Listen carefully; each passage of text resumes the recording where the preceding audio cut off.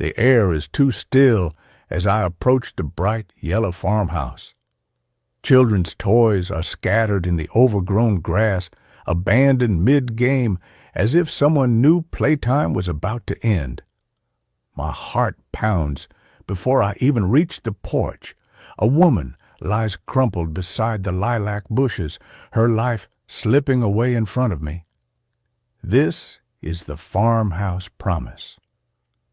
By the time I arrive, it's already too late for Ella Harper, and the worst part is knowing my 10-year-old daughter Lacey saw everything. Out riding her bike that morning, she witnessed the killer fleeing the house. She didn't run. She went inside to protect Ella's 2 young daughters, Maisie and Maya. I promise Lacey I will keep them safe. I promise her I won't let anything else happen. But promises are dangerous things. Before I can return the girls to their stepfather, Tim Harper disappears. Whispers spread quickly in this quiet town. Arguments, shouting, a family already breaking apart behind closed doors. And when Tim's body is pulled from the river, my fear hardens into certainty. This isn't random. Someone is erasing an entire family. Now the girls sit in my home, clutching their teddies, while a killer watches from the shadows. And as the danger creeps closer, I'm forced to face an impossible question. How far can I go to protect them? And what will it cost to keep the promise I made to my daughter?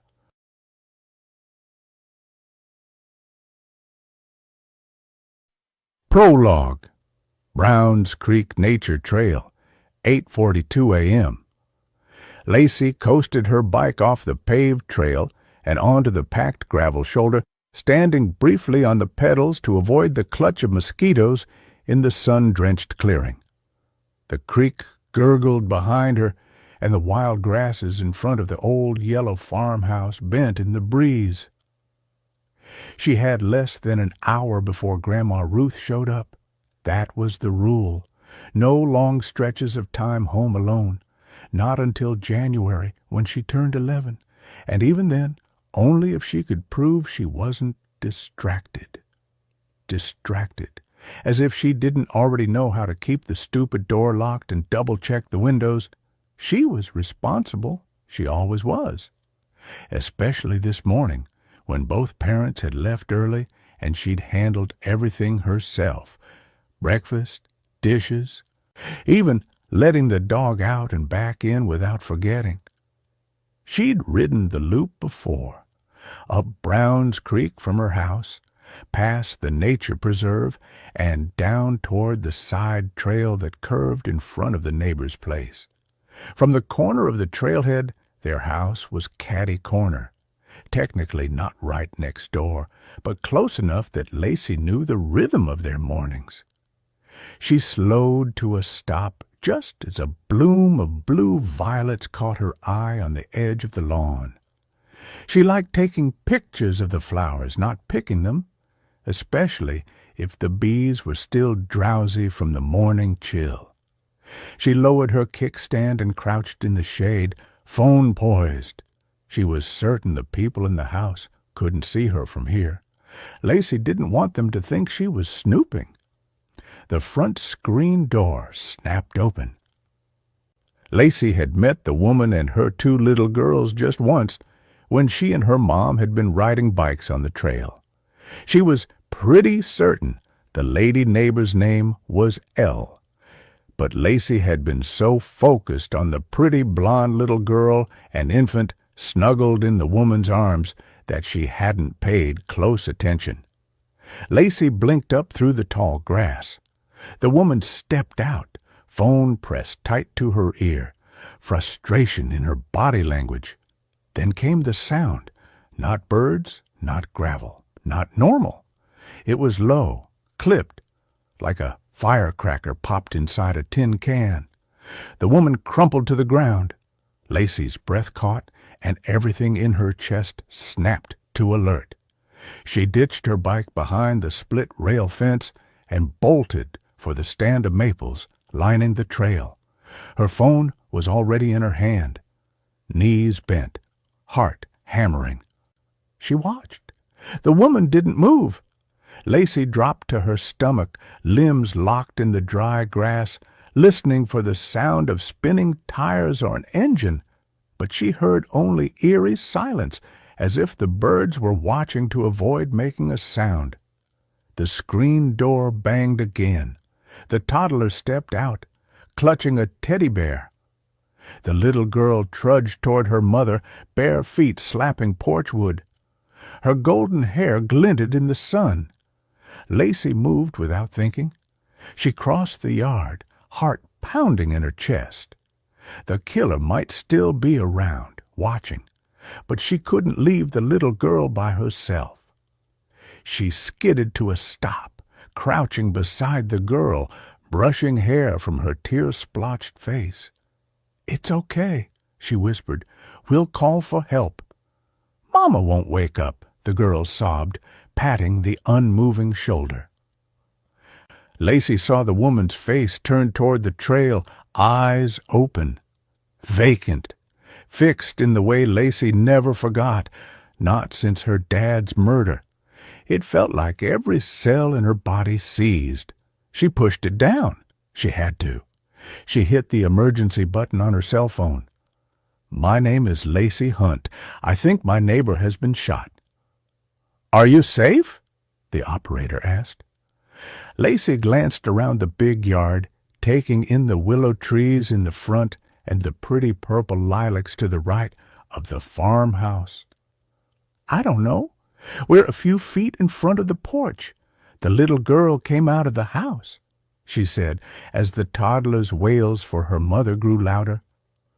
"Maisie, that's your name, right?" Lacey squeezed her shoulder the way her own mother did when she knew Lacey was upset. Rubbing her teary eyes, the little girl nodded. "I need you to find a safe place to hide," the operator said. Lacey offered her hand, and Maisie slowly took it. Lacey's heart banged against her ribs. Were they being watched? The rational side of her said they'd be dead by now if the killer was still around, but the little girl in her felt exposed, her legs like lead. "We're going inside," she said into the phone. She tugged Maisie to the porch and up the steps, quickly shutting the door and sliding the lock. "We're inside. I locked the door." "Who else is with you?" "The neighbors have 2 little kids," Lacey said. "Maisie came outside. Her baby sister is—" She looked down at the little girl. "Is she still sleeping?" Maisie nodded. "Okay, the baby is still sleeping. Are the police coming soon?" "My mom—" Her voice faltered when she heard an engine slowing down and coming to a hard stop on the gravel driveway. Thud. Boots on porch steps. Maisie cried harder. The baby's wail drifted down from upstairs. "Someone's coming up the steps," Lacey said. "Police are 2 minutes out. Get to another room and lock the door right now." Lacey grabbed Maisie, heart pounding, and ran for the stairs. She didn't look back. The trail behind them stayed quiet, but she knew it wasn't going to stay that way for long. Chapter 1. Nikki turned onto Penfield Avenue, a pretty shaded street, and her stomach dropped at the thick white smoke curling into the late summer sky. It billowed above the canopy of oaks and elms that lined the quiet road. The smell hit her before the fire came into full view, acrid and persistent, like scorched wood and charred insulation clinging to every molecule of air. She slowed at the line of emergency vehicles clustered around the Cooper Electric Building, a low-slung converted home Nikki had passed 100 times without noticing. Now the roof was partially collapsed, skeletal rafters jutting upward like broken ribs. 2 fire trucks dominated the gravel lot, one still hissing from cooling hoses, the other parked with its crew shedding soot-blackened gear in weary silence. Her tires crunched over the loose gravel as she pulled in behind Sheriff Miller's cruiser. She waved to the young deputy managing perimeter access, then popped the center console for her badge. Even here, where she was known by name, she didn't assume familiarity. The Jeep stayed running, air conditioning humming against the heat, shimmering off the pavement. She pocketed her key fob and stepped out into the smoke-thick air and a wall of heat. Morning temperatures were already rising, and the heat from the fire still radiated upward from the scorched ground. The scent of burnt plastic mingled with something darker. Her stomach clenched as she recognized it. She recognized it. "Sheriff Miller and I were supposed to meet this morning," she told Deputy Anderson, flashing her badge. "Desk said he got pulled out here." "No ambulance," Anderson confirmed. "We had to call the medical examiner." Nikki's pulse ticked upward. "Casualties?" "Two." Anderson's voice softened. "They didn't make it." Nikki nodded grimly. "Mind if I head in?" "You're fine. Just watch the hoses. Slippery." She thanked her and followed the black snakes of hose across the soaked gravel, careful of her footing. Matt Klein, one of Stillwater's firefighters and a friend Nikki knew from more than one grisly discovery, stood beside the nearest rig. His turnout gear hung around his hips, undershirt soaked through and clinging to his flushed skin. "You okay?" she asked. Matt downed half a water bottle before answering. "Yeah, 2 victims." "Hell," Nikki muttered. "One fell through the floor. The other tried to get out through the attic window. Didn't make it." He spoke with the numbed cadence of someone keeping grief at arm's length. She patted his shoulder, the gesture quiet but grounded. "Keep hydrating. Talk to someone if it all gets too much. That's the plan. Where's Miller?" Nikki scanned the scene, but fire trucks blocked much of the wreckage. Other side. Fire started near the back. "Fire marshal, just got here." She wiped sweat from her brow and stepped around the corner of the red truck. Heat blasted her like a furnace, forcing her to blink against the smoke. The wreckage looked post-apocalyptic. Blackened beams bowed like warping spines, drywall slumped in soggy slabs, and the central corridor had collapsed into a gaping crater. The scent of burned flesh, faint but unmistakable, clung to the back of her throat. Sheriff Miller stood talking with Fire Marshal Russell, posture tight, face lined beneath the brim of his hat. He saw her and waved her over. "I figured you'd show," he said. Nikki introduced herself to Russell and turned to the sheriff. "Who are the victims?" "Red Ram Outback's registered to Dave Cooper, the owner. Hyundai belongs to Betty Ackers, office manager." His tone was clipped, worry in his eyes. "Saturday inventory?" Nikki couldn't think of any other reason for anyone to be at the business on a Saturday. "Maybe. We're waiting to speak to family. Betty was found downstairs. The floor gave out." Miller hesitated. "She's not recognizable. Dave made it halfway to the attic window. Probably smoke inhalation took him before heat did. We've got a wife, Tammy Cooper, and a son, Clay." Nikki scanned the remains of the attic space. A ladder leaned against fractured joists, twisted like brittle twigs. The ceiling sagged, edges scorched to charcoal. "Is the inventory in the attic?" "No," Russell answered. "It's on the other side of the attic stairs. Much of the flooring melted, but the door is still locked." "Meaning they hadn't started?" Nikki said. "Any idea what was in the attic?" judging by what fell with Betty, storage, including furniture. Miller gave her a pointed look. An electric company normally closed on a Saturday. The employer and employee in the attic instead of the locked inventory room. Betty and Dave might have been having an affair. Then again, they didn't know enough about the business yet. There might be another plausible explanation, Nikki reminded herself. Accelerant? She asked. Candle pattern around ignition point, Russell said. Looks like some kind of wick, but we'll need lab analysis. Who called it in? Neighbor a few blocks over, walking his dog. Saw smoke. No phones on the victims? Not that we've found. Nikki frowned. In this day and age? Odd. Unless they were incapacitated, Russell said, or left them behind intentionally.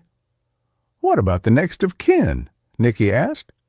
Victim advocates from the fire department and my office are heading to Tammy Cooper's home to inform her.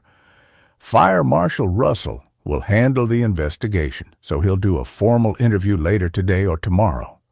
She turned back to the ladder. Windows warped. We've got gear to breach it, Russell said. And the floor? The entire thing looked ready to collapse. Cleared by command. Once it's reinforced, we'll do a joint entry. Salvage covers are en route. Nikki nodded. How long for tests on the accelerant? Soon as we can get clean samples, Russell answered. Tomorrow latest, even with labs short-staffed. Sheriff Miller's phone rang. He glanced at the screen, mouth pinching. Deputy Reynolds, I have to take this. He stepped a few feet away, one hand shielding his ear. Nikki turned to Russell again, gesturing toward the debris field. Was the ignition point set beneath Betty, or farther back? We're still pinpointing. So far, looks like it started near the northeast corner. Betty was pulled from the southeast quadrant, but there's overlap. The fire spread fast, too fast. That's a clear sign it's arson, but we can't make a formal statement until all the tests are done. The radio crackled across the lot. A medic shouted something indistinct. Nikki was about to ask another question when Miller approached, face tight with worry, phone still clenched in one hand. Nikki, he said, voice gravel thick. Dread rippled through her. She'd only heard him sound like that a few times. Miller took her elbow, his voice low. Lacey's okay, but she witnessed a murder. A woman at your neighbor's house. Chapter 2. Nikki's vision narrowed as her mind struggled to comprehend what Miller had just said. Every bit of debris, every screech of distant sirens, every breath of smoke faded beneath his words. Lacey had witnessed a murder at their neighbor's house, her childhood home. Nikki had spent a lifetime running from the scene of her parents' murders until she'd reconnected with Rory. They'd grown up as neighbors, and Rory lived in the house he'd grown up in just down the road from Nikki's old place. Now she and Lacey called it home. Nikki ran to the Jeep, blood rushing through her ears. Why had she left her phone in the Jeep? Rory and emergency dispatch had been trying to call Nikki about her child. Nikki couldn't even picture the neighbor's face right now. She'd only met the young woman once during a ride on the trail with Lacey. She tried to remember her features, but she couldn't recall any details about her. Lacey had been through so much. The worst of all was witnessing her father's murder. Therapy and a lot of support from Nikki, along with her stepfather Rory and his family, had helped her heal. But how would she handle this? She yanked open the Jeep door, started the engine, and directed Siri to call her husband. Rory answered immediately. His voice was thin and frayed, like a wire about to snap. "She's okay," he said, rushing the words as if the situation could change. "I've got Lacey and Ella's 2 kids here at the house. I offered to take them. I didn't know what else to do. We couldn't stay there," Rory said. Nicky closed her eyes. Relief and terror made her feel ill. "It's definitely a murder?" Lacey was only 10. She could have made a mistake. "Lacey heard the shot and saw the woman go down." Rage overtook the worry in Rory's voice. "I swear to God, Nicky, if I find out who did this and put her through this—" "Don't say that," Nicky cut him off. "We'll do our jobs and catch him. I need you to protect Lacey." Anger rose so fast it blurred the edges of her vision. Not at Rory, not at Lacey, at a universe that kept taking and taking from her child like grief was a rite of passage. The Frost case, Tyler's murder, the Roth abduction. And now this. Another image burned into Lacey's brain because the world can't stop breaking. "I told Miller I'm stopping at home before I go to the scene." Nicky accelerated. "I'm 10 minutes out." Nicky drove into their place too fast, skidding to a stop in the newly filled gravel. She left the Jeep running and leapt out. She raced past the Washington County Sheriff's vehicles as Rory jogged down the front steps. He wrapped his arms around her. "I heard the 911 call," he said. "She sounded so strong." Nicky pulled away and gazed up at him. "How did you hear it so fast? Dispatch would have to—" "Caitlin," Rory said. "She was the reason I was able to get to Lacey so quickly. I was 5 minutes from home when her assistant heard the call on the scanner. She recognized the address, and Caitlin recognized Lacey. She called you first." "I didn't even look at the messages." Nicky was never more grateful for her friend than in that moment. The news reporter had started as an enemy when Nicky first returned to Stillwater several years ago, but they'd become friends over time, and Caitlin was now engaged to Nicky's FBI partner, Liam. Rory took her hand and led her into the split-level house. Inside, the quiet was wrong.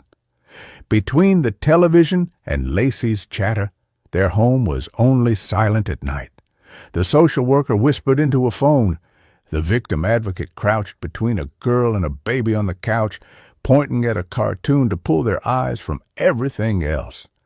Nicky's anger shifted, hot at first, then cold, because those girls would wake tonight screaming for a mother who wasn't coming. She wanted to put her fist through a wall just to give the pain somewhere to go.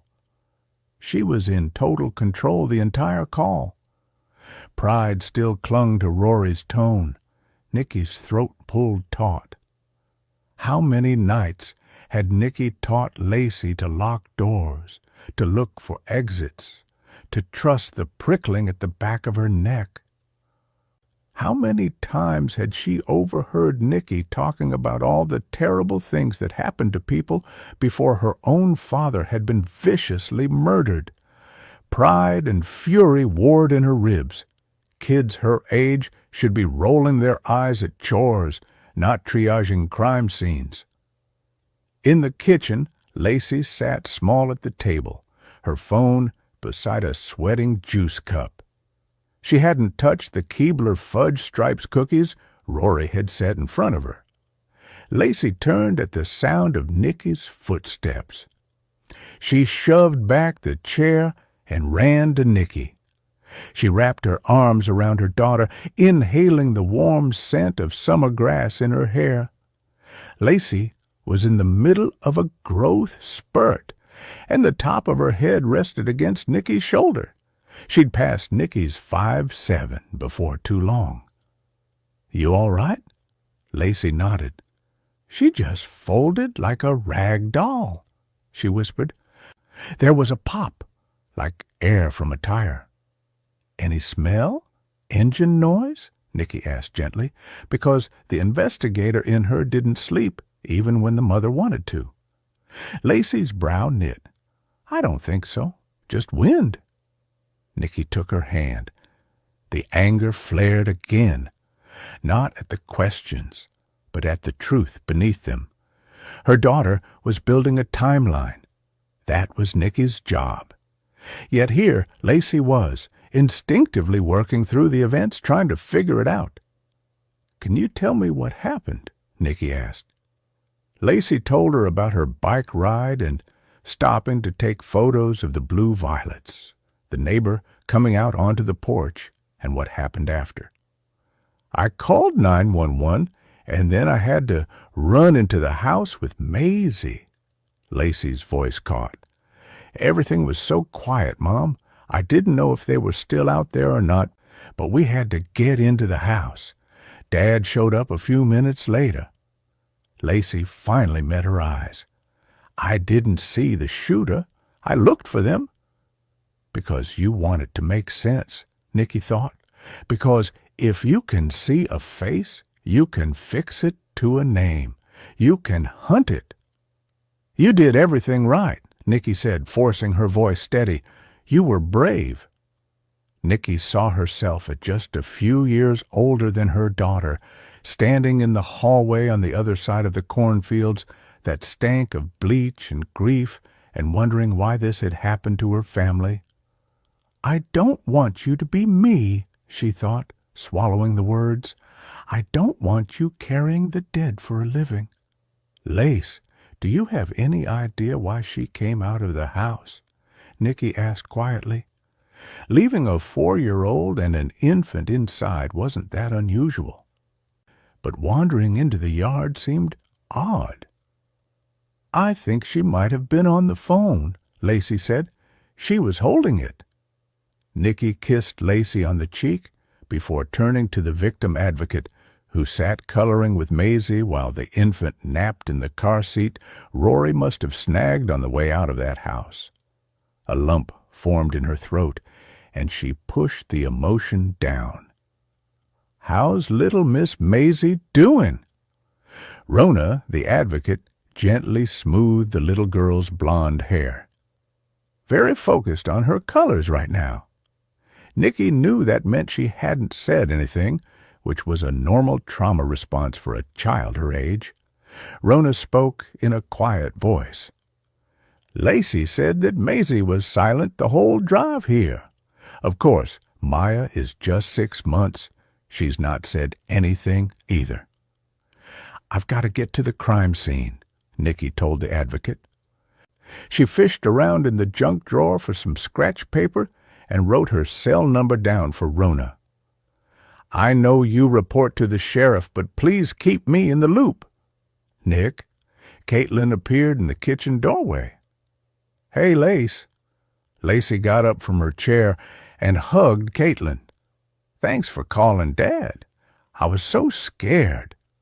Caitlin hugged her back. I heard you on the scanner. I'm sorry you had to go through that, but you handled that like a rock star, Lace. Reporting it the way you did gives your mom a much better shot at catching the guy. Lacey beamed, brushing the hair out of her face. Her expression fell. What scanner? Caitlin grinned.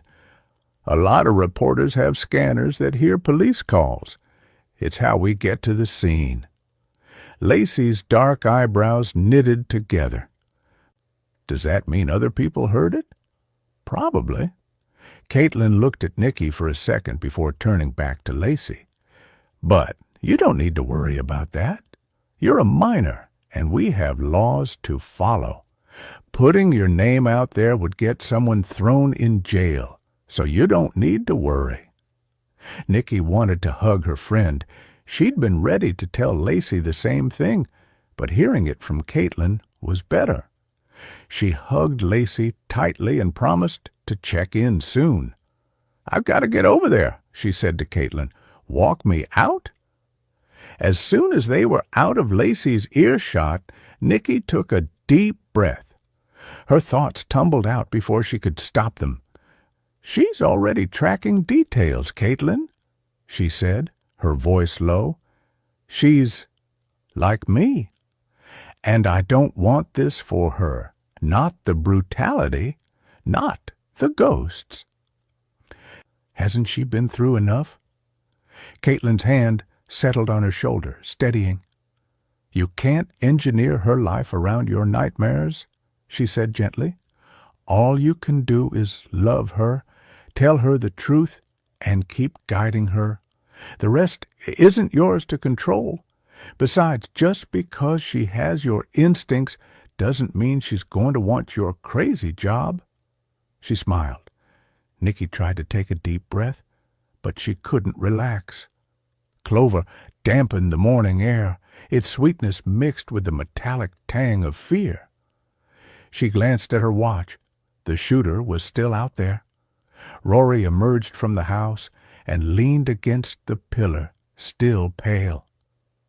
"She seems okay. My heart's still pounding.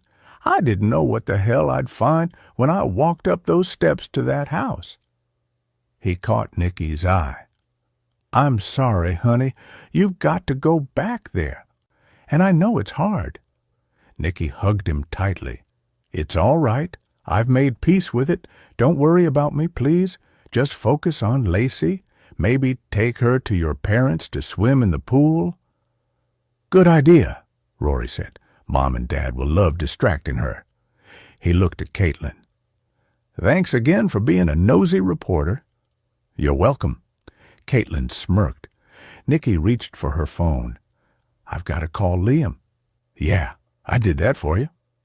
Caitlin grinned sheepishly.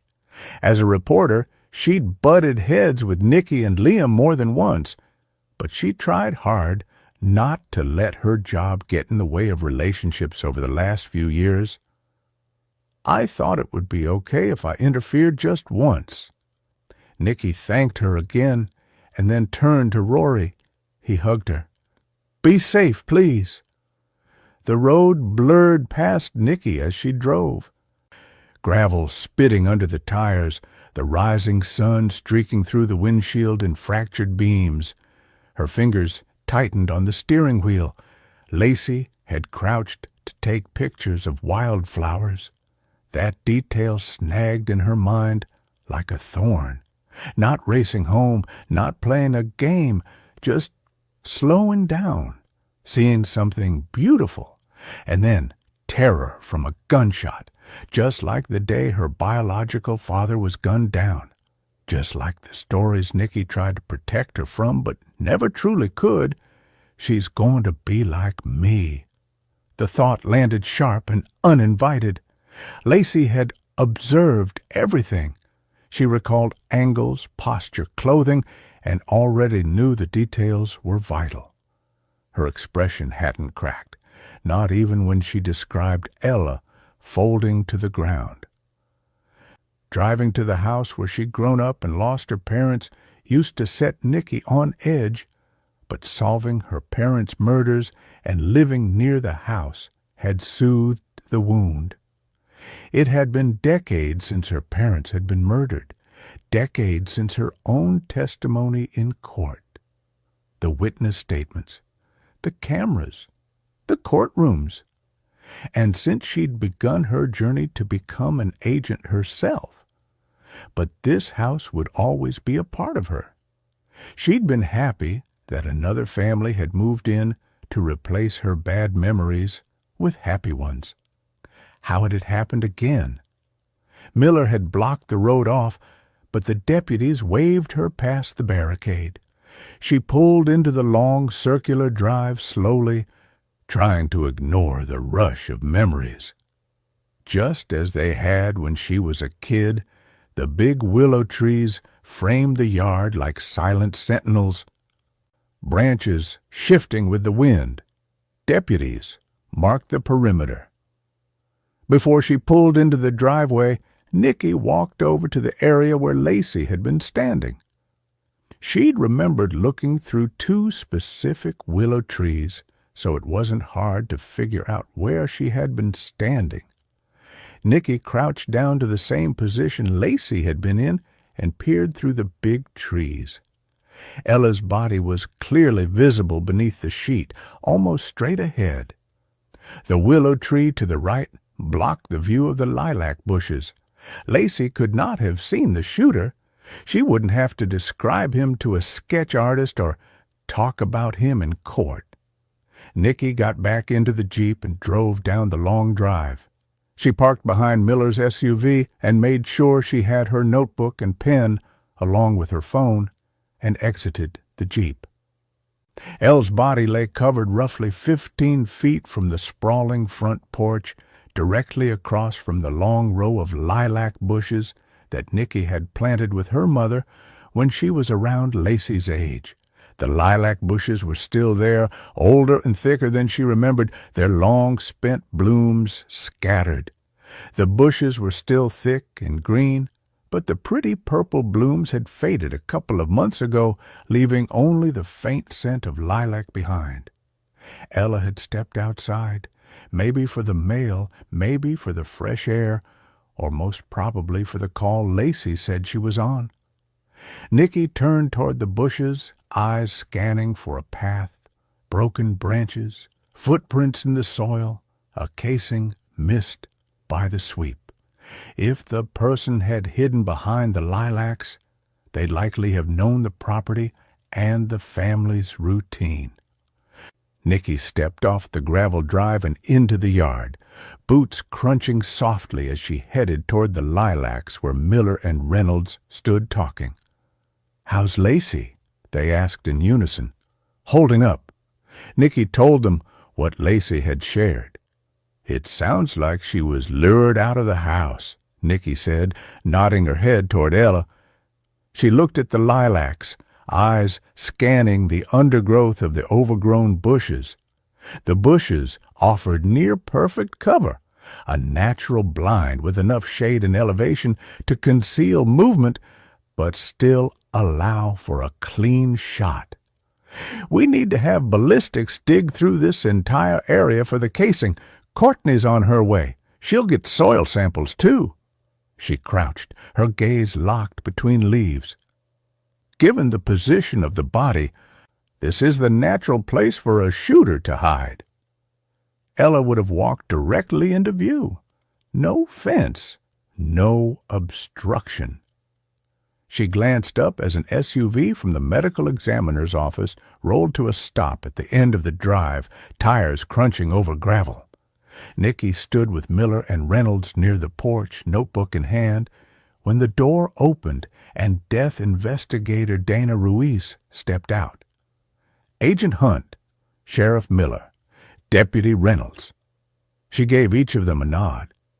"Good to see you again, though I wish it were under better circumstances."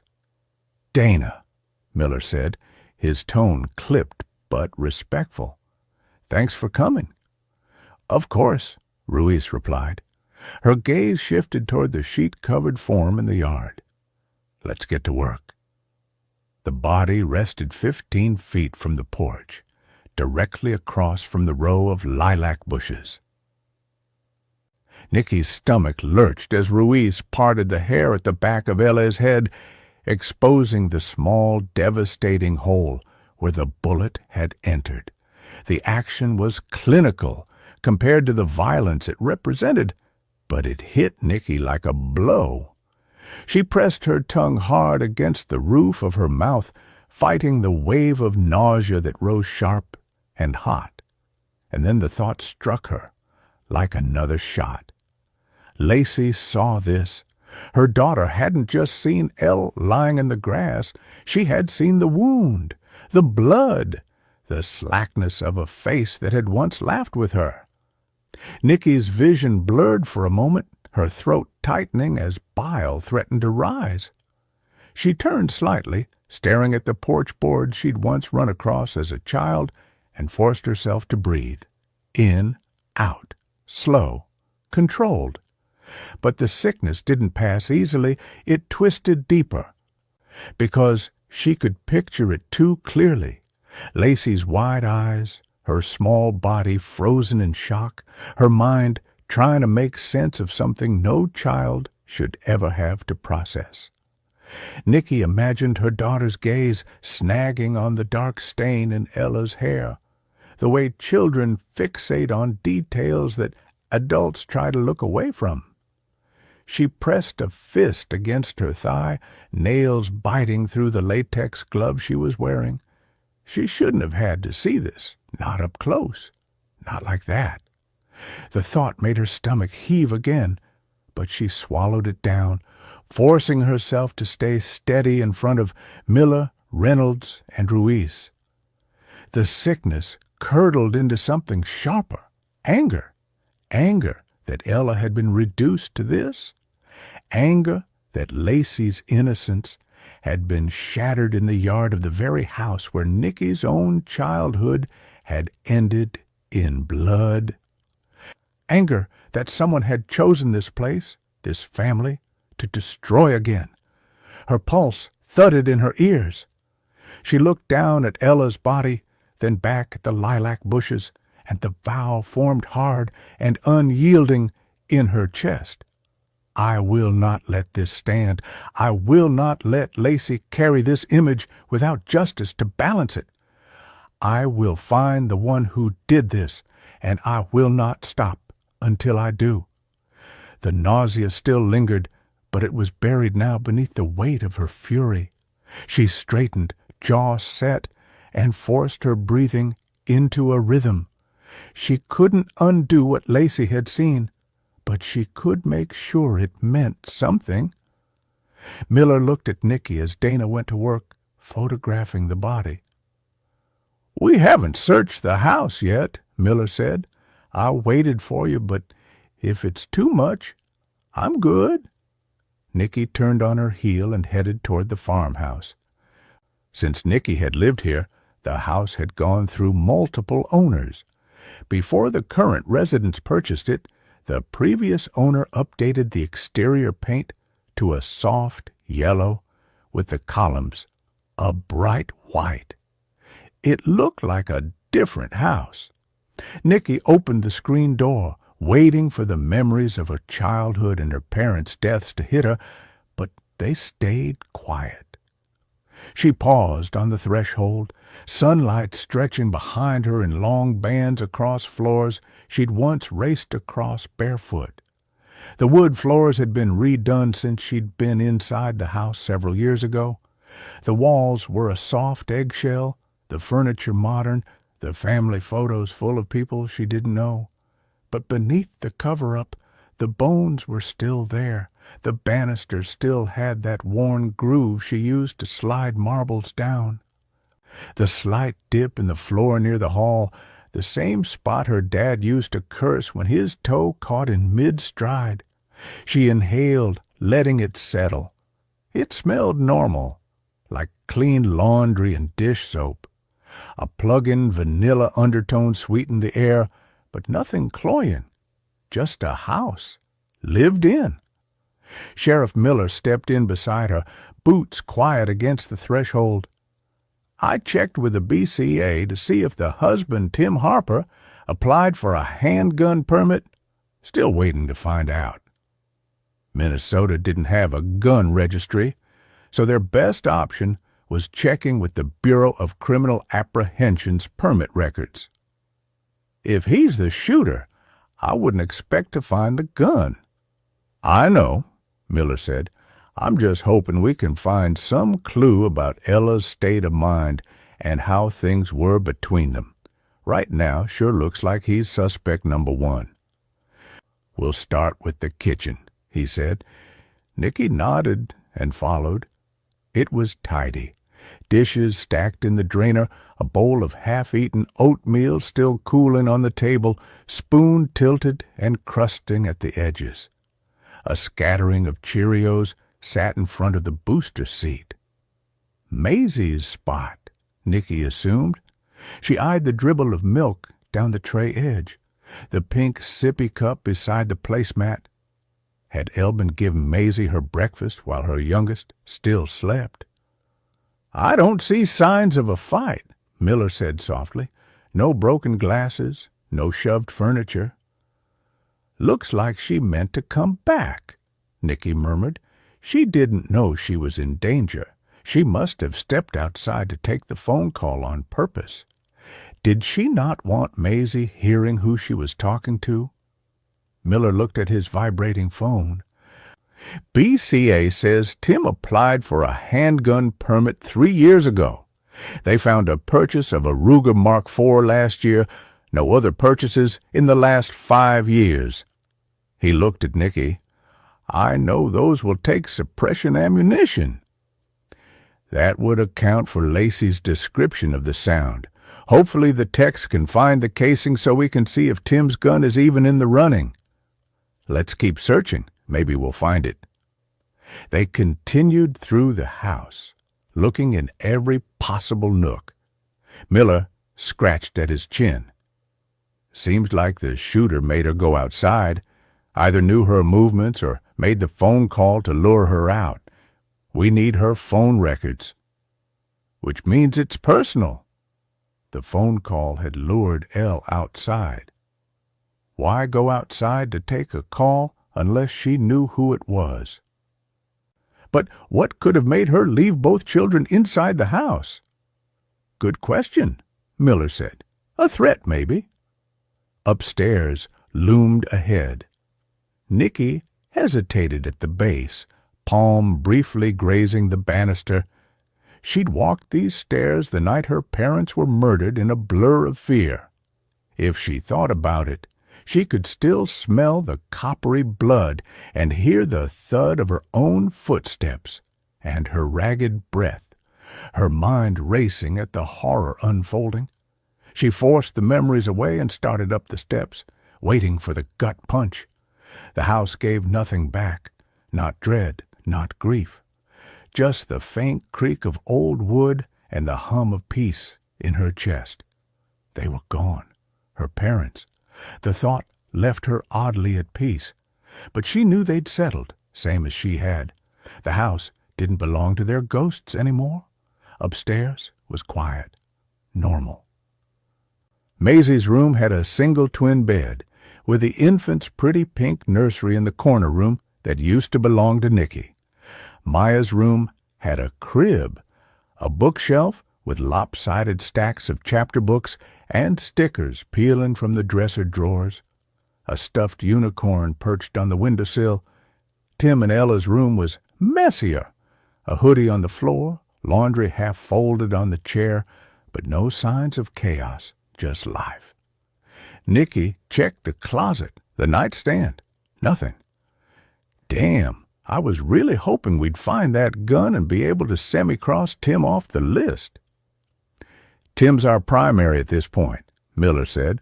Reynolds ran his information and found out he works nights as a commercial mechanic for Midwest Freight and Haul in Forest Lake. He called his boss, who said that Tim left at his normal time this morning. He's not answering his cell phone. That's a pretty straight route from here, Nicky said. No sign of him? Not yet, Miller said. Forest Lake and Stillwater set up barricades and checkpoints. There's not much CCW between here and there, but I've already requested it. Cell towers are thin in that area, too.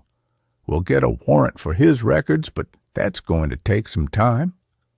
Nicky nodded, gaze narrowing. She stepped to the window, looking out across the yard. She usually didn't have a problem compartmentalizing her emotions at scenes, but Lacey's witnessing the murder made her even angrier at the prospect of Ella being killed by her own husband. She was sick and tired of women dying at the hands of men. Deputy Reynolds entered the house.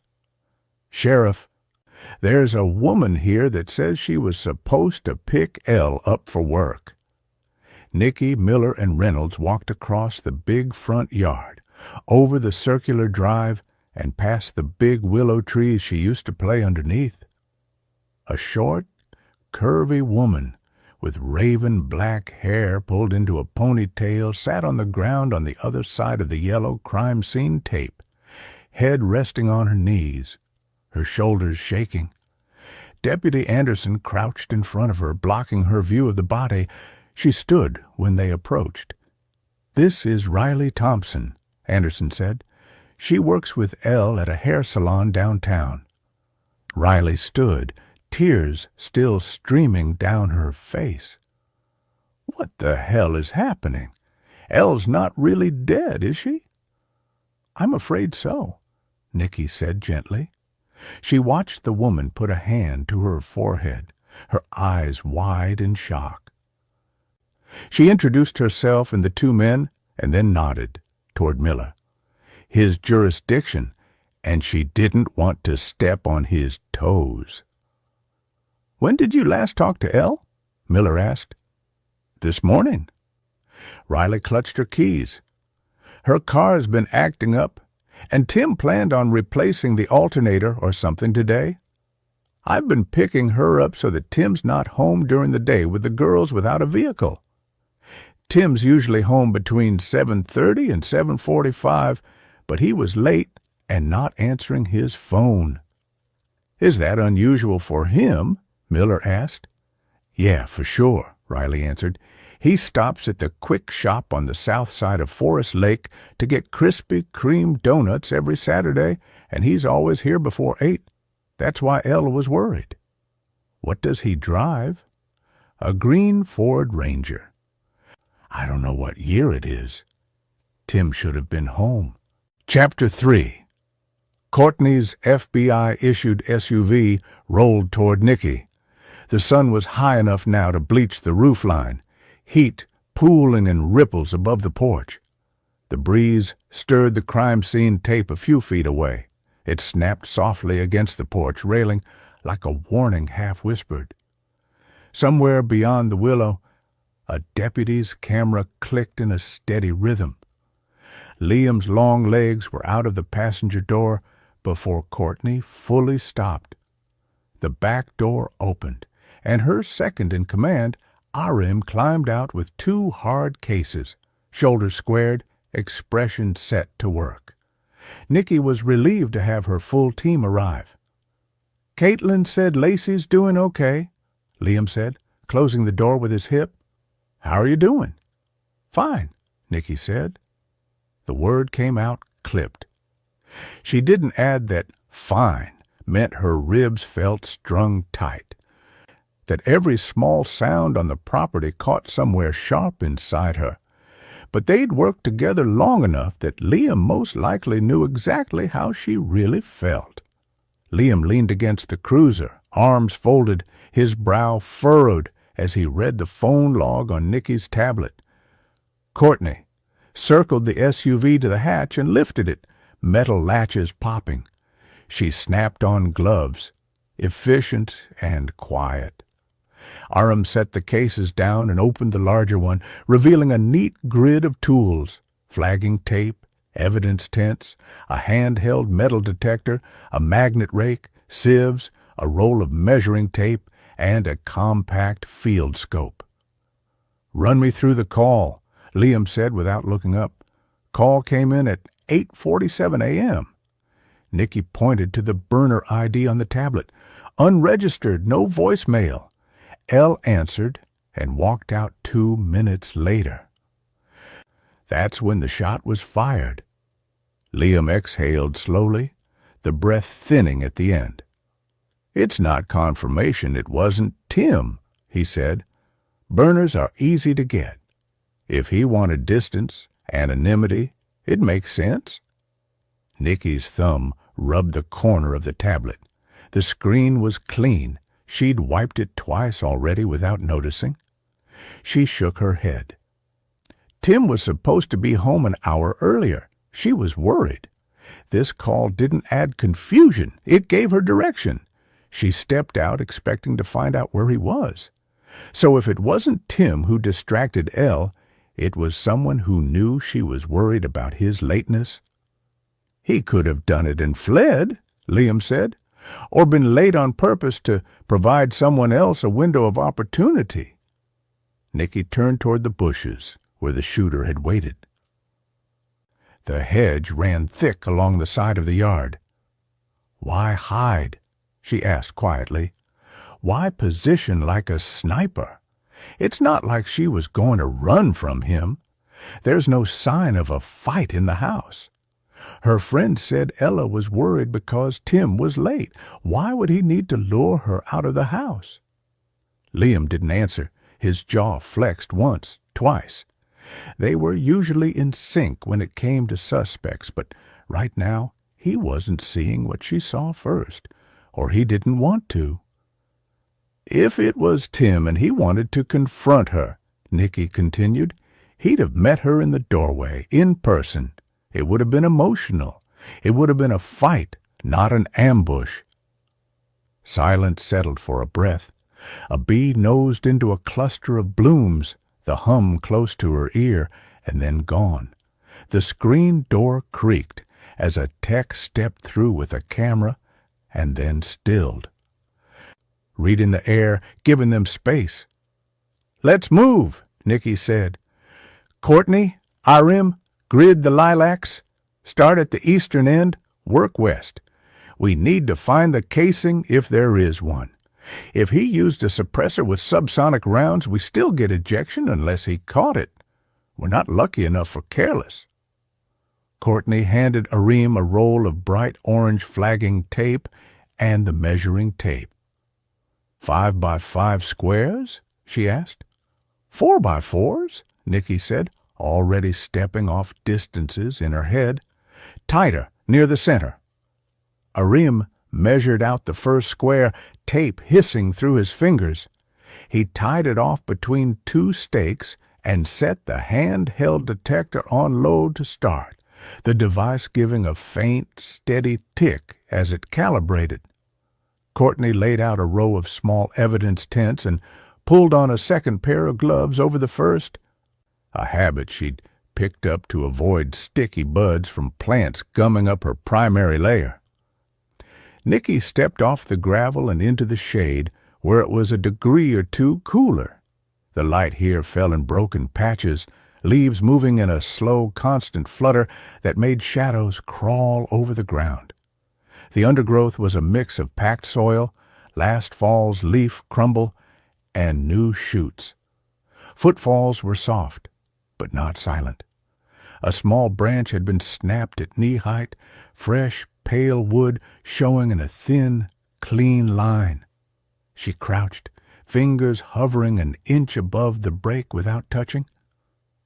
"Someone leaned in here," she said, more to the hedge than to the people behind her. She pictured the angle and height. She stood and stepped back to where the trunk split and looked through the weave of leaves toward the porch. The frame of the branches made a natural sight line to the spot where Elle had fallen. No fence, no glare. A clear tunnel. Arim swept the detector slowly over the first square, deliberate overlapping passes. The device chirped at a bottle cap, and he lifted it with tweezers, dropped it into a discard bag, and kept going. Courtney moved parallel with a magnet rake, catching a scattering of staples, a nail, and what looked like a piece of wire. She bagged everything. "Call content?" Liam asked, stepping into the line behind Nicky but staying clear of the grid. The sun threw his shadow across her boots. "Any chance we can recover audio?" "Phone's locked," Nicky said. "We'll get the warrant, but the timeline is enough for now." The tablet's weight in her hand felt heavier than plastic. She kept thinking about the way everyone had described Lacey on the 911 call. Calm, out of necessity, the way she herself had learned to be when it mattered most. She's going to be like me. The prayer that followed it was simple and blunt. Please don't let that break her. "Hey," Liam said quietly, not touching her, not trying to pull her out of it. "We'll get there." "I know," Nicky said. She kept her eyes on the hedge. She had work she could hold on to. Aram's detector pinged higher, a small jump from background. He stopped, adjusted the sensitivity down a notch, and re-swept the same spot. The chirp repeated, a light hit, but a note distinct enough to mark "Metal hit," he said. "Could be trash." "Flag it," Courtney said. She crouched next to him and, with a gloved fingertip, brushed away a thin layer of leaf litter. A sliver of something dull showed for a second in the sifted brown, but she didn't grab. She set a small evidence tent, marked the coordinates on her clipboard, then lifted a square of soil into a sieve and gently shook it until small grit fell through. Nothing obvious. She bagged the soil anyway. Nicky scanned the line of the hedge again, the way it curved around the yard. A person who knew this property would choose this spot. Not the corner near the willow where the ground dipped, not the far side where the neighbor could see the gap in the branches from their kitchen window, but right where she stood. Liam stepped closer, close enough to read the tight set of her face. "Still feels thin," he said. "We don't know who had motive beyond Tim. We don't even know what the call said." "But we do know this," Nicky replied, voice steady. "She didn't run. She didn't scream. She didn't expect what was waiting, and someone chose her moment down to the minute." Liam looked past her through the leaves at the porch and then back to the grid where Aram worked. "We'll keep digging," he said, "but if it wasn't Tim, then whoever planned this wanted it to look like it was. Or they wanted us to waste time on him while they got clean," Courtney added. She rose, back straight, eyes scanning the next square. "Either way, the casing tells us if we're dealing with a threaded barrel and subsonics. If they caught the brass, we might have imprint on the leaves or a subtle bruise on the soil where a hand went down." "Check for that," Nicky said. She stepped to the edge of the grid and braced her palm against a trunk to lean in, then stopped herself and shifted to a lower branch. She looked down at her glove, the faint grit now marking the rubber, and a wave of anger slid through her, clean and cold. Only a coward hid in a hedge, waiting for a woman to step into sunlight. Chapter 4. Nicky drove through downtown Stillwater's narrow streets, looking for a place to park. It was a busy Saturday, and she circled the block 3 times before she found a spot wide enough to parallel park the Jeep. She grabbed her things, made sure she had her badge and gun, cursing at the heat as she walked the 3 blocks to Curl and Confidential, the salon where Ella had worked. Stillwater was a historical town, and like so many towns in the country, it had its share of speakeasies during Prohibition. Most were gone, but there were a few speckled throughout the area, including the salon. She remembered the stories her father told her as a kid about the building's past, back when it was a speakeasy in the 1920s. Gangsters and jazz singers had slipped through its hidden door to drink and gamble. And the historical gossip said Bugsy Malone himself once drank there, leaving a stack of unpaid chips on the bar. Nicky stepped off the sidewalk into Curl and Confidential's narrow lobby and let the air conditioning wash the heat from her skin. She entered the lobby and scanned for the hidden door. Opposite the reception desk, a paneled wall looked seamless. She rang the small brass bell on the desk. Seconds later, a section of the wall clicked and swung inward. A middle-aged woman with her hair pulled up in a bun emerged holding a tissue. Her eyes were red from crying. She pressed a hank of stray hair back into her bun, the faint scent of shampoo and conditioner trailing behind her. "You must be the FBI agent Riley mentioned," the woman said. Nicky produced her badge. "Agent Nicky Hunt?" "Sherry Watson, owner." Sherry tucked her hands into her apron pockets. "Riley's in her station. I thought you'd want to see her first." "I would," Nicky said carefully. I'd also like a few minutes with you after I've spoken to Riley." Sherry dipped her chin and stepped aside. The concealed door sighed shut behind them, sealing out the summer day. The main salon gleamed under warm bulbs. Exposed brick walls, mellowed by polished concrete floors, 4 high-backed black chairs arrayed before a mirror that stretched nearly the room's length. No music competed with the quiet, only the stillness that follows devastating news.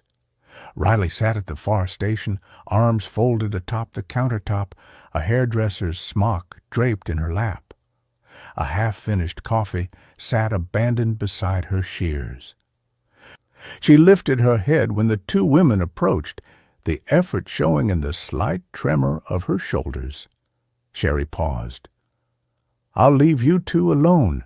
Whenever you're ready, my office is around the corner, last door on the right." "Thank you," Nicky said. The salon door clicked closed. Riley stared at the mirror in front of her as though hoping to see an answer in its reflection. Nicky slid the adjacent chair out and sat, notebook resting on her knee. The synthetic seat creaked in greeting. "Riley," Nicky began, softening her voice, "I know this is hard. I appreciate you speaking with me some more." Riley's throat bobbed. "Elle was my friend." She blinked back tears. "I keep expecting her to come around the corner and scold me for forgetting extra towels." A lump formed in Nicky's throat. She let a moment pass, honoring the space between them. Then she opened her notebook, pen poised. "I'm going to ask some direct questions," she said. "If anything feels overwhelming, just tell me. We'll take breaks." Riley nodded. "Go ahead." Nicky's gaze softened. "Did Elle ever mention feeling threatened? Anyone bothering her, following her, showing up here unannounced?" Riley's eyes drifted down the hallway. She rubbed her thumb along the counter's edge as though tracing memories. "About 2 weeks ago she came in rattled. Said her car reeked of someone else's perfume. When she opened the glove box, everything was tossed. Nothing was missing, but it wasn't right." "Did she file a police report?" "She thought it'd be a hassle," Riley said, voice flat. "I told her to do it anyway. She said no." "I've got this. Did she suspect anyone? Why wouldn't Elle have filed a report? Was she scared, or had she known who did it, or both?" Riley closed her eyes. Elle wondered about Lila, Tim's ex. They'd butted heads. Elle said Lila didn't take the breakup well. She followed Tim from Duluth. That certainly sounded like a suspect. "Tell me about Elle and Tim." Riley's shoulders eased out of their tension. "They loved each other," she said simply. "He was gentle with her, never raised his voice, unless they were arguing about money." Riley's jaw worked. "I heard them once in the lot. Later, I found her in the back room, crying. She was embarrassed, said it was stupid to fight about money." Nicky underlined the scrawled words, "financial stress, not physical threats." "Did she ever say what drove the pressure?" "She said things were tight." Riley bit her lip. "Tim's got a fairly high interest rate on the house. He bought it before he met Elle and fixed it up, you know. Now they've got 2 kids and Elle was building her clientele list." She forced back a sob. Nicky's eyes drifted to the mirror station 2 down. A stubborn smudge marred the corner. Product residue, perhaps. "Anyone else cause trouble? Clients? Vendors? Someone loitering after hours?" Riley hesitated, glancing toward the back door. The afternoon before, a man in his late 20s stood outside. He waited. L.A. stepped into the alley, talked with him for a few minutes. When she came back, her hands trembled like a leaf in the wind. She said it was nothing. Could you describe him? Average height and weight, fair skin, buzz cut, Riley answered after a breath. I thought I recognized him from months ago, but I can't be sure. Nicky locked eyes with Riley. Thank you. If you recall anything else, texts Elle showed you, calls she took here, unusual deliveries, flag me down. I will, Riley whispered. Nicky left Riley with her cold coffee and followed the hallway's narrow path to Sherry's office. The hallway opened into a break room. She could see bulletin boards pinned with schedules, shift swaps scrawled next to phone numbers. Beyond that, a polished door with a nameplate. Sherry Watson, proprietor. Nicky knocked twice. Come in, Sherry called. Binders lined the walls like silent witnesses, each labeled with neat spine tabs. A lone window looked out to the dumpster-lined alley. Sherry rose to greet Nicky, motioning to the chair opposite her ledger-cluttered desk. Agent Hunt, Sherry said softly. How's Riley? As well as she can be, Nicky replied, settling into the chair. Thank you for taking the time to talk with me. Sherry folded her hands, concern flickering in her eyes. Ask whatever you need. Nicky opened her notebook, pen hovering. Tell me about Elle over the last month. Any changes in her work routine? Sherry exhaled slowly. She started coming early, leaving late. After closing, she'd be back at her chair, comb in hand like she could sort her thoughts that way. She wrung her fingers. When I asked, she just said they had a lot of bills. Arguments. Money issues were among the top causes for homicide.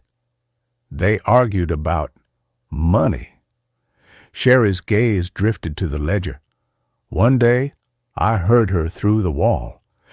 She was on the phone, arguing with him about the cost of something he wanted to buy. I asked her about it, but she insisted that she was fine. Sherry shrugged. I assumed it blew over. Did she ever have any physical injuries? Sherry frowned.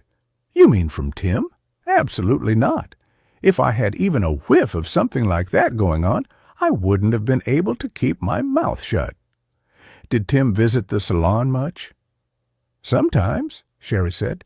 He'd text her from outside because he usually had the kids with him. She'd slip out to meet him by the alley door. Did Elle ever mention anyone named Lila? Nicky asked. Tim's ex, she said. I've never met her. Riley told me Ella thought Lila was behind the car ransacking. Ella said she'd handle it. What about family on Tim's side? Nicky pressed.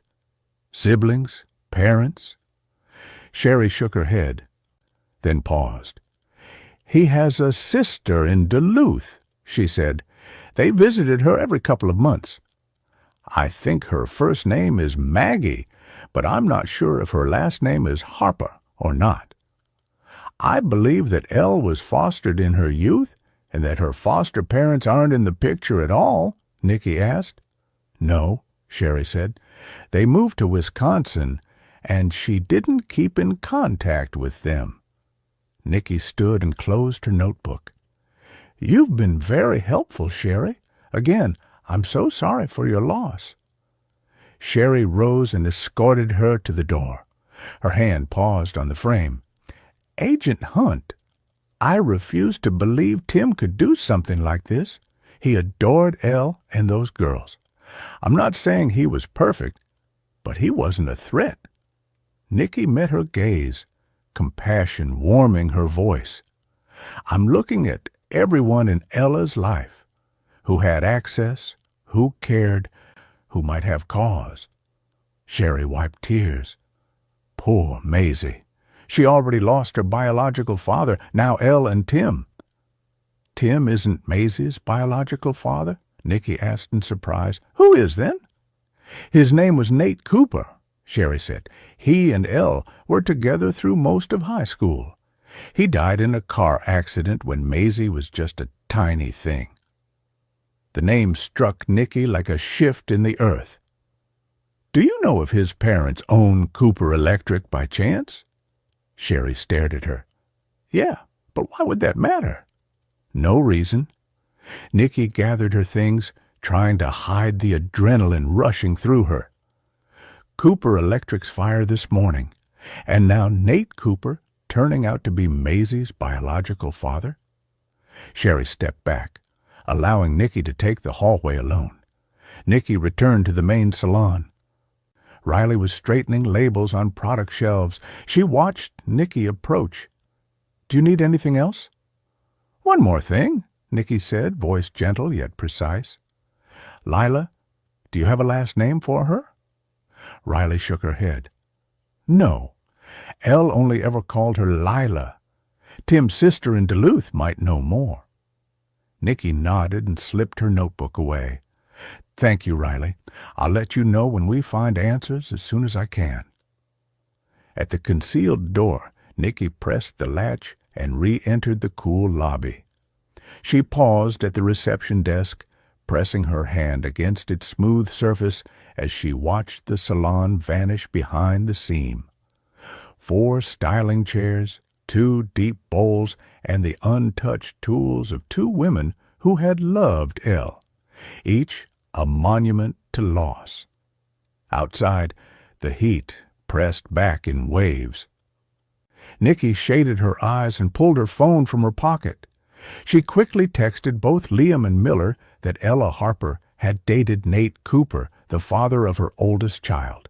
She typed quickly, "Heading to Sawyer Place now. Liam, meet me there. I want eyes on Tammy and Clay ASAP." Liam's reply came first, "On my way. ETA 20, text me if you arrive early." Miller followed, "Copy. That's huge. I'm still coordinating the search corridor from the gas station to Tim's home. Keep me posted." The river's glare shimmered in her rearview mirror as she drove off, each turn bringing her closer to the Cooper family and the tangled truths waiting in their shadows. Chapter 5. Nicky turned onto Sawyer Place, taking stock of the pristine neighborhood. Lawns stretched green between white colonials and modest ramblers, each one careful to look nothing less than perfect. Porch flags fluttered in a light breeze.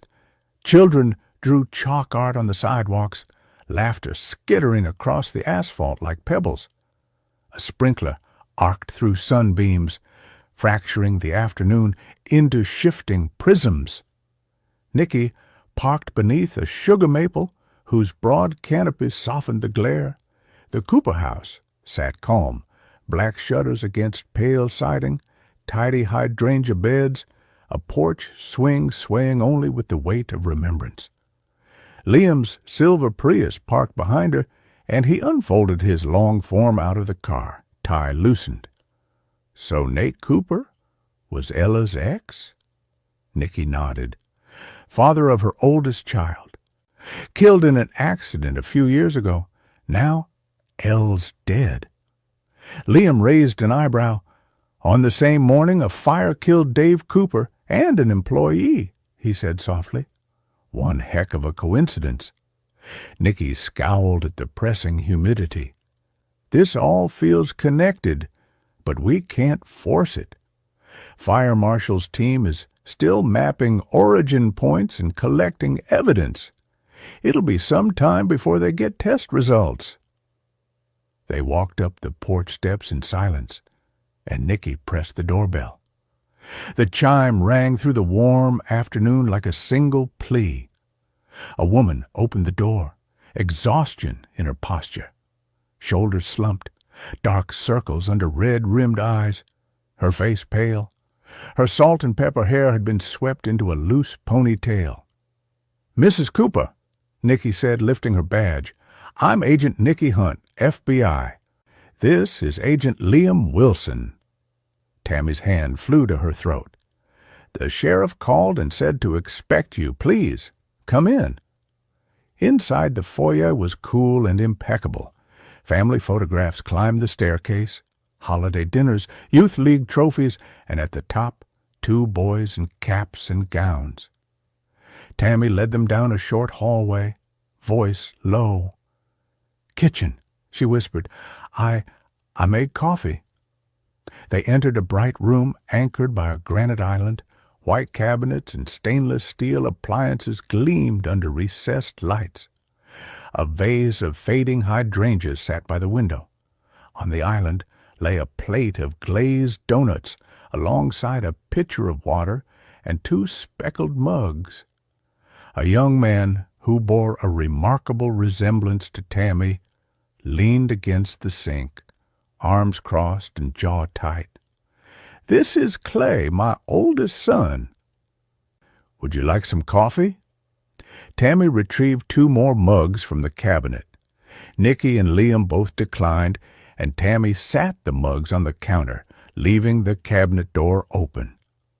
Her hands trembled with every move. They both took seats at opposite ends of the island. Tammy hovered near them, fingers curling around the countertop's edge. Clay remained frozen, gaze flicking between the agent's and his mother. "We're so sorry for the pain you've both endured. We've been working with the fire marshal's team to understand what happened." Nicky paused, giving them time to settle. "Today was inventory day?" Clay spoke first, voice low. "Yeah, we do it every 3 months. It wasn't supposed to be until next week, but Dad decided to move it up." "How many people knew the date had been changed?" Liam asked. Tammy and Clay looked at each other. "Us," Clay finally said. "Donahue, that's it?" "Donahue?" Nicky asked. "Is that an employee?" Tammy nodded. "John Donahue. He's our assistant manager, handles the commercial side of the company." She looked at her son. "You're not suggesting he did this?" Clay raised his hands. "I'd like to say he wasn't capable, but look at the fight he and Dad got into." "Fight?" Liam asked. "When was this and what was it about?" Clay flushed. "Donahue has worked for the company for nearly 15 years. He and Dad had reached an agreement for Donahue to buy the family out when Dad was ready to retire. But I came into the family business a couple of years ago." He hesitated. "Dad changed his mind and wanted to keep the business in the family. Donahue was livid. They got into a big fight over it last week." Tammy stared at her son, aghast. "He's at their cabin in Mille Lacs." The small town in northern Minnesota was nearly 2 hours away. "How do you know?" Nicky asked. She rubbed her temples. "They fought on Thursday. Donahue called in on Friday morning and said he was going to the cabin to cool off before talking to Dave again. I told him I thought that was a good idea." Tammy glanced at her son and then back at Nicky. "For what it's worth, I disagreed with Dave's decision. It's nothing against Clay. I just felt it wasn't fair to Donahue. A deal is a deal." She wiped the tears building in her eyes. "John Donahue could not have come in from Mille Lacs to set that fire. He knew Dave—" Her voice caught. "He knew Dave and I should have been there doing inventory. I just don't believe he would do such a thing." Nicky admired Tammy defending her employee, but she saw cases like this all the time. People sometimes snapped over small things. "Why couldn't you help with inventory this morning?" "I have a history of migraines. This one started in the middle of the night," Tammy said. "I tried to get him to postpone to next weekend, but he refused. He said he'd call someone to help him. Dave was extremely dyslexic. He always needs help with things like inventory." Nicky scribbled that down in her notebook. "Is it normal for him to call Betty and not you when your mom's ill?" She looked at Clay. "Not really," he admitted. "Normally, Dad, Donahue, and Mom do the inventory. Like Mom said, Dad needed help with the reading part. That's why she goes. I would have been there if he'd called. Clay buried his head in his hands. I checked my messages, agents. He never called me. I should have been there with him. His voice caught, and he wiped the tears starting to fall from his eyes. Tell us about Betty Ackers, Liam said. What was her role? She handled parts lists, ordered supplies, and tracked deliveries, Tammy told them. Answered phones. Some of the stuff I used to do, but now I just handle the bookkeeping. Her eyes were distant. I still can't believe Dave is gone. He kissed me twice every morning before he left. Same words each time. Be safe today. I never imagined he... Her voice cracked. Clay set a reassuring hand on her back. And access. Keys or codes. Who else could enter before the crew? Liam asked gently. Clay answered without hesitation. Dad had a master key and an access card. Betty had one. Donahue and 2 foremen each had one. Spares stayed in the office safe. No unexpected access. The kitchen grew still. Outside, a distant lawn mower droned. Tammy pressed a paper napkin to her lips, eyes wet. Someone with access had likely set the Cooper fire, and the pool of suspects appeared to be small. What else do you need from us? Clay broke the silence. Liam opened his notebook. First, names of anyone who knew Dave's early morning habits. Foremen, vendors, contractors. Nikki set her notepad aside. We'll review camera feeds and log entries, CCTV from around the building, everything we can get our hands on. She let that settle, then spoke again, eyes trained on the Coopers. We're also following up on another case. Ella Harper was murdered outside her home this morning. Tim is missing. Tammy's hands flew to her face. She sank onto a stool, migraine pallor deepening as fresh grief struck. Elle, not Elle. Tears finally escaped her eyes. Clay's posture snapped forward. He set both palms on the island, knuckles whitening. What the hell? Liam's gaze was gentle. We wanted you to hear it from us. We're looking into her death and any connections to the fire. We'll share more details soon, but right now we wanted you both to know we're here to help. Tammy drew a shuddering breath. You know my younger son Nate is Maisie's father, then? Nikki nodded. I'm sorry about your loss. Thank you. Tammy struggled to control her tears. All I care about are Maisie and Maya. Where are they? Are they okay? Nikki's heart tightened. They've just been moved to stay with a social worker at her home. She's very experienced in these kinds of cases, and she lives in a gated community, so we think it's the safest place for them. Especially with what's happened to Dave. The sheriff will post a deputy with them until we find Tim. What do you mean, find Tim? Where is he? Nikki was taken aback by Tammy's anger. Perhaps she didn't approve of her granddaughter's stepfather, or was she shocked that he disappeared? We haven't been able to get a hold of him. Nikki let the words linger.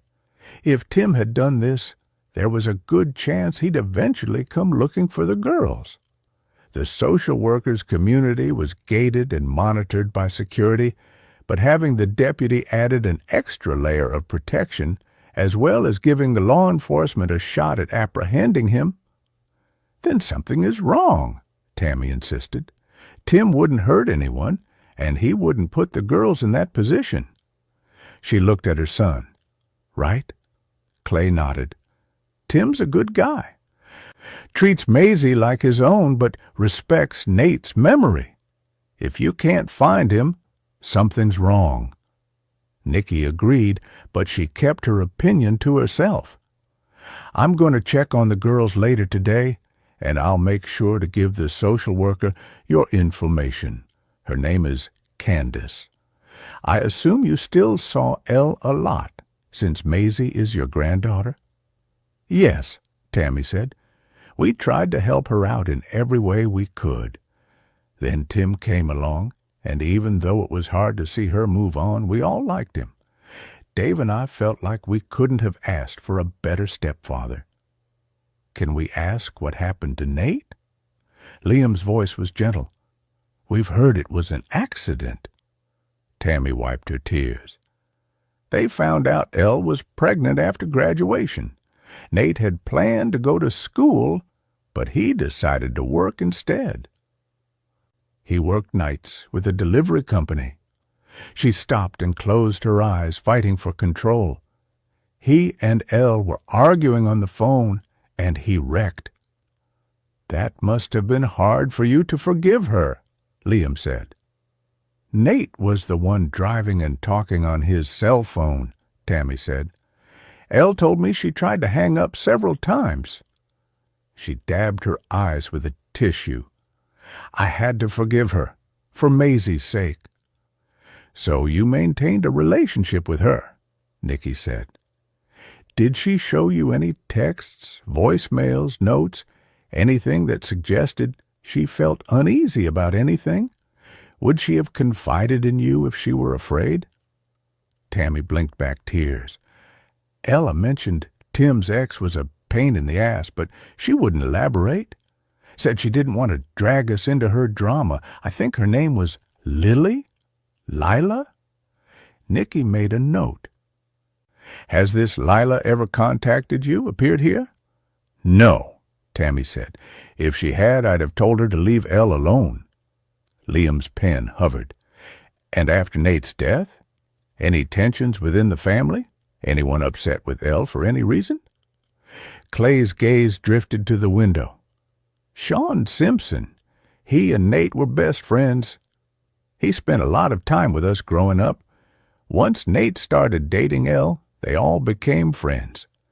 After Nate died, it seemed like Sean really wanted to be there for Ella in ways she wasn't interested in. He lost it when Tim came into the picture. Has Sean ever caused problems, confronted Tim, or spoken harshly? Nicky asked. Once, Clay admitted. He said some cruel things to Tim. I made him apologize. Since then, things have been pretty stable as far as I know. Tammy wiped her cheeks with her cardigan sleeve. He was hurting, she said, not dangerous. Nicky stood and offered them each a card. We know this is overwhelming.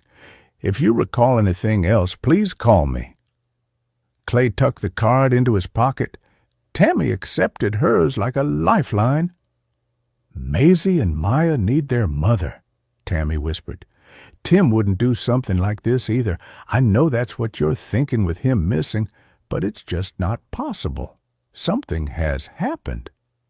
I assume Ella never confided in you about any issues they might be having? Nicky asked. No, Tammy admitted. But Tim just isn't the type to hurt anyone. He loves her and the girls. I refuse to believe he could do this. Nicky thanked them for their information and time, promising to keep in touch. Tammy had endured enough today. She didn't need to hear Nicky's opinion on how easily people could hide their true intentions. I'll speak with the social worker tonight and have her call you, okay? Tammy thanked her profusely, promising to call if she thought of anything else. Outside, the porch swing moved slightly in the breeze. The children's chalk patterns lay half erased at the curb. Nicky and Liam descended the steps together. The afternoon sun bore down again. Summer heat pressing in waves. They walked to their cars in silence. What do you think? Liam asked once they reached the curb. Lila and Sean seem like our best leads right now. We need to get Ella's and Tim's phone records, see if Lila or Sean's been threatening them.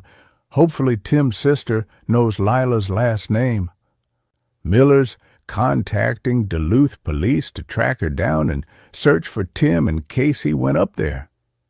Liam nodded, unlocking his Prius. Let's head back and see if Miller's got anything new. Nicky turned around in the cul-de-sac and headed back down Sawyer Place. Behind them, the Cooper house stood quiet beneath its sugar maple, innocence intact for now. But Nicky carried the weight of two shattered families, determined to follow every thread until the truth emerged from the summer heat. Chapter 6. Nicky drove up McCusick Avenue just as dusk curled around the Harper farmhouse, her childhood home, now bathed in the swirl of portable floodlights. The broad front porch gleamed harshly under the lamps. The air smelled of cut grass, exhaust, and something deeper. Sheriff Miller stepped off the porch, cradling a plain gray T-shirt in one hand. He snapped the deadbolt behind him, then methodically wrapped yellow crime scene tape around the stoop, each click of the dispenser echoing through the growing darkness. Nicky killed the engine and slipped on latex gloves.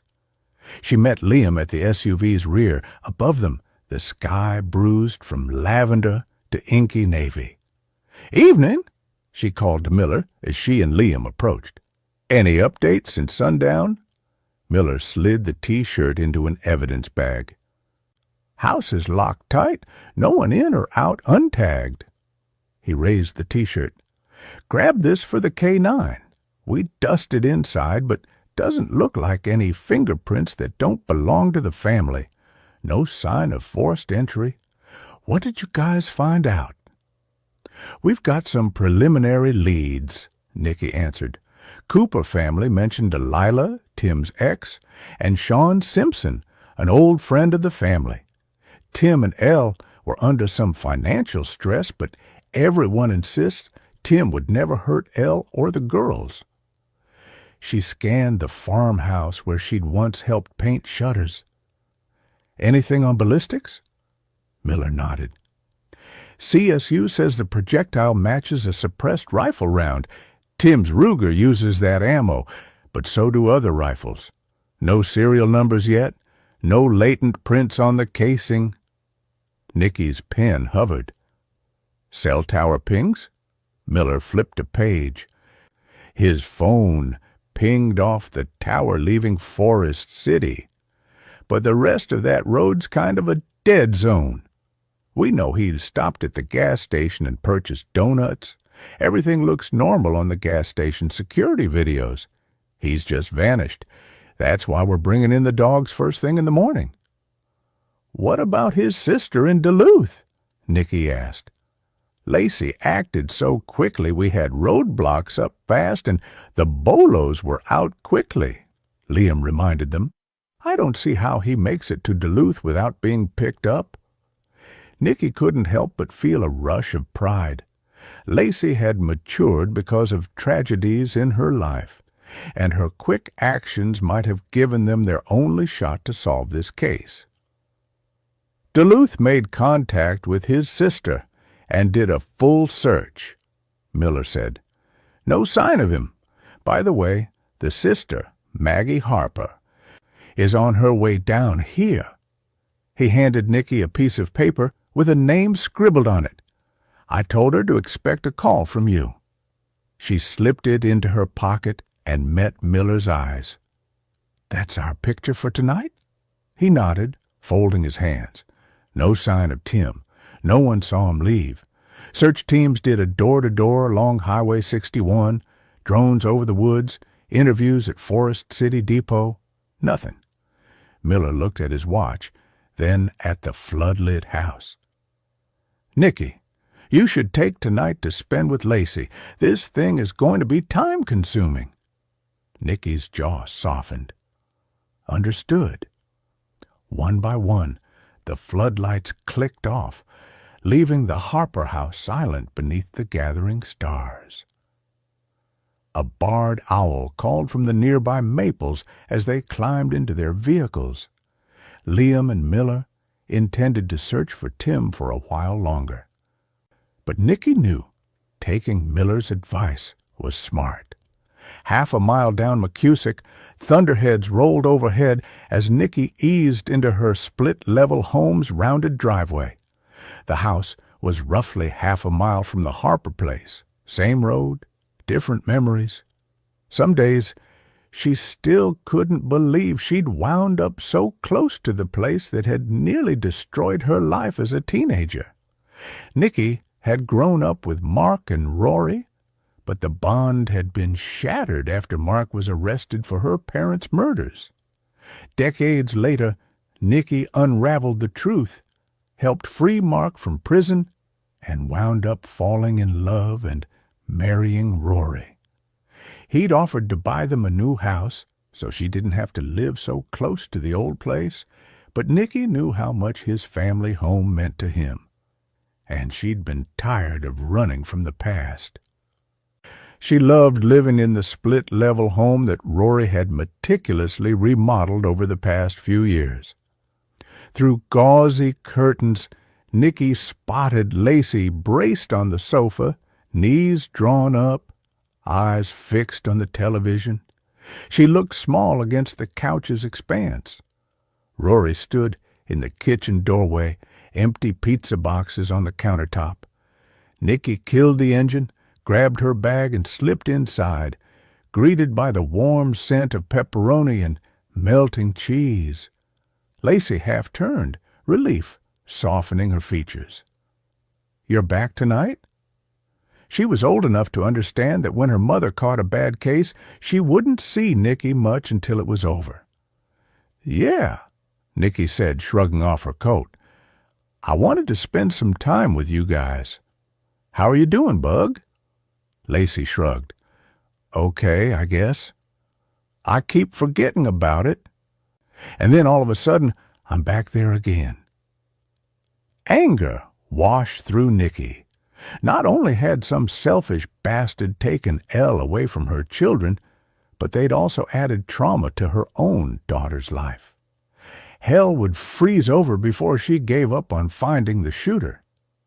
Nicky smoothed Lacey's curls. "I'm sorry, sweetheart. Do you want to talk about it?" "Not right now." Lacey took a large bite of pepperoni, the cheese nearly falling off the piece of pizza. "I just want to forget it." Rory caught Nicky's arm. "Pizza," he said, handing her a slice. "You need some kind of fuel." His worried eyes glanced at Lacey. Nicky shook her head, letting him know they needed to follow Lacey's lead. She'd talk about her feelings when she was ready. They had to give her some space. She bit into the warm crust and exhaled, the tension in her chest loosening. "Thank you." Thunder rumbled low. Lacey squirmed under a cozy blanket, one leg tucked up. Rory set another plate on the coffee table and dimmed the living room lamp. The muted soccer game lit the room in shifting blue. Nicky wasn't much of a sports buff, but Rory loved them all and delighted in teaching Lacey the rules of various sports. Nicky settled next to her daughter, and they ate in silence, watching the fast-paced game. Nicky wished she could just stay here all night with her family and pretend all the bad things in the world weren't out there. She wished Lacey hadn't had yet another traumatic experience today.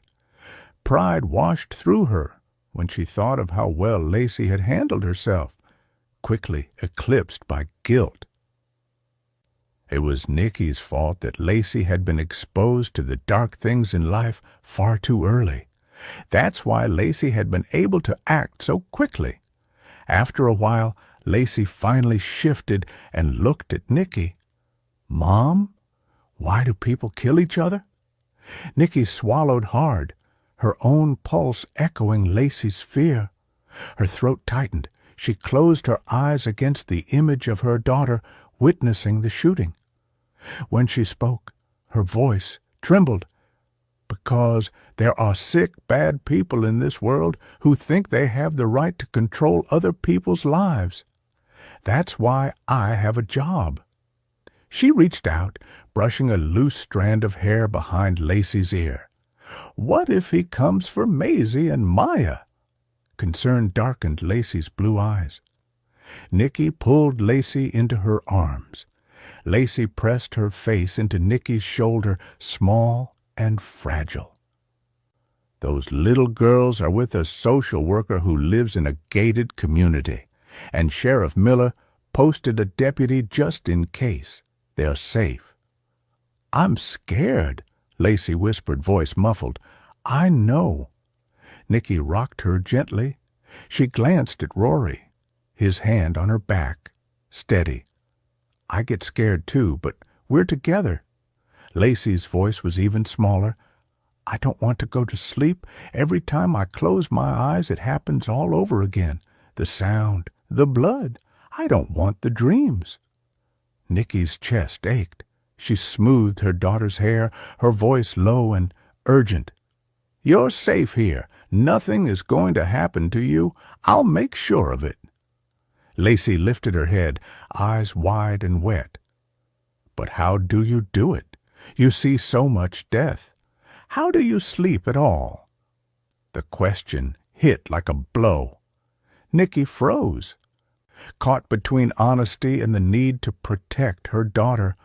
Rory, sitting beside Lacey, went still too, his eyes flicking to Nicky, shocked at the rawness of what Lacey had asked.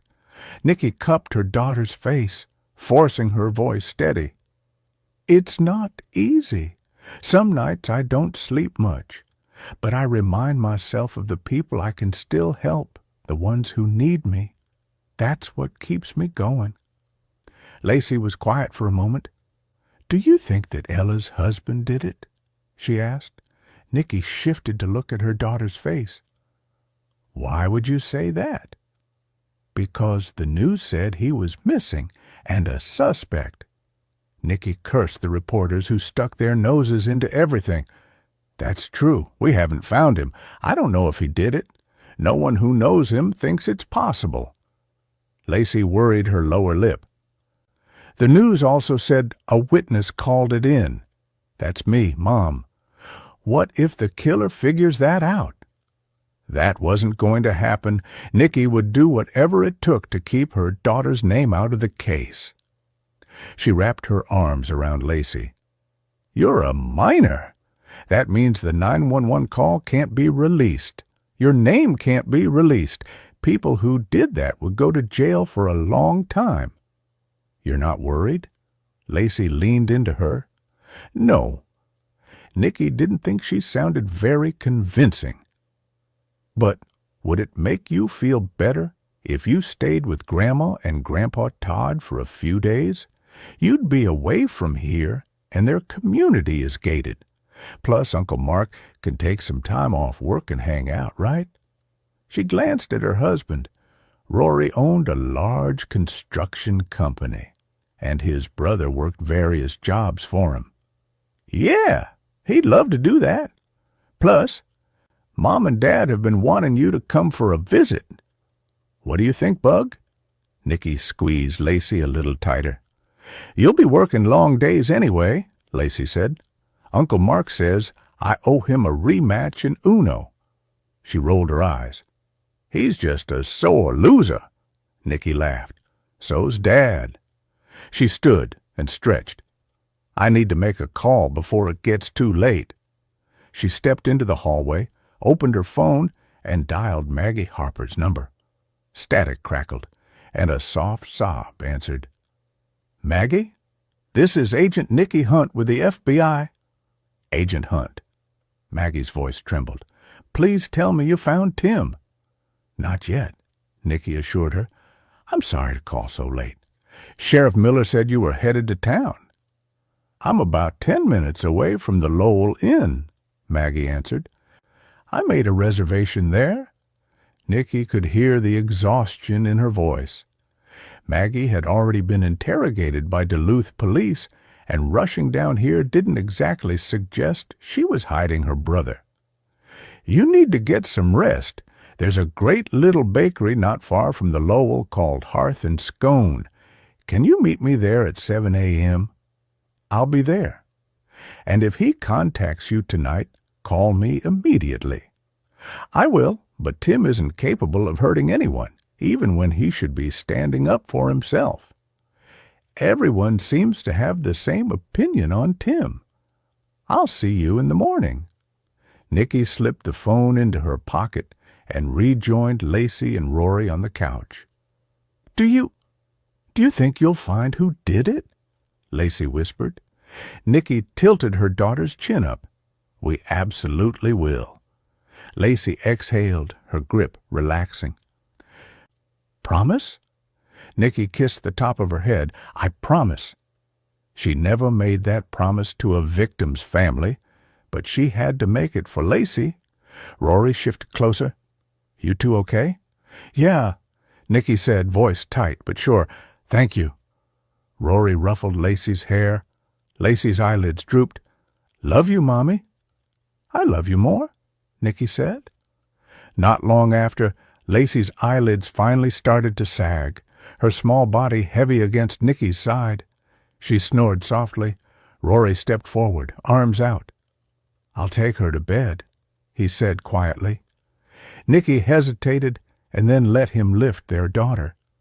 Lacey curled instinctively into his chest, already half asleep. Rory carried her down the hall, his step slow and careful, and laid her gently in bed. He tucked the blanket around her, brushed her hair back, and stood watching her for a long moment before returning to the living room. Nicky pressed her hands to her face. "If word gets out she saw anything," her voice cracked. "She's just a kid, Rory. I can't—" Rory crouched beside her, steady hand on her knee. I know, but we can't let ourselves spiral. You said yourself they can't release her name. She's safe." Nicky shook her head, nausea rising. "Safe for now. But if the wrong person finds out she's a witness—" She broke off, swallowing hard. "It makes me sick just thinking about it." Rory's jaw tightened. "Moving her to my parents' place is a good idea. Gated community, security cameras, neighbors who notice everything. And Mark's in the guest house. You know how she feels about him. She adores him and my folks. She'd feel safe there. Mark will make sure no one bothers her." Nicky exhaled, her shoulders sagging. "I thought being farther away from where it happened might help too." It had taken Nicky weeks to be able to go back into the house after her parents were murdered. A place where she can sleep without the nightmares chasing her. "I just don't want her to think she's in danger. She's scared enough as it is." Rory squeezed her hand. "I do have a massive project right now." Rory owned a successful construction company and had just started a new commercial build. "You'll be mired down in the case. It's summer. School's out. She's staying at Mom and Dad's to have some fun, hang out, and help Mom with the flowers, play in the pool." Nicky leaned into him, her voice barely above a whisper. "I just want her safe." Rory pulled her close, his words firm against her hair. "She will be." Chapter 7. Nicky parked a block off Main Street and shouldered her canvas tote before walking toward Hearth and Scone, the little bakery and coffee shop where she'd arranged to meet Maggie Harper this morning. The lift bridge loomed down at the docks, a dark lattice against a paling sky, while boats shrugged off their canvas covers, letting them fall with a soft slap.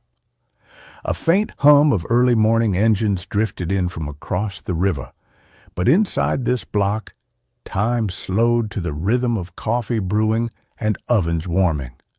Hearth and Scone sat wedged between a hardware store that still sold single screws from a wooden drawer and a florist who swept rose petals into a dustpan.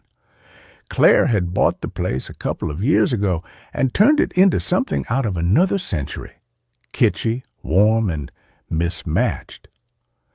Its windows wore hand-painted vines, and inside, antique crocks holding wooden spoons mingled with trays of scones, lemon poppy, blueberry almond, and Claire's infamous cinnamon rolls, waiting under chalkboard lists of soups and Grandma Aggie's morning buns.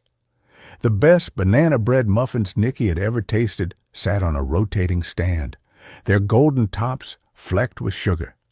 Nicky loved the interior's mismatched tables, painted chairs, and a tin ceiling embossed with a vine pattern. An old china cabinet held a jumble of plates and mugs. The aroma hit Nicky first. Her mouth watered at the warm cinnamon rolls in the display case.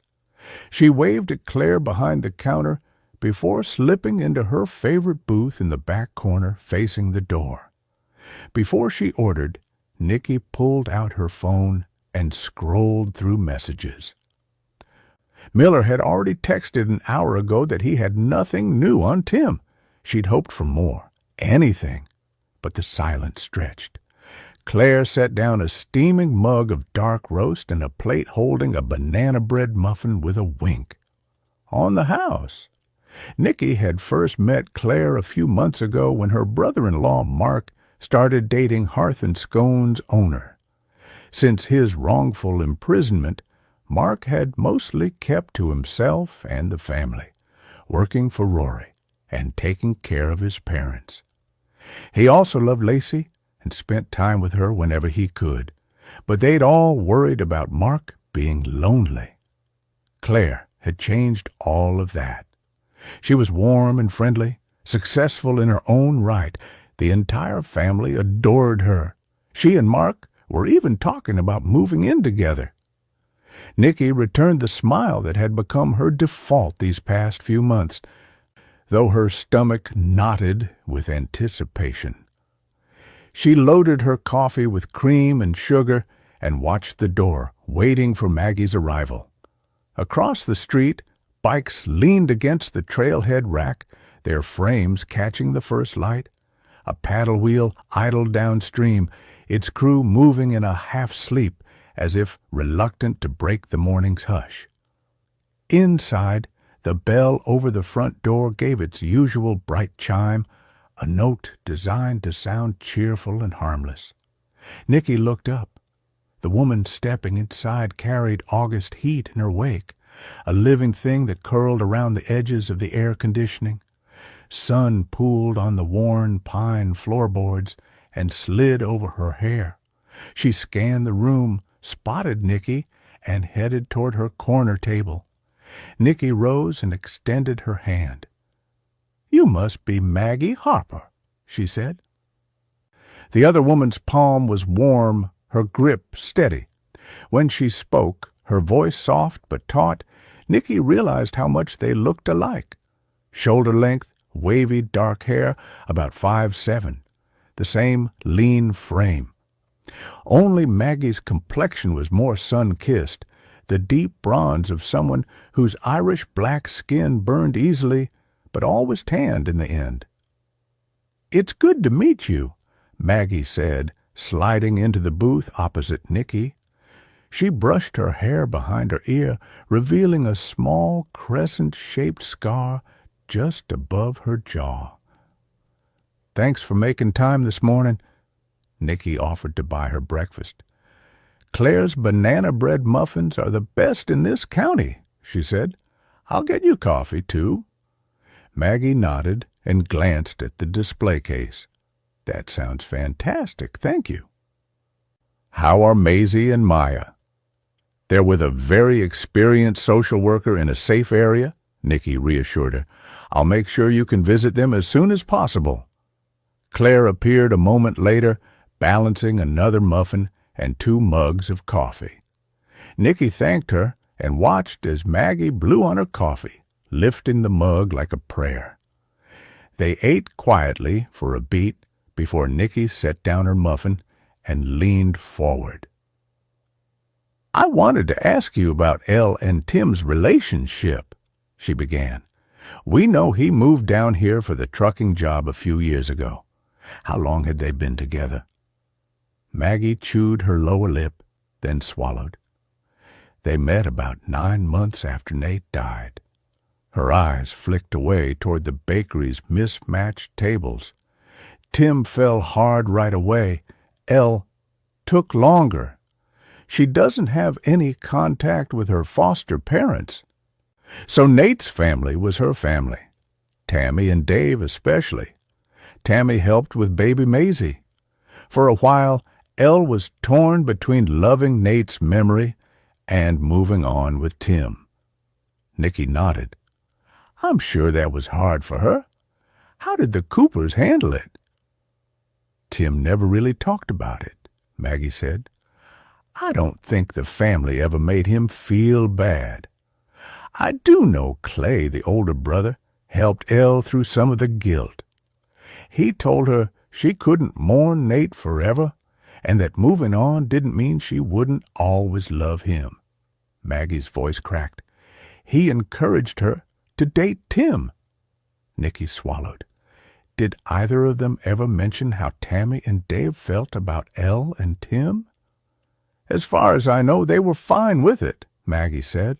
They wanted Elle to be happy, and when Tim was with her, they saw that. He adored Maisie, and they believed he'd take care of her. I remember him saying he felt welcome in their home, and that meant a lot. Any tension from other people? Nicky asked. Old friends? Exes? Maggie's lips tightened.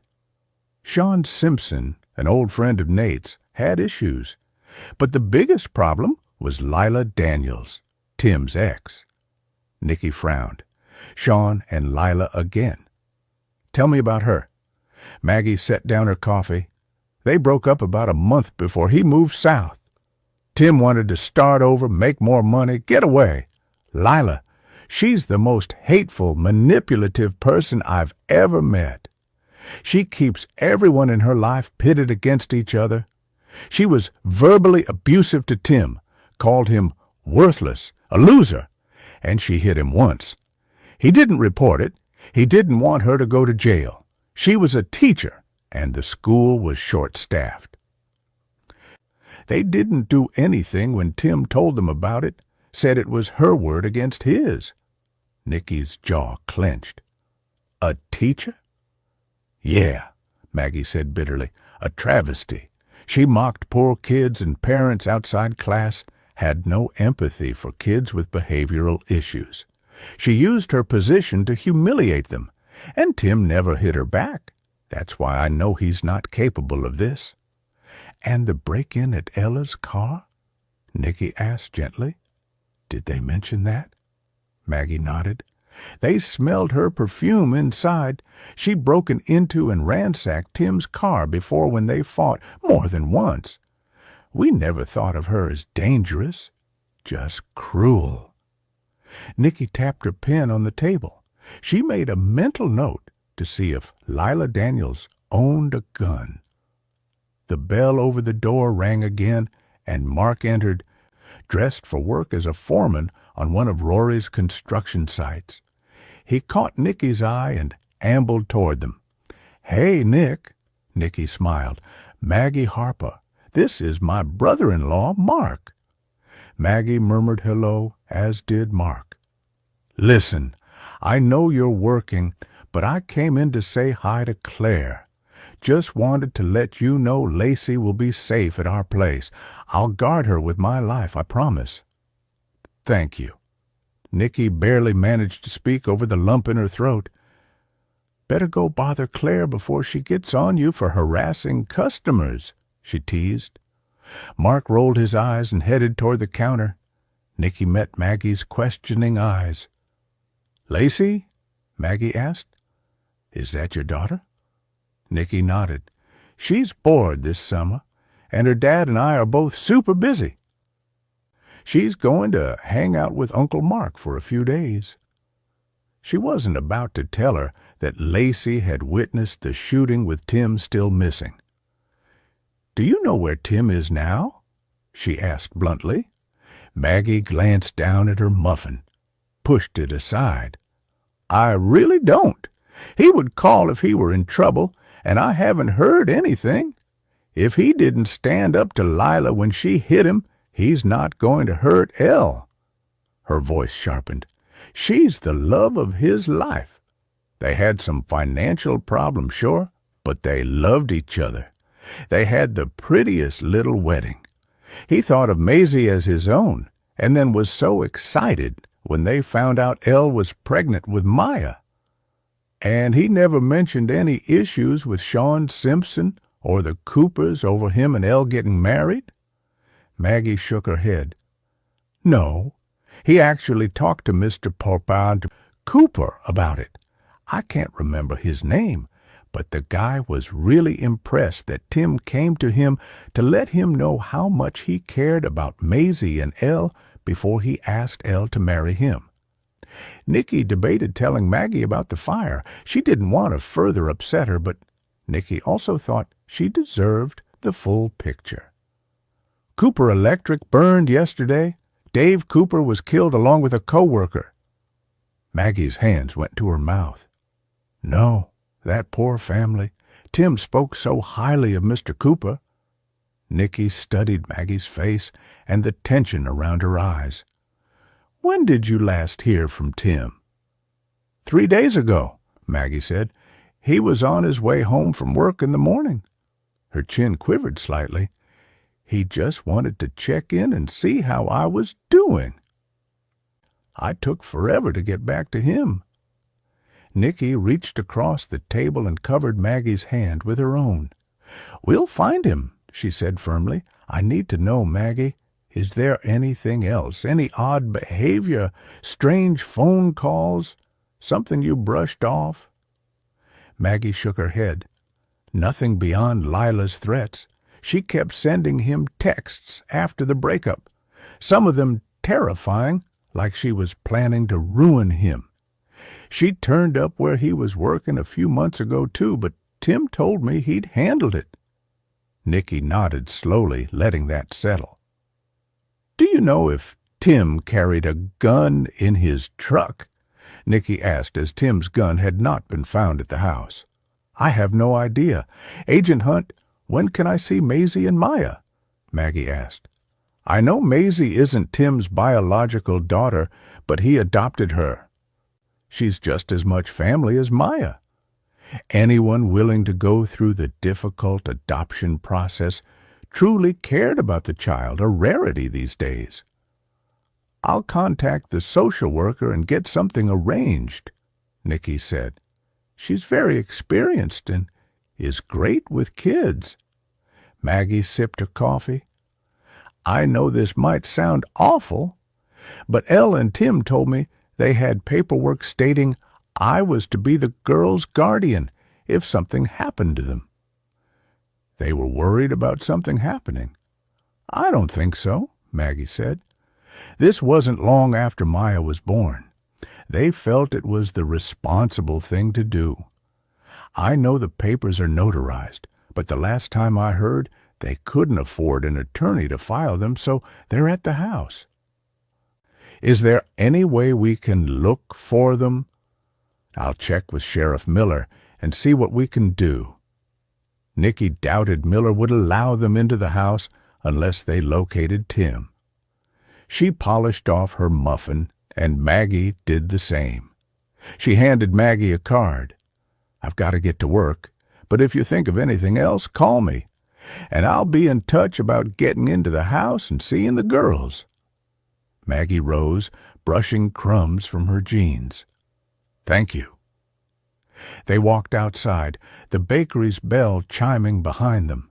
The August heat pressed in, but Nicky felt a cold certainty settle in her chest.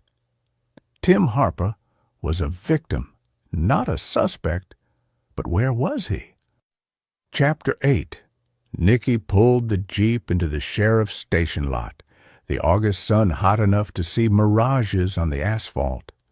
Steam still curled from her latte cup in the console, the sweetness a distant hum against her thoughts. Maggie's comments about Lila Daniels, Tim's ex, were interesting at the very least. She pulled her phone free and opened Lila Daniels' public social media profile. She posted lots of selfies, as well as a handful of family snapshots tagged with Tim, smiles frozen in 3-year-old pixels. One comment still stood at the top. You and Tim make the perfect couple. Her thumb lingered over that post.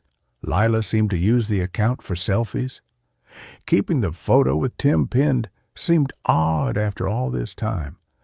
Nikki scrolled until she saw Lila's latest check-in. Brick and bourbon downtown. A summer gig while school was out. Nikki tucked the phone into her coat pocket and headed into the sheriff's station. Her hair curled in the humidity, her roots dampened with sweat by the time she entered the sheriff's station. Nikki nodded to the desk sergeant, who buzzed her in. "Sheriff Miller and Agent Wilson are waiting for you in the large conference room." Nikki thanked her and headed down the hall to the big room where they usually worked cases together. "Maggie insists her brother wouldn't hurt a fly." She tossed her canvas bag on the table. She confirmed Tim's ex broke into Elle's car. Nikki told them what she'd just learned from Maggie Harper. "She hasn't heard from Tim and insists he would have called," Nikki said. "Lila Daniels is clean on paper. According to her social media, she's working at Brick and Bourbon this summer. I'm hoping to catch her by surprise later today." Miller steepled his fingers. "We had a couple of sightings of Tim that turned out to be false. CCTV at the trucking company tracked him leaving at his usual time, and the gas station confirmed he stopped for donuts. Problem is, we don't have any more CCTV on his route home, so K9 units are our best option right now." He pointed at the map. "No sign of him beyond that station." Liam leaned back, tapping a pen against his notebook. "Ballistics matched the suppressed round at Ella's scene. Several different types of guns will take this ammunition, including Tim's Ruger. But we need the gun to compare to the bullet to find out if Tim's Ruger is the one that killed her. No sign of it so far." Nikki folded her arms on the table. "Maggie said Lila showed up at Tim's work and caused a scene. Right now, she's at the top of my list to interview. Following Tim down from Duluth certainly sounds obsessed." "Did the sister have any idea if he carried the gun in the truck with him?" Miller asked. "She said no," Nikki said. "But since the case isn't even in the house, it's definitely possible. And now that we know Lila threatened Tim and likely broke into Ella's car, he might have started carrying it for protection from her." Miller looked at his notes. "The fire marshal handles the bulk of arson investigations, but I usually question everyone involved as well. Any chance you two could speak with the Ackerses and the Donahues today?" Betty Ackers had perished in the fire after volunteering to help out Dave Cooper with the inventory. "We can do that." Nikki glanced at her partner, who nodded. "John Donahue is the assistant manager of Cooper Electric, right?" Liam asked. "Yeah. Donahue got rightfully pissed when Dave reneged on their deal to sell him the business and decided to hand it over to Clay, and they argued," Miller said. "His wife told the fire marshal yesterday that he'd gone up to their cabin in Lake Mille Lacs to cool off. He's back this afternoon, and there's more," Miller said. "Yesterday, when Clay Cooper logged into their security program to check the cameras at Cooper Electric for the fire marshal, they discovered the cameras had been disabled remotely the night before." He looked at Liam. "Any chance your techs could help out so we can get the location information a little sooner?" Liam nodded. "I'll get the cyber team on it." "You and the fire marshal have any theories?" "Arson is usually about revenge or money," Miller said. "We need to find out who had the most to gain, or if Donahue lost so much he snapped." "I'll want to talk to Lila Daniels, and then we'll stop at the Ackerses and save the Donahues for last." Nikki snapped her fingers. "Sean Simpson, Nate Cooper's best friend, who supposedly was in love with Elle and upset about her and Tim's relationship. I need to track him down." "No, you don't," Miller said. "He showed up right before you got here. Said Tammy Cooper told him about Elle and knew you'd want to talk to him, so he came in." Nicky and Liam glanced at each other. "That's awfully eager," Nicky said. "That's what I thought," Miller agreed. "He's jumpy, too. Says he works construction and is hard to reach after 8 a.m., so he thought he should stop in here before work." Miller rose, gathering his notes. "I'm heading back out.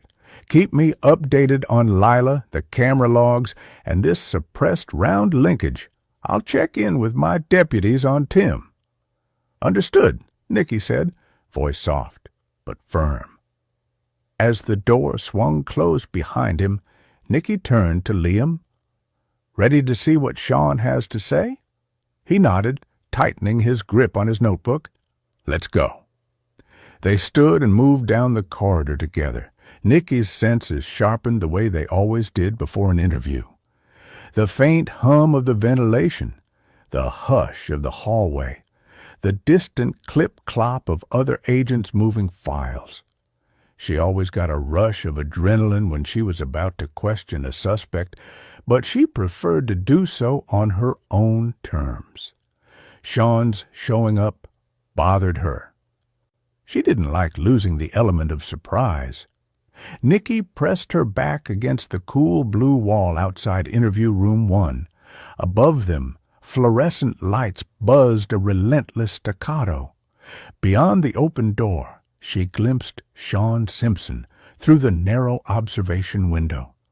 His shoulders curved under the weight of his own anxiety, hands brushing over his face, pacing the length of the room as if each footstep might shatter him.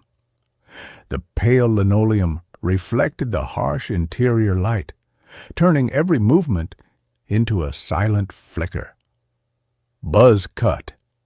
Nicky had almost forgotten Riley's description. Riley said someone with a buzz cut came into the salon a few days ago to talk to Elle.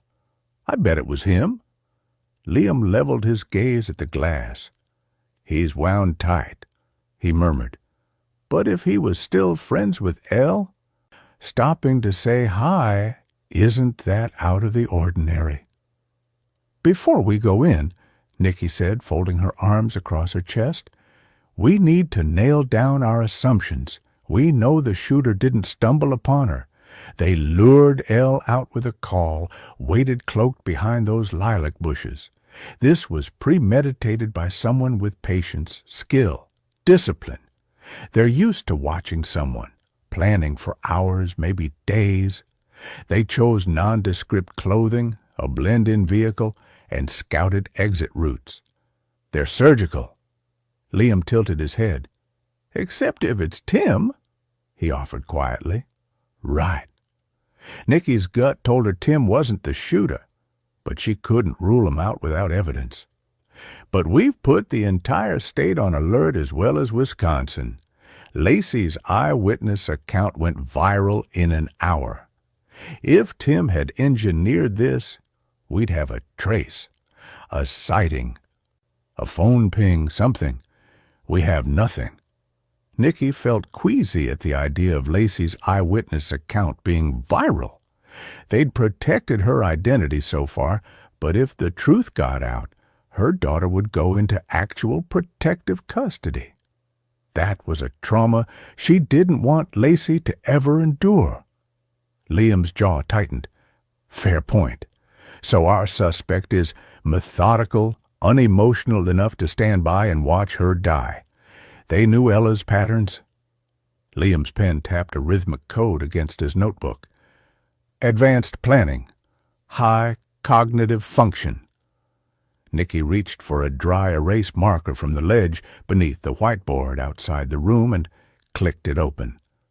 She scrawled premeditation, surveillance, emotional leverage, and drew arrows beneath each. They used emotional leverage, calling in the morning when she was alone, before Tim got home from work. That tells us they had intel on her habits and on her vulnerabilities. Assuming this wasn't Tim, they also knew he wouldn't be there to interfere. Especially if the shooter is the reason Tim's missing. Liam studied the board. Low empathy, he added. This person treated Elle as a target. They could see her fall and move on without hesitation. Nicky nodded. Maggie Harper pointed the finger at Lila Daniels for stone coldness. Let's see how Sean Simpson measures up to this profile. She clicked off the marker and slipped it into her pocket. Liam touched his jacket pocket, where his badge waited like a promise of order. They stepped into interview room 1 together. Inside, stale coffee and disinfectant mingled in the air. A single overhead lamp ignited a pool of white light over a battered metal table and 2 chairs. Sean Simpson froze in the center of the room, breath hitching the moment they walked in. His pacing halted. Nicky moved with calm authority, measuring each step. "Mr. Simpson," she said, voice firm but not unfriendly, "thank you for coming in." She gestured to the chair closest to the door. "Please, have a seat." Sean's hand trembled as he sank into the vinyl seat, his fists resting in his lap, knuckles paling. Liam settled opposite, notebook open, pen at the ready. Nicky sat at the head of the table, badge clipped just below her collarbone. Sean seemed truly upset, but she couldn't tell if his anxiety was about losing his friend or something more sinister. "We saw you through the window," Nicky began, voice steady. "You looked like you were on the edge of walking out. Why did you decide to talk to us today?" Sean exhaled, shoulders sagging a fraction. He glanced at Liam, then back at Nicky. "Tammy Cooper asked," he whispered. His voice was raw, laced with loyalty. "After Nate died, they took me in. I owe them." He wiped his eyes. "Have you found Tim yet? Tammy said he's missing and that it seemed like you think he might have hurt Elle. He wouldn't do this." "Not yet." Nicky leaned back, so her presence felt supportive rather than threatening. Sean pressed his palms to his knees. "Nate was my best friend. We did everything together, and he was the brother I never had. My dad, he wasn't around. He was always working. He never asked about my school, my friends. The Coopers did. When Nate died, they made room for me." A tremor passed across Nicky's chest. She recognized that brand of grief, the orphan's loyalty that bound you to the people who stepped in when the world fell away. She kept her expression gentle. "You and Nate were inseparable. That must have been devastating." He nodded, eyelids heavy. "It was." Liam cleared his throat, leaning forward. "We understand there was an incident with Tim Harper when he and Elle first got together. Can you tell us about that night?" Sean's expression flickered.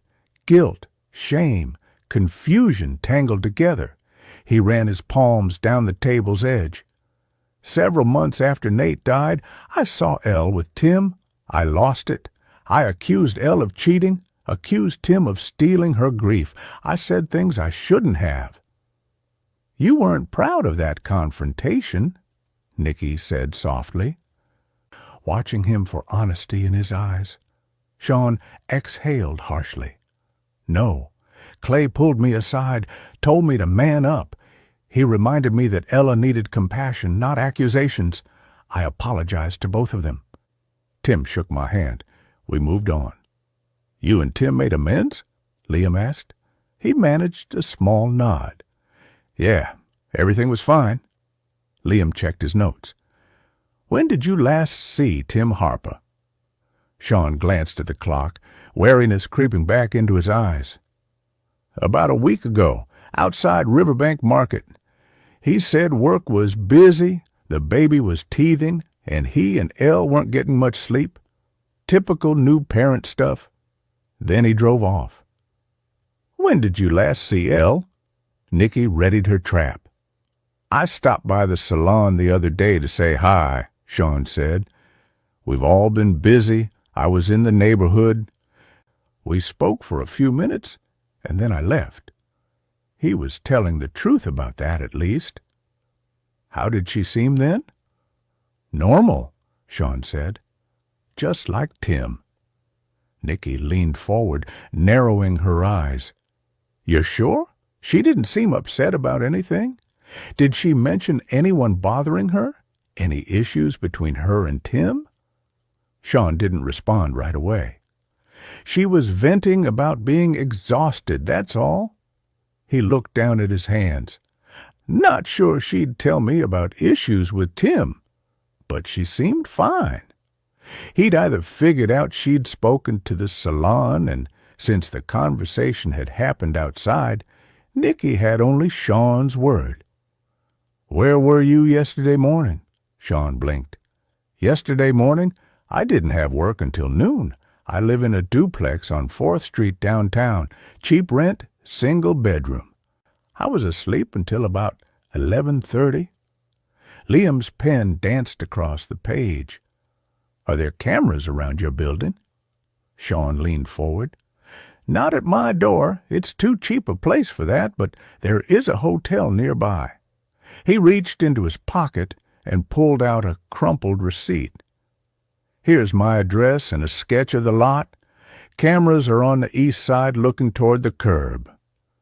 Liam took the paper, smoothing the edges. This is very helpful. Thank you. He scanned the scribbles, lifting his eyes. We'll check with the hotel's security team first thing. Nicky slipped a card from her pocket and slid it across the table. If anything else comes to mind, texts you forgot, a detail you missed, call me. She paused, studying Sean's face. Is there anything else you want to tell us? Sean stared at the card for a moment, then lifted his gaze, voice thick. I just want whoever did this to Elle found, and I want Tim safe. He's a good man. Nicky offered what she hoped was a reassuring smile. We appreciate it, Mr. Simpson. She stood. One last thing. What car do you drive? Sean rose, smoothing his shirt where it had bunched at his waist. Black 2008 Toyota Tacoma. Tailgates rusted on the left side. Nicky nodded, filing the detail away. Thank you. You're free to go. She stepped back, giving him room. Sean lingered in the doorway for a heartbeat, gaze flickering with uncertainty. If there's anything else, you let me know. We will, Nicky said, tone firm. Take care of yourself. The door closed behind him, and the room exhaled. Nicky and Liam stood for a moment in the charged silence. Liam rubbed his chin. His timeline holds so far, but coming in willingly also smells like someone trying to control their narrative. Nicky checked her watch. Especially when he's got an already sketched-out map for cameras, and pulls out the details of his car as if he's rehearsed them. Let's verify the hotel footage and then circle back. If his truck stayed put, that helps corroborate his alibi. But I also want to see if there are any blind spots around his duplex. She tapped her pen against her notebook, her mind already spinning through the next steps.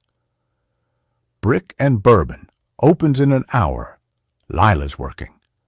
Chapter 9. Nicky stepped off the sidewalk into Brick and Bourbon's cool foyer and let the air conditioning wash the humidity from her skin. Mid-morning sunlight slanted through the front windows, staking rectangles of brightness across the polished concrete floor. Empty tables waited in quiet rows for the lunch rush, their bare surfaces reflecting the hush that seemed to hover over the room. Servers lingered at the bar station, crisp napkins folded in their hands, eyes darting toward the door as if expecting both regulars and the unknown. The faint aroma of toasted bread and charred oak curled in Nicky's throat, making her think of fresh croissants even before she smelled coffee rich enough to warrant dessert. Liam followed, hands tucked into the pockets of his khakis. He inhaled slowly. "Smells like they've been at the griddle since dawn," he murmured, voice low enough that only Nicky could catch it. He rubbed his stomach. "I could eat, you know?" Nicky rolled her eyes. "You can always eat." She walked to the hostess stand and tapped her badge against the wood. Nicky scanned the woman's name tag. Kayla was the assistant manager. "FBI," Nicky said. "We're here to speak to Lila Daniels. What can you tell me about her?" Kayla's eyebrows knitted together. "Lila? She's worked here almost a year. Reliable, great with customers." "You haven't had any complaints about her?" "No." Kayla looked between the two of them. "What's this about, anyway?" "It's a personal matter," Nicky answered. "Where can we find Lila?" "Third station on the left, in the back," Kayla said crisply. "She's a great worker, never calls in sick, never late." She pivoted to the guests entering behind them. Nicky and Liam threaded between tables, careful to avoid the server with the tray of pastries near the glass-enclosed wine rack. The restaurant's mid-morning calm enveloped them, the clink of silverware being restacked, a barista tapping a hopper on the grinder, the murmur of the staff's conversation. Brick and Bourbon was named for the exposed brick walls and the reclaimed wood panels, and felt like a place that wore its history lightly. Black and white photographs of Stillwater's riverfront hung in mismatched frames, the water glinting in each scene like a silent promise. At the back, they spotted Lila Daniels at her station, seated on a high-top stool beneath a half-wall that separated her from the main dining area. She cradled a steaming coffee cup between her palms. Dark hair draped just so over her left shoulder. Her legs swung beneath the counter, one ankle crossed over the other. In that suspended moment, she looked as serene as any mid-morning patron until her phone rang. Lila pressed it to her ear and tensed. Nicky slid onto the stool to Lila's right. Liam took the one on her left. The abrupt shift of attention cracked the air. Lila's phone tilted away as she set it down. Eyes widening, they both showed their badges. "FBI agents." Her tone was smooth, yet her posture bristled, fingers stretching over the ceramic cup as though bracing for impact. She looked between the two of them in surprise. "Can I help you?" "We're investigating Elle Harper's murder. She was shot at her home yesterday morning, and the disappearance of Tim Harper." Lila's hands flexed around the mug, rattling it against the marble. She looked past them toward the empty dining room, her eyes scanning for an exit. Elle was murdered? Her voice cracked like she was digesting something terrible. She dipped her gaze to her coffee. "And Tim's missing?" The question quivered in the space between them. "Since he left work yesterday morning," Liam said. "You haven't seen him, have you?" "Not in years." Lila's shoulders sagged. "He can't be a suspect. Tim wouldn't hurt a fly." "That's what his sister said." Nicky seized her opportunity. "She said Tim wouldn't even report you when you got violent with him." Lila rolled her dark eyes. "Maggie's just a drama queen. How can I help you, agents?" Nicky slipped her notebook out of her bag and set it on the counter between them. She gave Lila a half-smile meant to soothe rather than threaten. "I'm Agent Hunt, and this is Agent Wilson." Liam leaned in, pen hovering above his notepad. When was the last time you spoke to Tim?" Lila met Nicky's eyes, the calm slipping from her features. "I haven't spoken to Tim in years. I've got nothing to do with this." Nicky's face remained neutral. The white noise of the restaurant rose around them, plates being set in the kitchen, the hiss of the espresso machine, a server calling an order into the back. "We're not suggesting you do, Ms. Daniels," Nicky said softly. "We have questions about your relationship with Tim." Lila's arms crossed. She studied the counter, jaw setting with a defined line of impatience. "I'm not here for Tim," she said, quiet but sharp. "I moved here from Duluth 2 years ago for the teaching program at Stillwater Middle School. It had nothing to do with Tim." "I haven't seen him since he left Duluth." "Really?" Nicky's tone offered a gentle challenge. Lila's gaze softened, shifting to the dark coffee swirling at her fingertips. For a moment, regret flitted across her face. "We ended badly," she admitted. "He left me a voicemail, said he never wanted to hear from me again. I was hurt and pissed, but I didn't even know that he'd moved down here until I ran into him at the store. He was red-faced and accused me of stalking him." "Is that why you showed up at his work just a few months ago?" Nicky dropped the information she'd been holding. "I didn't want him thinking that I'd stalked him," Lila answered. "It didn't go well. We argued heatedly." She pressed her lips together. "I said things I shouldn't have. But I left when the foreman came out. I haven't seen or spoken to him since." Liam's brow furrowed. "Tim broke up with you and moved down here, and then you followed. You didn't understand why he didn't want to see you again?" Anger flashed through her eyes. "I understood that, but he thought I followed him here. That's not the case. I'm not a stalker." Lila's nostrils flared. Fingers clenched the coffee mug as though determined not to let it go. "I stormed off and went home. People argue. It happens." She set the cup down with a muted thud that echoed in the hush. Nicky leaned forward, gaze steely, but not accusatory. "Someone rifled through the glove compartment of Ella's car a couple of weeks ago. They both suspected you."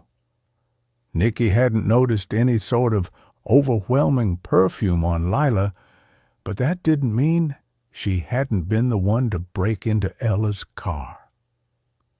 Lila's jaw clenched visibly.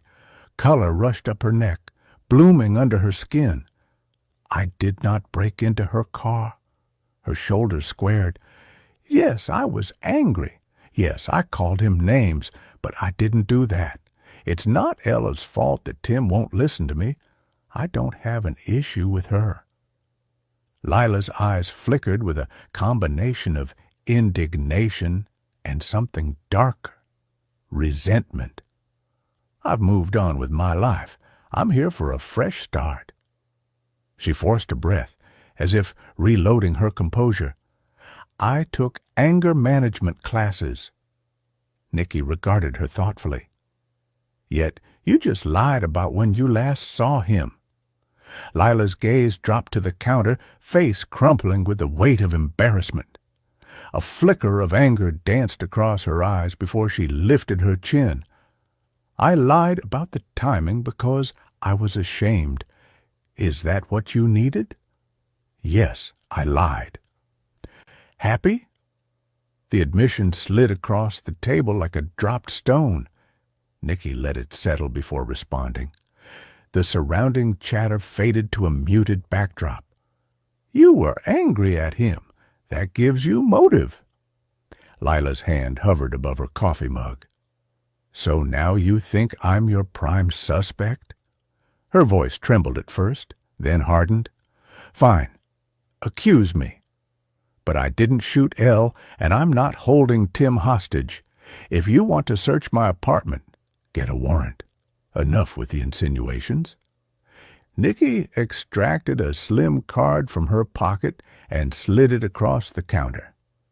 "Ms. Daniels, If you remember anything else, like messages, sightings, someone who might have followed him, you call me, and we'll be getting the warrant for your apartment, phone records, and any security or closed caption cameras that are around your place. If you're lying, we'll find out. Lila's fingers closed around the card, thumb brushing over the printed name. She blinked once, sharp and controlled. "No problem," she replied, voice clipped. "You want my address to make it easier?" "We already found it through records." Nicky and Liam rose. "Given your history with Tim, it won't be hard to get the warrants." Liam snapped his notebook shut and tucked it into his jacket. Servers moved fluidly around them, filling the restaurant with a renewed undercurrent of life as lunchtime approached. Lila's voice cut through the murmur. "One more thing." They paused, giving her the floor. She stood, tugging at the hem of her shirt. Her tone had shifted to less defensive, more troubled. "When we argued, Tim mentioned being under enough stress without me. You should look into that." Nicky maintained her composure, but a flash of curiosity ignited behind her eyes. "We already are," she said quietly. Outside, the front door closed with a soft click, and the summer heat rolled back in. Liam exhaled, hands resting on the SUV's roof. "She's hiding something," he declared. "Definitely," Nicky said, voice measured, "but not enough to charge her. We need to get a warrant for her apartment security, and I'm not sure we'll get that without Tim's body, assuming he's dead. Nice bluff back there, though." Liam scowled. "If it affected her, she's got a great poker face. What about the glove compartment break-in? If we can tie her to a location near Elle's car at the right time, we'll have probable cause." Nicky squared her shoulders, the weight of the case settling like sediment in her bones. She glanced back at the restaurant's brick facade one last time. "But that's going to be hard since Elle didn't file a report, and all we have are Riley and their boss's word." Had Ella been too afraid of Lila to file the report, or had she been uncertain that it was her? Chapter 10. Nicky kept her eyes on the road as the Jeep wound toward the Stillwater neighborhood where the Ackerses lived. She'd already looked them up. Bob Ackers had a steady job at the bank, and they had a daughter away at college.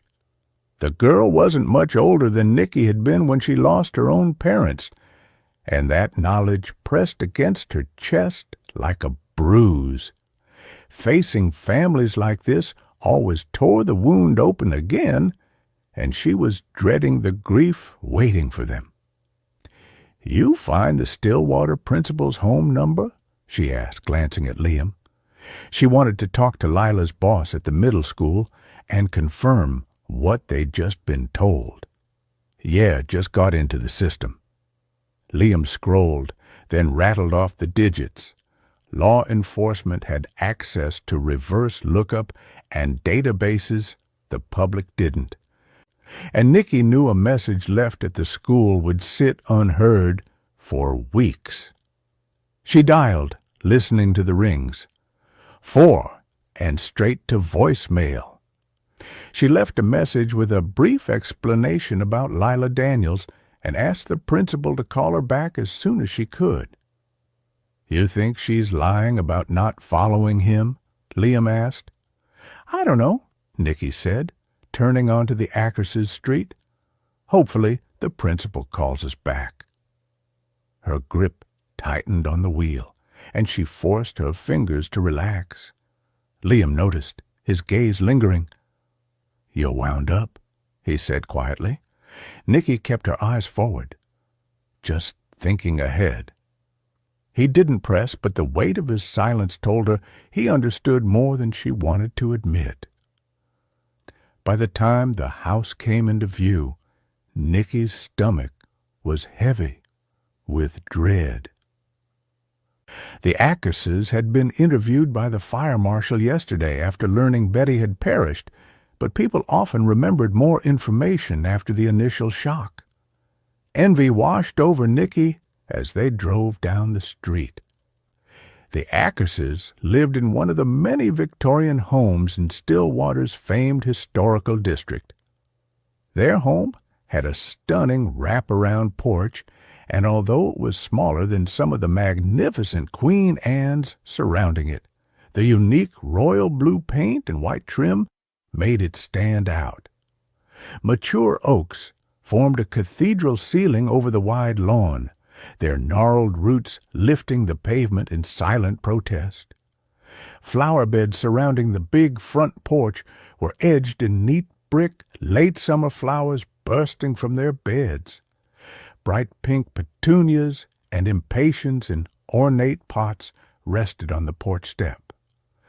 Nicky wished she had time for her flowers. Next summer, she and Lacey would plant. Lacey had learned a lot about flowers from working in Grandma Ruth's garden over the past couple of years, and she was eager to show her skills off to Nicky. She glanced at Liam, his eyes intent on his tablet screen as he scrolled through background information on Lila Daniels. "Get Lila's address?" Nicky asked, voice steady. Liam nodded, eyes never leaving the screen. "Yeah, I'll work on the warrants. Looks like she has a clean record. No arrests, no civil suits." "Because Tim never reported her violence. Hopefully the middle school principal can give us more information about her." Nicky shifted the SUV into park beneath a sprawling oak whose canopy cast lacy shadows over the cracked driveway. The Ackerses' two-story home sat back from the street. Its flower beds front and center, a porch swing made the place look like a postcard. They climbed from the SUV in silence, the gravel crunching beneath their shoes. Nicky inhaled the sharp sweetness of crushed grass and warmed vinyl. She admired the flowers along the sidewalk as they headed toward the front door. Before her knuckles tapped the mesh screen, the door swung open. Bob Ackers filled the frame first. Jeans scratched at the knees. A faded Vikings t-shirt stretched over his shoulders. Grief weighed down his frame, pulling his shoulders inward. Behind him, a young woman stood, college-aged and fragile, wearing a purple cashmere sweater, 2 sizes too big. The sweater enveloped her small frame, the sleeves stretched to cover her hands. Her eyes were red-rimmed, her breathing tight with the shock of loss. And she pressed the sweater's fabric to her face as if inhaling the scent could bring her mother back.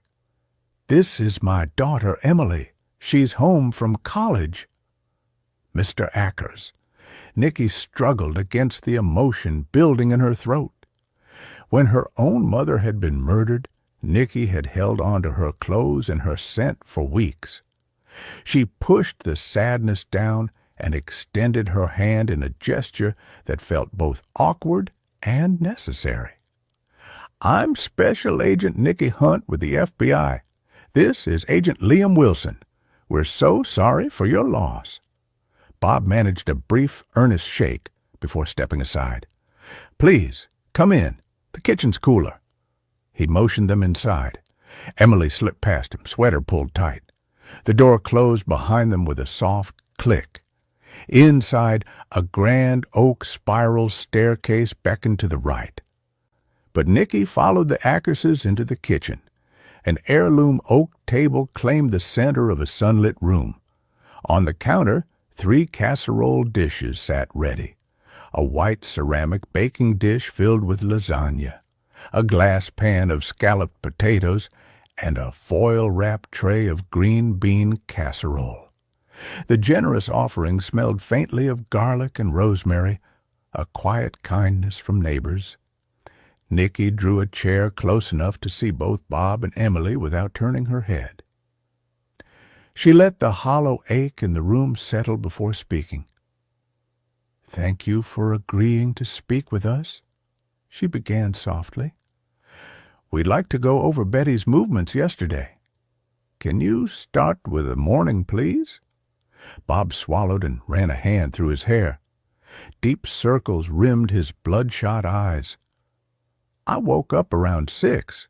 Betty was still asleep, so I made coffee and fed Jasper," he said, motioning to the small dog curled under the table.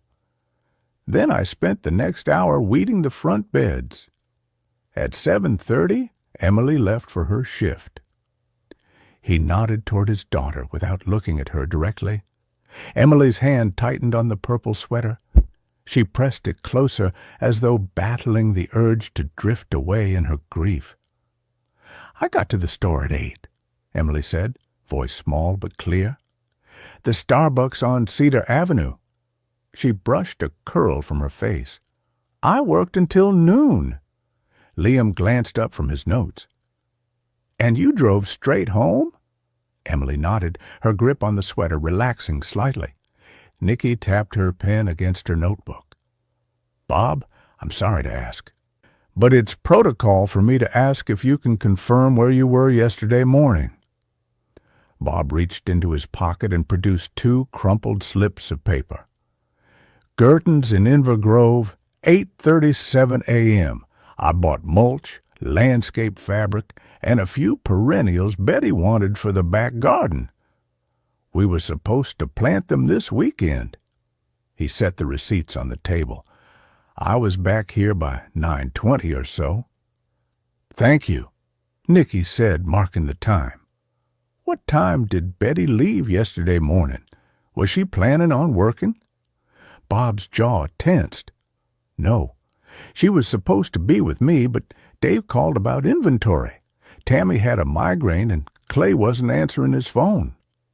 Nicky glanced at Liam, knowing he'd caught the same thing. Clay said his father hadn't called, so who was lying? Clay Cooper or Betty Ackers? Clay might have missed the call, but he'd sounded confident yesterday when Nicky spoke to the family. Did Dave and Betty have a secret they'd been keeping from their families?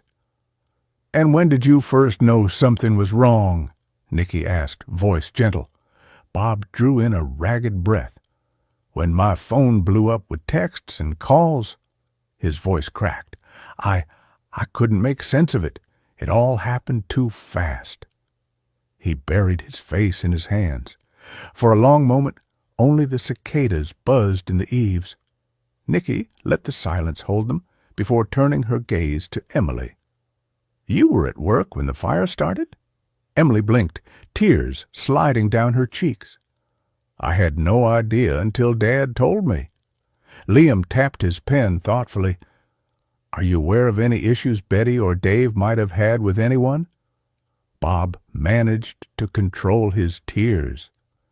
He shook his head. "Everyone loved Betty. I guess Donahue and Dave fought about the business. Have you spoken to him?" "Not yet," Nicky answered. "I know this has been tough. We ask these questions to rule out possibilities. No one is a suspect just for answering. We appreciate your honesty." She took a deep breath and asked the question she'd been dreading. "I have to ask this. Is there any chance Dave and Betty might have been seeing each other? By all accounts, it's unusual for her to have been the one Dave called." Bob stared at her, but Emily flinched as though she'd been smacked. "How dare you?"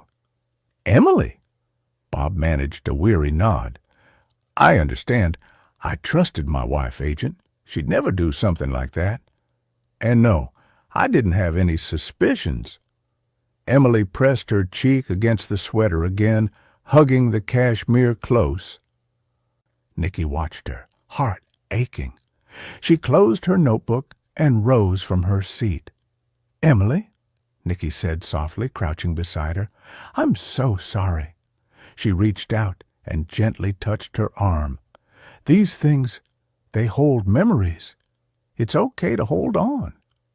Emily's shoulders shuddered. She wrapped her arms around Nicky, burying her face in the agent's shoulder. Nicky's throat swelled, but she held the girl until she calmed down.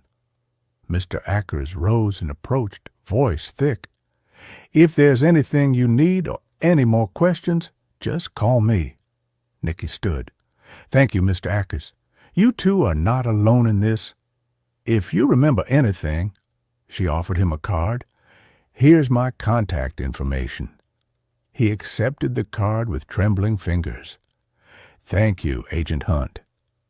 Outside, the late morning humidity pressed against the screen door as it rasped closed. They walked in silence to the Jeep. The flowers seemed less bright and full, as though they'd wilted from the emotion. "They both seem pretty torn up," Liam said as he sank into the passenger seat. "Yeah," Nicky said. "We'll check with Starbucks and Gerton's, which shouldn't be hard to confirm. We'll need CCTV around the Ackerses' place, too." Nicky started the engine. As they pulled away, the Ackerses' porch swing creaked in the breeze, beckoning memories of quiet summer afternoons, as though the worst thing a family could endure hadn't just struck the home. Nicky called the social worker on the drive to the Donahues to check on Maisie and Maya. Candace Walker's gated neighborhood and the additional security the sheriff had placed at the entrance made it very hard for Tim to approach, but Nicky felt better hearing it from Candace herself. "Sounds like the girls are doing okay," she told Liam after she ended the call. "Maisie has opened up a little to the victim's advocate, so that's good." "Any chance she knows something?" he asked. "She told the advocate that Mommy got a phone call and told her she'd be right back. That's it." Nicky eased the Jeep onto the gravel drive of the Donahue farmhouse. Horses grazed in the fenced-in pasture east of the driveway, one fat chestnut rolling under the massive oak shade tree. The farmhouse reminded Nicky of the one she'd grown up in, but the Donahue home had white clapboard siding with burgundy shutters. A second-story balcony sat above the big front porch. She killed the engine and grabbed her things, making sure she had pen and paper in her bag. They climbed the wide pine steps to the front porch together. Nicky knocked on the cherry-red door and waited. "Agents, come in." Flour dusted Leanne Donahue's apron, and it was smudged on her palms and the neckline of her gingham dress. Her hair was loosely pinned back, wisps escaping around her temples like a halo of fatigue. Like the Ackerses, the Donahues had been expecting someone to follow up after the fire, and Miller had let them know the FBI was helping out with the case. Behind her stood John Donahue in a polo shirt and jeans, exhaustion etched across his face. Nicky introduced herself and Liam to the couple. "Hello," Nicky said, stepping forward. "I'm Special Agent Nicky Hunt with the FBI, and this is Agent Liam Wilson. Thank you for seeing us." John offered a brief, earnest nod. "Of course," he replied, voice creased with concern. "Come in. Sorry about the mess." Leanne managed a small smile and brushed flour from the front of her apron. "We just got the dough going for the pies for the food shelf I bake for. Would you like coffee? I'm just about to pour." She stepped back, allowing them entry past the threshold. Inside, the house smelled of warmth and yeast, an aroma that could have softened the edges of any hard day. Family photographs lined the mantel, and a homemade blue and red quilt lay folded over the back of the sofa. Leanne led the way to the kitchen, where a worn oak table sat beneath a sash window overlooking the barn's whitewashed boards. Outside, the sun glinted off a row of metal feed bins. On the counter, bowls of flour and sugar waited alongside a mound of dough. Leanne poured steaming mugs of coffee, and Liam accepted one with a grateful nod. Nicky shook her head, opting for water. She studied the way Leanne's hands trembled slightly as she carried the mugs, how John's eyes lingered on his wife with a mixture of worry and tenderness, the kind of worry that came when you loved someone too much to let them carry heartbreak alone. Leanne glanced at the antique clock on the wall. "Shall we start with Saturday morning?" she prompted, settling into a chair that creaked under the weight of years. "Yes, please," Nicky said, drawing her notebook into view. She snapped it open, pen poised. "How did you first hear about the fire at Cooper Electric?" Leanne set her mug on the table, leaning forward. The surface rattled under her palm. "I was volunteering at the food shelf when I got the call about the fire," she said, voice hushed. "The fire marshal was looking for Johnny, and I told him John was at our cabin in Mille Lacs. I called him right away, but he was out on the lake, so it took him a bit to get back to me." John flushed. "I didn't get her message until late afternoon. I couldn't believe it. I wanted to drive back, but Leanne wanted me to rest and wait for the morning. She'd already spoken to the fire marshal by then." "Have you spoken to the Coopers?" Liam asked. Leanne shook her head.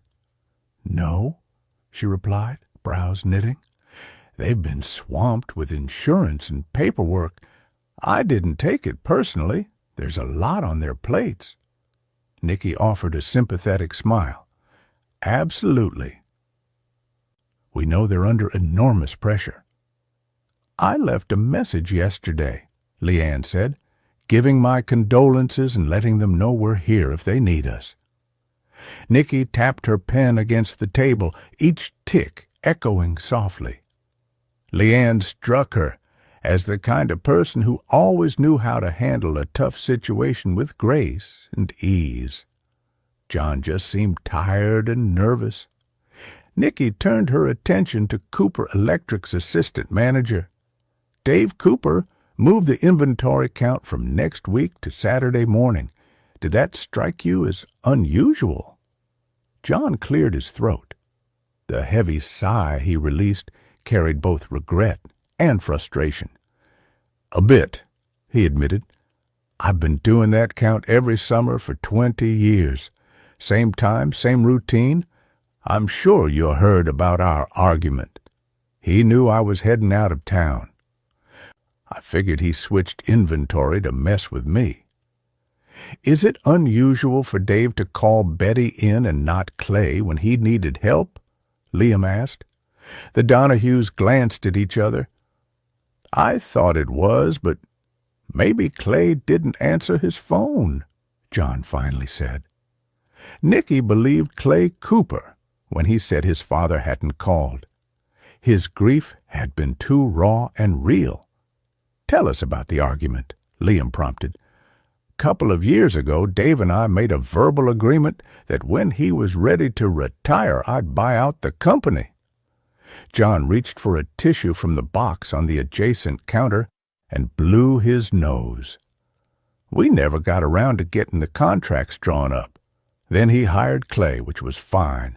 But next thing I know, Dave's reneging on the verbal agreement. He's given the business to Clay. I felt blindsided. We got into a huge fight on Thursday about it." He paused, pressing his palm to the oak tabletop as though bracing himself against the memory. "I left Friday morning. Just felt too raw to come back right away.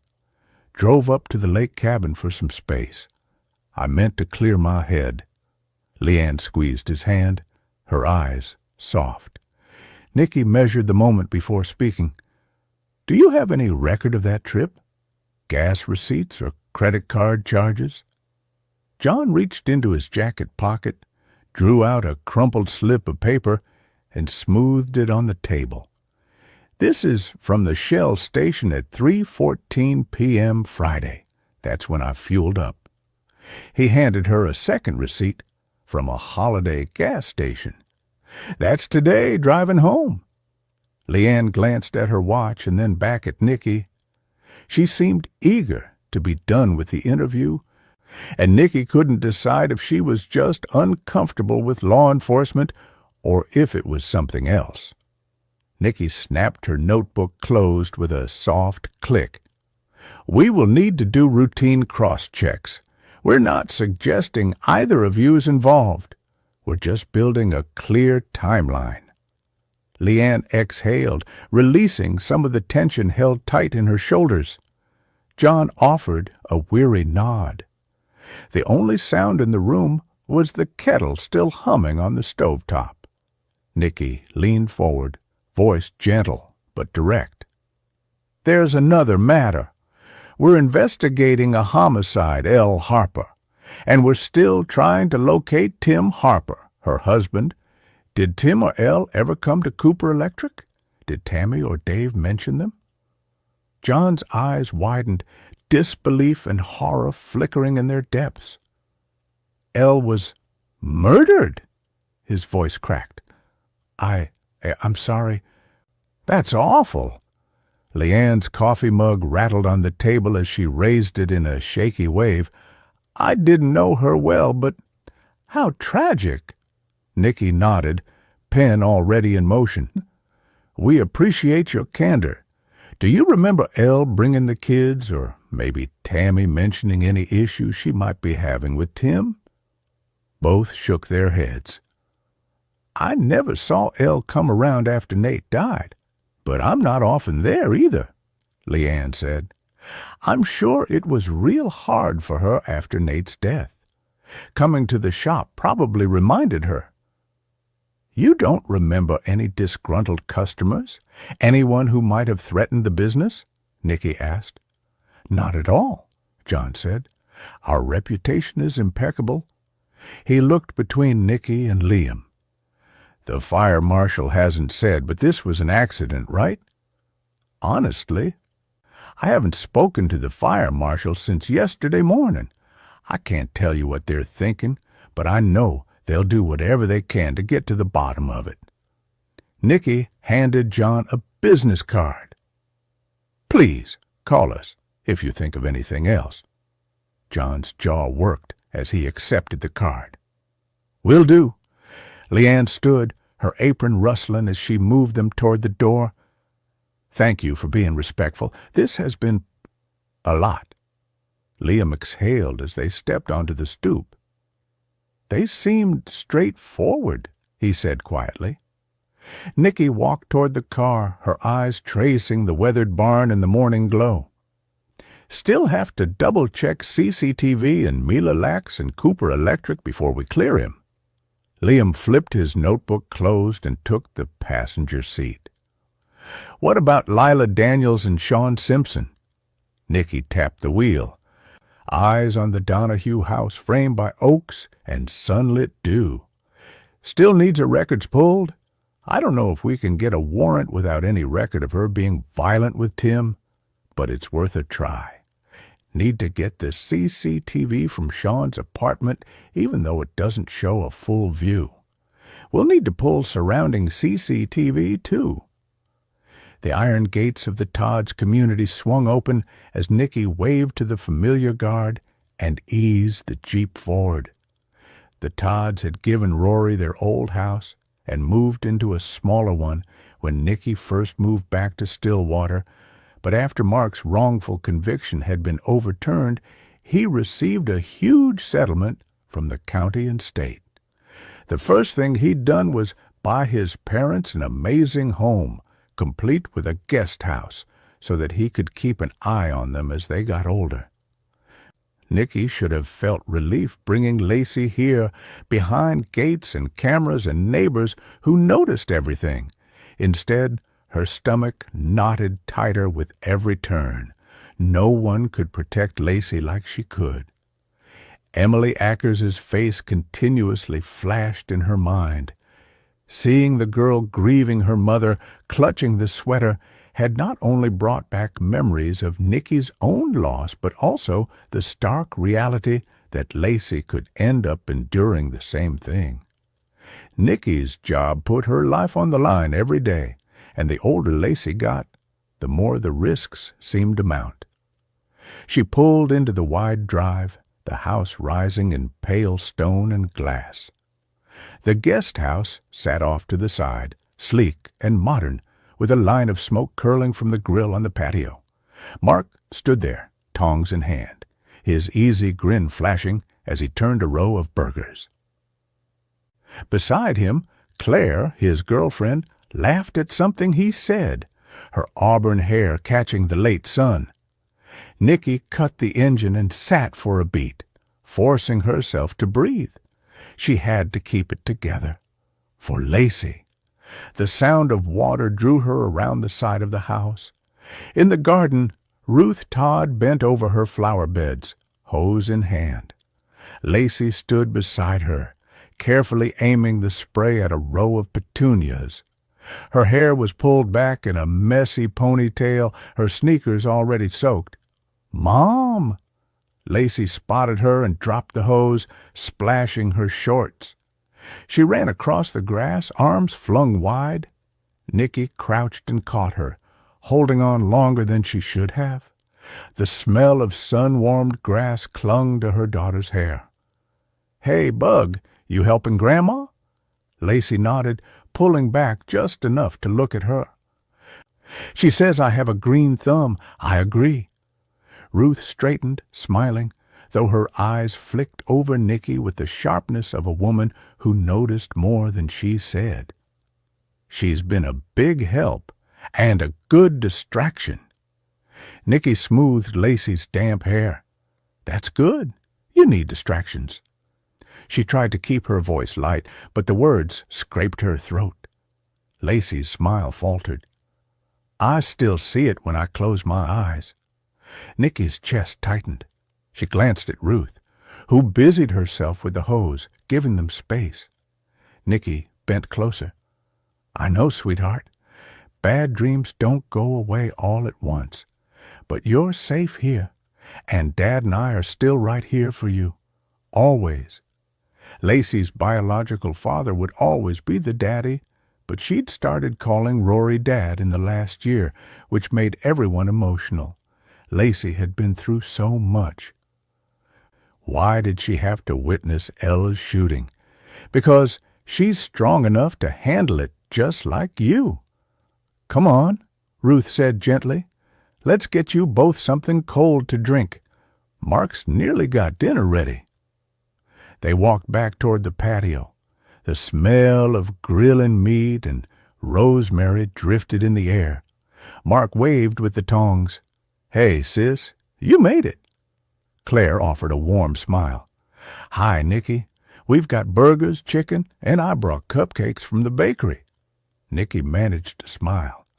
"I'll have to have one of everything. Smells great." She sat at the edge of the pool, shoes off, feet skimming the cool water. Lacey plopped down beside her, splashing lightly. For a moment, it almost felt normal. Family, safety, but the image of Emily Ackers wouldn't leave her.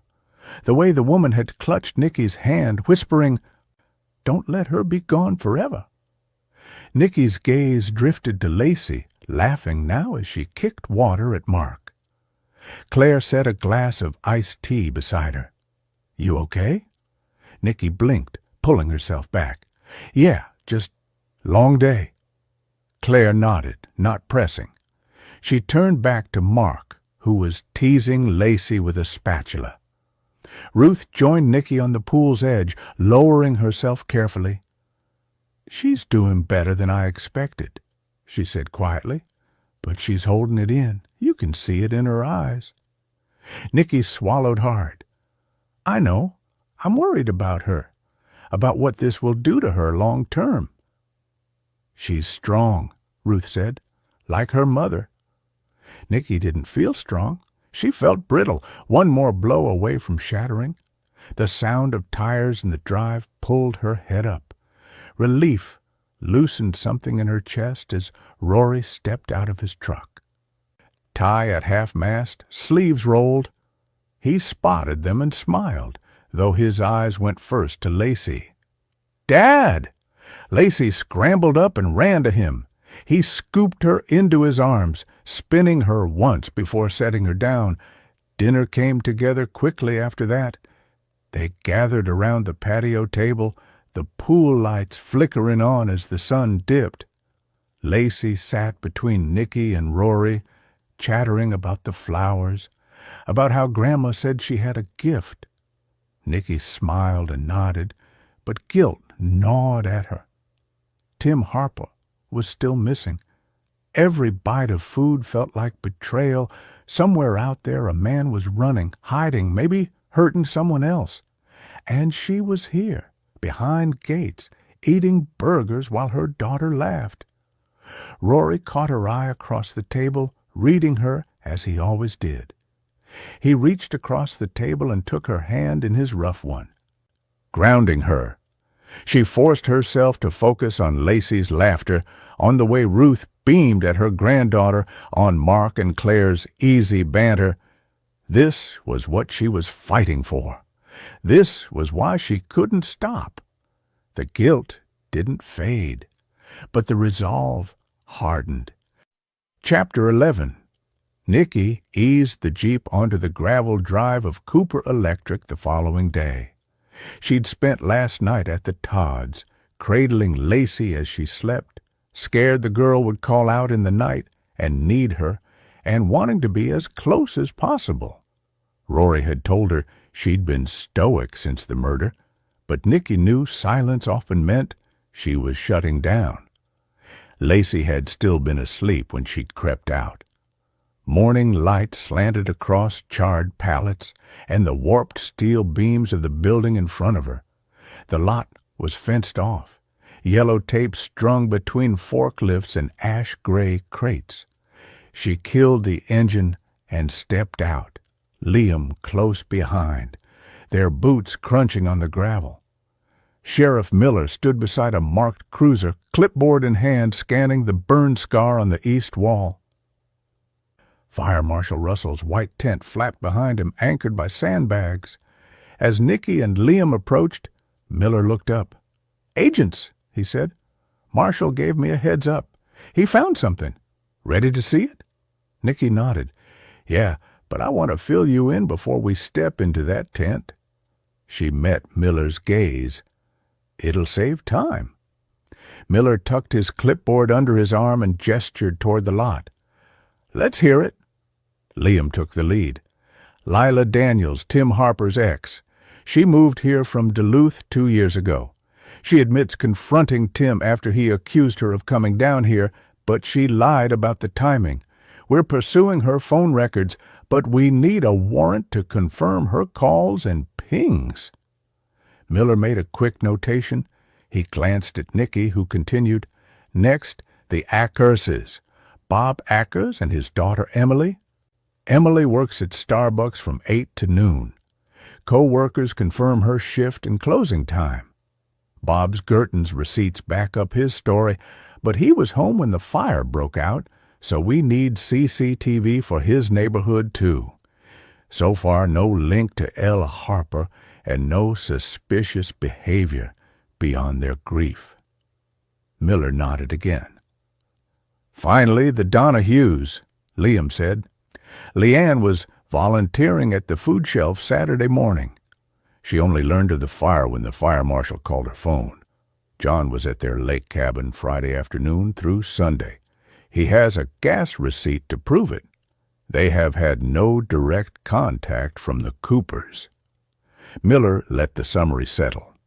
"What about Dave calling Betty Ackers instead of Clay?" Nicky met Miller's eyes. "Still a puzzle.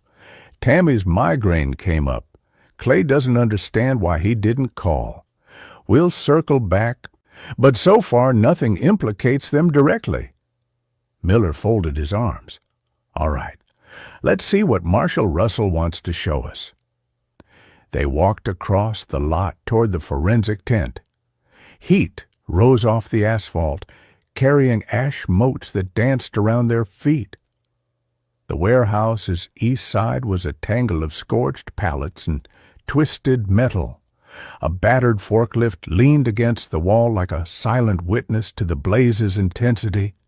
Inside the tent, the air was heavy, thick with the bitter tang of melted plastic and the cloying sweetness of fuel residue. Dust clung to surfaces in a fine layer, and a single fan rattled, barely stirring the stillness. Fire Marshal Russell stood behind a folding table draped with a large laminated floor plan of the building. "Thanks for coming so quickly," Russell said, voice low. "I've re-examined the point of ignition. I want you to see exactly where this started." He tapped the plan's central room, marked Inventory. Both phones were found here, fused into the laminate floor. We pulled the SIM cards, but their casings melted so completely we lost device identifiers. He stood and led them to the base of the back stairwell. The door to the attic was hanging on scorched hinges, its wood warped into a blistered semicircle. Russell crouched and traced the blackened curve. "This is the origin point. Look at how the burn fans outward evenly. That pattern tells us someone laid a fuse along the sill to drive flames upward." Liam crouched opposite, leaning on one knee, eyes fixed on the charred wood. A gust rattled the tent, carrying a sharp hint of unburned fuel. He glanced at Nicky. Urgent. Intentional. Russell extracted a sealed evidence bag. He held it so light, caught on tiny beads of wax and paper fragments. Wick fragments, with the paper soaked in wax and accelerant. They were arranged just here. He indicated the threshold. When ignited, the flame would race straight up. Nicky pictured the makeshift fuse burning bright orange, cutting off any escape route. Her throat tightened. "Downstairs," Russell said as he waved a gloved hand over the laminate near the plan center. "We found patches of residue in the floor seams. Water washed away most traces, but some fuel remains. We'll send these samples for lab analysis, likely a lighter fluid mix." Sheriff Miller took a small canister from the table and placed it in a cooler. "Lab will test for exact composition by tonight. All signs point to a quick burn. Fast spread setup," Russell continued. "Ignite the wick, trap anyone upstairs." He tilted his head toward the attic door. Liam rose, brushing ash from his knee. "That gives anyone above these stairs less than 2 minutes before it became impassable." "Under 2 minutes," Russell agreed. "That stairwell would fill with flames and smoke almost instantly."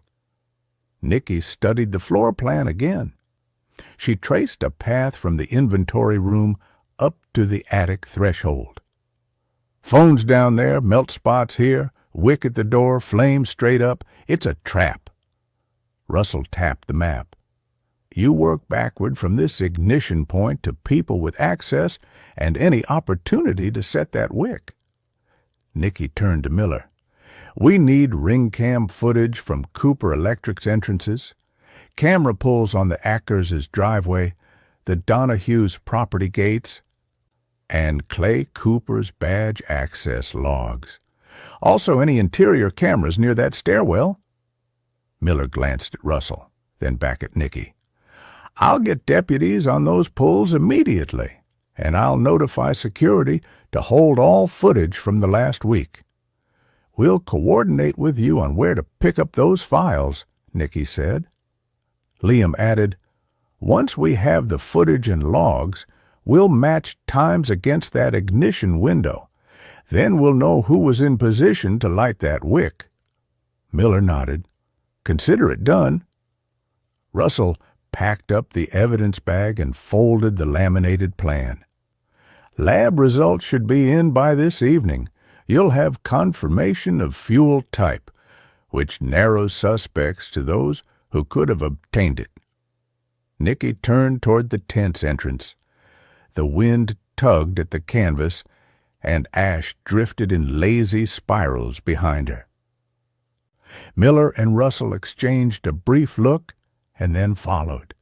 The heat inside Sheriff Miller's Suburban pressed in like a second skin. Nicky dropped into the back seat, Liam sliding into the passenger seat. Miller settled behind the wheel, gaze on the burned skeleton of Cooper Electric through the windshield. He cranked up the air conditioning. "We've got two persons of interest," Nicky said, flipping her notebook open on her knee. "Lila Daniels and Sean Simpson. Sean walked us through his alibi, which checks out so far. Lila's stonewalling. She wants us to get a warrant before she talks." She tapped a page. "CCTV's our next step, and Elle's autopsy came back. A single shot, fatal on impact. Ballistics will confirm the weapon once we find it." Miller leaned back, arms crossed. "And then?" Nicky lifted her eyes. "Then we broaden the net. We need to find Tim. I want to head to his work in Forest Lake. Lila stirred up trouble there before Elle was killed." Liam, in the front seat, shifted and peered over the console. "I'll push the tech team for every camera angle around Cooper Electric, the Cooper house, even any traffic cams on Tim's drive home from work. We need timestamps." Miller nodded once. "Solid." He glanced in the rear view. "You two sticking together on this?" "We will," Nicky said, tone firm. She hated being in the back seat, but she leaned forward, elbows on her knees. "Apart from Sean and Lila, our threads don't tie yet. No one else has motive or opportunity except Tim, maybe." Liam's mouth tightened. "Tim had money problems. I still think he pulled the trigger." His long legs stretched out, leaning back. "We'll get a warrant on their financials, dig into insurance policies." Nicky's eyes narrowed. "Tim's not a suspect in my book. He's a likely victim. He disappeared the same morning Elle was killed. Everyone who knew him has nothing but good to say. This doesn't look like a lover's spat gone wrong. It was planned." Liam's shoulders twitched. "Could be both. Maybe Tim cracked under pressure." Nicky straightened. "Or someone wanted to frame him and make it look like a crime of passion. We owe it to Tim to find out which." She closed her notebook and set it beside her. No one snapped. Someone plotted.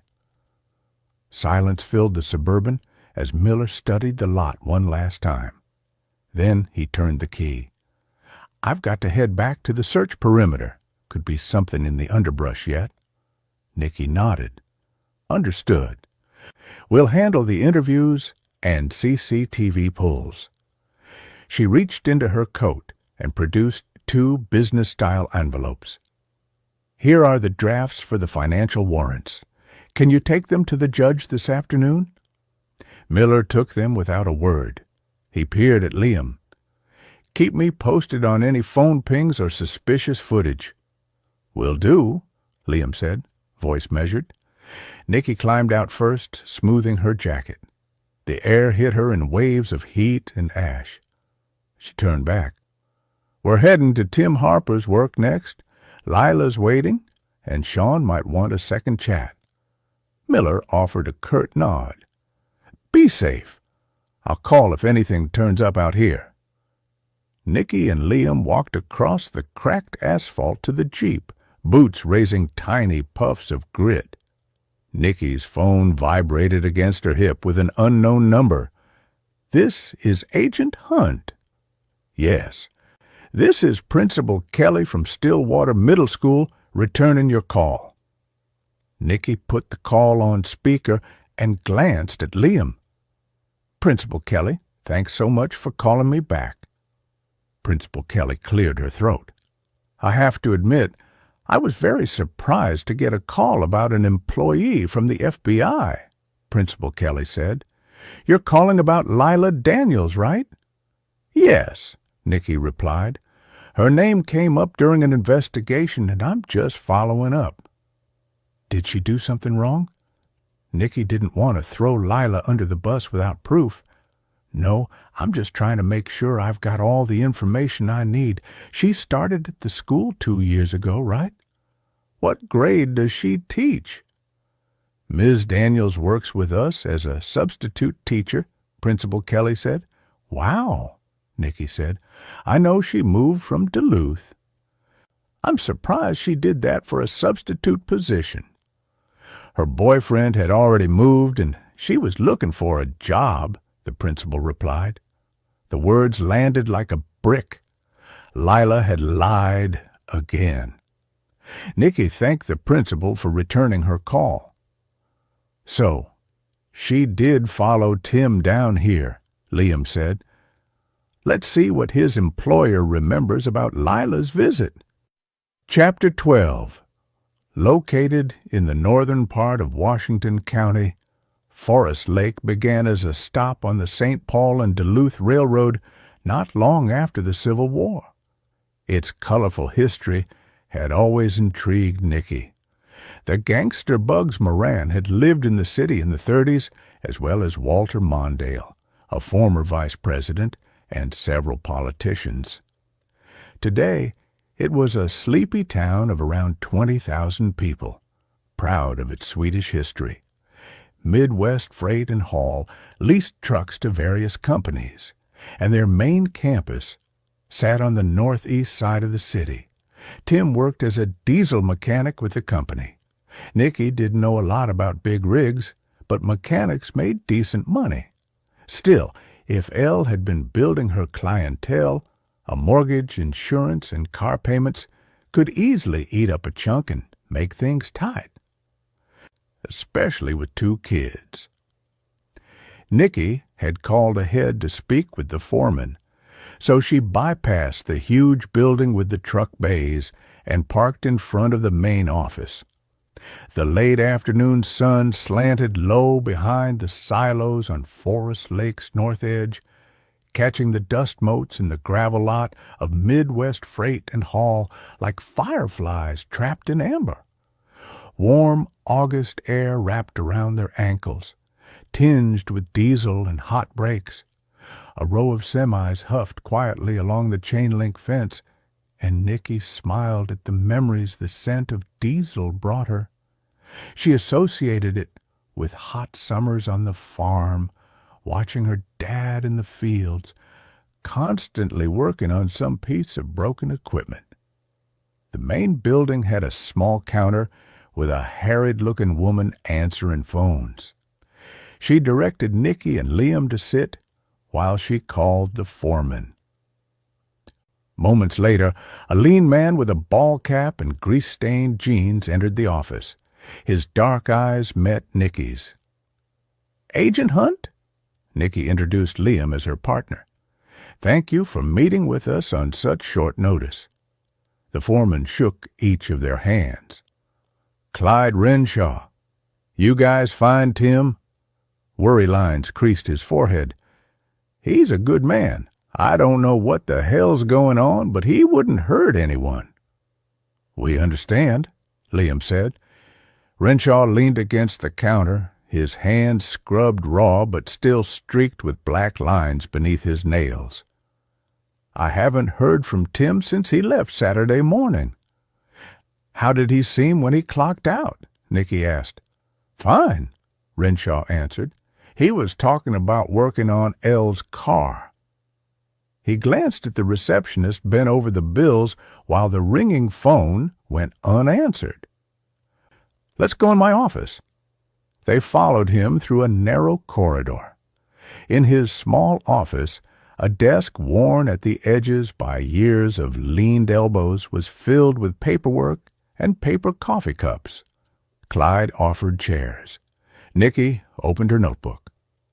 "Mr. Renshaw, tell us about Tim Harper as an employee. What was he like here?" Clyde rubbed his forehead. "Quiet, smart as they come. Never missed a shift, never asked for breaks. He arrived before dawn and worked until we locked up. Didn't say much, but he was proud of the job, proud of his family. He'd talk about his wife and kids like they were the best parts of his day."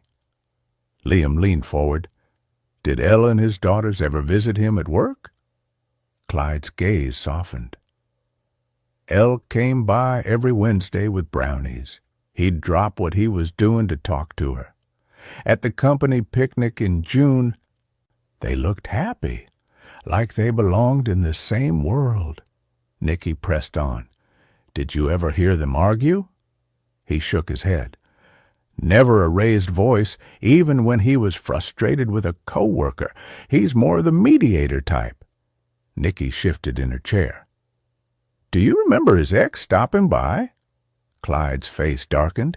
You don't forget her. A few months ago, she showed up screaming, demanded to see Tim. He stepped outside to calm her, and I saw her smack him across the face before he led her away. He came back pale, didn't want me to call the cops, handled it himself. Liam exchanged a look with Nicky. Anything else? Anyone else who came by? Clyde hesitated. There was a guy with a buzz cut who came last week looking for Tim. Tim went outside to talk to him. He didn't seem too pleased when he came back inside. But I didn't bug him about it. Nicky's pen flew across the page. Sean Simpson had a buzz cut. Riley had mentioned someone with a buzz cut coming by the salon. Sean had admitted he'd stopped to talk to Elle, but he'd never mentioned seeing Tim at work. Do you still have security footage from the day the man stopped by? Clyde nodded and tapped a button on the wall console. I'll pull the door camera clip.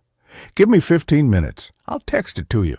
You'll see a dark sedan by Tim's green Ford Ranger. Nicky slid her card across the desk. Thank you, Mr. Renshaw. Anything else, no matter how small, you call me. He tucked the card into his pocket. I will, Agent Hunt. They were silent until they reached the Jeep. Nicky glanced at Liam. So Buzzcut guy is Sean Simpson, and we're going to need that warrant for Lila's information. Nicky cursed the construction as she and Liam made the 30-plus minute drive to Sean Simpson's apartment. They'd barely moved a mile in the last several moments. I don't know how construction guys do it.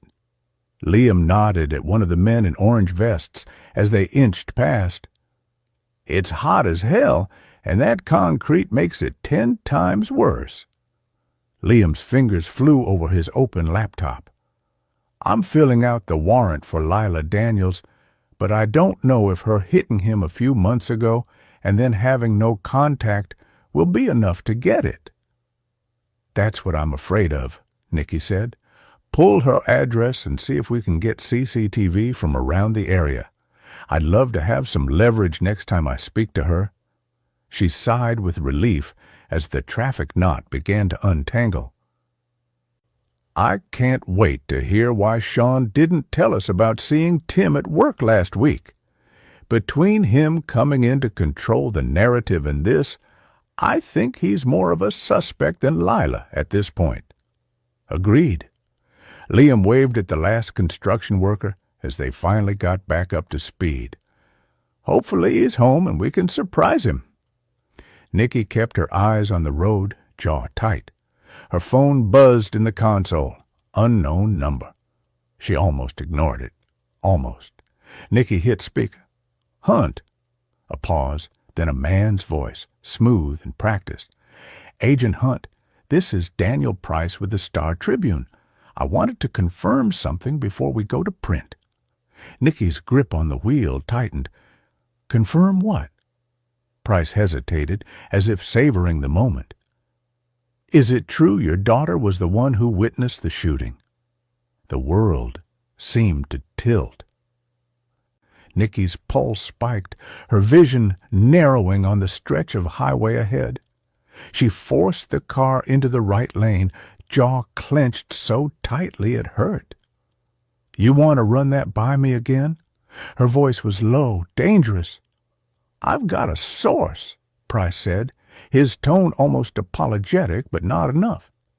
If it's accurate, It changes the entire narrative. The public deserves to know. No. The word cracked like a whip. The public does not deserve to know. What you're talking about is a child, a minor. Beside her, Liam shifted, his head snapping toward her, eyes narrowing. Agent Hunt, I understand your position, but you don't understand anything. Nikki's voice rose, sharp and cutting.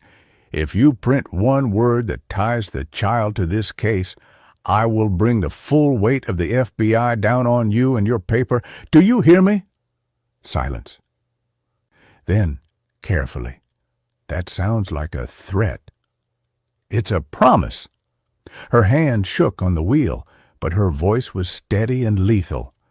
You think you're chasing a headline? You're putting a target on a little girl's back. You want to be responsible for that? You want her blood on your hands? Price cleared his throat. Agent Hunt, I'm just doing my job. People are asking questions. If it's true. Nikki's hands ached from her grip on the wheel. You print it, and you'll be obstructing an active federal investigation. You'll be interfering with the safety of a protected witness. You'll be finished. Her reflection in the windshield caught her eye. Her face was pale, her eyes blazing. She barely recognized herself. Price's voice faltered. I didn't mean to upset you. I thought you didn't think? Nikki's voice dropped to a whisper, more dangerous than a shout. You saw a chance to exploit a child for clicks. Don't call me again. Don't call anyone connected to this case again. If I see so much as a hint of that child's name in your paper, I will personally make sure your career ends in a courtroom. She jabbed the button, ending the call. The car filled with silence, broken only by the hum of the tires on the road. Nikki's hands trembled on the wheel. She forced them tighter, white-knuckled as if she could hold herself together by sheer grip. Liam cleared his throat. Jesus, Nikki. She didn't look at him. Don't. You threatened a reporter. I protected my daughter. Her voice cracked, raw. Liam leaned back, studying her. You think he'll print it anyway? Her stomach twisted. If he does, it's over. Lacey's already scared. She's already having nightmares. If her name gets out, if anyone knows she saw... Nikki broke off, swallowing hard. She'll never feel safe again. And if the wrong person finds out... The words hung between them, heavy and unspoken. Liam shifted, his voice softer now. You're right. But you can't let them see you rattled. Reporters smell blood. If he thinks he got to you, he didn't get to me. Nikki's laugh was sharp, humorless. The road blurred for a moment, her eyes burning. She blinked hard, forcing the tears back. She couldn't afford them, not now. Liam was quiet for a long stretch, the hum of the tires filling the silence. Finally, he said, You ever think about walking away? Nikki's head snapped toward him. What? From all of this, the bureau, the cases, the danger, just walking away. For Lacey? Her chest tightened. Every damn day. And I can't. Her voice was barely above a whisper. Because if I walk away, someone else's kid ends up on a slab. Someone else's mother ends up begging me for answers I can't give. I can't live with that. Liam studied her profile, the hard line of her jaw, the way her hands gripped the wheel. But you can live with the risk to Lacey? The question cut deep. Nikki's throat closed. No, I can't. That's the problem. The silence that followed was heavier than before. Finally, Liam said, Then we make sure she's safe, whatever it takes. Nikki nodded, but the fear didn't ease. It sat heavy in her chest, a weight she couldn't shake. If he prints it, Liam, I swear he won't. Liam's voice was firm, steady. You scared the hell out of him. He won't risk it." Nicky wanted to believe him. She wanted to believe her words had been enough, but she knew better. Words didn't stop bullets. Words didn't stop monsters. She pressed harder on the gas, the car surging forward. "Then we find Tim Harper, fast, before anyone else decides to start talking." Liam nodded, his gaze fixed on the road ahead. "Agreed." The highway stretched out before them, endless and unforgiving. Nicky kept her eyes forward, jaw tight, the echo of the reporter's question still ringing in her ears. "Is it true your daughter was the one who witnessed the shooting?" Her stomach twisted again. The truth had a way of bleeding out, and when it did, she wasn't sure she could protect Lacey from it. 20 minutes later, Nicky and Liam finally turned into Brick Pond Apartments, where Sean Simpson lived. The lower-rent, older complex was surrounded by big, mature trees and a couple of men on zero-turning radius mowers taking care of the grass. "There's Sean's truck." Liam pointed to the black vehicle parked at the end of one of the rows. Nicky parked the Jeep, locked it, and left the engine running to keep it cooler as they headed into the building. She scanned the front of the building for security cameras, but didn't see any. Sean had been telling the truth about that. They opened the door to a hallway that smelled faintly of cleaner and old paint, the kind of scent that clung to buildings stuck in another decade. The tan carpet was worn but vacuumed, the walls clean, the air still. Their footsteps echoed softly as they moved down the corridor. Apartment 117 was at the end of the hall. Nicky knocked, the sound sharp against the quiet. A muffled voice cursed inside, followed by footsteps coming to the door. Sean opened the door slowly, surprise flashing across his face. He appeared dressed for work, in jeans and paint-stained work boots, a hat covering his shorn hair. Hi, agents. How can I help you?" "We've got some follow-up questions," Nicky said, her tone even. Sean hesitated, hand still on the knob, then stepped back. "Come in." The one-room apartment mirrored the building. Oak woodwork, white walls, tan carpet. The galley kitchen opened into a small dining nook, with mismatched furniture in the living area dominated by a large entertainment system. A laptop sat open on a recliner. Sean shut it quickly, the snap of the lid loud in the stillness. "What can I do for you guys?" Liam spoke first, voice casual but steady. "You last saw Elle when you stopped at the salon, right? And Tim a few weeks ago at Riverbank Market?" "That's right," Sean said, shifting on his feet. He crossed his arms over his chest. A muscle in his jaw worked. Nicky's eyes stayed on him. "Why aren't you telling us about surprising Tim at work?" Sean blinked and stammered. "That was personal business. Private." "Nothing is private in a murder investigation," Nicky said, her voice flat. "Omitting things makes it look like you've got something to hide." Sean rubbed his hands together, gaze dropping to the ground. After a beat, he said, "I stopped to ask Tim if I could borrow some money. I was in a jam. He didn't have it, and he was pissed I even asked." "Why didn't you tell us that before?" Liam asked, his tone sharper now. "Instead of making yourself look like a liar?" "I was embarrassed," Sean muttered. "I shouldn't need to ask my friends for money." "We don't care about your life decisions as long as they don't involve the case," Nicky said. "What else aren't you telling us?" "Nothing," Sean insisted. Seconds ticked by, their eyes locked in a silent battle.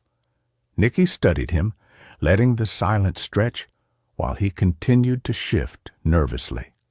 Anything else?" "No," Sean said quickly, his eyes looking past Nicky to the door. He wasn't going to give anything up. Nicky was tired of standing in the hot apartment. "Listen, it doesn't matter that the only security cameras are in the parking areas.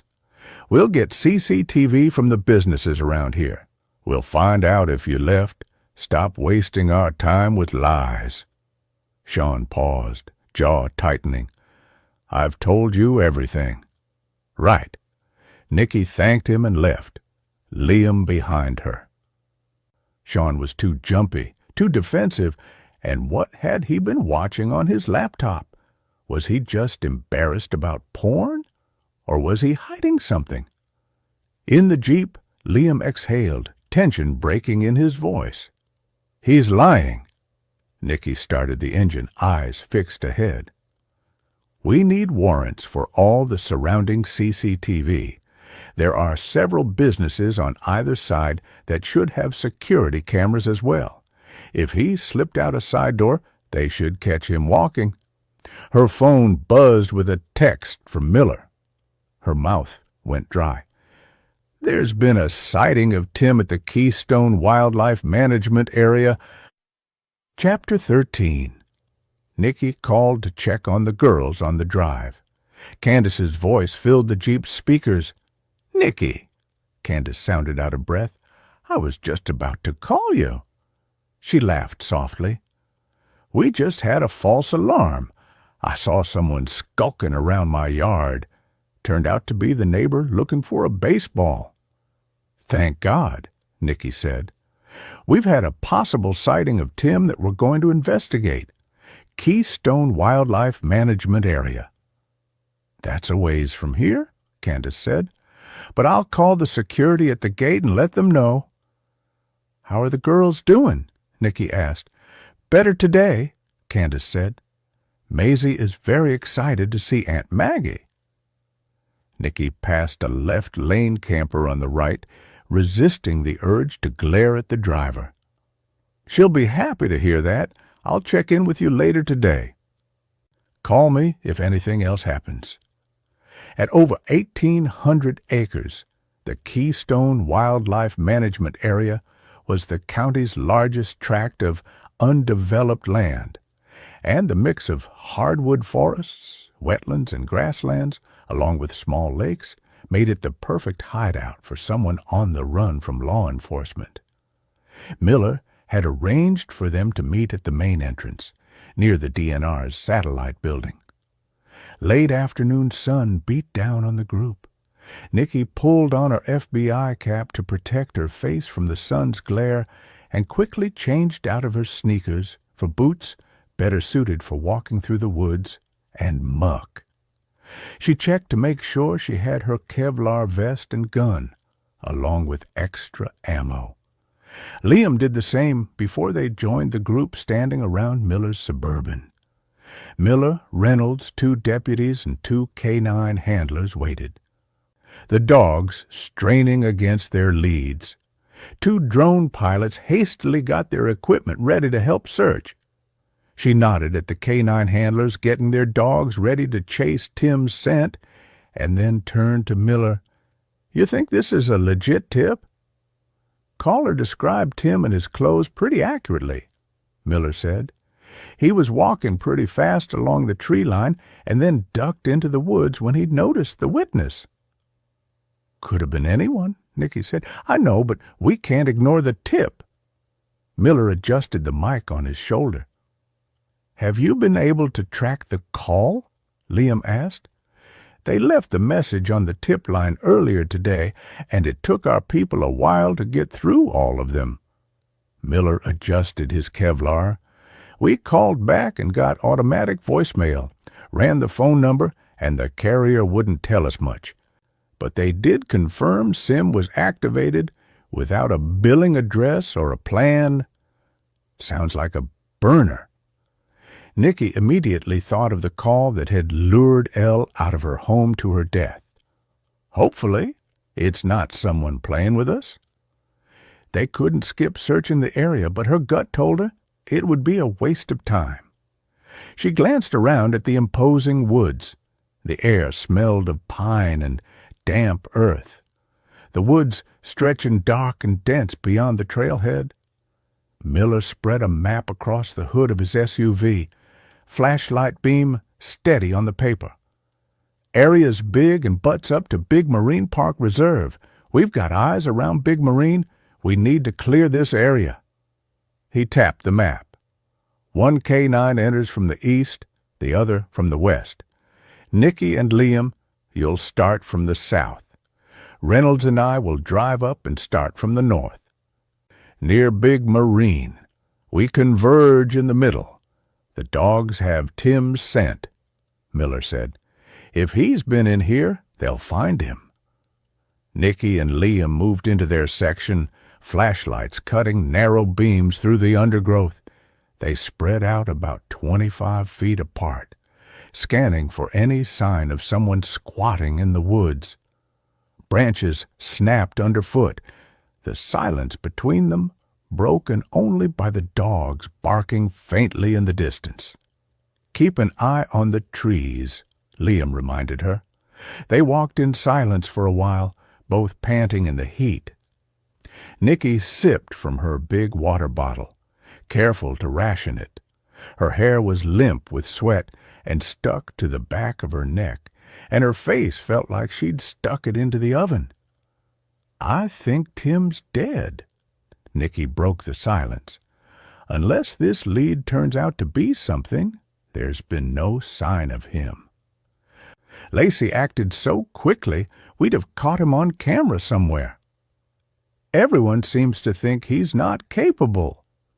Liam stepped over a fallen log and then stopped to help Nicky and her shorter legs over. But they were having financial problems. Maybe he thought this was his way out. Maybe, but it feels wrong.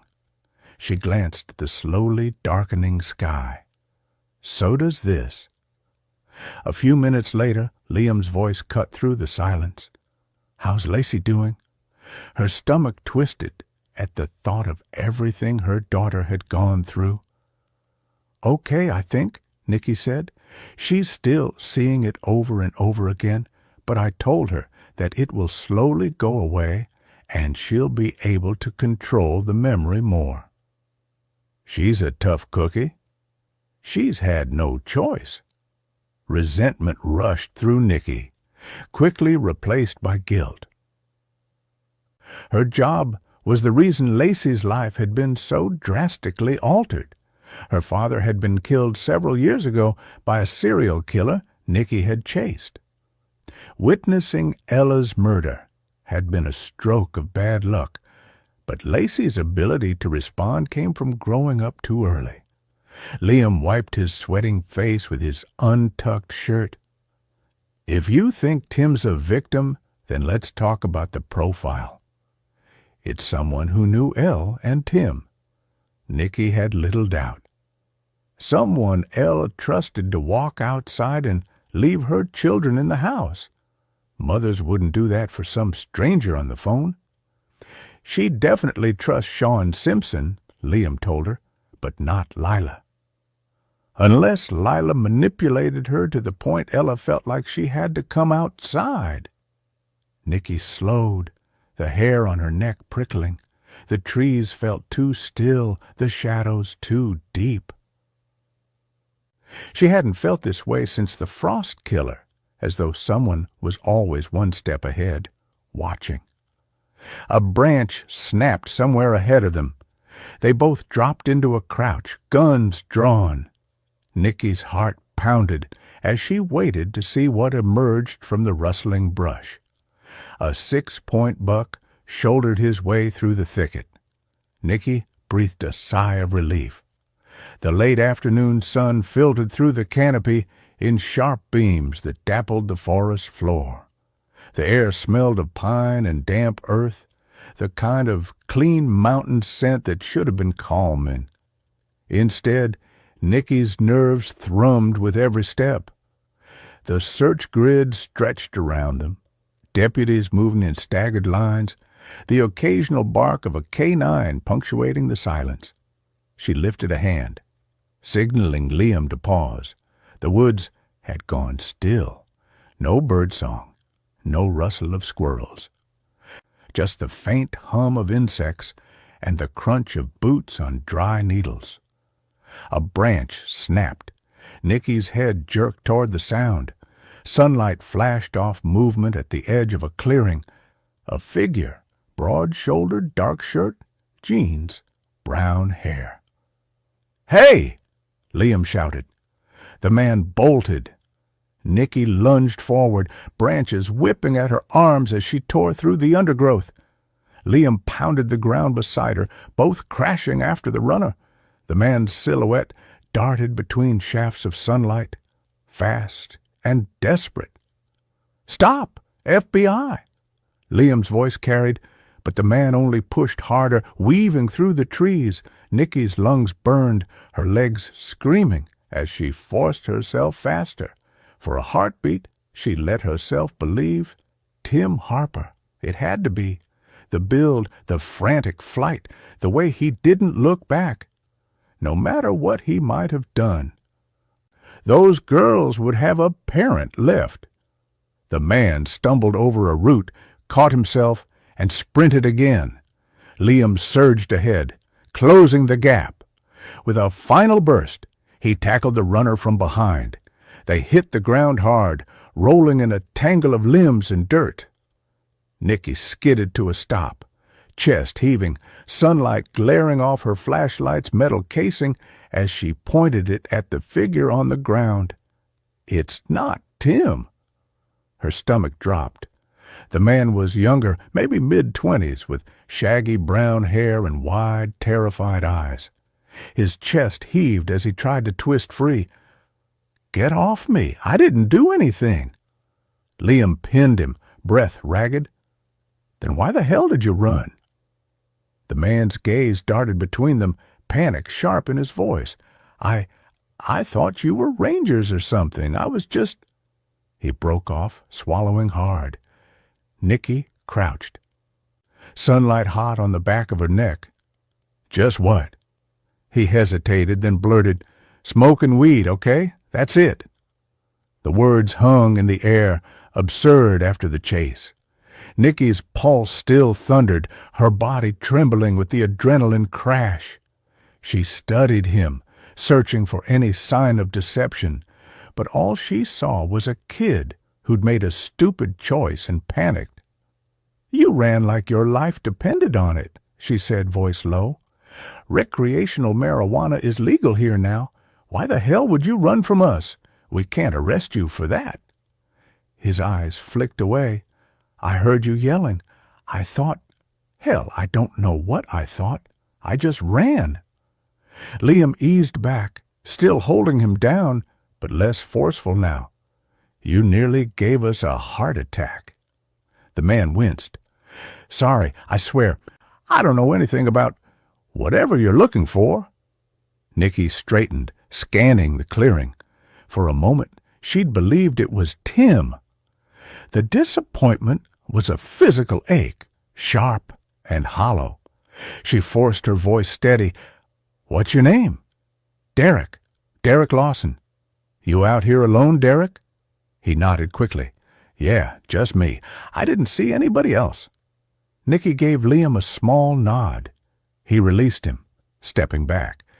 Derek scrambled to his feet, brushing dirt from his jeans, eyes still wide. "You need to head home," Nicky said, her tone clipped. "And if you're smart, you'll stay out of these woods for a while." He bobbed his head, eager. Yeah, I will. Sorry again." He backed away, then turned and disappeared into the trees, his footsteps fading.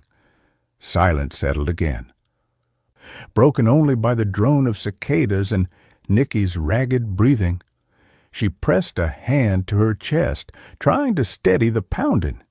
Liam muttered, "All that for a kid with a joint?" Nicky's jaw tightened. Could have been him. Yeah, but it wasn't. She swept her gaze across the clearing one more time, the sunlight glaring off every leaf, every branch. Tim was still out there slipping through their fingers, and every false lead, every wasted chase, was another reminder of how close they were to losing him for good. Nicky exhaled, forcing the frustration down. "Let's keep moving." Liam nodded, and together they pushed back into the trees, the shadows swallowing them whole. 3 hours later, with the sun dipping fast in the west, the group reconvened at the same location. "Dogs hit on anything?" Miller shook his head. "Not a damn thing. I should have called it an hour ago, but it's a big area. We'll keep the drones in the air for a while." "If the killer called from the same burner phone they used to call Elle Saturday morning, we can track it," Liam said. "We'll need a warrant from the carrier and backtrack from Ella's records. But it's worth trying." Chapter 14. The woman sat in the driver's seat, engine off, the dash clock glowing faintly in the dark. Her hands were locked on the wheel, knuckles pale.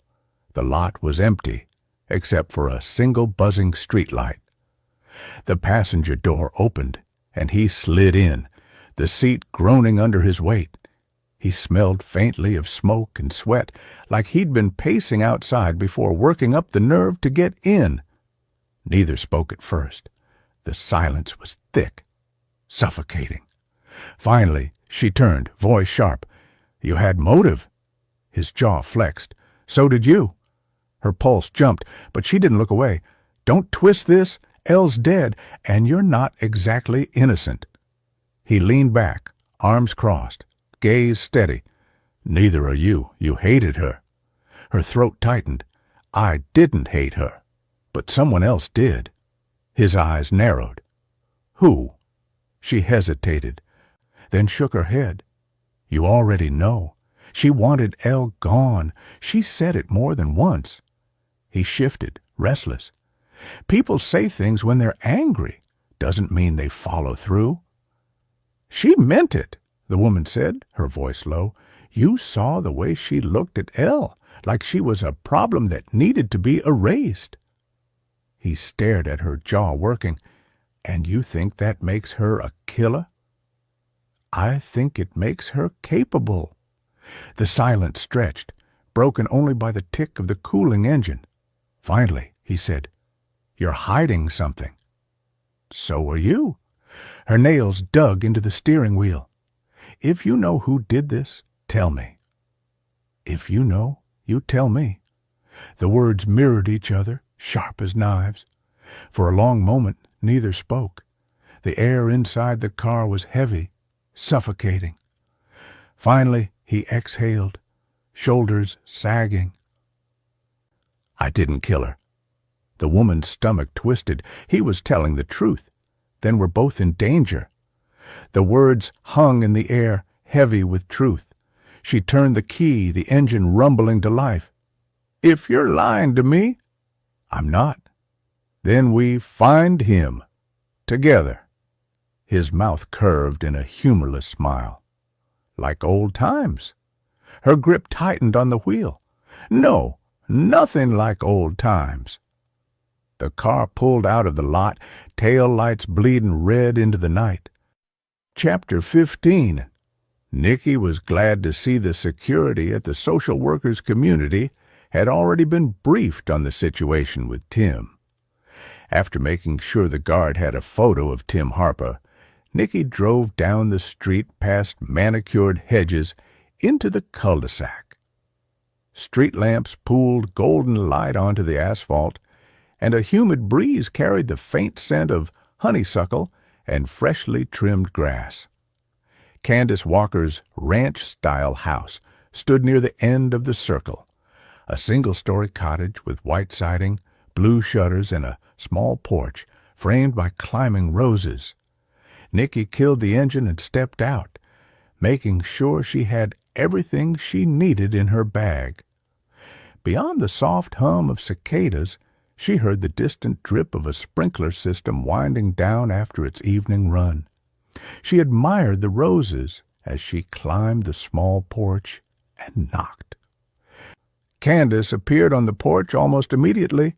In her late 50s, she moved with the confidence of a social worker who spent decades guiding children through upheaval. Her silver-tipped hair was pulled back in a loose bun. Her eyes, warm and alert, flew to Nicky's face. "Nicky," she said, voice steady, "come on in." Nicky had worked with Candace on previous cases and trusted her with the two little girls.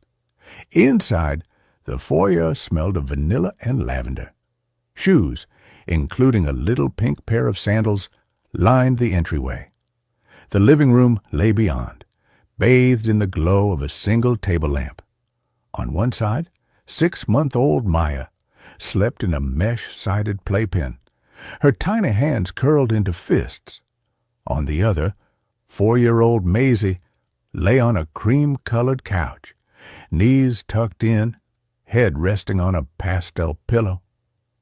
Candace had pulled a well-worn blanket over the little girl. Candace gestured toward her kitchen. Nicky followed, careful not to wake up either child. Ducks and roosters decorated the small room. "Can I get you anything?" Candace directed Nicky to sit at the round table in the middle of the room. "No, thanks. Why don't you come rest?" Candace sank into the chair across from Nicky.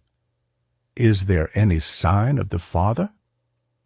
"No, and that's one of the things I wanted to talk to you about," Nicky said. "Turns out Maisie isn't Tim Harper's biological child. Her father was killed in a wreck when she was a baby." Candace pressed her hand to her heart. "And now she's lost her mama?" she whispered. Nicky nodded, swallowing the lump in her throat. "I spoke to the father's family yesterday. I'm not sure if you heard about the Cooper electric fire on the news, but that's the same family." A flicker of fear crossed Candace's face. "That seems like one heck of a coincidence, Nicky." "We think so, too," Nicky admitted. "But the fire marshal's handling that case, so until we get direct evidence, there's not much to go on. I gave Tammy your number." "I spoke with Tammy about an hour ago," Candace said. "She introduced herself as the girl's grandmother. Now I know why she sounded so exhausted. She's worried about the girls, but asked for a little time. I told her she could come by tomorrow afternoon." "That makes sense," Nicky said. "Did she ask about both girls?" "She did," Candace confirmed. "She called them her grandchildren, didn't split hairs between Maya and Maisie." She sounded relieved they're together. Candace drummed her fingers on the table for a moment. "I explained to Tammy that I was willing to allow visitation, but as far as custody goes, the kids stay with me until Tim shows up and is cleared or we decide to look for a placement. I'd like to allow at least a few days before we do that." "Me too," Nicky said. "I truly don't expect Tim to show up here, but I'd rather the girls be here than at the Coopers. Much more accessible neighborhood, and I don't want to put the Coopers in that position should Tim show up." She glanced around Candace's shoulder to the living room. She could see Maisie's little toes sticking out from under the blanket. "How are they doing?" "Maya's a dream," Candace replied with a smile. "Almost never cries. She smiles at everyone like she already knows she's safe. I wish mine had been that easy when they were babies." She let out a small sigh and tipped her chin toward Maisie. "Maisie's quiet. She knows her mom is hurt bad and can't talk to her." Nicky leaned forward. "Has she mentioned Tim?" Candace's throat clenched. "She keeps asking, 'Why isn't Daddy taking me to see Mommy?' I told her we're still looking for him." She paused. "She hasn't said much since. I think she knows it's complicated." Nicky nodded. "The social worker from the sheriff's office will stop by tomorrow morning. We'll have her check in, make sure the girls are getting the support they need. I know it's hard to handle all of this on your own. Candace's shoulders eased fractionally. Thank you. I can handle the practical stuff, but grief's different with children. I need to make sure I'm not missing anything. A soft voice came from the living room. That'll be Maisie. Candace rose and hurried into the adjacent living room. Nicky followed her, a knot forming in her throat, when she saw little Maisie sitting up, her bright blue eyes blinking in the lamplight. Her blonde curls framed a small face creased with sleep. She noticed Nicky and pulled the blanket closer to her little body. Nicky offered a gentle smile. Maisie's voice was small but steady. Are you the police lady? Nicky's chest tightened. I'm here to help, she said softly. I'm Lacey's mom. You can call me Nicky. Maisie hugged the shawl tighter around her. Mama? Tears flickered in her eyes. Daddy? Candace rose from the armrest and crouched beside her, pulling Maisie close. The couch creaked under their weight. Here you go, sweetheart. She handed Maisie a well-loved teddy bear, its fur thin in places, a heart-shaped patch sewn over one paw. Auntie Maggie's coming tomorrow. Isn't that exciting? Maisie pressed the bear to her cheek, but shook her head. Is Mommy coming tomorrow to get me? Candace swallowed, and Nicky saw the hesitation in her eyes, a split-second question of how to soften the blow. Candace tucked Maisie's curls behind her ear. Mommy can't come to get you because she's gone to heaven. She's helping God with a very special job, and she wanted you to be proud of her. Maisie's lower lip quivered. Will she come for my birthday? Candace set the bear on the couch beside the little girl, then wound her arm around Maisie's shoulders. She's always with you, she whispered, in every hug, every smile, every time you laugh. She gave Maisie's hand a gentle squeeze. Maisie's eyes fluttered closed, and she leaned into Candace as though seeking warmth from her sleeve. Behind them, Maya stirred once, then shifted back to sleep. Nicky's throat felt raw. She glanced away, blinking back her own wave of emotion. She was good at facts, timelines, evidence, interviews, but children's grief had its own language she was still learning. Candace rose slowly, letting Maisie settle against the couch. Nicky moved toward the door. You're doing an incredible job, Candace. I didn't know what to say to her. I don't know how you do it. Candace managed a small smile, eyes glistening. Thank you, Nicky. It means a lot. I'll check in with you tomorrow. Outside, the night air felt cooler against Nicky's skin. She breathed in, letting the scents of roses settle around her. She leaned one shoulder against the Jeep, running her hand over the hood. She'd carry the grief in Maisie's eyes for the rest of her life. Losing her own parents at 16 had been hard enough, but a 4-year-old who needed her mother, Nicky couldn't imagine. And poor little Maya would never get to know the woman who'd brought her life. Nicky wiped her eyes and climbed into the Jeep, closed the door, and started the engine. The headlights cut through the dark as she pulled out of the quiet community, the gate closing behind her. Chapter 16. The moon sagged low over Barker Lake, swollen and bruised, its edges eaten by shifting clouds.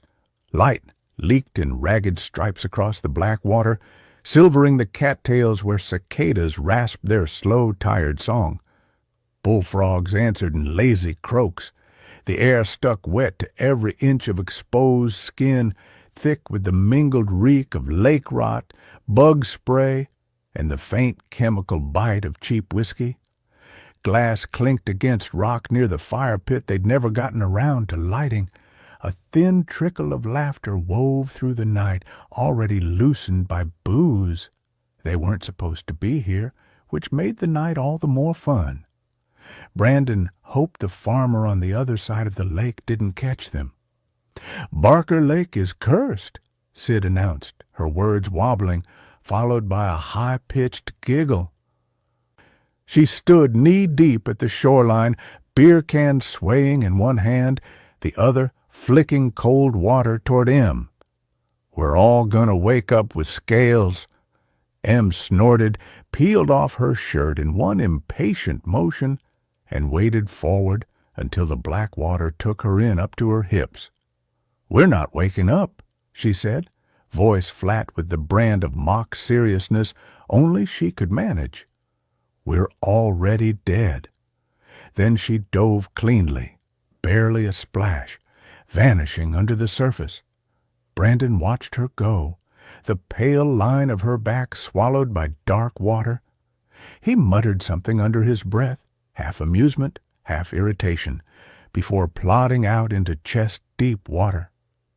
He was drunk enough to feel untouchable, exhausted enough to think that was true. Up by the trees, Tanner and Haley had claimed a hammock strung too low between two willows. The netting sagged alarmingly, threatening to dump them into the weeds.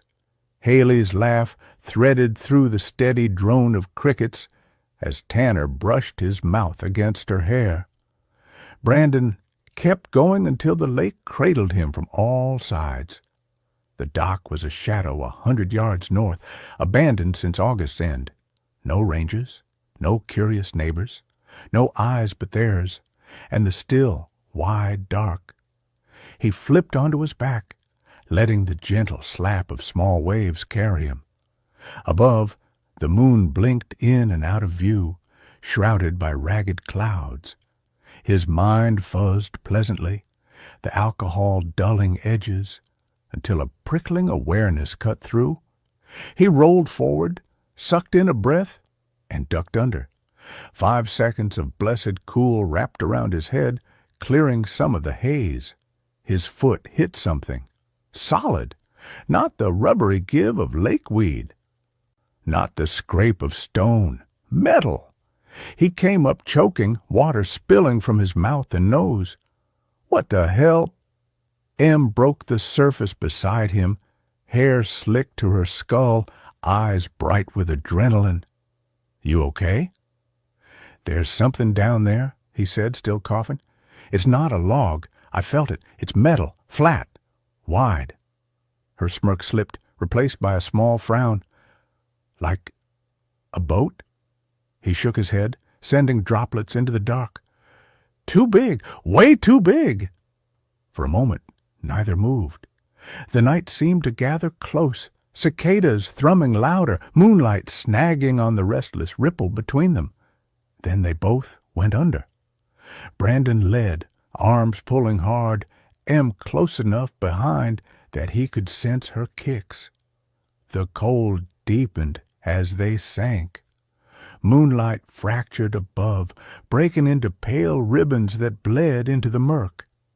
And there, emerging from shadow, was a wall of dull steel.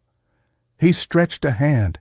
Fingertips skimmed a surface pitted with rust. His other hand found a side mirror, twisted inward like a folded wing. Something jagged scraped his ankle. He twisted for a better look, and the outline resolved. Not a wall, a truck. It crouched at an angle, nose down in the silt, its shadowy bulk looming larger with every kick forward. Lake muck clung to the hood in shaggy ropes. He pointed, and Em's eyes went wide behind the cloudy veil of water. She drifted closer, hand skimming over the hood, then along the door, until her palm flattened against the driver's window. Something shifted inside. A pale oval took shape in the gloom. Skin leached of color. A shirt, plastered to a chest, unmoving, eyes open, staring through the distorted pane. Brandon's gut cinched hard. The sudden urge for air clawed at him. Em jerked upward in a trail of silver bubbles, kicking hard toward the surface. He was right behind her, breaking into open air with a gasp that ripped his throat raw. The taste of lake water and bile burned at the back of his tongue. He coughed until his ribs hurt. "It's a body," Em rasped, voice so low it almost dissolved into the night. "Someone still in there?" On shore, the hammock sagged empty. Haley stood near the fire pit now, phone in hand, flashlight beam jittering across the water in skittish arcs. "What's going on?" Sid called from the shoreline. Brandon swam hard for the shallows, each stroke heavier than the last. "Call someone," he said hoarsely, spitting lake water. "Get your phone, now." Em treaded water, her breath sharp and shallow. "It's a ranger," she said, gaze flicking to the black gape of the lake behind her. "A full truck. I don't think it's been down there long." Sid's beer hit the dirt with a soft thud, foam sloshing over her fingers. She was already moving, bare feet thudding against damp soil as she sprinted to her bag. Haley was dialing before Sid reached her, eyes fixed on the place where Brandon and Em had surfaced. Her flashlight quivered, catching quick glints off the shifting ripples. Brandon dragged himself onto the bank, knees giving way so he landed hard against a root, chest heaving. The weight of what they'd found pressed down thick as the night air. Somewhere beyond, the lake settled again. The frogs resumed their slow percussion. The cicadas' metallic chant filled the spaces between breaths. Barker Lake looked the same as it had minutes ago, but it wasn't. Chapter 17. Nicky latched the front door behind her, the last chirr of cicadas unraveling into a hushed evening. The porch light cast a warm, buzzing glow across the slate steps. Inside, the sweet scent of basil and tomato sauce made Nicky's stomach growl. In the kitchen, Rory stood at the counter, one hand wrapped around a clear glass jug of iced tea, the other dropping cubes into 2 tall glasses. Beside him, a homemade lasagna cooled on a wire rack. Thin crusts, painted with olive oil, scattered basil leaves crisping at the edges, ribbons of melted mozzarella pooling in golden rivulets. Lacey wanted to come home tonight and get a few things, but she'll be back with my folks tomorrow, Rory told her. They hadn't discussed the obvious. So far, the news hadn't reported anything about a witness. But Nicky wasn't about to take any chances. "Good. I didn't think I'd get to see her tonight." Nicky closed her eyes against the day's fatigue, trying to steady the churn in her chest. She forced a tired smile and hugged Rory's shoulders from behind. She was so grateful for his parents and brother, who loved Lacey like their own. "Thank you," Nicky whispered. "I'm going to check on her." She headed down the hall, memories fluttering. Lacey's first day at school, the late-night story sessions, the Easter egg hunts in the yard. The lights were dim, just enough to see the framed family photos lining the wall. Lacey's 9th birthday dance recital, a snapshot of Nicky and Rory on their wedding day. Outside Lacey's door, Nicky pressed a hand to the doorframe, inhaled the soft scent of her daughter's favorite lavender lotion, and eased inside. Lacey sat on the edge of the bed, curls damp from a late bath, legs crossed at the ankles under a patchwork quilt. Her small frame was hunched forward, hands folded in her lap, jaw shut tight as though holding back a storm. Nicky knelt and brushed a loose curl from Lacey's forehead. Her daughter's eyes were glassy. "Did you eat some of Dad's lasagna?" referring to Rory as Dad still sent warm feelings through her. Lacey had lost her biological father to a killing several years ago. They kept Tyler in their hearts, but she'd grown to love Rory as a father and asked to call him Dad. Yeah. Lacey pushed a curl out of her eyes. Are you mad I came home tonight? Nicky rushed to her daughter's side. Of course not. Why would I be mad? Lacey's dark eyes stared into hers. Mom, I know why I'm staying there. Do you think people will find out I'm the one who called the police? Nicky sat down on the bed next to her. No, I don't. Since you're a minor, we're allowed to keep your name private. Having you at Grandma and Grandpa's is just a precaution and for my peace of mind. You need to be with people who love you while Dad and I are working all day. Nicky smoothed Lacey's damp curls. How are you really doing, baby? Her voice cracked on the last word. Lacey looked at the quilt and then at Nicky. I keep forgetting, like everything is normal, she whispered, voice raw and small, and then wham! It slaps me in the face. Nicky felt her throat constrict. She reached out, threading her thumb over Lacey's knuckle. It doesn't work on our schedule, she said gently. Memories come when they're ready. Lacey's lower lip trembled. She lifted her chin, met Nicky's eyes. Have they found Maisie's dad? Not yet, Nicky said, brushing each word across Lacey's cheek. But we're looking, and we won't stop until we know what happened. Lacey searched her eyes. What if you don't catch them? Nicky cupped her daughter's face, brushing tears from the corners of Lacey's eyes. I can't promise every story has a happy ending, she said, voice thick. But I will hunt this killer to the ends of the earth, no matter how long it takes. Lacey's tears slipped free. She leaned in and pressed a kiss to Nicky's cheek. Nicky stayed until Lacey's breathing evened out, each inhale soft and sure. Then she tucked the quilt around her daughter, kissed the top of Lacey's head. How many nights had Nicky spent as a teenager reliving the horror of finding her parents? How many years had it taken for those memories not to be the first ones whenever she thought about her parents? How long before horror stopped flashing through her daughter's eyes?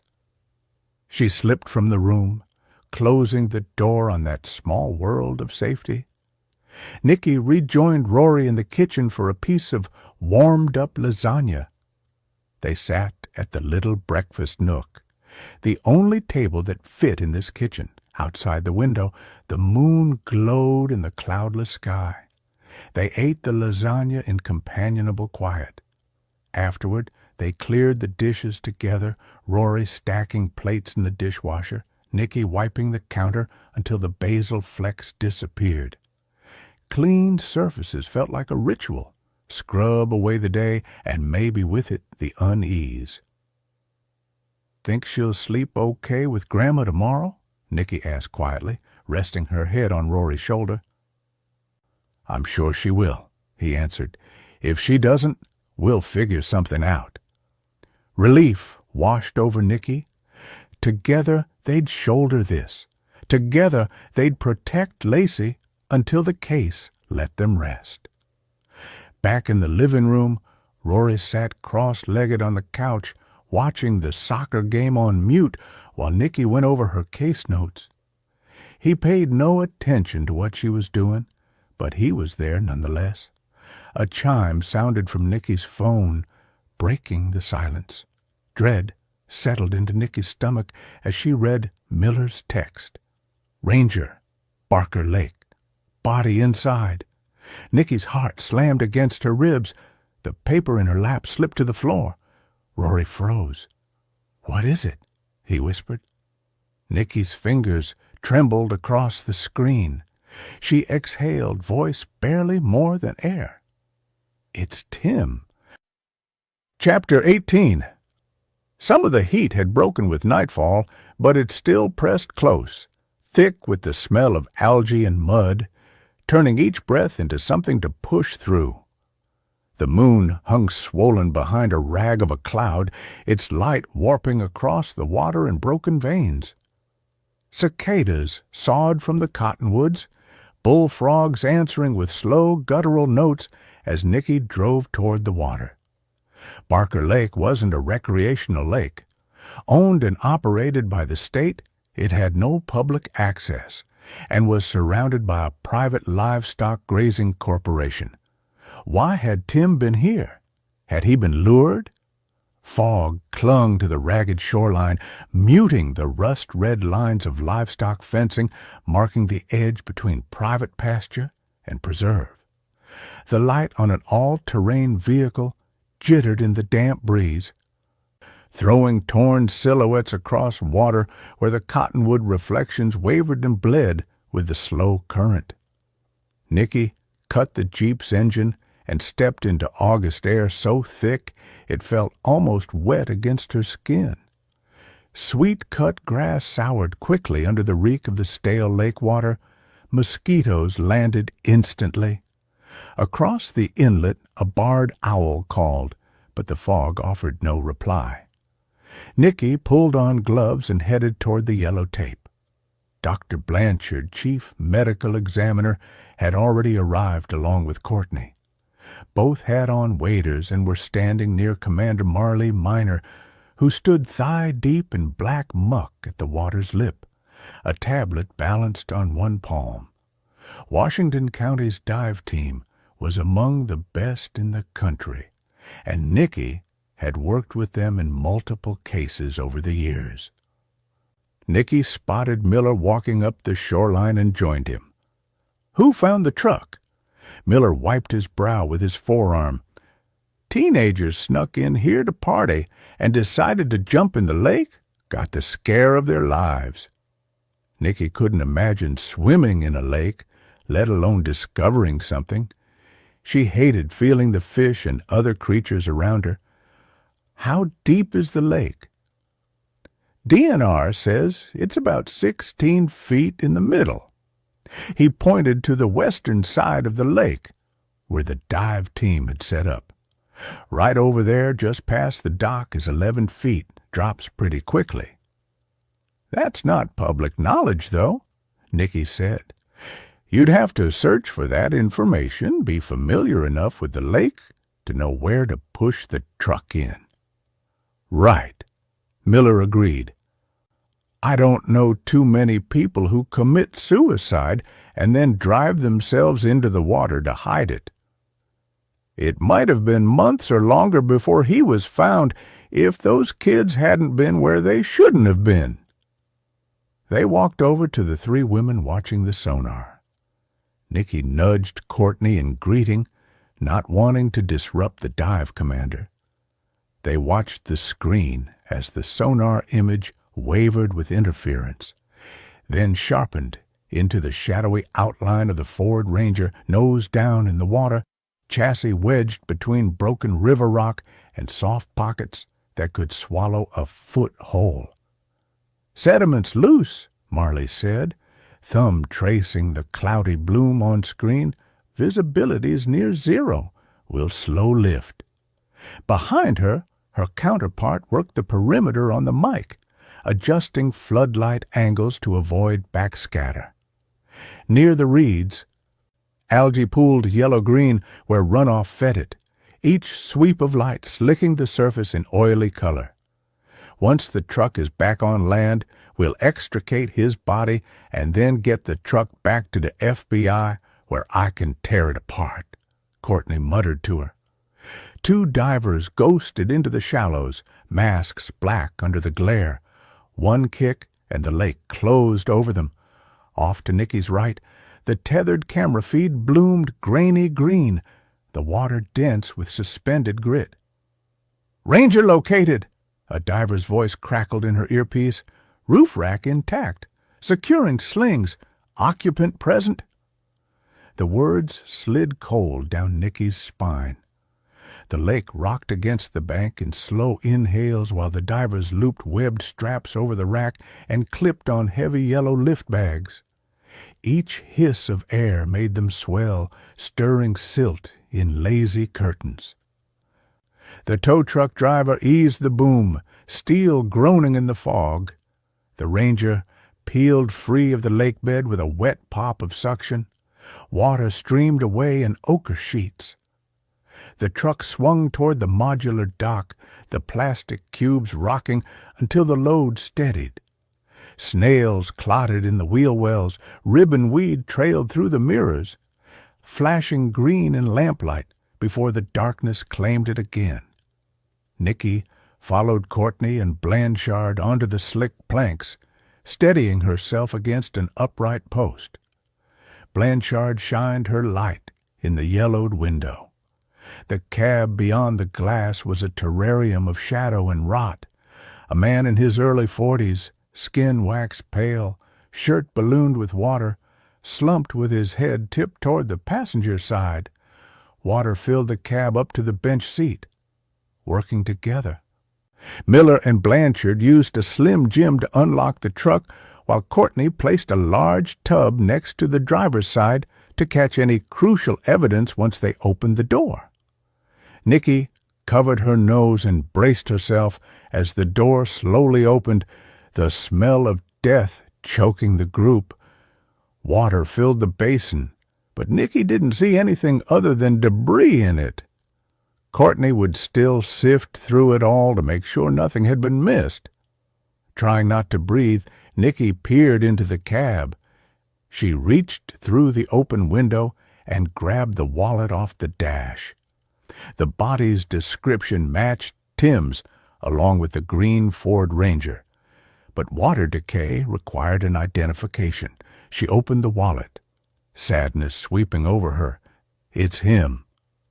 A compact .38 lay in Tim's lap, barrel filmed in algae and grit, settled exactly where gravity would drop it from a hand gone slack. It wasn't the weapon that had killed Elle. Dr. Blanchard's waterproof LED swept the scene. Photograph first. She and Courtney worked methodically, framing the gun in relation to his feet, the silt pattern on the floor pan, the gentle sway of hair at his temple. Shifting the beam caught the clouded crystal of a battered Casio on his right wrist. Its hands locked at 8:13 a.m. A small dark hole in his left temple made it easy to determine how he'd died. Nicky felt a wave of relief wash over her despite the situation. Tim could not have killed Elle. He'd died before her, somehow lured off the road. No chance of getting any gunshot residue on his fingers. I highly doubt it, Courtney answered. GSR won't like this much soak. Blanchard slipped swabs into Tim's palm, rolling them to gather what might still cling. More swabs traced his temple and collar, each vial sealed under water, labels smoothed flat. The crane hauled again. The Ranger rolled onto the waiting trailer, and when the passenger door opened, lake water belched out with the copper-tinged scent of old blood. Blanchard and her death investigator worked Tim free under a waterproof sheet. Courtney bent into the driver's side, peeled back carpet to where foam padding ran black with coagulum, scraped fibers and any tissue flecks into labeled capsules. Make sure you swab the steering wheel and the cab, including the doors, for anything that could have survived, Miller said. You're not getting fingerprints, Courtney said, but we might be able to determine a cleaning agent. Just depends on where we can get samples from. Nicky wasn't sure how much time had passed since they started working to remove Tim's body, but she could see twilight on the eastern horizon. We know he didn't shoot Elle, going by the watch. His watch stopped before Elle was shot, she told the sheriff. We're looking for someone who had issues with both Tim and Elle and knew this lake well. Sean Simpson and Lila Daniels still fit the bill. See if they're registered owners of a .38, Miller answered. although we won't get that lucky." Nicky thought of two little girls without parents as Blanchard and the investigators secured Tim and headed back to the medical examiner's office. Maggie had lost her brother and closest friend. She'd stopped trying to understand the world's evil a long time ago. Serial killers were easy to read. But crimes like this, destroying an entire family, would never make sense to Nicky. "Court, I've got to go tell Maggie Harper before the news catches wind, but I'll stop by in a few hours to check in." Chapter 19. The Lowell Inn's door gave under her hand with a soft gasp, and Nicky stepped from the August heat into curated quiet. Light slanted through the tall panes, washing the floral wallpaper in a honeyed glow. The place smelled like beeswax and old paper, the polished banister catching the sun. Somewhere deeper in the building, a grandfather clock counted time in measured ticks that felt too calm for what Nicky carried. She climbed the stairs to Maggie's second-floor room, hands shaking with dread. Nicky gathered herself before gently knocking on the door. She didn't want to wake up other guests in the wee hours of the morning. She debated texting Maggie to see if she was awake, but the sudden shuffling on the other side of the door answered her question. The door opened.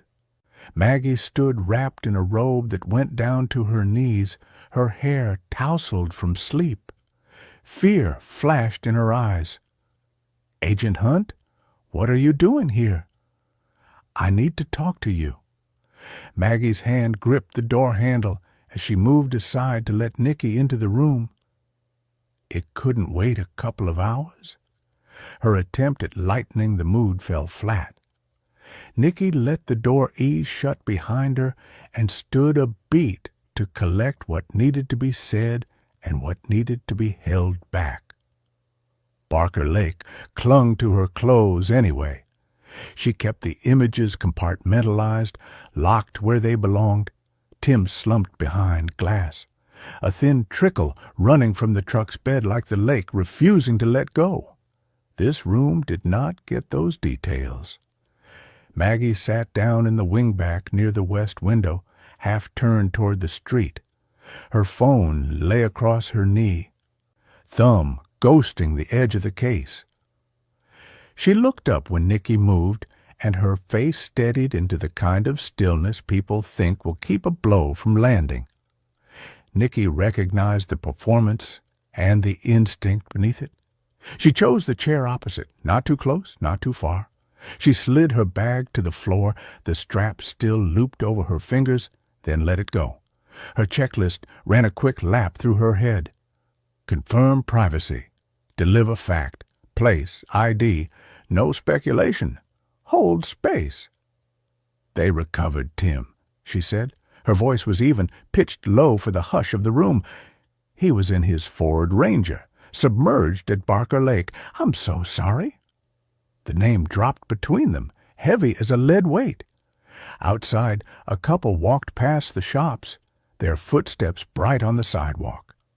The grandfather clock ticked on. Maggie didn't blink. For 2 beats, her gaze stayed wide and reflective, like surface water flattening over a dark shape below. "You're certain?" It wasn't a question so much as a demand. "I am." Nicky kept her tone precise. Maggie's knuckles whitened around the phone. "How long was he there?" "His watch stopped at 8:13 a.m. Maggie's eyes locked with hers. "That's before Elle was shot. He didn't kill her." "I know." Nicky hated to press right now, but she had a few questions. "Would Tim have stopped to help a stranger?" "What do you mean?" Maggie dabbed a tissue against her eyes. "Let's say he's headed home that morning, and some stranger has car trouble and is waving someone down. Would he stop?" Maggie swallowed, the movement small and sharp. "Probably. He'd definitely stop to help, if it was someone he knew. Maggie's focus drifted to the window, to the slice of Main Street framed by the mullions. She didn't cry. She didn't speak. Nicky let the clock mark out 10 seconds, then 15, then 20. "Who found him?" Maggie finally asked. "Teenagers," Nicky said when it felt right to give her the next thread. "They shouldn't have been swimming out there." Maggie's eyes flicked back to Nicky. "You're going to arrest Lila, right?" Nicky chose her words carefully. "Not yet. We don't have enough evidence to bring her in." "She hated Elle and wanted Tim," Maggie insisted. "She would absolutely kill him to keep anyone else from having him. We're going to run a deeper background check on her, check for gun registration, and we won't have a problem getting warrants for her cell records and other information. If it's her, we'll get her." "You don't think it is?" "I don't know," Nicky admitted. "Barker Lake isn't a residential lake. Whoever did this likely knew that and chose the location thinking Tim wouldn't be found for a long time. You're sure Tim never mentioned having issues with anyone else?" "No, just her." Maggie breathed out. The hand with the phone shifted to the arm of the chair, fingers flattening against the fabric, anchor points against a current she couldn't see. "I need you to stay here for now," Nicky said. "Keep your phone on. If anyone contacts you, press, friends of Tim, anyone, you let me know before you respond. We'll manage the noise." Maggie's gaze slid back to the wallpaper, the climbing blossoms that looked like they wanted to escape. "How do I sit still while you—" She broke off, jaw tightening. "While you do all of that?" "You don't sit still," Nicky said, gentler than she felt. "You breathe. You drink water. You let your body catch up to what your brain just heard. And you trust me to carry the case forward while you do." "Maisie and Maya," Maggie's voice broke. "It's so unfair." She sat up straight. "Shit! I have to get the paperwork out of the house. I can't let the girls go into the system."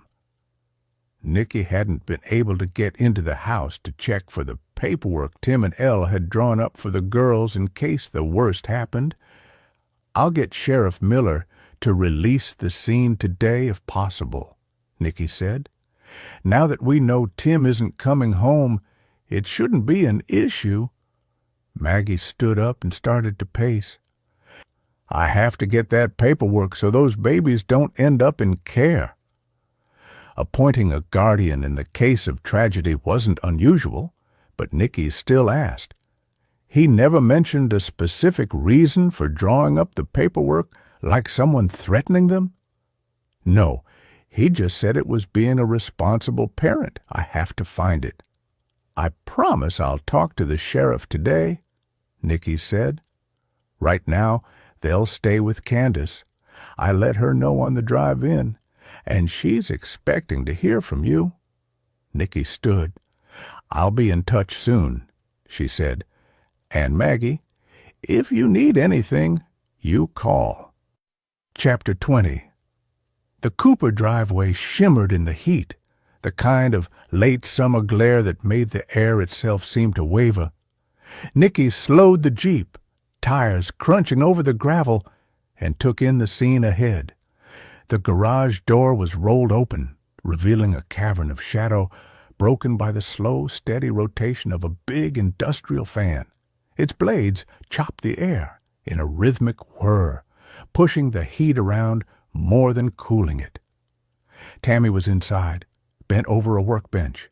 She wore cut-off denim shorts and a faded T-shirt with the neck stretched thin, her hair pulled back in a messy knot.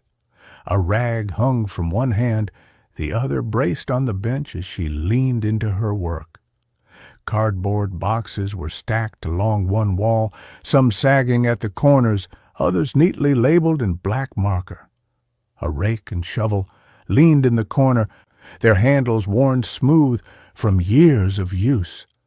Nicky stepped from the Jeep, the sun pressing down on her shoulders, and walked toward the open bay.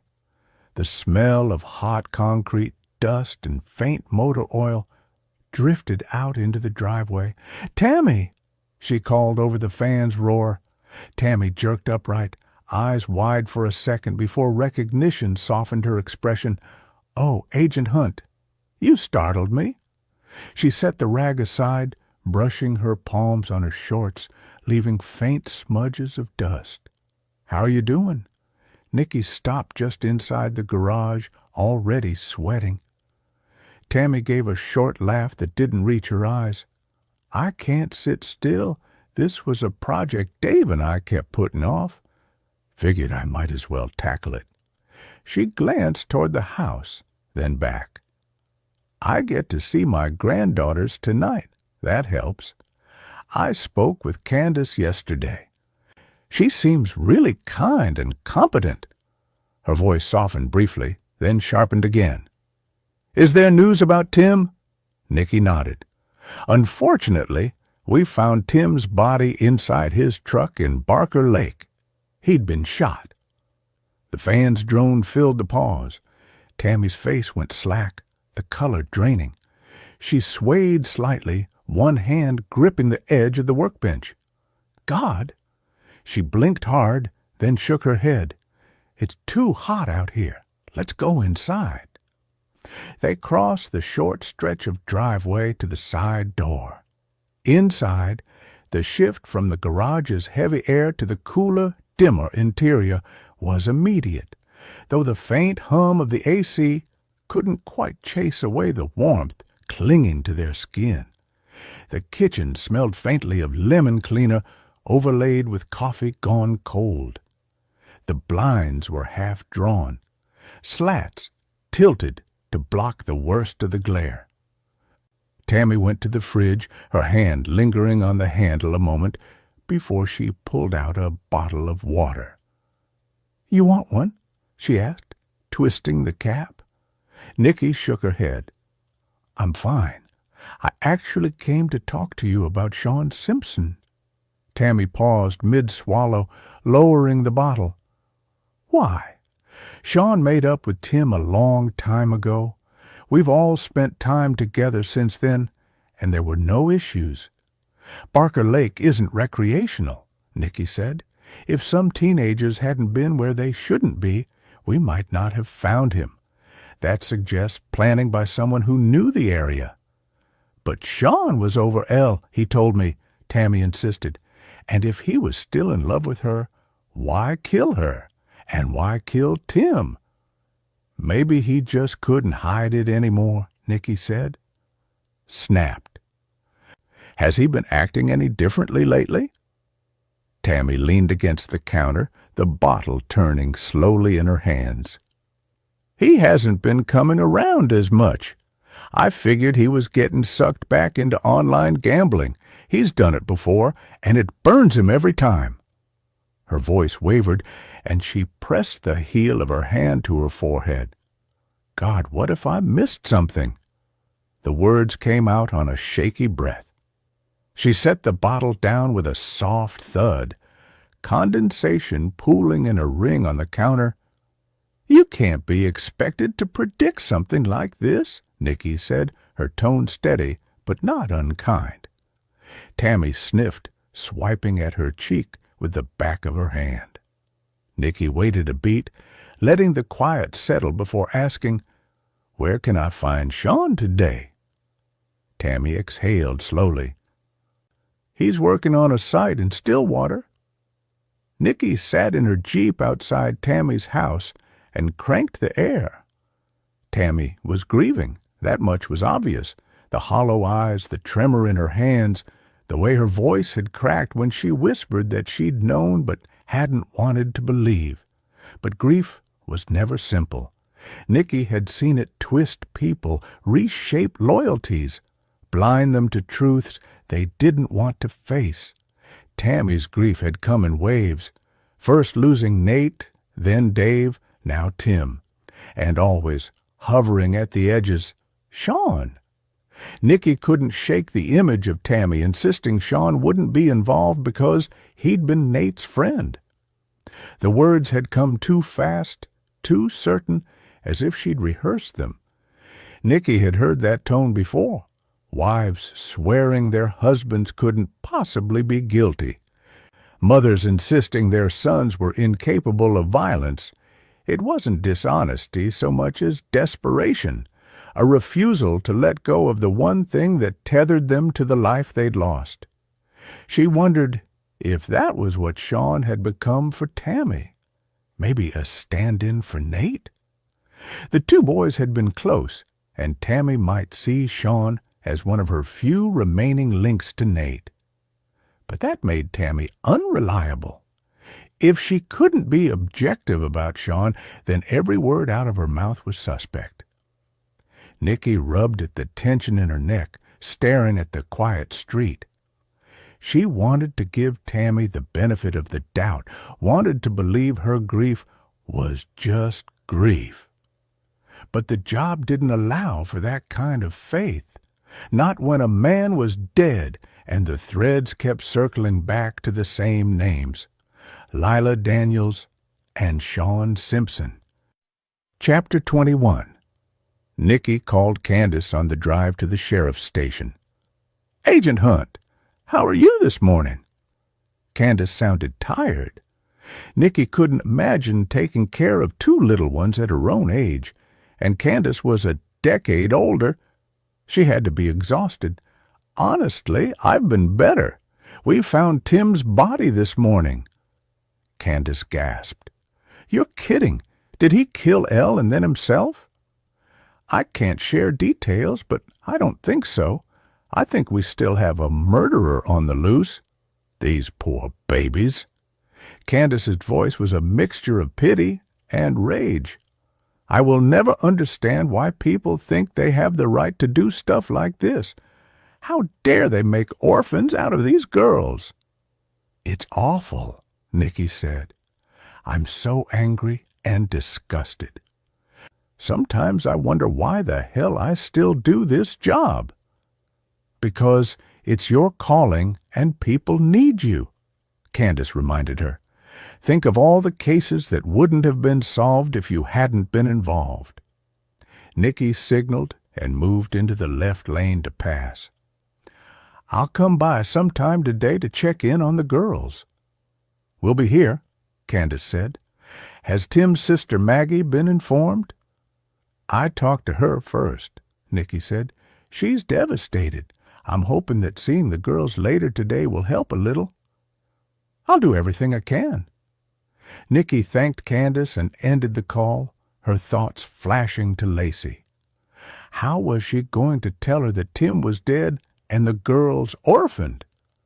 The blast of air conditioning inside the Washington County Sheriff's Office hit Nicky in the face, but it barely skimmed the heat that had settled deep into her skin. It was the kind of heat that didn't just sit on the surface, it soaked in, clinging to muscle and bone. Her shirt stuck between her shoulder blades, damp fabric pulling slightly when she moved, and the back of her neck still carried the slick sheen of sweat from the walk across the lot. The lobby smelled faintly of burnt coffee and floor polish, a combination so ingrained it had become part of the building itself. No matter how many times the floors were mopped, the scent never left. It was the olfactory equivalent of a watermark, faint, permanent, and impossible to scrub away.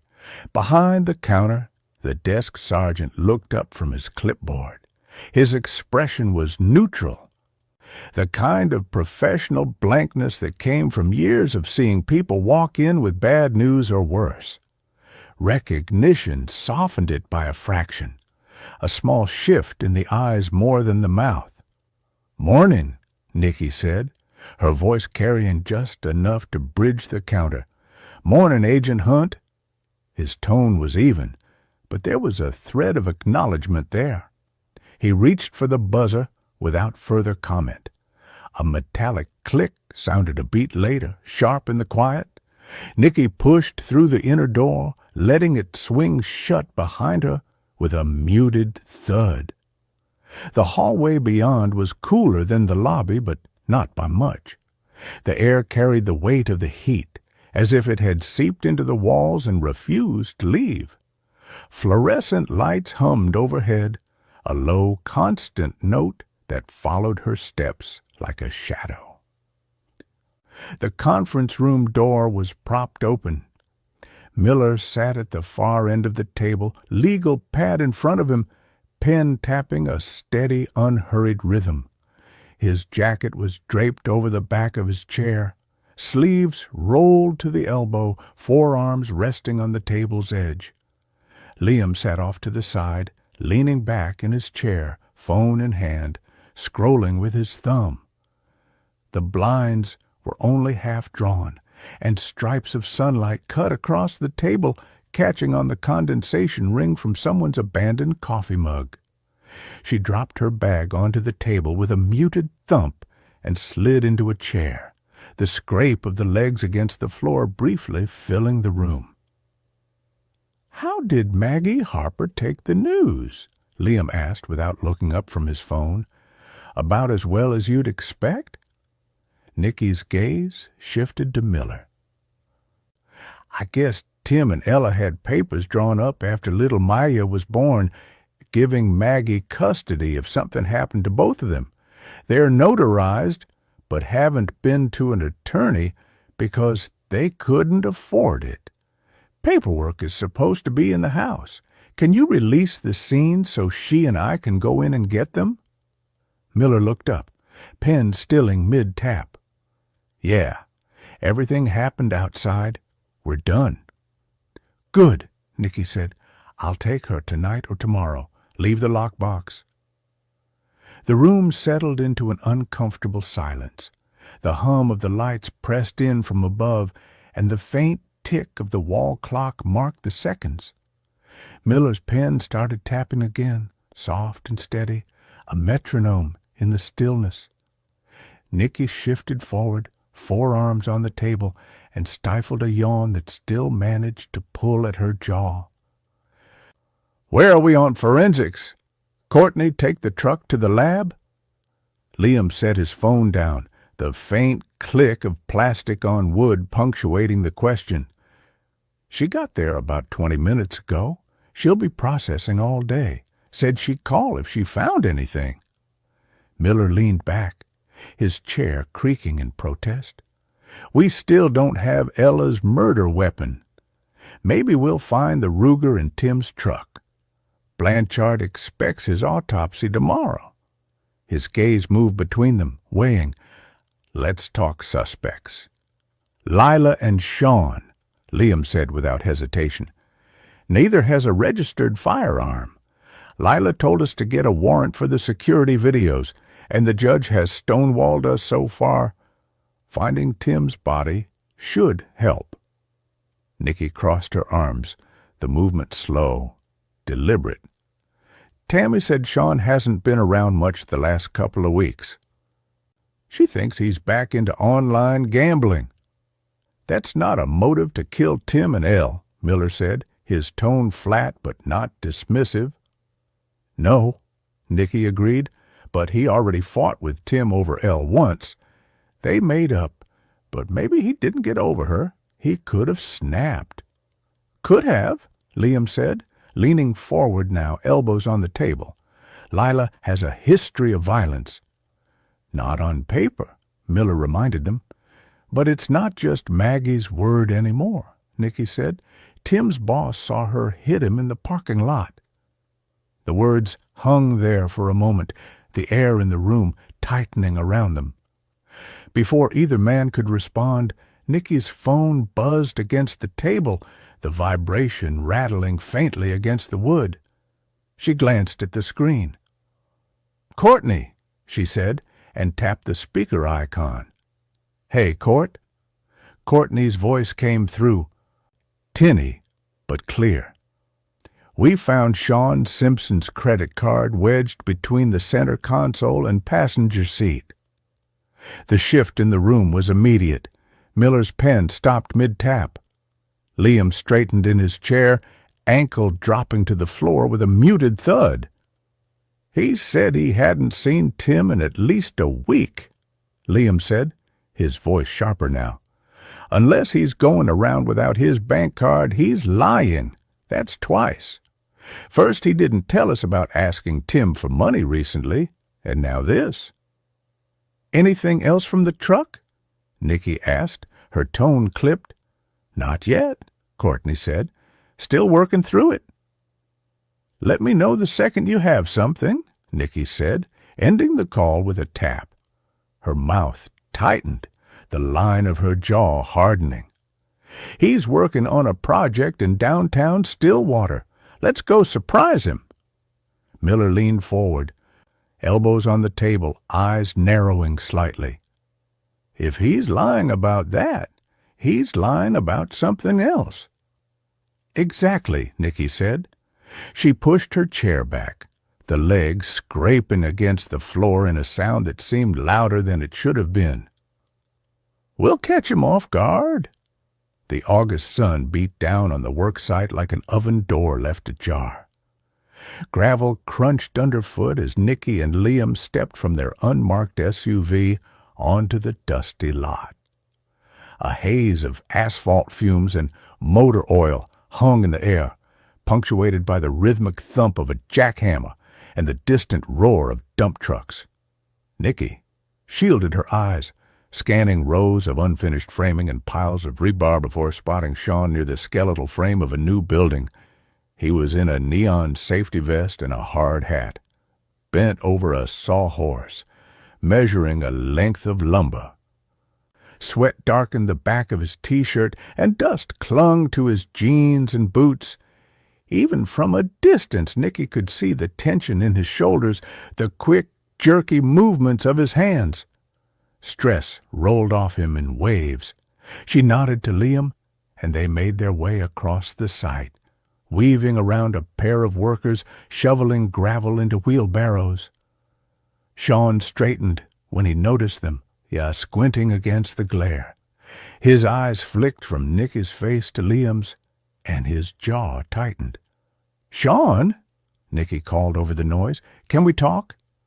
He stared at them, eyes wide, then set down his tape measure. "Sure, let me grab some shade." They stepped away from the noise, stopping beside a stack of concrete blocks, where the shadow of the framing offered a thin strip of relief. Sean pulled off his hard hat and braced one palm on the rough wood beam beside him. Nicky met his eyes. "I need to tell you what happened to Tim," she said, voice low but steady.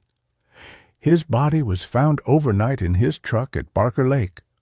Sean's head snapped up, his mouth opened and closed, soundless at first. He pressed his hand harder to the beam until his knuckles whitened. No, he can't be." His gaze went unfocused past Nicky's shoulder, just as it had done inside his apartment.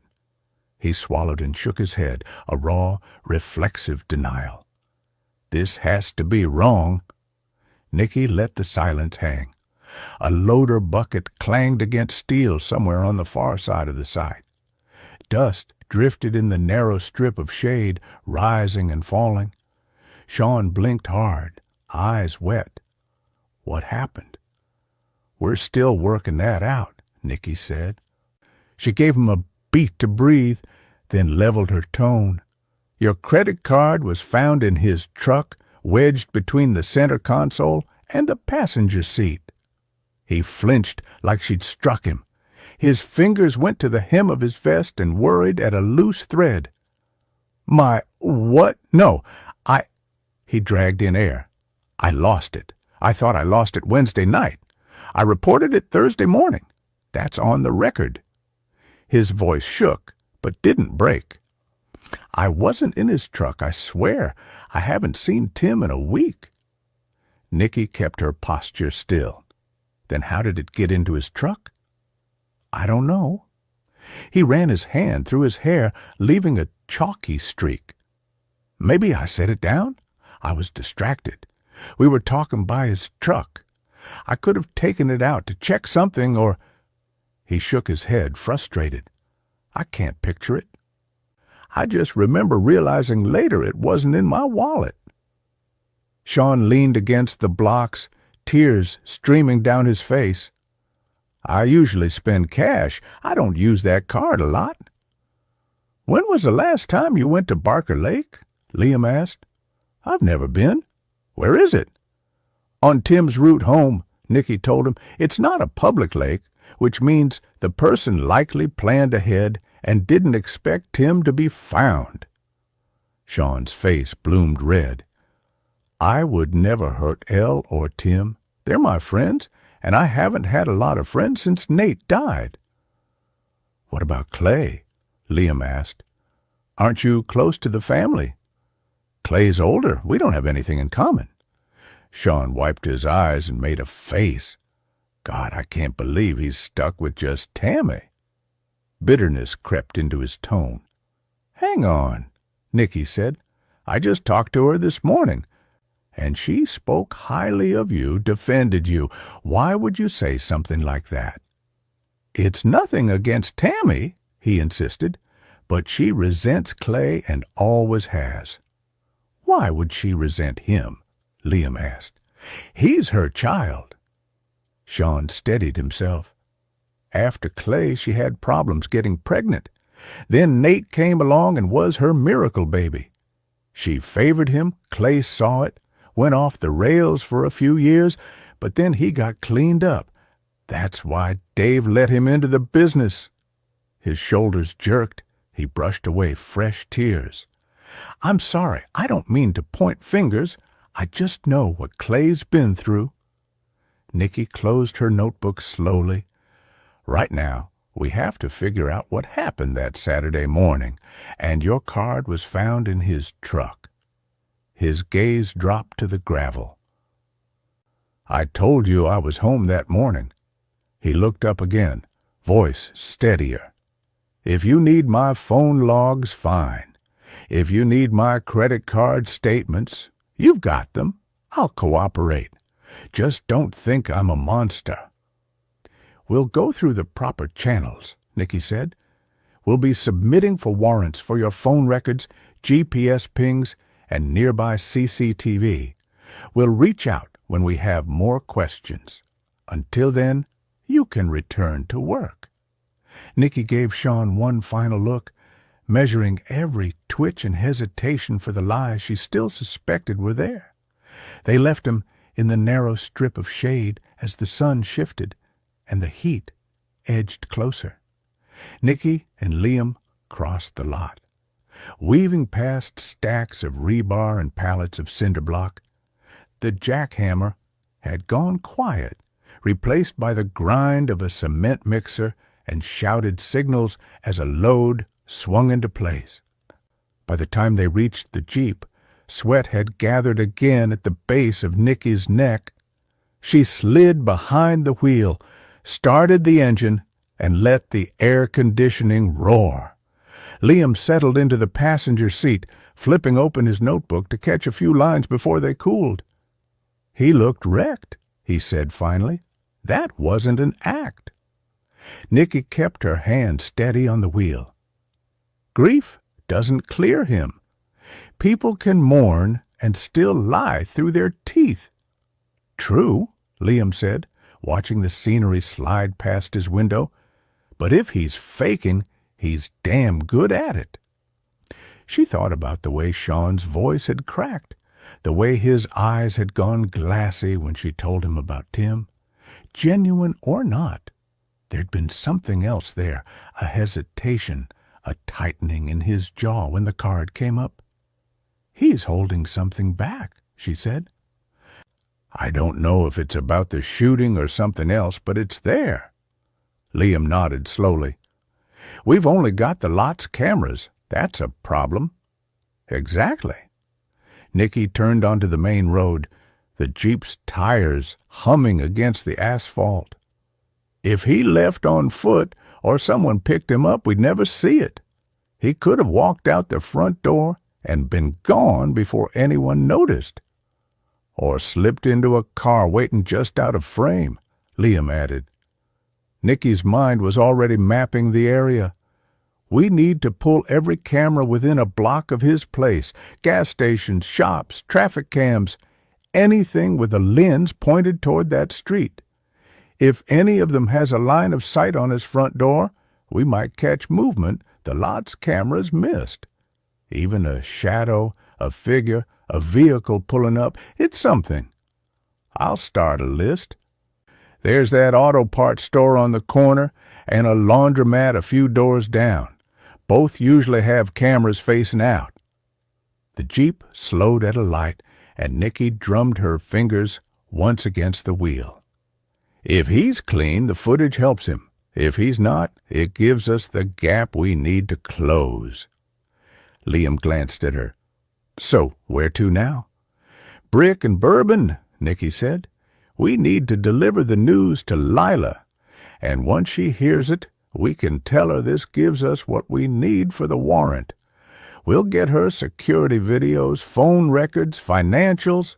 No more stonewalling. Liam's mouth curved in a grim half-smile. She's not going to like that. She doesn't have to. Chapter 22. The heavy glass doors closed behind Nicky with a soft whoosh, and the air shifted instantly.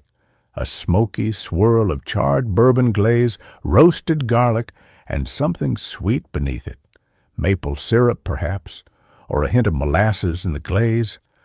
Brick and bourbon was polished but unpretentious, with dark wood beams overhead, amber pendant lights dripping warmth, and the low murmur of dinner guests settling into booths. A jazz quartet rattled out a cover of My Funny Valentine, the slow behind-the-beat tempo unsettling like rain falling off rhythm on a tin roof. She paused in the vestibule, fingertips grazing the back of her neck where the collar of her blazer rode up. The hostess podium gleamed under soft sconces. The hostess herself looked up from her tablet with professional courtesy and just a flicker of impatience. "Hi there. Table for two?" Nicky offered a polite nod. "I was hoping to sit in Lila Daniels' section. Is she working?" The hostess's eyes darted to the screen, then back to Nicky. "Let me see. Yes, we've got a two-top in the back corner near the wine rack." She tapped a few icons and then extended a hand. "Follow me." Nicky and Liam stepped onto the textured plank floor and followed, each footstep muted by the hush of cloth-backed chairs and the occasional clink of silverware. The bar to her left glittered with copper accents. Behind it, the bartender arranged old-fashioned glasses in a neat row. Servers in crisp white shirts and black aprons moved through the room with rhythmic precision. As they passed a couple laughing over bourbon-spiked cocktails, Nicky caught a whiff of smoke and sweetness in the air. A smoky brandy note that reminded her of her mother's kitchen on holidays. At the back, the hostess paused and gestured to a table nestled under the wine rack's lattice of bottles, backlit in muted gold. "Here you go." "Thank you," Nicky said softly, folding her notebook and pen into her lap. She watched the hostess retreat, then settled against the wall, back flush to the banquette. From this vantage she could see the entire room, the way light pooled in golden spots, the soft rise and fall of diners' shoulders, the invisible lines of each server's path. They waited. At last, Lila emerged from the kitchen alcove with her apron tied at the waist, pin tucked behind one ear, a small notepad in her hand. Her dark hair was pulled back into a ponytail that brushed her shoulder blades. The overhead light caught the fine lines at the corners of her eyes, hints of laughter that now seemed brittle. When she saw the two agents, Her practiced smile flickered once, and there was a breathless pause, just long enough for Nicky to see it. Lila approached with a glass of water balanced on her tray. "Hello," she said, voice smooth as the bourbon glaze in the air. "Surprised to see cops eating here for lunch. It's pricey." Nicky leaned forward, her gaze steady. "Actually, Lila," she said, voice low enough that only the three of them could hear, "I was hoping we could talk." Lila's hold on the water glass tightened just slightly. The ice clinked. She tucked a loose strand of hair behind her ear, shoulders straightening as though bracing for an unexpected storm. "About what?" she asked, voice measured. "We found Tim Harper's body." Lila blinked and swallowed, eyes momentarily centered on the glass in her hand. I'm actually working. I have tables." "And we requested you," Liam said. "I'm actually hungry. You want to order something?" He looked at Nicky. "Sure." She grinned at him. "Cheeseburger and fries is fine with me." "Same." Liam looked up at Lila. "This will give you some time to think about it." Lila glared at him. "I don't need to think about anything. I'll put your order in." She stalked off to the corner where the kiosks were for ordering. Lila's hand shook as she entered Nicky and Liam's order. When she was finished, she took a deep breath and wiped her eyes. Nicky was about to call her back to the table when Lila turned and walked toward them. "You want anything to drink?" Lila asked hoarsely. "Water," Nicky said. "Lila, we know you are just a sub at the school. You didn't come down for a fantastic job opportunity. You followed Tim. Now he's dead, and I'd expect you to be more emotional since you just found out." Lila's blue eyes turned to ice. "You have no idea what I'm feeling." "Then why don't you tell us?" Nicky demanded. "You understand your history with Elle and Tim puts you at the top of the suspect list?" "Not if you do your job," Lila spat back. "Instead of chasing me, why don't you find out who did this to them?" Nicky folded her arms on the table. "That's what we're trying to do. I have questions, and we've got time. So you can either answer them here, or I'll bring you to the sheriff's station." Lila's jaw clenched, and for a split second, Nicky thought the woman might hit her. Lila folded her hands over the notepad. "What do you want to know?" she asked, voice barely above a whisper. The clink of a server at a nearby table punctuated the moment, then the room exhaled politeness and moved on. Nicky drew a slow breath, letting the silence settle as an invitation.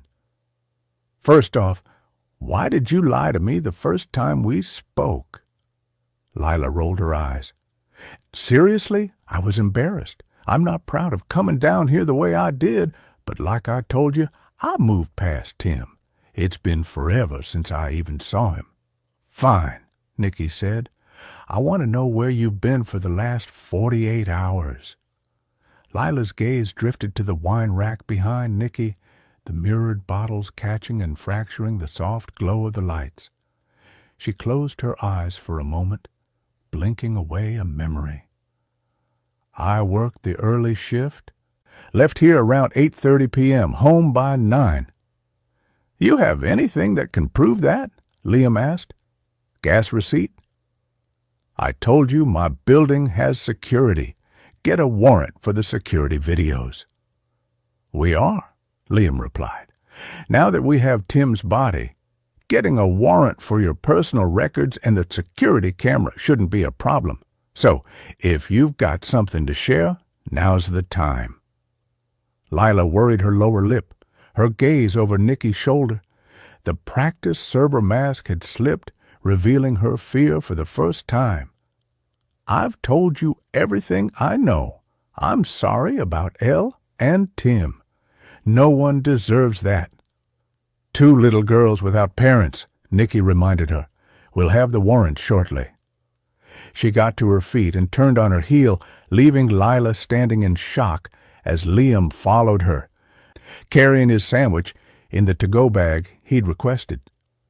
As Nikki turned back through the hushed expanse of brick and bourbon, she inhaled the smoky, sweet air one last time, relishing the scent of charred barrels, garlic-laced butter, and warm bread. She drifted past the bar's polished copper, past the servers who filled water glasses and folded napkins. At the door, she paused, letting the final chords of jazz trail behind her. Outside, the August air pressed warm against her face, cicada pulses thumping in the heat. Nikki let the glass doors click shut behind them. Lila's fractured story echoed in her mind. Timing, reactions, that hesitant admission. Each detail would fold into the tapestry of evidence. Nikki slid into the Jeep and closed the door with a soft thud as Liam took the passenger seat. The engine purred to life, and she exhaled. Tension draining from her shoulders, Lila Daniels, for the first time, had cracked. Chapter 23. Liam headed into the office to check on paperwork and update their boss while Nikki made a visit to Clay Cooper. Sean's attitude about Tammy bothered her, and she wanted to ask Clay about the accusations Sean had made. Clay's alibi for both the fires and the murders of Elle and Tim Harper had held up. He'd been able to prove he was home the entire time all hell was breaking loose. But something niggled at her ever since she'd spoken to Sean Simpson, and he'd mentioned the issues between Clay and Tammy. He lived about 10 minutes from his parents' home, but the area was rural and the 70s split level much more modest than the Coopers' large home. An older model GMC Sierra sat in the driveway along with a Kia Soul. Nikki parked behind the Kia and headed toward the well-kept older home. Its wood siding had been painted a pretty shade of blue, surrounded by established trees. The gravel drive crunched under Nikki's boots, each step sending up a faint puff of dust that clung to the air before settling back into the ruts. The sound was sharp in the stillness, a brittle counterpoint to the low hum of insects in the fields beyond. The warm air carried the dry, sweet tang of cut hay from somewhere nearby, mingled with the faint mineral scent of sun-warmed earth. The porch boards flexed slightly under her weight as she stepped up. The wood bleached pale in spots where years of sun had stripped away the stain. An old wind chime hung in the doorway's shadow, its metal tubes dulled and pitted, swaying just enough to click softly against one another without finding a note. She lifted her hand to knock, but the door opened before her knuckles touched it. A slim brunette stood in the doorway. "Can I help you?" Nikki introduced herself. "You must be Simone?" She knew from Clay's file that he lived with his partner. The woman nodded. She looked tired, her eyes bloodshot, the skin beneath them shadowed and puffy. She blinked at the sight of Nikki's badge, a flicker of recognition passing through the exhaustion, and gave a polite, sorrowful nod. "Agent Hunt," Simone said, her voice hoarse, as though she'd been speaking too much or not at all. "Clay's in the kitchen. We were just talking about Dave. I can't believe he's gone." Simone wiped her eyes. "Please, come in." Nikki stepped inside, her eyes adjusting. Family photographs lined the narrow hallway, their frames mismatched, but carefully hung. Clay as a toddler on a pony, his small hands gripping the saddle horn. His brother Nate as a lanky teenager in a Letterman jacket, grinning at the camera with a mix of pride and awkwardness. Clay with his father, Dave, both of them standing beside a newly rebuilt barn, the boards behind them still bright with fresh paint. The smiles in each frame seemed fragile now, as though they might crumble if touched. The kitchen was cramped, the battered linoleum floor worn to a dull shine in the paths most traveled. Scuffs from heavy work boots marked the space between the back door and the table, a faint track of daily life. Clay sat hunched at that table, a chipped mug of coffee cupped in both hands, his elbows resting on the scarred surface. Simone hovered just behind him, one hand resting lightly on his shoulder, her thumb moving in a slow, unconscious arc. "Can I get you anything?" Simone offered, her tone polite but distant. Nicky shook her head. "No, thank you." She set her notebook on the table, the cover making a soft thud against the wood, and took the chair opposite Clay. "I'm sorry to surprise you like this, but I wanted to go over a few things with you." She kept her voice gentle, the cadence measured. "I wanted to follow up on something Sean Simpson mentioned about you and your mom." Clay's jaw tightened, the muscle there shifting under his skin. He slid the mug a few inches away, the scrape of ceramic on wood, faint but deliberate. "Okay, what do you need to know?" "Sean said you were stuck with Tammy after the fire," Nicky said. "I know your family has done a lot for him, and even though he walked it back, it bothers me. Has there been tension between him and your mom?" Clay exhaled slowly, the sound carrying more weight than the words that followed. "He's got money problems, online gambling debts. He gets into trouble for a while, borrows money from someone, and then the cycle starts over. Last I heard, Mom cut him off for good." Nicky let the silence stretch, the faint tick of a wall clock filling it. She shifted slightly in her chair. "Do you feel stuck caring for your mom and handling your dad's estate?" His shoulders sagged, the fight going out of his posture. "Mom and we've always been distant. When I was born, there were complications. Doctors said she might not have more kids. She blamed me, said I was a reminder of that scare. Then Nate came along, and she forgot I existed unless I screwed up. Dad brought me back around." He struggled against his emotions, tears building in his eyes. Nate was the golden child. He got perfect grades, was a star pitcher. I was the troublemaker. Dad never gave up on me, but Mom, well, she was proud of Nate. "When Nate died," Nicky asked carefully, "did your mom ever blame Elle?" Clay's gaze drifted to the window, the blinds casting narrow stripes of light across his face. "At first, yeah. Said if Elle hadn't called him, maybe things would have been different. But then she realized that her granddaughter needed her more than ever. That morning of the fire, your mom had a migraine. Normally, your dad would check in with you, right? I just want to confirm that he didn't call you and called Betty instead. There's no chance you missed a call?" Clay blinked, the answer seeming to hit him as he spoke it. "He never called me." Nicky held his gaze, debating her next words.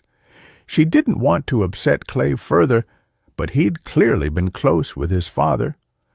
"Clay, this is a difficult question, but do you think there's any chance your father called Betty because—" Her words trailed off.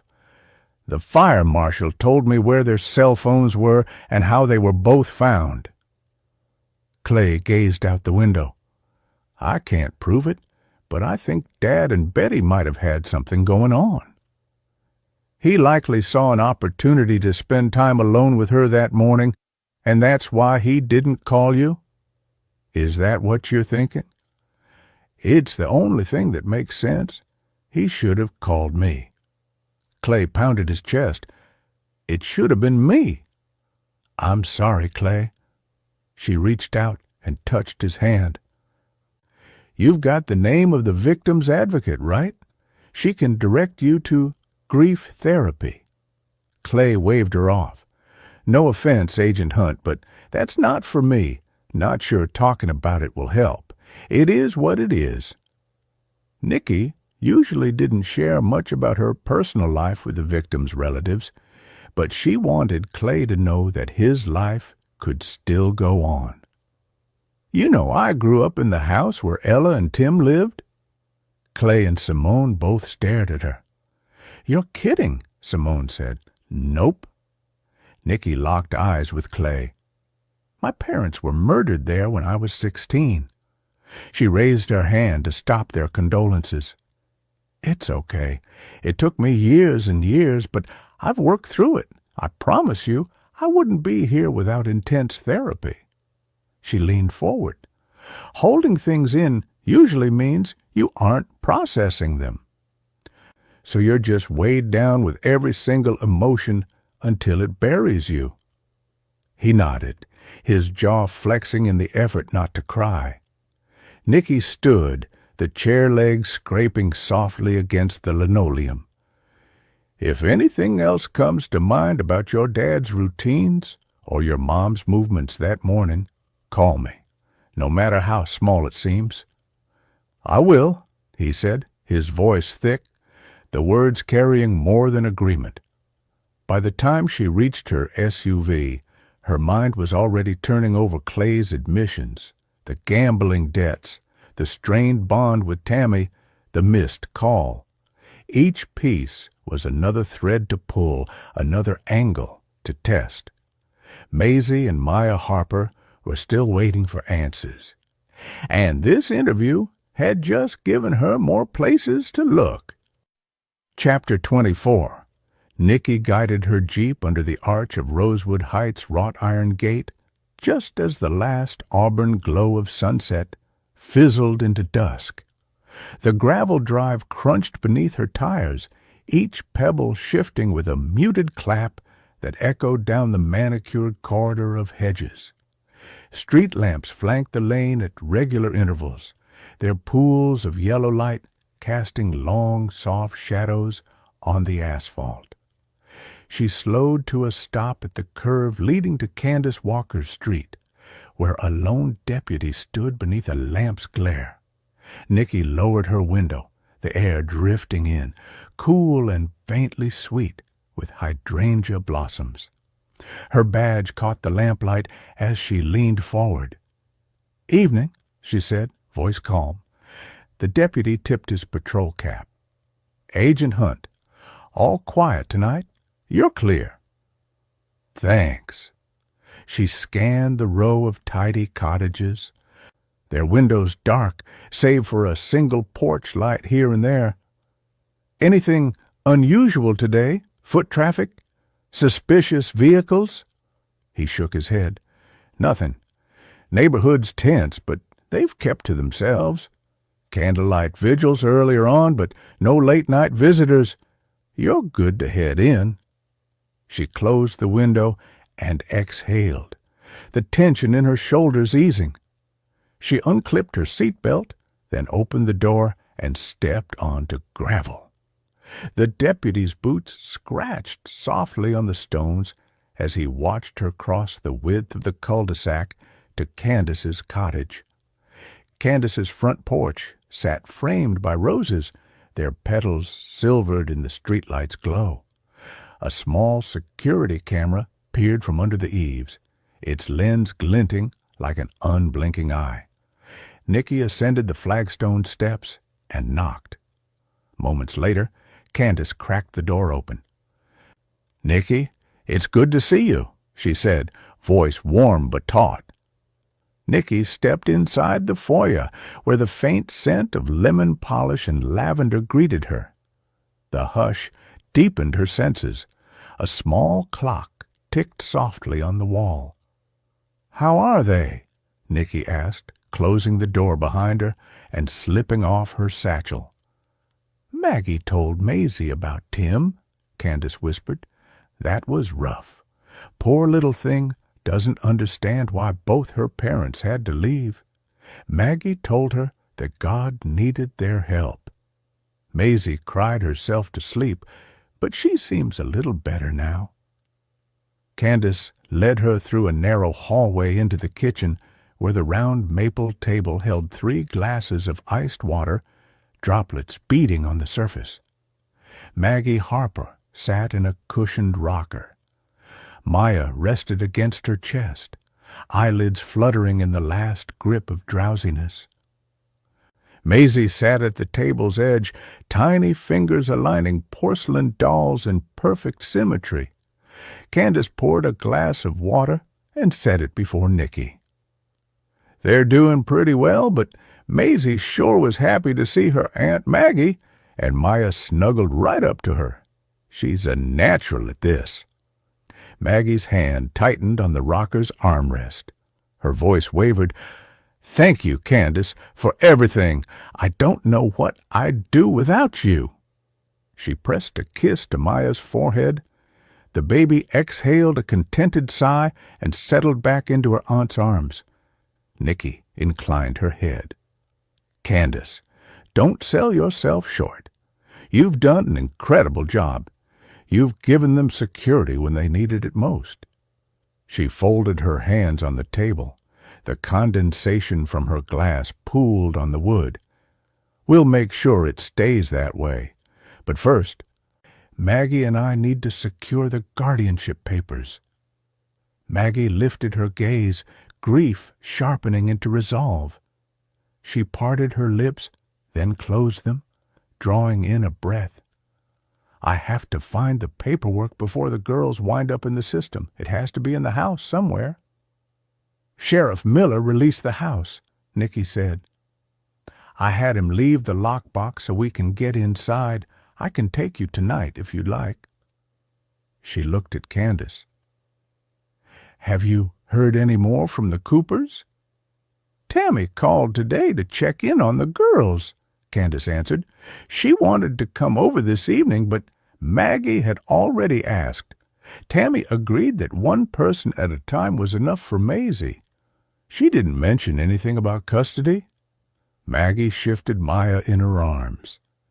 Candace shook her head. "She told me the first time we spoke that she worried what they'd do if Tim wasn't found. Said she loves them. But 2 full-time little ones are a lot when you're in your 50s, especially with the death of her husband." Candace smiled at Maggie. "Honestly, they are a lot most of the time, but they're worth it." A yawn broke through before Nicky could stop it. "Maggie, you want to head over there now?" Maggie nodded, pressing her nose against the baby's head. I hate leaving them," she admitted, her voice low. "Maisie keeps asking me why I have to go, and she's worried I won't come back like her parents." She wiped tears off her cheeks. Candace crossed and placed a hand on Maggie's shoulder. "They're safe here. I've got bedtime covered. I've arranged everything so they have familiar blankets and toys." She offered Maggie a gentle smile. "And you're welcome to spend the night if that would make you feel better." "No, I couldn't impose on you that way," Maggie said. "I don't have any clothes with me. I'll say my goodbyes and head out. But I'd like to come back in the morning if that's okay." Candace smiled. "You come back any time you'd like." Nicky stood and tucked her notebook under her arm. "Thank you, Candace, for the kids, and for keeping this place a refuge." She placed her hand on Candace's forearm. "I'll let you know once we find the papers." Maggie stood and carefully handed the baby over to Candace before crouching down to meet Maisie's eyes. The little girl had been sitting quietly at the table playing, but still likely absorbing the conversation. "I've got to take care of something, but I'll come back tomorrow and we'll play more dolls. That sound like fun?" She touched the little girl's arm. Maisie nodded. Maggie kissed the top of her head and stood. "Agent Hunt, I guess I'll follow you." No, the road is dark and unfamiliar. Nicky didn't want to backtrack, but Maggie was exhausted, and the less she drove on unfamiliar country roads at night, the better. Ride with me. I'll bring you back here. Maggie climbed into the passenger seat. Nicky flicked on the low beams. The headlights carved pale arcs across the gravel drive. The engine hummed as she shifted into reverse, then steered out onto Candace's street. Gravel whispered beneath the tires. Nicky guided the Jeep toward the enclave's gate, the street lamps pulsing overhead. The wrought iron pillars loomed, their scroll work catching the headlights' glow. The gate's sensor pinged, the metal panels slid open, and they headed west toward the Harpers. Nicky drove up the long, winding drive leading to the Harpers' home, headlights brushing willows and lilacs that lined the gravel drive. The air smelled of damp earth, but the silence felt heavier than any fragrance. The house loomed ahead, its dark windows like watching eyes. Crime scene tape still fluttered on the railing. She killed the engine and let the Jeep roll to a stop. Listen, I need to tell you something about this place. It's not relevant to your family, but it seems wrong not to tell you. I grew up here. She pointed to the lilacs moving slowly in the night air. Mom and I planted those lilacs.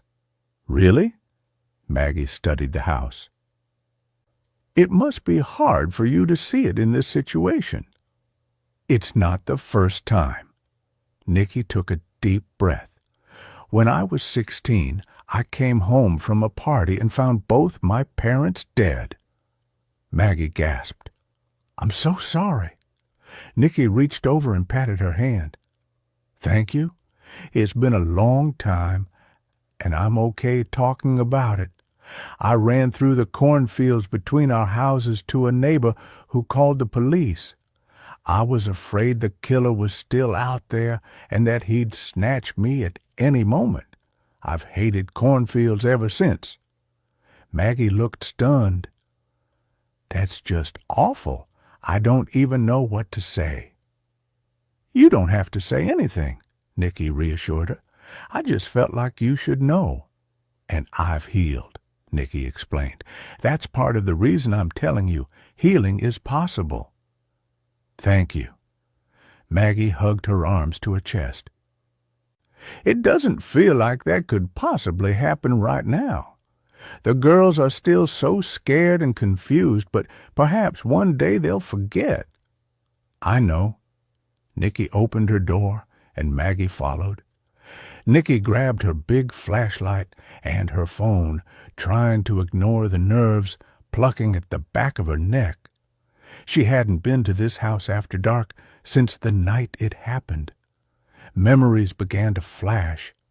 Her friend driving her home, sneaking up the steps and into the house as quietly as possible, drunk and ready to puke, the bloody footprints on the stairs, her mother in the bedroom. No, let them rest. This wasn't about Nicky. She truly had worked through her parents' deaths and moved on, and she wasn't about to let the past interfere with tonight's mission. Nicky clicked on her flashlight and swept its beam over the porch. No sign of violence remained. Nicky held up the flashlight to the lockbox and punched in the code Miller had given her. The lockbox clicked open. She lifted the lid and retrieved a solitary brass key that looked a lot like the one she used to have for this house. The lock protested with a metallic squeal, then surrendered. She turned the handle. The door swung inward on silent hinges, just like the night they died. She pushed the thoughts away. A draft greeted them, carrying the faint, familiar scent of wood polish and stale coffee. Technicians had likely left the house exactly as they'd found it. Nicky moved inside, raising her flashlight to study the foyer. A runner rug lay threadbare beneath their feet. its floral pattern muted by age. A small table against the wall held a vase of artificial flowers, purple and white lilacs, forever in bloom. She turned on the lights. Maggie's eyes brimmed with tears. First your parents, now this. Maybe this house is cursed. She reached out to touch the edge of the table as though anchoring herself. Nicky drew a steadying breath and stepped past her into the living room. "It's not fate," she said firmly. "It's just bad people doing bad things." The living room looked unchanged. Sofas tucked against the walls, coffee table stacked with magazines, family photos clustered on the mantel. Nicky swept her eyes across the frames, taking in Ella's bright smile beside Tim's easy grin, Maisie's first birthday cake moment frozen in frosting, a watercolor rendition of the house itself rendered by Maisie's small hand. She set her jaw. "Let's find what we're here for." Nicky led the way into the kitchen. Tile floors gleamed, and a row of cabinetry lined one wall. A countertop held a coffee carafe still stained with old grounds. Nicky methodically opened and closed each drawer. Cutlery, dish towels, scrap paper with grocery lists scrawled. They moved through the lower level, searching for any spot that might hold the papers. A laptop lay forgotten on the couch, Maisie's toys still scattered throughout the place. This was one of the things Nicky hated most about death, the things left behind that showed the victim was human, just like the rest of us, and that one day someone would be going through her things after she died. It was a jolting thought she quickly pushed away. "Let's check their bedroom." Nicky reached for the banister, fighting the memories of walking up the steps that fateful night, following the bloody footprints of a killer. She swallowed hard as she went upstairs to the master bedroom, forcing herself to think of this as Elle and Tim's room, instead of the room her mother had died in. The room had been much bigger in her memories. The queen-sized bed in the middle took up a good portion of the room, and the rest of the bedroom set didn't leave a lot of room to maneuver. Maggie smothered a sob. Nicky turned to her. "If this is too much, I can finish the search." "No." Maggie looked around the room with wild eyes. "It's just seeing his things. I bought him that shirt that slung over the chair in the corner for Christmas last year." She burst into tears. Nicky squeezed her shoulders. "Stay in the hallway or go back downstairs. Don't put yourself through this before you're ready." Maggie nodded and left the room, unable to stop the gut-wrenching cry. Nicky buried her own emotions and started going through the dresser drawers. No sign of the papers in the dresser or in the closet. Nicky crossed to the nightstands. The one on the left stood upright, its drawers closed tight. Nicky tugged the top drawer open. Empty picture frames and loose change jangled inside. She closed it and moved to the second. That drawer sat slightly ajar as though nudged by unseen hands. Nicky dropped to one knee and tugged it open the rest of the way. A manila envelope rested inside, its corner peeking out. Nicky extracted it, blinking as dust motes danced. Maggie's name had been written in black ink across the front. Nicky opened the envelope and peeked inside at the papers. Thank God! She would have felt awful putting Maggie through this if they hadn't found the papers. Nicky slipped her hand into the drawer again. Beneath a couple of old magazines, she found a small pile of photographs. She drew them out one by one. A sunlit shot of Nate, Elle, and baby Maisie at the Harpers, smiles plastered on their faces. The final photo was folded on the left side. It appeared to be a family photo of the Coopers, with Nate, Elle and baby Maisie. Nicky carefully unfolded the end to reveal Tammy's wide smile. Maybe things hadn't been so great between Elle and Tammy after all. Nicky rose and tucked the drawer closed. She took the envelope and photographs and hurried downstairs to find Maggie cleaning the kitchen. Found them. Maggie turned around, relief etched across her face. I couldn't just stand around. I had to do something before the bugs showed up. Nicky stepped forward and handed her the envelope. Let's get out of here. Maggie nodded. She noticed the photos in Nicky's hand, Tammy's smile shining out. Do you think she'll challenge this? Her voice trembled. I don't know, Nicky said honestly. Let's go. Maggie turned off the lights and closed the door behind them. Nicky locked it with a soft click, making sure to put the key back into the box. They crossed the porch, gravel crunching under their boots as they returned to the Jeep. Maggie sank into the passenger seat and held the envelope to her chest like a lifeline. Nicky slid behind the wheel and fired the engine. The headlight swept the yard one last time before she shifted into drive. Maggie leaned forward and placed one hand on Nicky's arm. Thank you, she said, voice quiet but sure. Nicky gave a brief nod. We'll keep the girls safe, and then we'll find whoever did this. Chapter 25. Nicky had one more stop to make before she went home.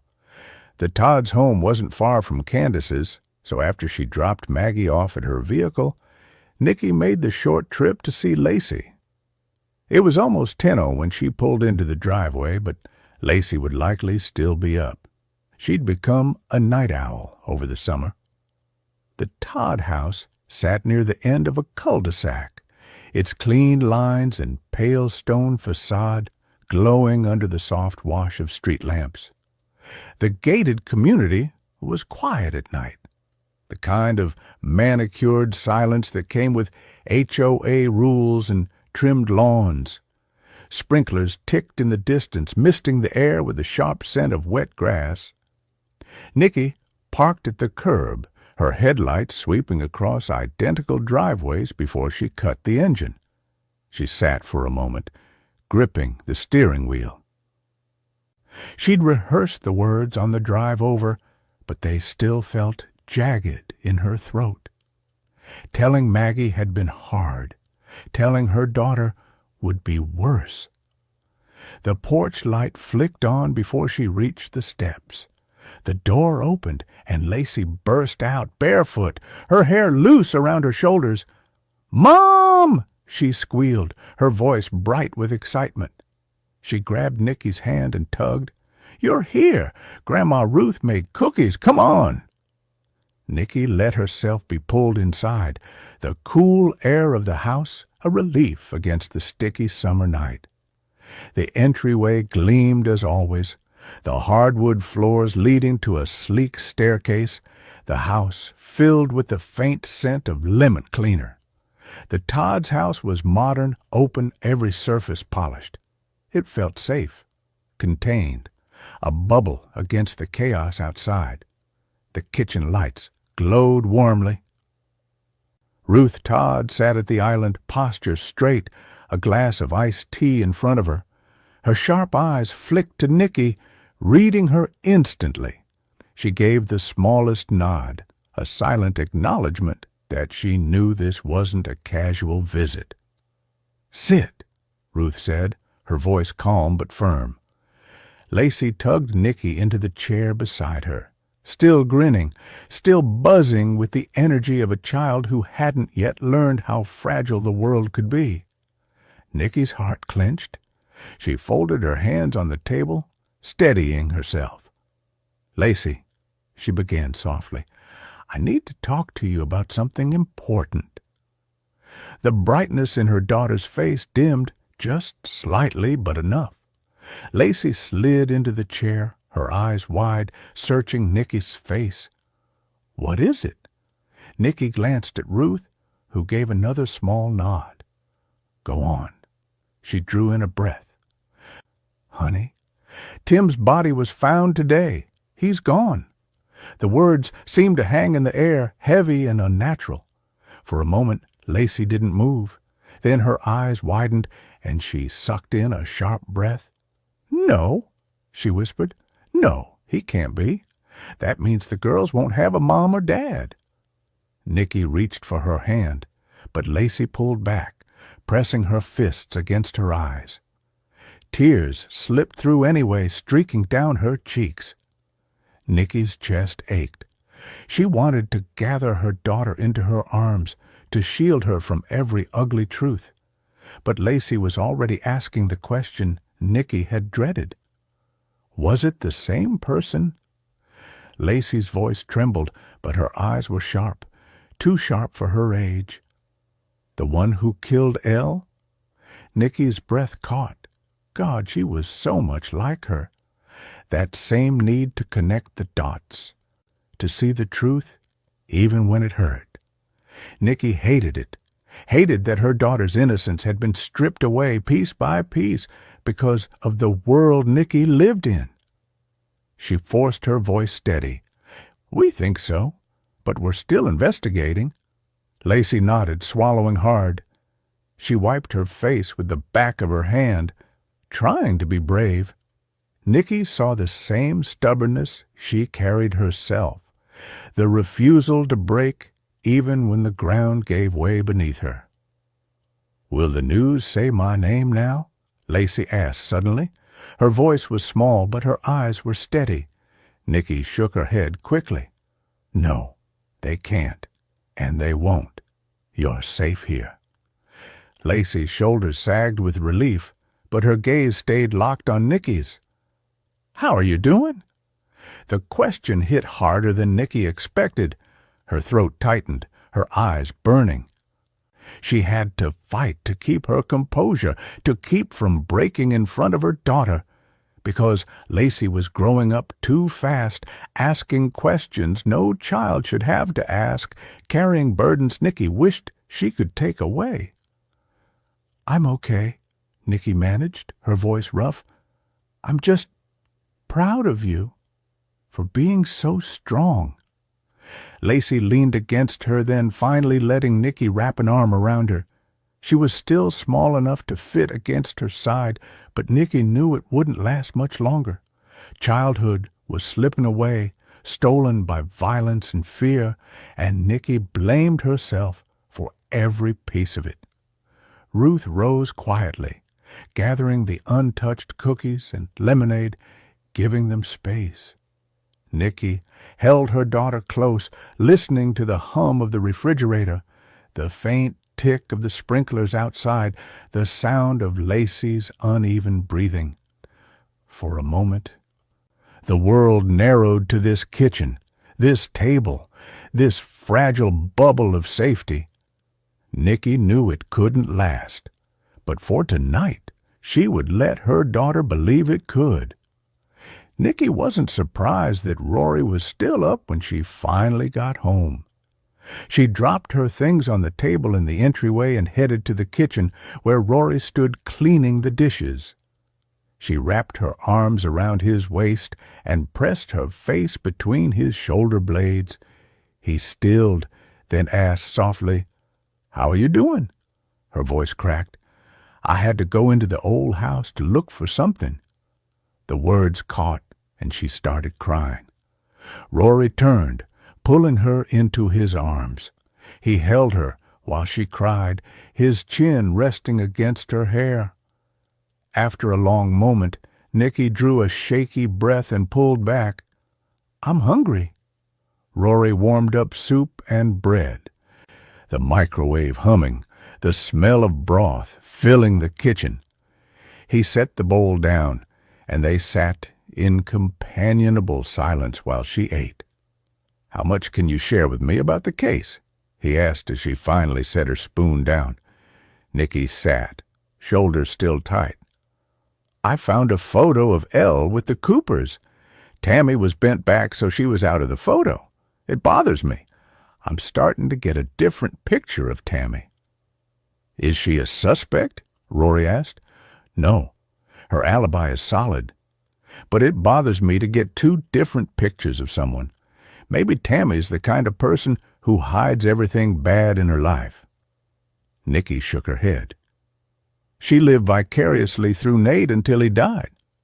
She says there was no issue between her and Elle, but it seems there was.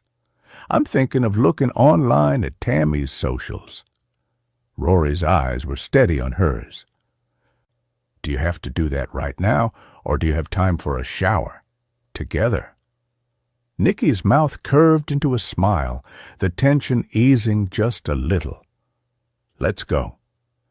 Nikki sat in her office long after the house fell silent, the glow of her desk lamp cutting a cone of light through the darkness. The digital clock in the corner of her screen read 12:17 a.m. Her office smelled of cooled coffee and paper. Outside, the street was quiet, with no sirens, no passing cars, just the hush of a neighborhood winding down for the night. Her phone lay next to her keyboard. She lifted it, thumb hovering over Candace Walker's name in her recent calls list.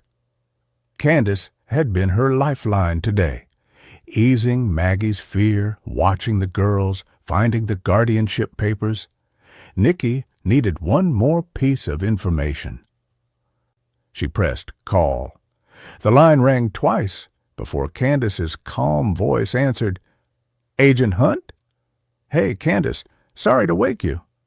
Nikki kept her voice low, even though no one else would hear. "Quick question. Did Tammy Cooper ever file or try to file for custody of Maisie or Maya? Any motion, hearing notice, something that landed in court files?" A pause. "Not that I've seen," Candace said. "I'll check the intake log tomorrow. If there's even a loose query, I'll flag it." "Thanks. I'll dig into public records on my end." Nikki pressed her lips together. "Let me know if anything pops up." "I will. Get some rest."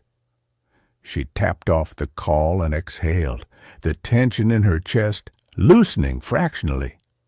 No filings meant Tammy hadn't formally moved against Maggie. Yet. Nikki returned the phone to its cradle and leaned back in her chair. She flipped to a new tab and typed Tammy Cooper Facebook. The page loaded slowly, the banner photo of lilac blossoms filling the top of her screen. Nikki's pulse quickened. Those lilacs stood along the Harper driveway, too familiar to be a coincidence. She clicked Photos and scrolled. First, Nate's graduation ceremony. Tammy's beaming face in the front row, the diploma in Nate's hands. Second, Nate's engagement party and Tammy hugging Elle and Nate beneath twinkling lights. Third, Maisie's first birthday with Tammy wiping frosting from the toddler's chin. Fourth, Maisie's kindergarten graduation, Tammy beside her in a floral dress clapping. Each milestone revolved around Nate, then Maisie, not one photo of Maya. Nikki's stomach clenched. She scrolled deeper, past vacation snapshots and holiday greetings. Still nothing. No toddler giggling in a high chair, no sleepy morning cuddle, no muddy footprints at a park. She narrowed her eyes. Tammy had told her she loved both granddaughters equally.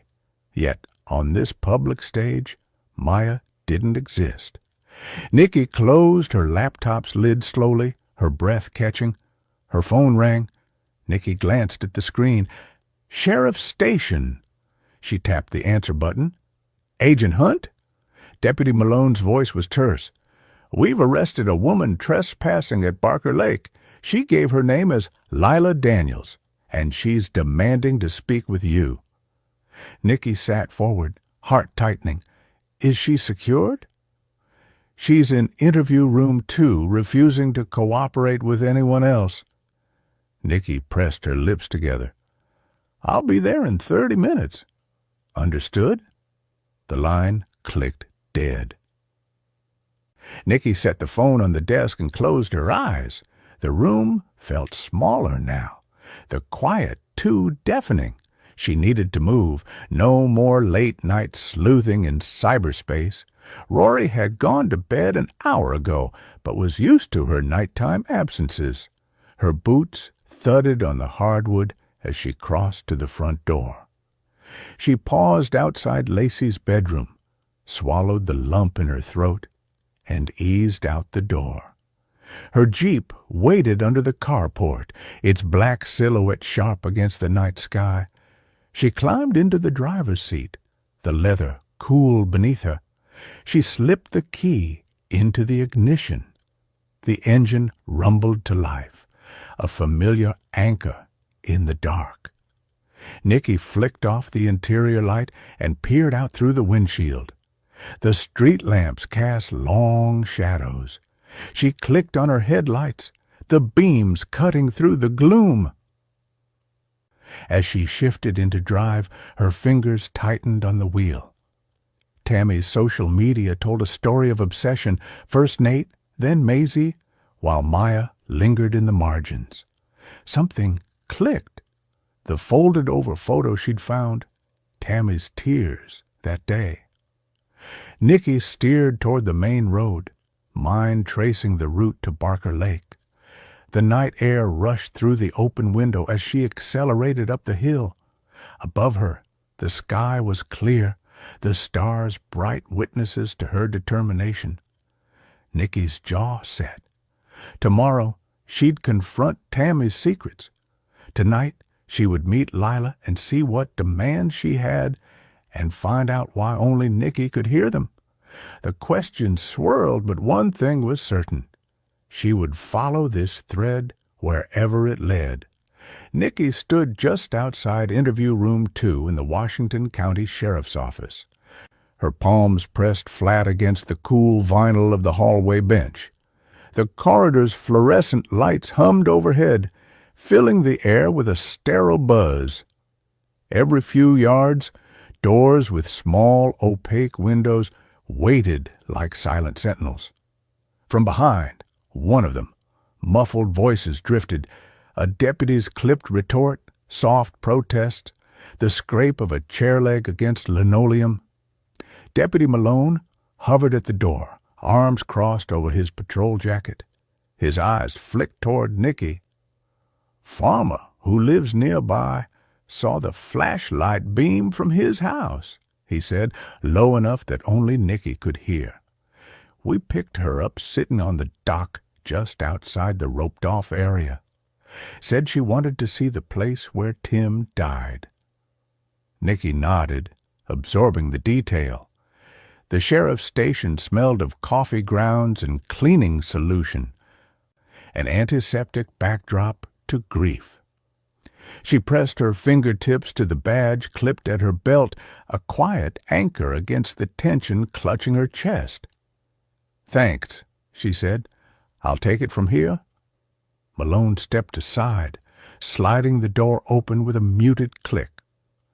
"She's ready." His voice carried a note of caution. Lila Daniels had already refused every other deputy's questions.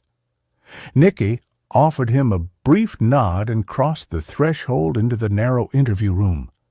The door thudded shut behind her, and the fluorescent glow brightened. A single rectangular table sat in the center, flanked by two metal chairs, one occupied by a young woman with dark circles beneath her eyes, the other awaiting Nikki.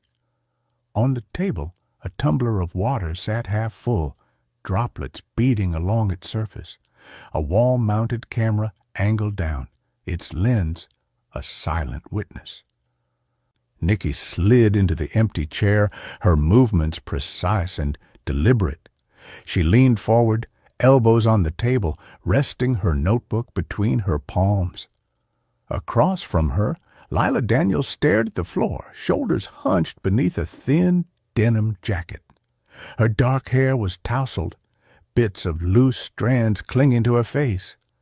A deep bruise bloomed at her temple, and her hands folded in her lap, trembled slightly.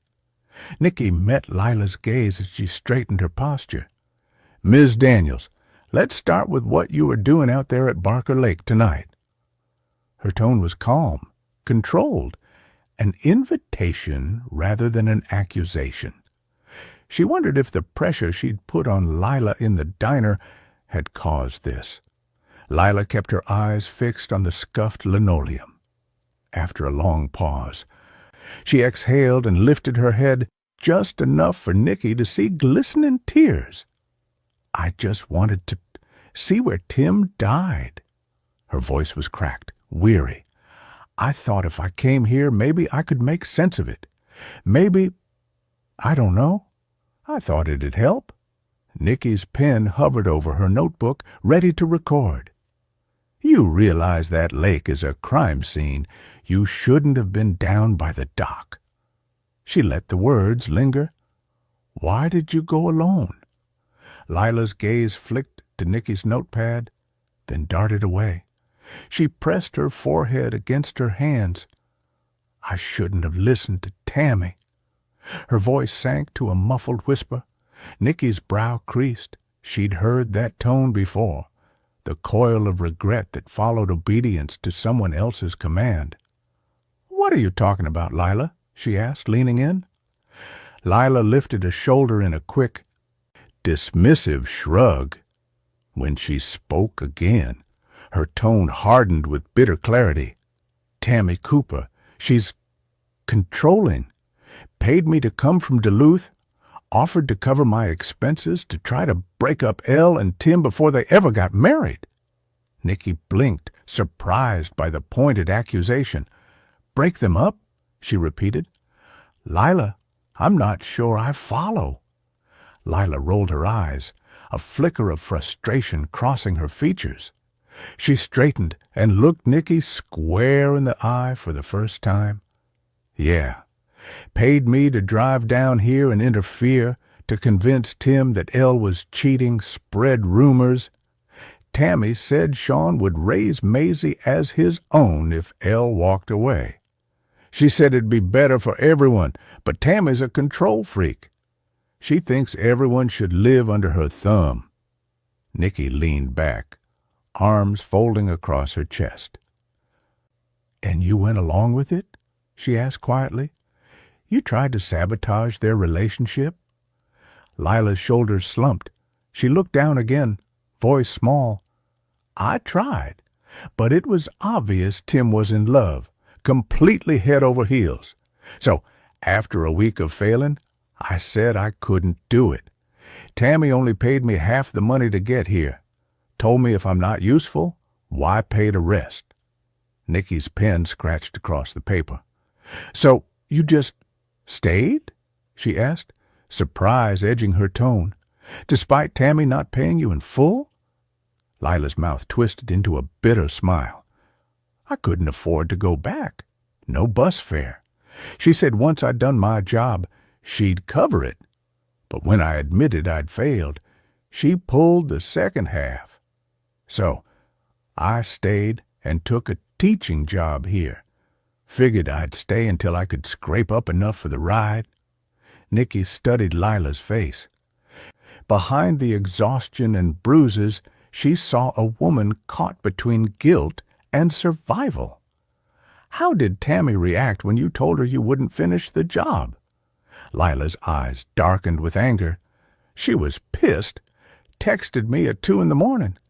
Told me I'd regret it, that I'd regret siding with that perfect little family over her. Called me ungrateful, a fool. Said she'd make me wish I hadn't crossed her." Lila swallowed hard, her voice thick with emotion. "So I went to Barker Lake. I thought, maybe, if I saw where—" Her voice broke. "I don't know what I thought, to be honest." Nicky exhaled slowly, absorbing the layers of manipulation and resentment. She closed her notebook, clicking the pen shut. "Lila, I'm going to hold you here until we obtain CCTV footage from Barker Lake.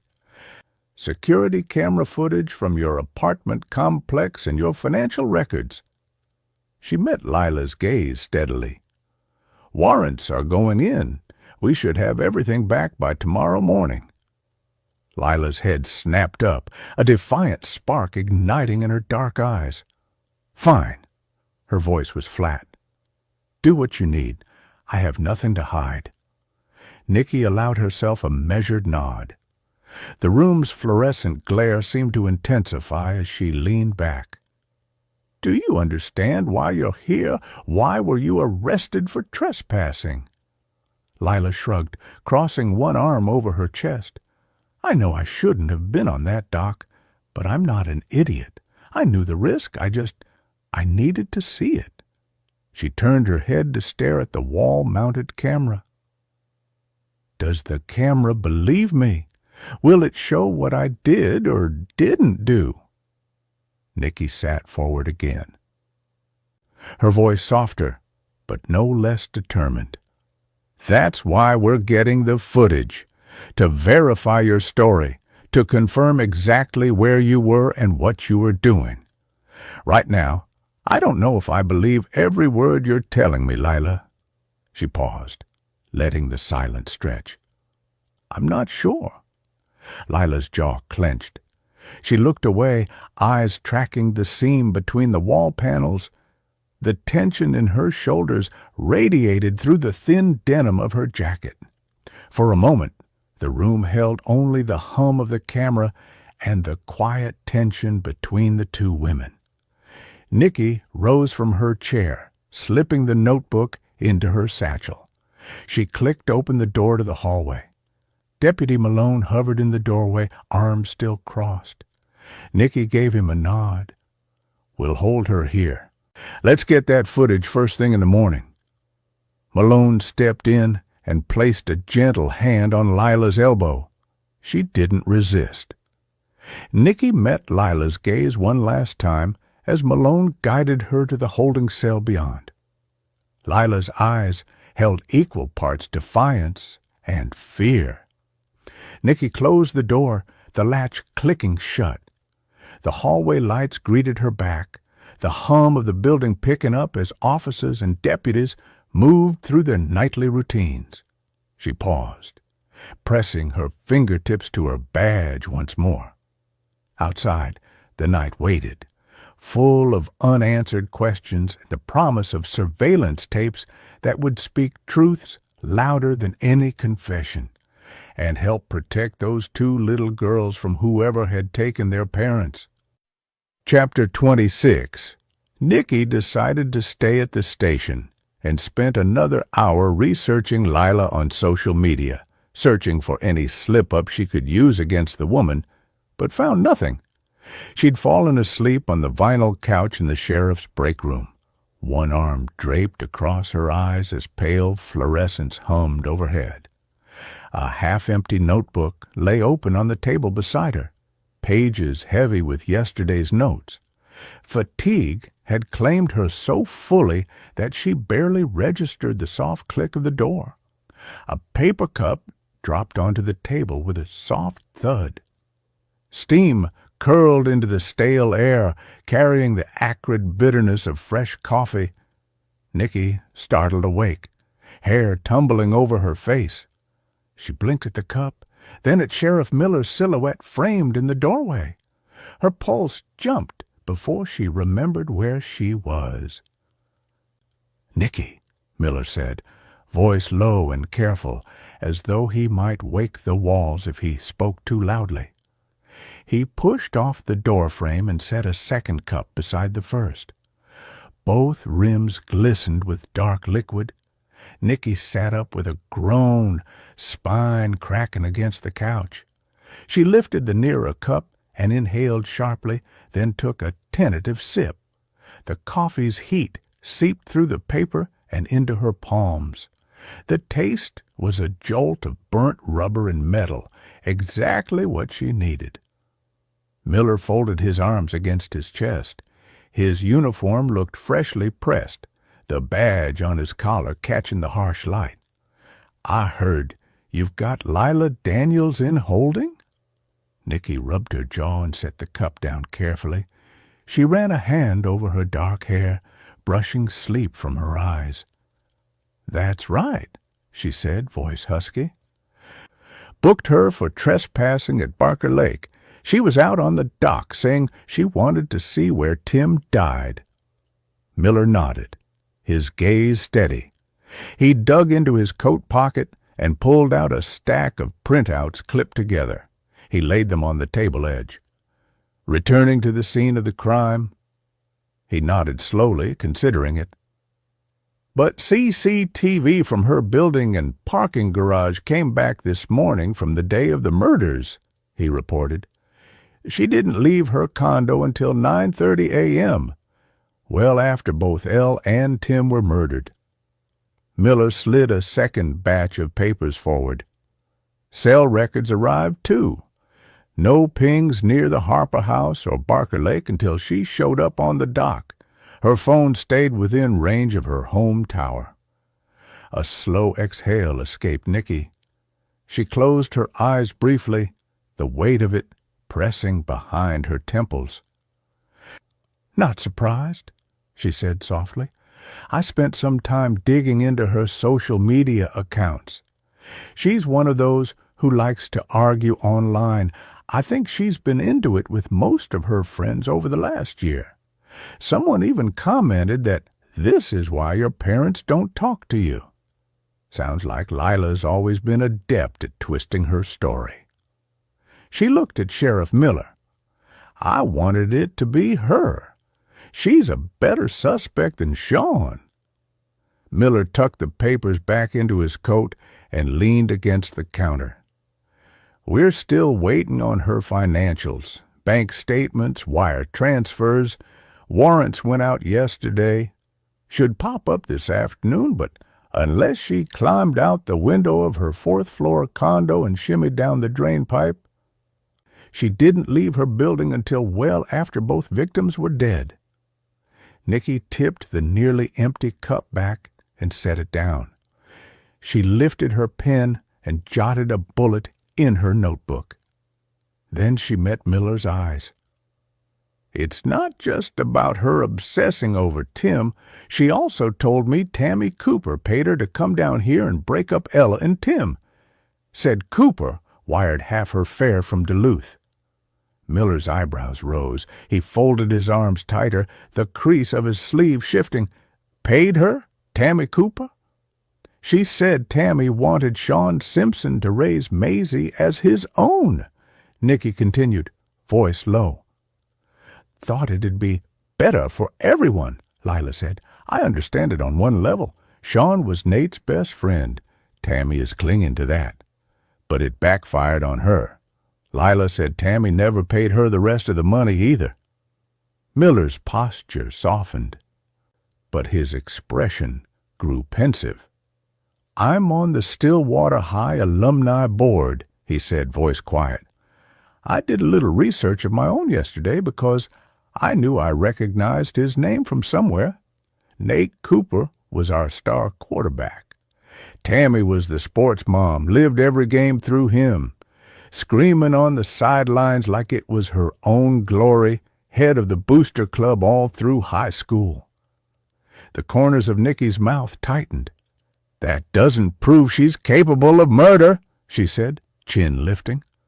He nodded, gaze drifting to the fridge in the corner. Miller opened it and produced a bottle of water.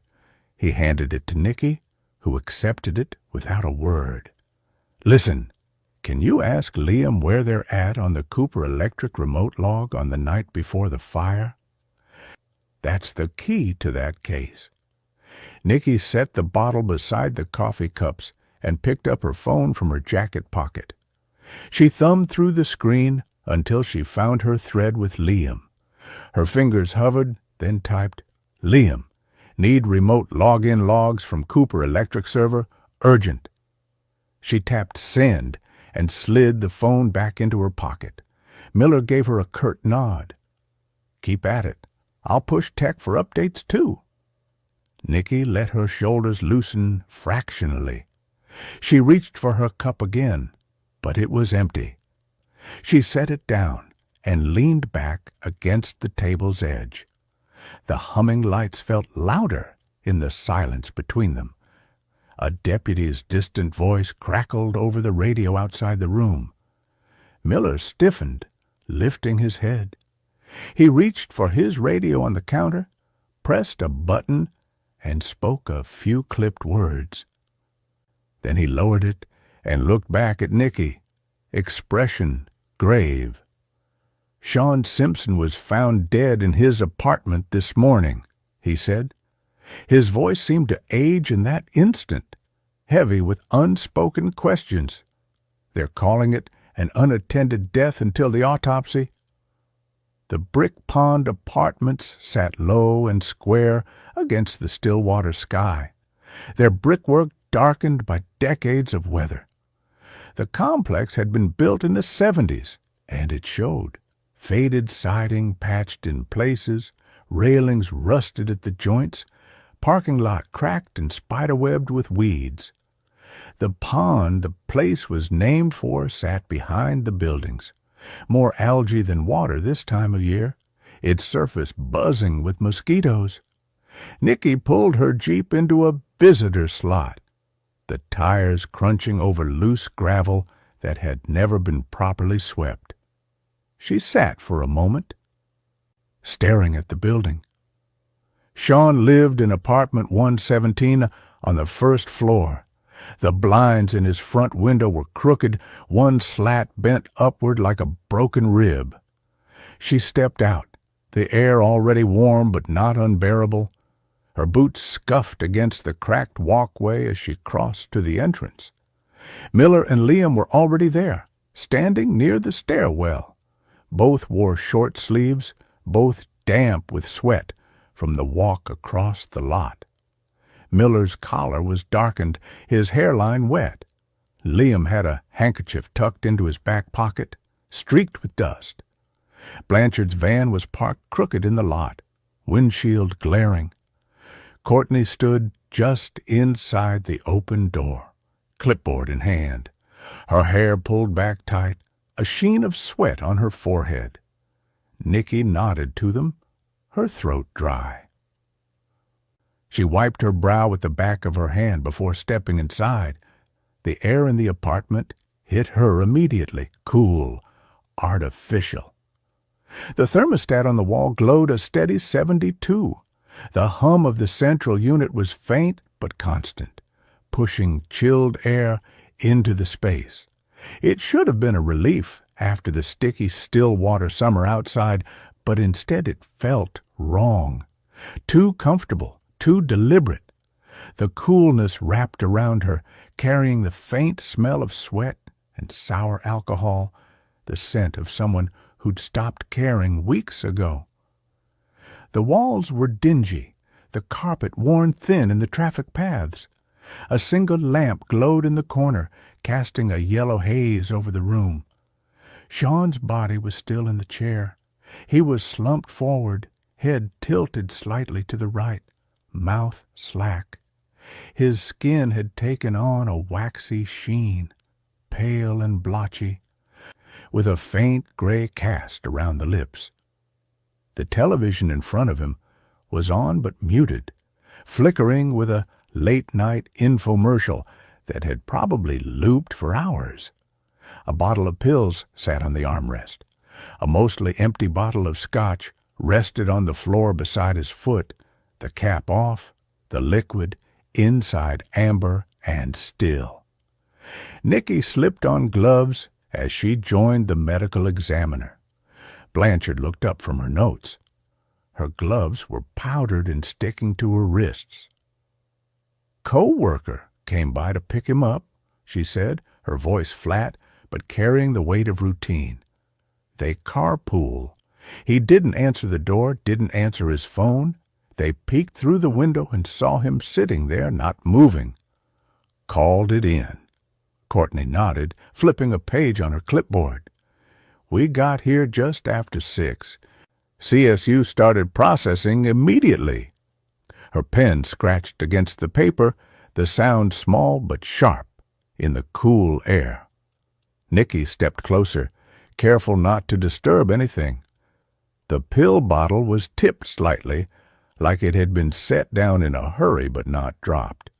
The scotch was cheap, the kind that burned going down and left nothing behind but regret. Sean's hands rested on the arms of the chair, fingers curled inward. His shirt was wrinkled, damp at the chest and stained near the collar. "Does it look like an overdose?" Nicky asked, her voice low, the question hanging in the stillness. Blanchard didn't look up. "It does," she said, "but I won't know for sure until we get the tox panel back. Looks like he took a bunch of pills and chased it with half a bottle of scotch." Nicky nodded, eyes still on the body. "Lila told me Tammy paid her to come down and break Tim and Elle up," she said. "Tammy wanted Sean to raise the baby. Lila failed." Courtney looked up from her clipboard, but said nothing. Blanchard kept writing, her pen steady. Liam frowned. "So Sean did all of this, and now, consumed by guilt, takes his own life." Nicky didn't answer right away. She let the silence stretch. The television flickered in her peripheral vision. The air conditioner hummed steadily, keeping the room at its perfect, unnatural 72. Sweat gathered at the back of her neck anyway, sliding down between her shoulder blades. She looked at Sean again. His posture was slack, but not collapsed, like he'd sat down with intention, like he'd meant to stay there. The bottle of pills wasn't spilled. The scotch wasn't shattered. Everything was placed, deliberate. She turned away, scanning the apartment. The living room was sparse, with only an old couch, a coffee table scarred with rings, and a stack of unopened mail on the counter. A pair of sneakers sat by the door, laces untied, tongues curled forward. "Keep processing," she told Blanchard. "I want to take a look around." The bedroom was cooler still, the vent above the bed pushing out a steady stream of air. The blinds were drawn, the room dim. The bed was unmade, sheets twisted, a sweat stain darkening the pillow. A dresser stood against the wall, top cluttered with loose change, receipts, and a cracked phone charger. Nicky moved to the closet. The door creaked when she pulled it open, the smell of dust and fabric softener mixing with the artificial chill. Shirts hung unevenly on wire hangers. A few pairs of jeans folded on the shelf above. She pushed the clothes aside, scanning. That's when she saw it. A brick and bourbon work shirt. Nicky froze, her hand hovering over the fabric. The shirt was unmistakable, black with the bar's logo stitched in red on the chest. But it wasn't Sean's size. It wasn't even close. Her stomach tightened. Lila had been here. She'd left this behind, and she hadn't said a word. Nicky pulled the shirt free, holding it up. The fabric was soft, worn from washes, the faint scent of perfume clinging to it. She stared at it, her pulse ticking faster. What game was Lila playing? She'd already omitted information once, twisting the truth to suit herself. Now this, a shirt in Sean's closet, hidden among his things. Proof she'd been here. Proof she'd left something behind. And she hadn't breathed a word. Nicky folded the shirt carefully, sliding it into an evidence bag. Her jaw tightened. Lila was lying, or at least withholding. She stepped back into the living room, the cool air pressing against her skin, the weight of the discovery heavy in her chest. Sean's body sat slumped in the chair, the television flickering silently. Everything about the scene screamed deliberate. And now, with Lila's shirt in the mix, the questions multiplied. Nicky turned toward the door. "I'm going to inform Tammy," she said, her voice clipped. "I'll check back when I'm done." Chapter 27. Nicky turned off the main road and eased the Jeep down Sawyer Place, the narrow lane hemmed in by old cottonwoods. Their branches arched overhead, dappling the hood with shifting shadows. The mid-morning sun was already hot, and the air through her open window carried the mingled scents of cut grass and the faint sweetness of someone's garden phlox. She slowed as the Cooper property came into view at the end of the lane. The white-sided house sat back from the road, dark shutters framing the windows, the wide porch lined with pots of mums just starting to bloom. Clay's truck was parked off to the side, its hood glinting in the sun. Disappointment ran through Nicky. She wanted to confront Tammy Cooper about Lila's accusations without an audience to back her up. She pulled into the gravel drive, the crunch under her tires loud in the stillness. Cutting the engine, she sat for a beat, fingers drumming the steering wheel, then pushed the door open. The heat hit her immediately, wrapping around her like a heavy blanket. She adjusted her jacket, squared her shoulders, and walked up the front steps, each boot a dull thud on the wood. Her knock was firm, echoing in the quiet. A moment later, the door opened. Tammy stood there in a pale blouse, her hair pulled back, eyes shadowed. "Hi," Nicky said, keeping her tone even. "We've got some updates on the case I wanted to give you." Tammy's mouth tightened, but she stepped back to let Nicky in. The kitchen smelled faintly of coffee gone cold. Papers were spread across the table, insurance forms, policy folders, a calculator pushed to the side. Tammy sat down at the head of the table. One hand pressed to her temple. Clay was to her right, leaning back in his chair, and across from him sat Simone, her dark hair pulled into a loose knot, arms folded. Nicky stayed standing, the strap of her bag still over her shoulder. "I just came from Sean Simpson's place," she said.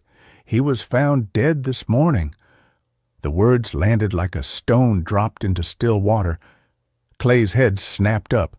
"What?" Tammy's hand fell from her temple. Her eyes widened, and then she let out a sharp, keening sob. No, I can't." She pushed back from the table, the chair legs scraping the tile. "I can't take much more of this. First Tim, then Elle, Dave and Betty, and now Sean. It's like losing another son. I'm basically alone now." Her voice broke on the last word, and she covered her face with both hands. Nicky's gaze shifted to Clay. For a moment, she saw the hurt flicker across his face, raw and unguarded. Then his jaw tightened, and he moved to his mother's side, wrapping an arm around her shoulders. "It's okay, Mom," he murmured. "We'll get through this." Across the table, Simone's expression hardened. She looked away, lips pressed into a thin line, her fingers tightening around her own arm. Nicky let the moment stretch, then said, "We don't know the cause yet. We're treating it as suspicious right now, and we'll need alibis for last night." Her voice was steady, but she kept her eyes on Tammy, watching every twitch, every shift in her expression. Tammy's sobs quieted, but she didn't look up. Clay's head snapped toward Nicky. "Are you serious? You come in here, tell us Sean's dead, and then start fishing for alibis? Losing him is like losing family. We've been through enough. I understand this is hard," Nicky said evenly, "but I have to ask." Clay's arm tightened around his mother. "You should leave." Nicky let the silence hang for a beat, then nodded once. "I'll be back." Outside, the air felt cooler, though she knew it was just the shift from the kitchen's stuffy heat. She walked down the steps toward the Jeep, her mind turning over Tammy's reaction. The tears had come fast, but so had the words, like she'd rehearsed them. Was it grief or performance? And Clay, she'd seen the flash of pain before he masked it. Could jealousy have driven him to lash out at Sean? The thought lodged itself in her mind, unwelcome but persistent. She was halfway to the Jeep when the front door opened again. "Nicky!" She turned. Simone was hurrying down the steps, her sandals slapping against the wood. She stopped a few feet away, glancing back toward the house before speaking. "Clay and I were home last night. So was Tammy." Nicky studied her. She wasn't sure she believed the woman's alibi, but emotions were riding high in the house, and she needed everyone to calm down. Was Clay angry at his father's affair? Angry at being unloved his whole life? Had he killed his own father, Elle, Tim, and Sean in a jealous rage? She opened her mouth to respond, but her phone buzzed in her pocket. She pulled it out and saw Miller's name on the screen, followed by a short text. Donahue lied. Came back to town. On CCTV near Cooper Electric within 20 minutes of fire starting. Her pulse kicked up. She slid the phone back into her pocket, her mind already shifting. Chapter 28. The hallway outside Interview Room 2 was quiet, except for the low hum of the overhead lights and the faint, stale scent of burnt coffee drifting from the break room. Nicky stood in front of the one-way mirror, arms folded, her reflection faint over the glass. On the other side, Donahue paced the cramped room like a caged animal, 3 steps toward the table, pivot, 3 steps back. His hands kept disappearing into his pockets, then reappearing, fingers flexing as if he couldn't decide what to do with them. Every so often he glanced at the door, his jaw working, the tension in his shoulders visible even from here. Miller leaned against the wall beside her, his posture deceptively relaxed, eyes fixed on Donahue's restless movements. Liam stood on her other side, phone in hand, the glow of the screen lighting the sharp lines of his face. "Leanne's at the house," Liam said without looking up. "They've got her outside. Warrants in motion." Nicky gave a short nod, her gaze never leaving Donahue. "Good. We'll do the search." Miller's voice was low, edged with certainty. "CCTV puts him near Cooper Electric 20 minutes before the fire. He told us he was in the North Woods." Liam finally looked up from his phone. "It fits. He set the fire." Nicky exhaled slowly, nodding. "Yeah, looks that way. But he's got no motive for Elle or Tim, no connection, different case." Nicky checked her watch. "Before we talk to him, is Lila Daniels still in holding?" Miller nodded. "I figured you'd want to speak with her again before we cut her loose. I'm not sure we have anything to hold her. I requested phone records and CCTV from last night from her place. She's in Interview Room 3, waiting for you." Nicky pushed off the wall and headed to Interview Room 3. She hated this interview room because they kept it a few degrees warmer to interrogate suspects. She pushed the door open, file in hand, and stepped inside. The hum of the fluorescent light overhead was too loud, a constant buzz that grated on her nerves.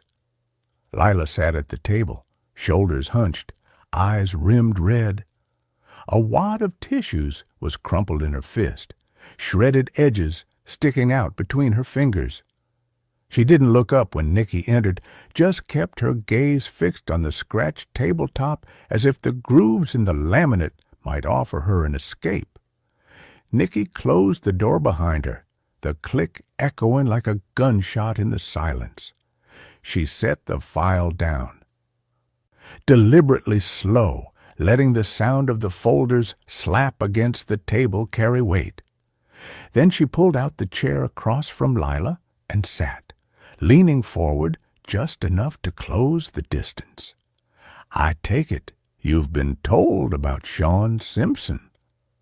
Lila looked up with red-rimmed eyes. You won't pin this on me either. I worked last night and then went straight home. All right, Nicky said, her voice steady, controlled. You've given me your alibi. Now shut up and listen. Lila's head jerked up, eyes blazing through the tears. The defiance there was sharp, almost startling, against the blotched skin of her face.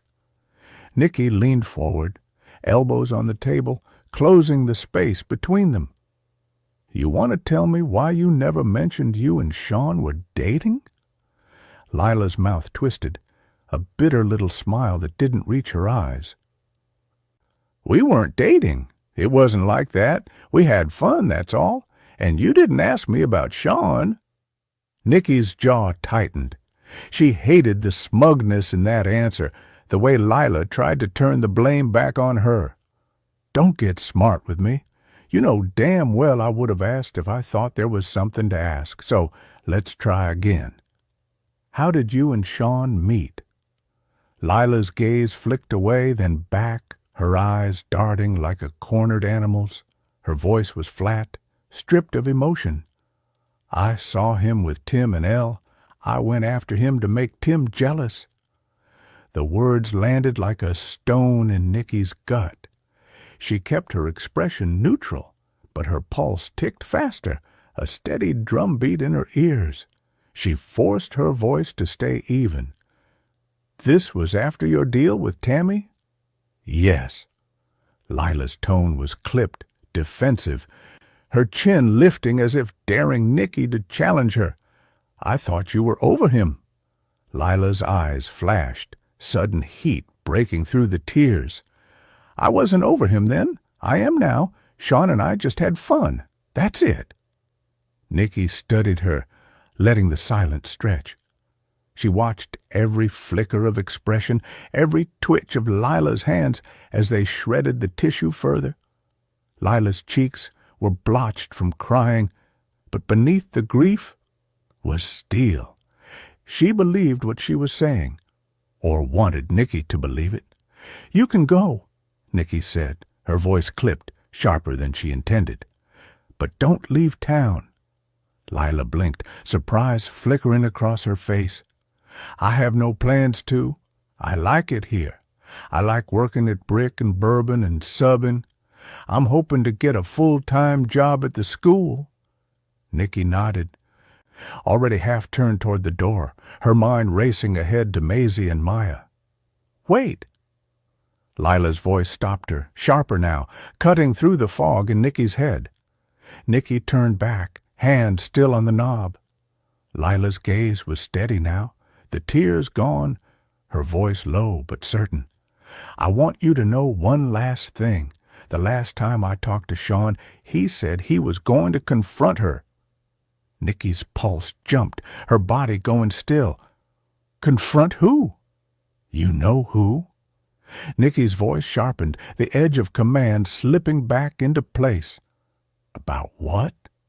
Lila's mouth curved in a bitter smile, the kind that carried more truth than words. What do you think? The words hung in the air, heavy with implication, pressing down on Nicky's chest like a weight she couldn't shake. She held Lila's gaze for a long moment, searching for cracks, for hesitation, but found only defiance. Then Nicky turned and walked out, the door closing behind her with a hollow thud, the weight of it all pressing down harder with every step. She headed to interview room 2, where John Donahue waited. She stopped at the one-way mirror and watched him inside the cramped room. Donahue had stopped pacing. He stood at the table now, tapping his fingers against the metal surface, lips moving in a silent conversation with himself. Nicky watched him for another beat, noting the way his eyes darted toward the mirror, then away. She opened the door. The interview room was small and airless, the kind of space that made the walls feel closer the longer you sat in it. The overhead light was too bright, flattening every shadow, and the air carried the faint tang of sweat and disinfectant. Nicky closed the door behind her and crossed to the chair opposite him. Donahue sat down slowly, his gaze flicking from her to the mirror and back. A sheen of sweat clung to his hairline, darkening the edges of his short-cropped hair. "You've got 24 hours in here," Nicky said, setting her notebook on the table, but leaving it closed. "That's how long I've got to hold you. You're going to use that time to tell me the truth." His mouth twitched. "I haven't lied." She leaned forward, elbows on the table, her voice steady. "Why did you burn down Cooper Electric? Did you know Dave and Betty were inside?" His eyes widened, and for a moment she caught something, maybe shock, or the performance of it. "I didn't burn anything down." Nicky let the silence stretch, the hum of the light filling it. "We're getting a warrant to search your place," she said. "Might as well tell me now. Save us the trouble of finding the truth ourselves." He shook his head, quick and jerky. "There's nothing to find." The room felt warmer. Nicky could feel a bead of sweat slide down her spine beneath her jacket. She didn't move. "I didn't do anything," Donahue said again, his voice rising. "I felt bad about what I said to Dave, okay? I came home early to apologize.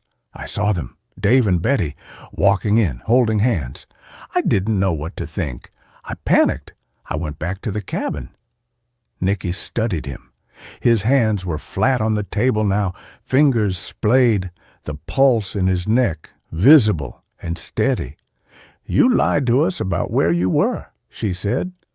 "I did," he admitted, "but you can't pin that fire on me. I didn't start it." "You're right," Nicky said evenly. "Not yet, but I've got 24 hours to get that done. So you should plan to spend the next day in a cell." His jaw tightened, but he didn't speak. The air between them felt heavy, the kind that made every breath deliberate. Nicky kept her gaze on him, searching for the tell, something in the eyes, the mouth, the way he held himself. She wasn't sure if he was lying, but the search would tell her. A knock at the door broke the moment. Liam stepped in, a folded sheet of paper in his hand. "Warrant signed."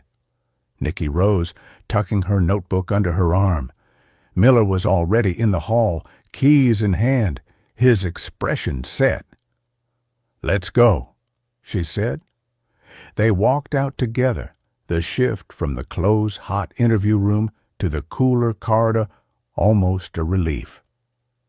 Outside, the late morning sun glared off the Suburban's hood, the air sharp with the scent of asphalt warming under the light. Nicky slid into the passenger seat, the image of Donahue's restless pacing still vivid in her mind, and the farmhouse waiting like a sealed envelope she was ready to open. The Suburban's tires crunched over the rutted dirt drive. The Donahue farmhouse sat square and stubborn against the sky, its white paint dulled to a chalky gray in places, the porch boards weathered and sun-bleached. The roof line sagged slightly at one end, and the windows reflected the glare like blank eyes. Beyond the house, the land stretched out in a patchwork of brittle grass and tilled earth, the horizon wavering in the shimmer of heat. Nicky felt the temperature rise the moment Miller cut the engine. She stepped out with Liam and Miller, the smell of dry earth and sun-warmed wood drifting up from the yard. The air outside was heavy, pressing down on her shoulders, the kind of heat that made every movement deliberate. The ERT from the FBI was already assembled near their vehicles, their dark uniforms absorbing the sun, faces set in the neutral focus of people about to work. Miller's voice cut through the stillness. "Listen up, people." He gestured toward the farthest outbuilding, a squat structure with a rusted tin roof at the edge of the property. "Start there. We'll take the barn. I heard from the fire marshal this morning. The accelerant is some kind of chemical cleaning compound used for electrical equipment. Let's get to it." Nicky's gaze slid to the porch. Leanne Donahue stood there, arms crossed tight, her mouth a hard, thin line. A deputy blocked the doorway, his stance casual but immovable. Leanne's eyes tracked them as they moved toward the barn, her scowl deepening with each step. The boards under her feet creaked as she shifted her weight, but she didn't speak. The barn loomed ahead, its red paint faded to a muted rust, the wide doors thrown open to the shadowed interior. Inside, the air was cooler, but close, the kind of stillness that held the scent of everything the building had ever housed. Nicky caught the dry, sweet dust smell of old hay, layered over the faint tang of oil and metal. Sunlight slanted through gaps in the siding, striping the dirt floor in gold. They moved through the equipment and work areas, boots scuffing softly. Shelves lined one wall, tools hung in neat rows, their metal edges dulled with use. A battered workbench stood under a window, the surface scarred and stained. Liam crouched near a low shelf and pulled out a container. "Turpentine," he said, holding it up. The label was worn, the cap tight, but the sharp chemical scent still leaked faintly into the air. Nicky took it from him, weighing it in her hand. It could be an accelerant. The barn was tidy, more workshop than working barn now. The horse stalls stood empty, their gates latched, a few stray flakes of hay scattered in the corners. The wood was dry and splintered under her fingertips when she brushed one of the stall doors. Dust motes drifted in the shafts of light from the high windows, moving lazily in the still air. Somewhere in the rafters, a pigeon shifted, its claws scratching against the beam. They stepped back out into the glare, the sudden brightness making Nicky squint. The heat hit harder after the dim barn, the air shimmering above the packed dirt. They crossed to Donahue's truck, parked at an angle near the side of the house. The metal of the tailgate was hot under Nicky's palm as she looked inside. The bed was loaded with what you'd expect from an electrician: coils of wire, toolboxes with dented lids, bottles of cleaner with their labels peeling in the sun. A partially empty 5-gallon container of gas sat wedged against the side, the red plastic faded and scuffed. Miller leaned in, his shadow falling across the bed. "We've got possible accelerants," he said, "but we're still waiting on the exact match." Liam rested his forearms on the side of the truck, eyes scanning the contents. Everything here could be explained by his job. He went to the lake. Having gas around isn't unusual. Without a match, I doubt we can hold him. Nicky shut the tailgate with a solid thud. "Let's talk to Leanne." On the porch, Leanne was pacing now, her boots thudding against the boards. Her arms were still crossed, but her fingers tapped against her elbows, a restless rhythm. Her eyes narrowed as Nicky approached, and she stopped moving, planting her feet. "You're wrong," Leanne said before Nicky could speak. Her voice was sharp, carrying easily in the hot, still air. "You're wasting your time." "Is that so?" Nicky kept her tone even, her gaze steady. "Did Tammy send you?" Leanne's voice sharpened further, the words almost a challenge. "This is just like something she'd do. Just because Dave Cooper and John fought doesn't mean he'd do something like this." Nicky watched her closely, noting the tightness around her mouth, the way her shoulders stayed rigid. Then why lie about where he was? Leanne's chin lifted, her eyes flashing. He was scared to admit what he saw. He knew telling you he was there after the fight would be trouble. Tammy is vindictive as hell. What are you talking about? Nicky asked. Why would Tammy Cooper mess with finding out who killed her husband? If she knew about the affair, she'd do something to hurt them, Leanne said. Look at what she did to Elle about custody. Nicky frowned. What do you mean? Tammy tried to say Elle was unfit. Went after custody of Maisie when she was just an infant. Nicky tilted her head slightly, watching for any shift in Leanne's expression. You think that was Tammy's version of getting back at Elle for being on the phone with Nate when he was killed? Leanne's eyes widened, genuine surprise flickering there. Who told you that? Tammy was on the phone with him, not Elle. Nicky's pulse ticked up, but she kept her voice steady. You're sure? My brother-in-law works for the delivery company Nate drove for, Leanne said. All the trucks have audio recording, and employees know it. He heard it himself. She was bad-mouthing Elle, and Nate had had enough. Roads were bad. The boards under Nicky's boots radiated heat, and the air between them felt taut, stretched thin by more than just the weather. Leanne's gaze didn't waver, her jaw set, as if daring Nicky to contradict her.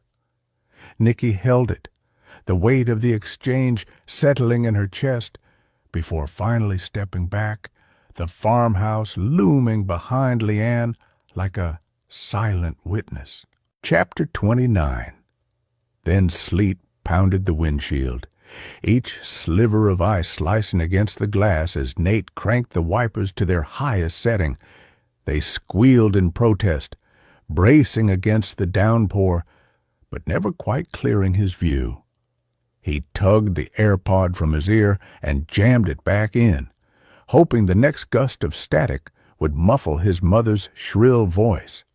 She'd called nearly 10 minutes ago, and by now she was deep into her routine, questioning the paternity of his baby girl, demanding a paternity test, critiquing Ella's every move. Mom, I need to go, Nate snapped, squinting through the sleet to spot the next bend in the St. Croix scenic byway.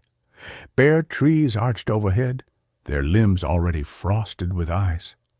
The road was slick, black ice lurking like a hidden trap. He eased off the accelerator, letting the van's speed drop another 5 miles per hour, though his hands trembled on the wheel from more than just the cold. I'm not done talking, his mother insisted, her voice rising an octave that made his teeth chatter. How do you even know the baby is yours, Nathaniel? Why won't she take a test? He ground his teeth, willing himself to stay calm. Yelling back would only feed her appetite for drama. Because I trust her, he said through clenched teeth. And the baby looks exactly like Dad did at 6 weeks. She's 6 weeks old, Mom shot back. All infants look alike at that age. You tell her you want a test or else— Or else what? He countered, feeling heat gather at his collar despite the van's feeble heater. His breath misted against the windshield. We've got a place of our own. You can't control me anymore. I can cut you off, she warned. You'd be lucky to feed that kid without my help. Let's not pretend Ella's saving every penny at beauty school covers diapers and bills. Nate's jaw flexed. They'd had this argument every week since Elle's pregnancy announcement. His mother refused to accept that he'd chosen a different path, one that included a foster child past, a tiny baby, and responsibilities he'd never asked for but now embraced with every ounce of his stubborn pride. She's working part-time, he said. Ella's doing her best. It's not her fault she was in foster care. Praise for Elle always softened his heart. Her resilience, her quiet kindness toward others, even if it meant fodder for his mother's criticism. "Don't romanticize it," Mom spat.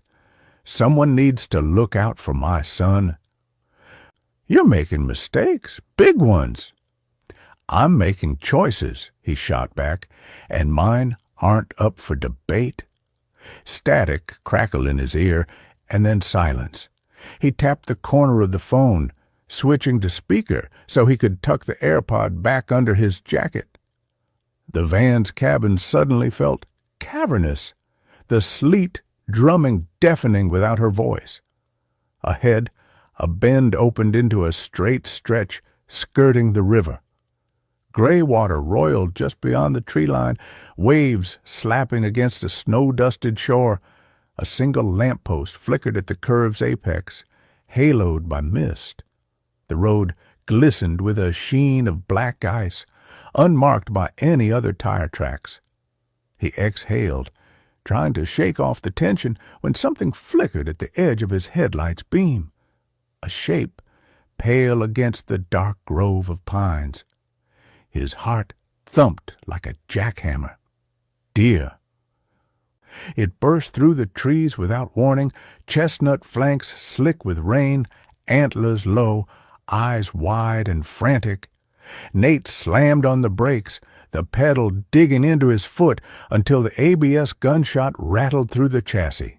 The van lurched, its back end fishtailing as steel wheels fought for traction on the ice.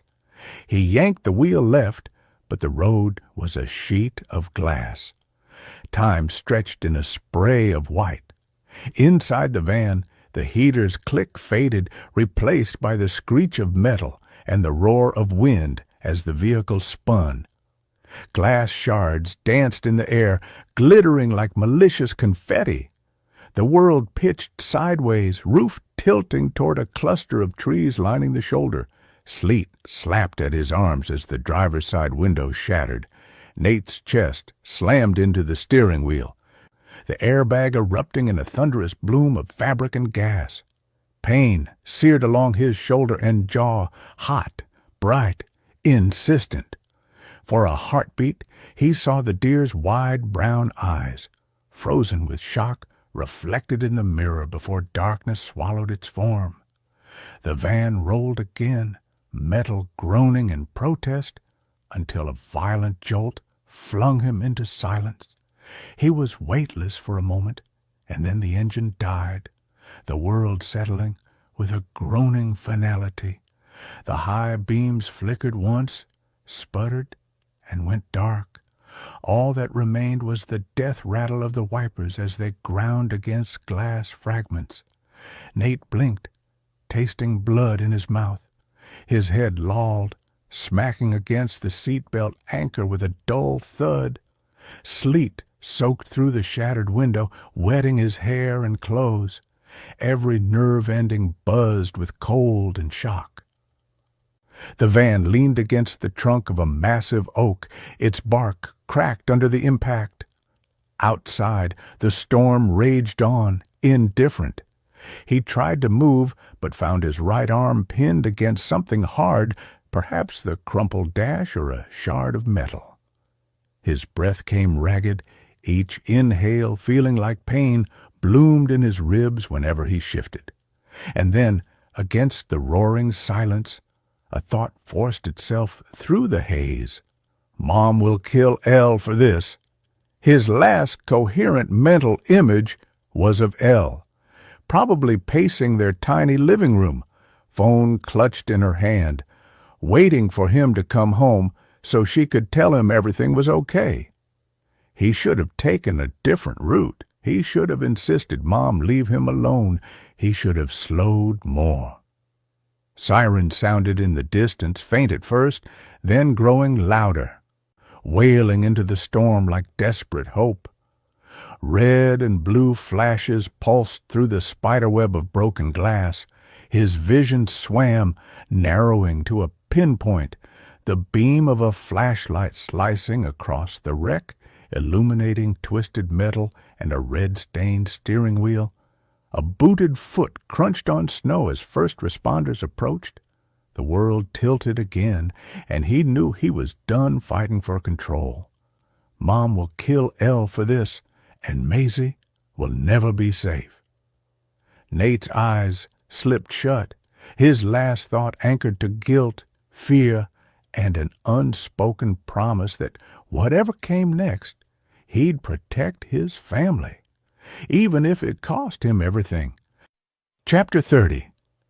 The conference room smelled faintly of pasta sauce and cooling wings, the kind of scent that settled into the air and refused to leave. Paper plates, crumpled napkins, and half-empty water bottles cluttered the table. Liam worked through his pasta and wings with steady bites, the scrape of his fork against the paper plate a small, repetitive sound. Nicky's wings sat untouched, the sheen of sauce catching in the overhead light. Late-day sun slanted through the blinds, striping the tabletop in alternating bands of shadow and glare. The hum of the fluorescent lights pressed down from above, a constant undertone to the quiet. Frustration hung in the room, unspoken but heavy, each movement slow and deliberate. Miller broke the silence, his pen tapping once against the legal pad. Cans of gas and diesel, cleaning agent for electrical equipment, all in the truck. All can be explained. No smelly clothes, no trashed clothes. "I think he's telling the truth," Nicky said, her voice even. "He came to apologize, caught Dave and Betty, left, then panicked." "Agreed," Liam said, not looking up from his plate. "We'll have to let him go," Miller said, the pen falling still. He shifted topics without warning. Ella and Tim Harper. Aram confirmed the Ruger found in Sean's closet was Tim's. That's the gun that shot Elle. Blanchard still isn't convinced Sean's death was suicide, Liam said. No note, no other signs. He planned to work. Just feels off. Gun was in plain view in his closet. Too late to test for GSR. His car never left the lot, Nicky countered. Yes, we caught him sneaking out of the building from another angle. But how did he get to Tim's location and the Harper's home? Too far to go on foot with the timeline? Liam reached for the dessert pizza, the cardboard box rustling. Courtney never found the donuts Tim bought. Bugs me. Wouldn't there be something left of them in the truck of water? Fish could have eaten some of them, Miller said, his tone flat.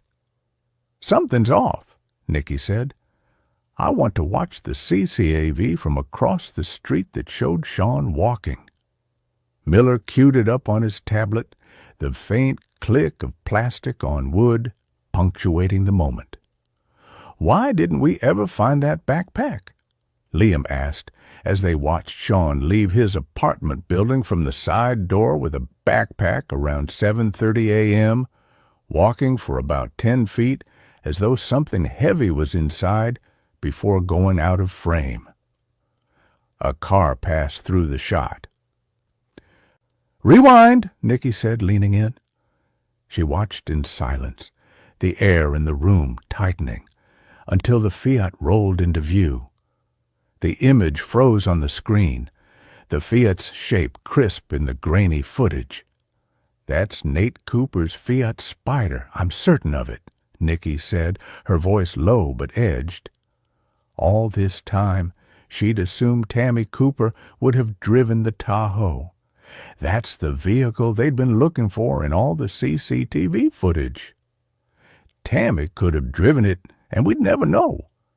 Liam's head came up, the chair creaking under his shift and weight. "You think Tammy helped Sean do this?" "Someone in that family did." Nicky's gaze held his.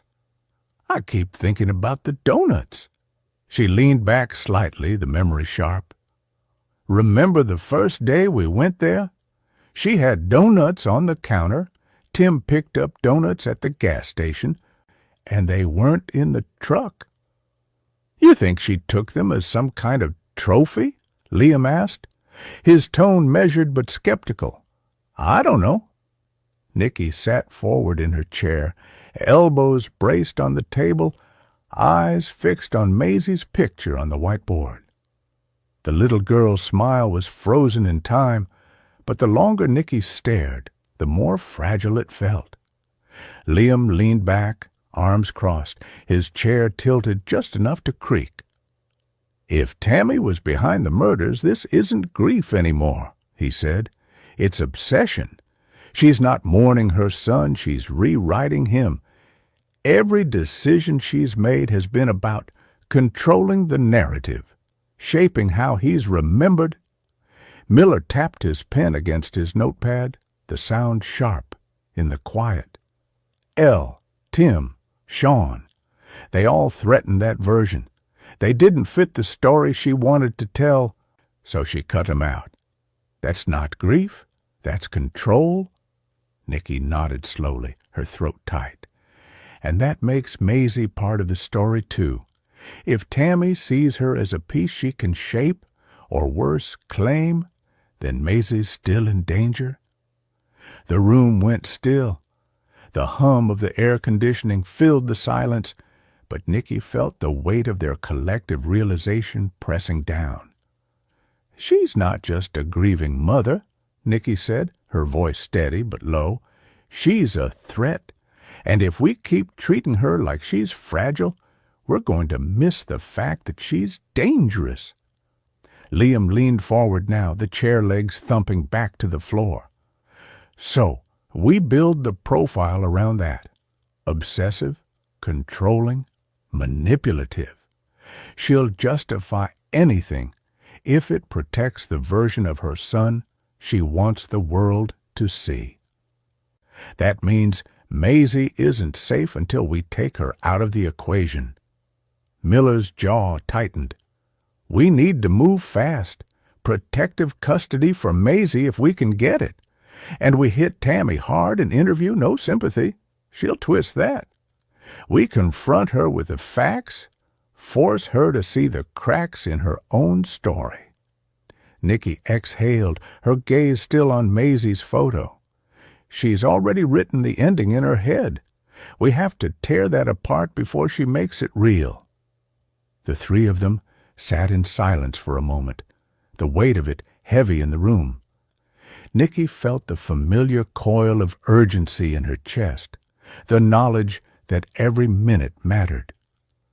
Maisie's face stared back at her from the board, innocent and unknowing. "We don't have time to wait." The air in the room felt heavier, pressing down on Nicky's shoulders. She opened her mouth to press further, to push at the cracks she thought she saw forming, but her phone buzzed against the table. The vibration rattled against the metal, sharp and jarring, the sound cutting through the silence after the Fiat footage. She glanced at the screen. Maggie. Maggie's voice came in a rush, broken and uneven. Nicky pressed the phone tighter to her ear, straining to catch the words. "Maggie, calm down," she said firmly. "Take a breath so I can understand you." There was a pause, the sound of Maggie pulling herself together. "Candace isn't home? She's supposed to be? She's not answering her phone?" "You were supposed to meet her at the house?" Nicky asked, her tone clipped. "Yes, I was coming over to spend time with the girls." Maggie's voice wavered. "I know she was taking them to the park, but I don't know which one." "Sit tight," Nicky told her. "We'll find Candace." She ended the call, the weight of it settling over the room. "Candace is missing. She had the girls with her." Liam was already at his laptop, fingers moving fast. "Got her vehicle. I'll put out an APB." Miller had his phone to his ear, his voice brisk and precise. "Candace Walker, woman in her 50s, salt and pepper hair, petite, social worker. She'd have a toddler named Maisie and an infant named Maya with her." He listened, pen tapping against the table. Then his expression shifted. Lakeview Hospital reports an unconscious woman found at a park with an infant matching Maya's description. No toddler. The room went still. Nicky called Maggie back. "Did Candace mention meeting anyone today?" "No," Maggie said. "But I know she had a phone call with Tammy earlier." "Go to Lakeview Hospital," Nicky told her. "I'll explain the situation with Maya so you can take her. Right now she's being observed. Candace is there too." Nicky hesitated, then added, "Maisie wasn't with them." There was silence on the line, heavy and raw. Then Maggie's voice broke. "Tammy took her, didn't she?" Chapter 31. Nicky pressed down on the accelerator, the Jeep eating up the miles toward Sawyer Place. The late afternoon sun slanted low, flashing through the trees and strobing across her windshield, but she barely registered it. Her mind was split in two, flashing from the thought of Candace lying in a hospital bed to Maisie, small and defenseless, in Tammy Cooper's hands. The thought made her chest tighten. How far had Tammy gotten?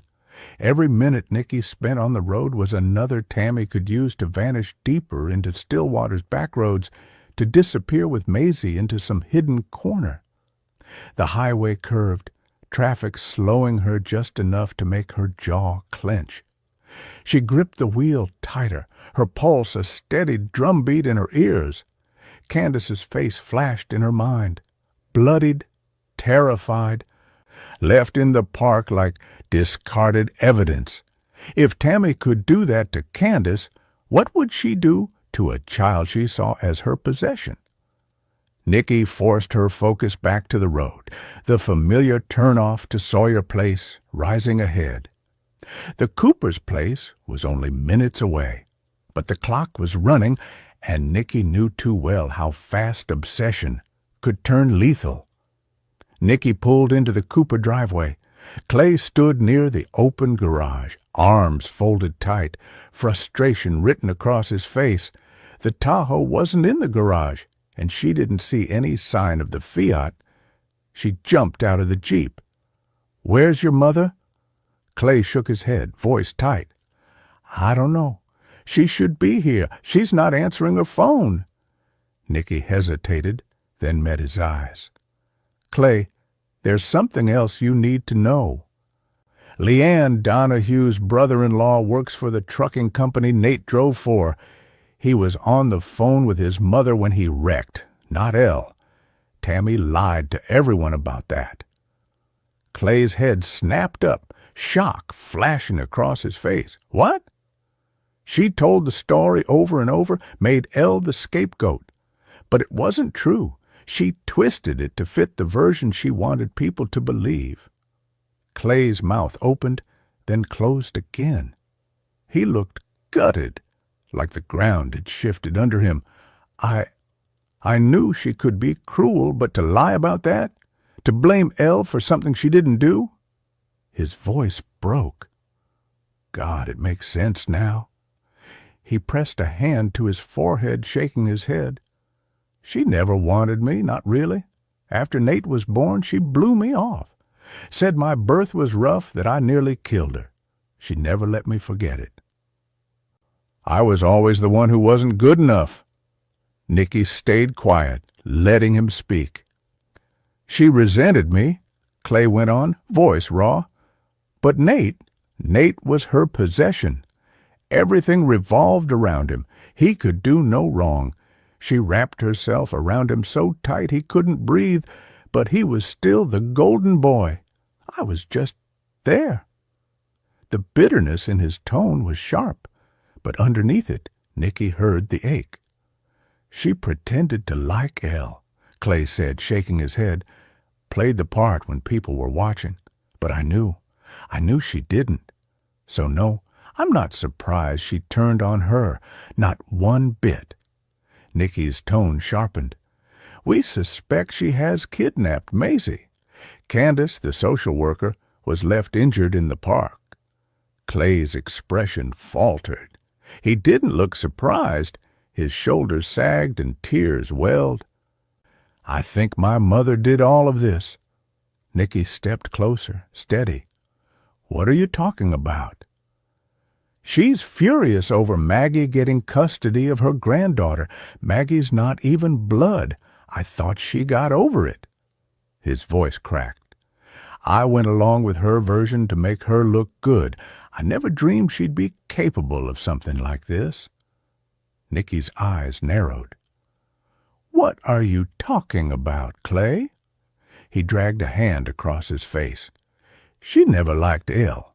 Things weren't hunky-dory after Nate's death. She blamed Elle. Tried to get her declared incompetent so she could take Maisie. She failed because Dad intervened and wouldn't let her take it to court. He was the only thing stopping her." "Did she like Tim?" Nicky asked. Clay shook his head. "She didn't really have an opinion. If she did, she never shared it. Since Nate died, her sole focus has been Maisie.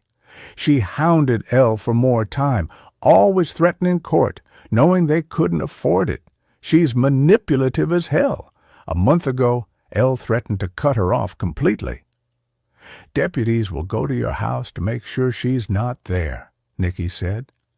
"Feel free," Clay answered quickly. "Nothing to hide." "Any idea where Tammy might go?" Nicky asked. "No," Clay said. "We weren't close. She wouldn't confide in me." Nicky's voice dropped. "Could Tammy shoot? Does she own any weapons?" Clay nodded. "Yeah, she's got a Ruger. Unlicensed. She and Dad used to go to the shooting range a lot." Nicky's heart sank. She had trusted the CCTV that showed Tammy's Tahoe never leaving the house. She'd driven Nate's Fiat that morning instead of the Tahoe. Had she picked Sean up? Had they been working together and Tammy silenced him? Her chest tightened as she looked back at Clay. "Where does she keep Nate's Fiat?" Clay hesitated, then said, "She put it in storage the other day when she cleaned out the garage." Nicky's breath caught. She must have just missed it. Tammy had tucked the Fiat away right under their noses, which meant it had been there on the day of the shooting. Clay's eyes widened as he realized what she was getting at. Nicky held his gaze. "Clay, is she capable of this?" He thought about it, his face tightening, and finally nodded. "Yes, she's stone-cold awful." He gave her the address for the storage. Nicky yanked the Jeep into gear, dust spitting from the Cooper driveway as she tore back toward the main road. The sun was dropping low, throwing long bars of light across Stillwater, but the streets were clogged with commuters inching home, delivery trucks blocking intersections, brake lights flaring like a wall of red. She gripped the wheel tighter, jaw clenched. Every wasted second was another Maisie didn't have. The Jeep crawled forward, boxed in by a minivan on one side and a pickup hauling lumber on the other. Nicky's pulse hammered. She flicked her blinker, darted into the next lane, and earned a blast of a horn. She didn't care. Her mind spun faster than the tires. Tammy. She'd manipulated everyone around her, bending the truth until it fit the story she wanted. Nicky could see it now, the threads pulling tight. Sean. Lila had said he was going to confront Tammy, that he'd finally had enough. But what if he never got the chance? What if Tammy had silenced him before he could talk? Nicky's knuckles whitened on the wheel. She pictured it. Tammy picking Sean up, her voice soft, coaxing, the way she could make herself sound reasonable when she wanted something. Had she convinced him to help her kill Tim and Elle? Had she offered to pay his gambling debts, or had she lured him in only to cut him loose when he became a liability? The Jeep lurched forward another few feet. Nicky slammed her palm against the steering wheel, frustration boiling. The storage unit was across town, tucked near the industrial strip by the river. Too far, too much traffic. She forced herself to breathe, to focus. The pieces were there if she could just lock them together. Tammy's motive was control. She'd lost Nate, and Maisie was all she had left. Ella threatened that control, and Tim, too. Sean was weak, easily manipulated. Tammy could have dangled loyalty, guilt, even affection in front of him. Maybe he'd helped her without realizing what he was part of. Maybe he'd driven, carried, covered, and when the weight of it pressed too hard, when he thought about confessing, Tammy had shut him up, permanently. Nicky's stomach twisted. She could still see Sean slumped in that chair, the bottle of pills, the scotch. Too neat and deliberate. Tammy's fingerprints all over it, even if she'd never touched the glass. The line of cars inched past a light. Nicky swerved around a delivery van, tires squealing as she cut through a yellow light. A driver shouted, but she barely heard it. Her eyes were on the road ahead, her mind on Maisie. Maisie, small and fragile, caught in the grip of a woman who saw her as a possession, not a child. Nicky pressed harder on the gas, weaving through traffic. The Jeep rattled as she hit a pothole, but she didn't slow. The river glinted in the distance, the warehouses rising beyond it. The storage units were there, rows of metal doors baking in the sun, secrets locked behind each one. She pictured Tammy again, her face tight with fury, her voice sharp. Tammy had lied about Ella being on the phone when Nate died. Lied to everyone, twisting the story until it fit her narrative. If she could do that, what else was she capable of? Everything. Nicky's chest tightened. She pushed the Jeep harder, the engine growling.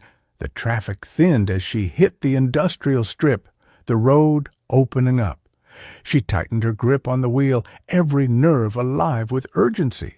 She was close now, too close for Tammy to finish writing her version of the story. And Nicky wasn't about to let her. Her phone buzzed on the console. Nicky took Liam's call through the Jeep's Bluetooth. "We've got a bolo out for the Fiat, Tammy and Maisie," he said. "Miller's putting up roadblocks. They're pulling CCTV from around the park where Candace and Maya were found." Her pulse hammered. "I'm almost to the storage unit." Nicky swung the Jeep into the gravel lot of Stillwater storage, her tires spitting rock as she braked hard. Her pulse hammered in her throat, her chest tight with the weight of every second ticking by. Maisie could be in there, trapped and alone. She shoved the gear shift into park and jumped out, scanning the rows of dull green doors stretching in both directions. The Tahoe sat crooked near the far row, its chrome grille catching the last of the sun, empty. Her stomach clenched. Nicky forced herself toward the squat office at the edge of the lot. The glass door rattled as she yanked it open. Inside, the air smelled of stale coffee and dust, the hum of a small fan doing little to cut the heat. The manager looked up from behind the counter, startled, his polo shirt damp at the collar. "I need access to the Cooper's unit," Nicky said, her badge flashing as she held it up. Her voice was clipped, urgent. "There's a missing child, and we have reason to believe she may be inside." The man blinked, his mouth opening and closing before he nodded quickly. Of course, just give me a second." He fumbled for the key ring, the metal jangling in his shaking hands. "Now?" Nicky pressed. "Every second counts." He swallowed hard, grabbed the keys, and hurried out from behind the counter. Nicky was already moving, her stride long and fast, the manager hustling to keep up. They crossed the lot, gravel crunching underfoot, the Tahoe looming larger with every step. Nicky's weapon was already in her hand, the weight steady, grounding her. The manager's breath came quick, nervous. "You're sure?" "Probable cause." Nicky cut him off, her eyes locked on the unit. "Open it." He slid the key into the padlock, his hands trembling. Nicky stepped to the side of the door, gun raised, her pulse a steady drumbeat in her ears. 1, 2, 3. The door rattled upward, the sound echoing down the row. Nicky braced, weapon ready, every nerve alive. The smell hit first, thick dust, old fabric, and the faint tang of motor oil. Holy shit! It wasn't a hiding place. It was an altar. Photos of Nate covered the walls, tacked up in uneven rows. School portraits with his forced smile, football shots frozen mid-stride, candid snapshots of him at family gatherings. Dozens of them overlapping, curling at the edges. His high school awards were stacked neatly on a shelf, trophies gleaming dully in the dim light. His uniforms hung pressed and preserved, the fabric stiff with age, as if waiting for him to step back into them. And in the center, like a shrine, sat the Fiat, its red paint dulled, headlights staring blankly into the dark. Nicky's stomach dropped. The silence pressed in, broken only by the hum of the fluorescent light above the row. She lowered her weapon slowly, her chest tight. Tammy hadn't just memorialized her son, she'd entombed him. Every inch of the unit screamed obsession, control, a refusal to let go. It was suffocating. The air heavy with the weight of a life Tammy refused to release. No Maisie. Nicky pulled out her phone and hit Clay's number. He answered on the second ring, his voice rough. "Clay, the Tahoe and the Fiat are here, but no sign of your mother or Maisie. Do you know of another vehicle she might be driving?" There was a long pause. "No," he said finally. "Not that I know of. She doesn't share anything with me, never has." His voice cracked. "I'm sorry." Nicky closed her eyes briefly, then forced herself forward. "All right, stay put. We'll find her." She ended the call and immediately dialed Liam. He picked up fast, his voice taut. "She's not here," Nicky said. "The Tahoe's parked at a storage unit, but it's just a shrine to Nate, no Maisie. I need you to check with every rental agency in the area. See if Tammy Cooper rented a vehicle under her name or anyone else's. She's moving, and she's not done." "On it," Liam said. "Where are you headed?" "The hospital," Nicky said, sliding back into the Jeep. "Maggie and Candace are there. I need to talk to Candace." She hung up, started the engine, and tore out of the lot. The image of Nate's shrine burned into her mind. Tammy wasn't just obsessed. She was rewriting the story, piece by piece, and Nicky was running out of time to stop her. Chapter 32. Nicky swung the Jeep into the hospital lot, the tires crunching over asphalt patch too many times. She didn't cut the engine right away, her hand still locked on the wheel, pulse hammering in her throat. The glass doors of the ER glowed ahead, a reminder that Candace was inside, broken but alive. Maisie's face pressed harder into her mind. How far had Tammy gotten, and how much time did they have left? Her phone buzzed. "Liam." She snatched it up. "Tell me you've got something," Nicky said, her voice sharper than she intended. "Not much," Liam admitted. His tone was clipped, frustration bleeding through. "So far, no rental companies are being helpful. Enterprise flat out told me to get a warrant before they'd release anything." Nikki closed her eyes briefly, forcing down the surge of impatience. "We don't have time for red tape." "I know," Liam said, "but listen. State police have roadblocks set up on the main arteries, and we've got a bolo out in Wisconsin. If she tries to cross the river, they'll catch her." Nikki exhaled, her gaze fixed on the hospital doors. It wasn't enough.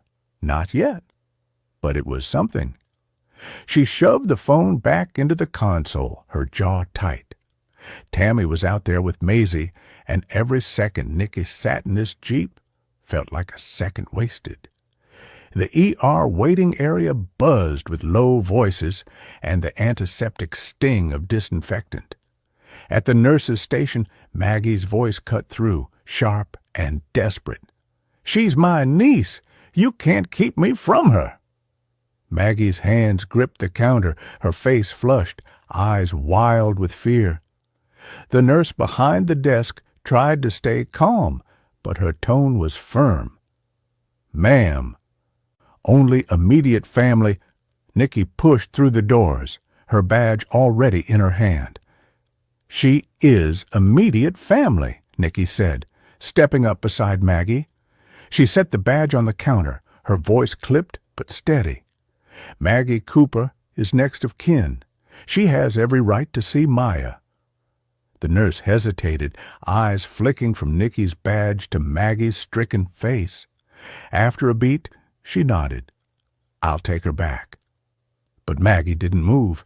She turned on Nikki instead, her grief boiling over. "Where are Tammy and Maisie?" she demanded, her voice cracking. "How could you let this happen?" Before Nikki could respond, Maggie grabbed her by the arms, fingers digging in. Her eyes were wild, brimming with tears. For a heartbeat, the whole waiting room seemed to freeze. Then Maggie blinked, realization crashing in. She let go as if burned, her hands trembling. "I'm sorry," she whispered, voice breaking. "I didn't mean—" Nikki shook her head, her own throat tight. "It's okay. I'm angry at myself, too." The nurse stepped forward gently, guiding Maggie toward the hallway. Nikki watched them go, the weight of Maggie's words pressing down like a stone. She'd promised herself she wouldn't let Maisie slip through the cracks. And yet Tammy was still out there, with a child who had no idea how much danger she was in. Nikki looked at the other nurse still sitting at the U-shaped station. "Can you tell me what room Candace Walker's in?" Nikki followed the nurse down another hall. The woman's voice dropped. Her insulin spiked. She passed out. Nikki's jaw clenched. "Has she woken up?" "She was just starting to come around when I checked a few minutes ago." They reached the door. Inside, Candace was propped against pillows, speaking weakly to a nurse. When she saw Nikki, tears spilled. "It's okay," Nikki said, moving closer. "Maya's okay, but Tammy must have taken Maisie. Can you tell me what happened?" Candace's hands trembled as she wiped her face. She looked pale, and 10 years older than she had the last time she'd seen Candace. "We met at the park. Things were fine for the first few minutes. Then she brought up Maggie getting custody of Maisie, said she wasn't even related to her. I tried to be sympathetic, and then I felt a prick on my forearm. Everything went blurry." Nikki steadied her voice. "It's not your fault. Maggie is upstairs with Maya. She'll come down and see you in a little while. I've got to go find Maisie." The Stillwater Sheriff's Station was quiet in the way only late evening could make it. The only real noise was the hum of fluorescent lights overhead. A couple of deputies sat at their desks, filling out paperwork. Nikki nodded to them as she made her way to the conference room. "Candace isn't a diabetic, but her insulin spiked," Nikki told Liam and Miller. "Tammy must have access to insulin." She looked at the board where Maisie's photo stared back at her from the center, bright smile frozen in time. Nicky's chest tightened. Every lead they'd chased had gone cold. Every roadblock they'd set up had turned up nothing. Tammy was out there, and Nicky couldn't shake the gnawing fear that they were already too far behind. Sheriff Miller leaned against the wall, arms crossed, his face drawn with fatigue. He'd been on since dawn, but the lines around his eyes looked older than the day. Liam sat across from Nicky, his tie loosened, his hair mussed from running his hands through it too many times. The three of them had been circling the same ground for hours, and the silence between them was heavy. "No sign of her at Clay's place," Miller said finally, his voice low. "Deputy Jensen's parked out front. If she shows, he'll see her." Nicky nodded, though it did little to ease the knot in her stomach. "She won't go back there. Not now. She's too smart for that." "Smart," Miller muttered, "or desperate." Nicky rubbed her temples, exhaustion pressing in. "Either way, she's ahead of us. And Maisie—" Her voice caught, and she forced it steady. Maisie could already be gone. The words hung in the air, sharp and unforgiving. Liam shifted in his chair, his jaw tightening. "Don't go there yet," he said quietly.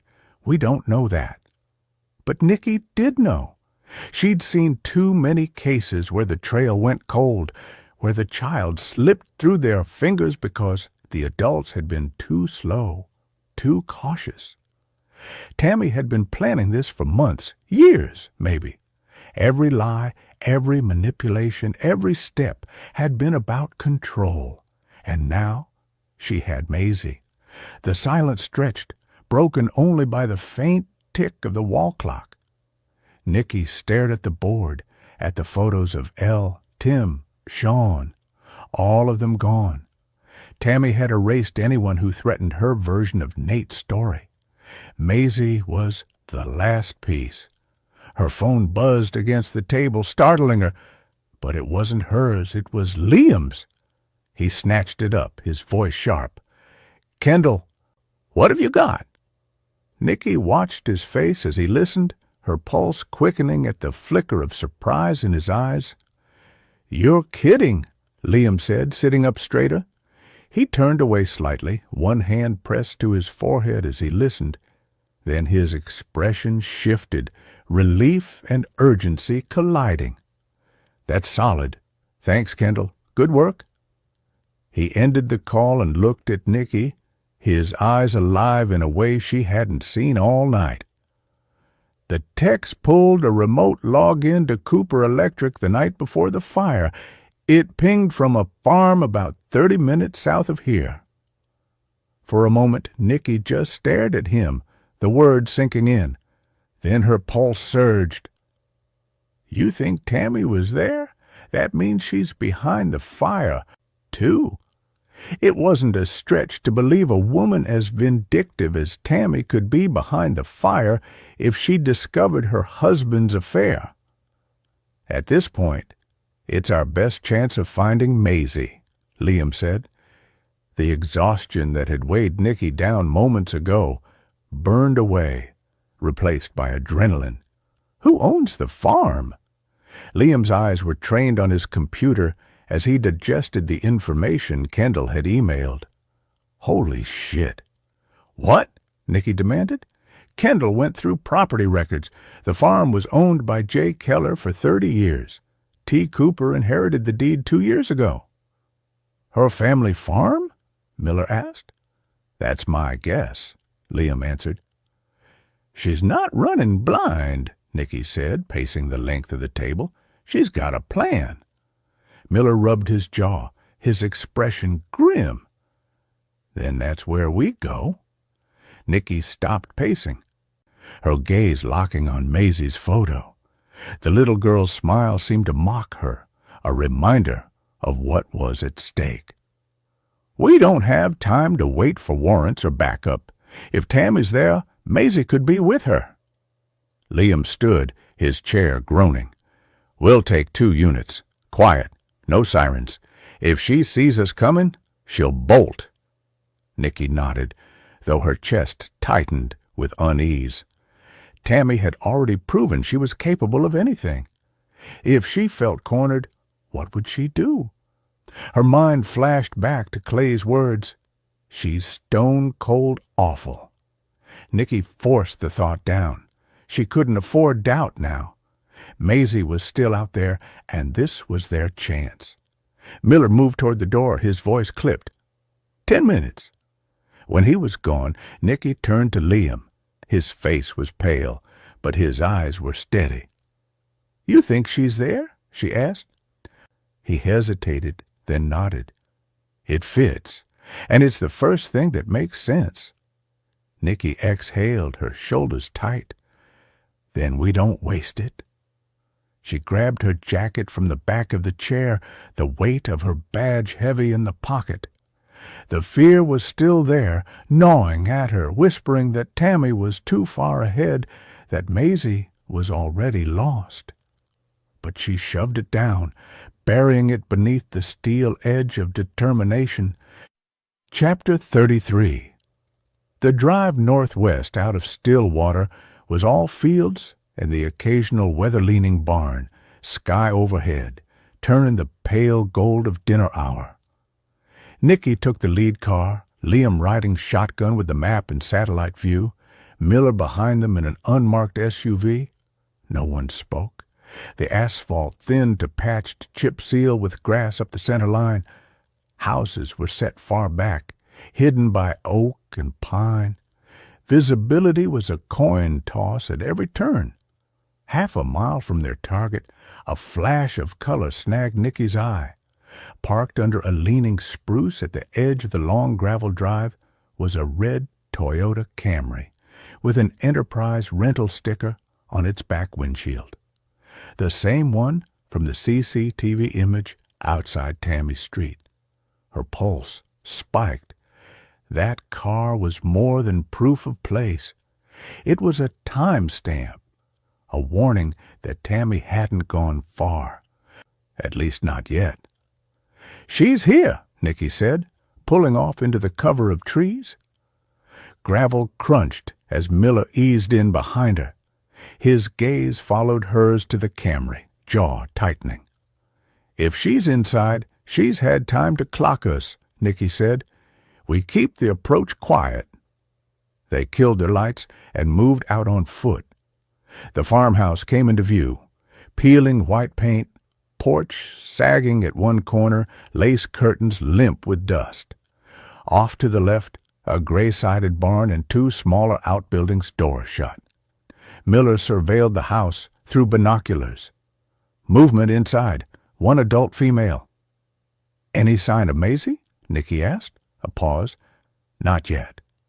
Nicky tightened her grip on her weapon. "Then we move." The storm built fast out of the west, a bruised wall against the fading light. By the time they hit the edge of the Keller property, the wind was driving in sheets of cold rain that blurred the outline of the farmhouse, lightning strobing in the distance like the flicker of an old camera flash. The red car was still there in the drive, beaded over with water, its silhouette so familiar it pulled at Nicky's focus like a magnet. Liam took the front, Miller circling to the rear porch. Nicky's boots sank into wet earth, the smell of ozone sharp in her nose. They breached almost in sync, back and front doors bowing under their shoulders, splintering open into the close, musty dark. It reeked of damp carpet.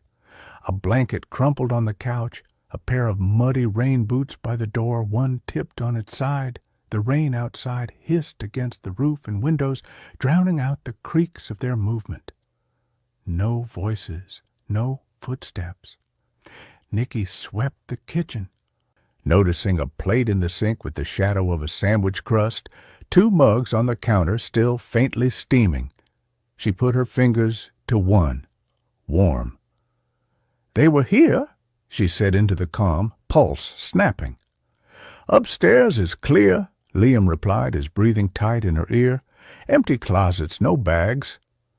Miller appeared at the mouth of the hallway, water streaming off his jacket.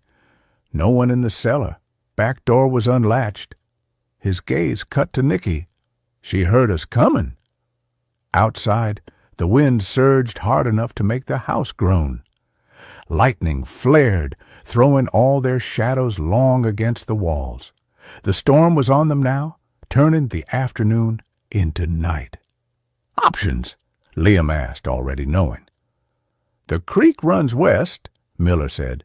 "Thick brush, but possible cover if she was heading out on foot." Nicky shook her head. "Cornfield's closer. If she didn't want to risk the open road, she'd use it to put distance between us." She jerked a thumb toward the line of dark stalks beyond the north fence. The tassels whipped sideways in the wind. Miller waited for a second, then nodded. "We split. Liam with me on the creek. Nicky, take the field." Chapter 34. The air hung heavy and electric the moment Nicky crossed the fence into the cornfield, as if the stalks had been holding their breath until now. It wasn't just the storm. It was the heat pressure of a day of baking sun, the air muggy enough to stick her clothes to her back. Every step she took felt like wading through the last moments before something snapped. She paused, letting her eyes drift upward at the tops of the stalks, bending in a swift, darkening wind and heavy rain. The sky was a bruise, low and swollen, fingers of thunder rippling through the clouds. Nicky clicked on her tactical light, setting it to low. The beam was a slender thread through the canopy of green, illuminating only what was directly ahead. Beyond that, the darkness opened like a void, swallowing the rows into blind corridors. She swallowed hard, tasting bitterness on her tongue. Hatred tightened her chest. Hatred for what Tammy had done, for her arrogance, for the lives she'd shredded like paper, for Elle, and for that little girl buried in fear somewhere out here. She squared her shoulders and moved forward. Boots sank into wet earth, traction fighting sticky mud left by the first spits of rain. Each row looked the same, an endless tunnel of tall stalks. Nicky counted steps in her head, a silent rhythm to keep her orientation. 40 paces, turn right. 35, turn left. But the storm was already upending everything. A lightning flash overhead made her count second-guess itself, and thunder rattled the stalks, sending them creaking around her. Wind whipped through the leaves, a hiss that might have been voices. Every snapped stalk sounded like a footstep behind her. She forced her breathing slow, even. She let the rumble of the storm become her metronome. She thought of Liam and Miller on the creek banks, cutting through brush and shadows. The creek was the logical funnel for someone escaping the house. The cornfield felt like a living maze, but if Tammy was desperate enough to come this way, then so would she. 3 rows in, Nicky spotted the first mark, a partial print, the ball of a small foot pressing into the mud, the heel dragged clean. Her chest stuttered. Maisie's? No. Tammy's. The fugitive's smaller stride, the way she looped back on herself. Nicky dropped her light beam farther, tilting it to show the disturbed earth. She knelt briefly, tracing the edges with a gloved finger. The mud smeared dark and loose, but the pattern was clear. "Come on," she whispered, gathering herself. She rose and angled her steps to match the print. Her cig gripped tight, but loose enough to pivot. Her boot pressed into the next shallow depression, and she advanced. The wind grew sharper, nearly driving her off balance. Rain began in earnest, fat drops staccato against the leaves overhead, then splattering on her head. The beam of light trembled in her hand. She pressed it to her forehead, an improvised visor against the torrent. The corn tempted her senses to slip, and she could feel disorientation creeping in, a sense of vertigo at the sameness of every stalk. She felt her heart in her throat, drumming. She forced herself to breathe into a count of 4. In, 2, 3, 4. Out, 2, 3, 4. Her hatred for Tammy fueled the focus. The thought was like acid in Nicky's veins, steel in her resolve. The prince carried her deeper, a ribbon of disturbance among the unyielding verticals. Lightning flared again, a white cheek of light that offered a glimpse of the storm-bent stalks, water flashing off them like tears. Nicky caught sight of movement at the edge of her vision. Her blood thrummed, every nerve on high alert. She scanned left, scanned right. The storm roared in her ears. And then the corn whispered differently. The wind couldn't have caused that. This was a deliberate shift, as though someone was forcing a path through. Nicky's hand tightened on her gun. She slowed her breath. The storm's hiss and thunder, the squelch of mud beneath boots, the rustle of leaves, all tried to drown her senses, but she willed herself to hear the human rhythm beneath it all. She followed the sound, ducking beneath a bent stalk, and the world tilted. Wet leaves smacked her face, the beam of light skittering across a tangle of corn. She caught a glimpse of blonde hair plastered with rain, and then something slammed her from the side. Pain ripped into her ribs as she hit the ground, mud splattering her cheek. The cig flew from her grip, vanishing into the green gloom. She tried to catch her breath, but the wind left her lungs empty. Somewhere a thunderclap shook the sky. She rolled to her side, drawing in air in desperate gulps, and the barrel of a gun hovered inches from her face. Tammy Cooper's eyes glowed in the darkness, streaks of mud marking her cheeks. Rain dripped from the suppressor's barrel. She smiled, lips split in a grin that didn't reach her eyes. "Drop the act, Hunt," she spat. Nicky's jaw went rigid. The Rugar that silenced both Elle and Tim was in Tammy's right hand. The suppressor looked like a fat black slug strapped to the muzzle. Nicky's blood chilled. She'd seen that weapon used, seen the wreck of bones and the scatter of life it left in its wake. Tammy laughed, low and gravelly. "I'm not dumb enough to kill a cop," she said, and Nicky felt the barrel edge lower. "But I can make sure you don't follow me." The butt of the Ruger cracked across her temple. White pain exploded behind her eyes, her vision streaking with red. She tasted copper. The world lurched. Nicky's reflexes took over. She rolled, boots kicking out, and her heel found Tammy's shin. The woman staggered, but recovered instantly, bringing the Ruger back up. "You're not saving anyone," Tammy snarled. "No one escapes me." Nicky tried to pivot to get to her feet, but the mud caught her knees. She spied a dropped ear of corn, its sharp tip glinting from the dirt. She grabbed it and lashed out, scraping it across Tammy's forearm. The woman hissed, but didn't loosen her grip. Nicky kicked again, this time aiming for the thigh.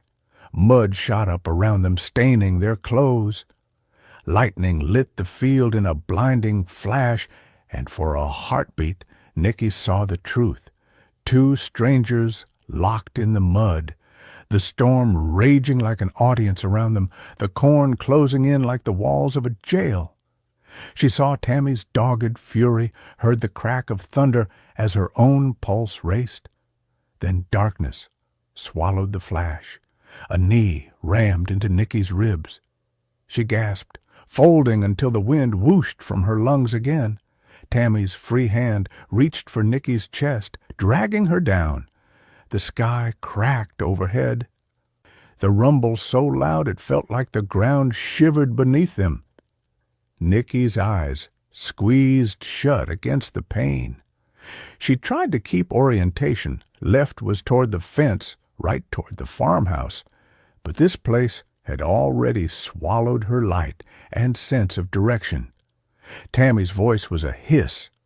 "Say good night." The Ruger barrel shook as she lifted it, ready to fire. Nicky braced for the crack that would end it, mud and rain drowning her strength. Then she heard a child's voice, thin and quavering but clear. "Grandma, no!" The rain paused in her ears. Her pulse slowed into the rhythm of Maisie's fear. Tammy's head jerked toward the sound. Maisie stood there between a break in the stalks, her clothes soaked through, tears carving tracks down her face. She was small against the towering stalks, but her voice was a beacon. Even under Tammy's weight, she found grit in her gut. The world narrowed. Tammy hesitated, the Ruger shaking at her side as her gaze flicked to her granddaughter. Rain thundered overhead as Nicky used the distraction to drive her elbow into Tammy's ribs. The woman's hold loosened. Nicky rolled, twisting free, using her momentum to land a blow to the side of Tammy's head, summoning all the anger she had stored up over Tammy's crimes against her family and the trauma she had put Lacey through.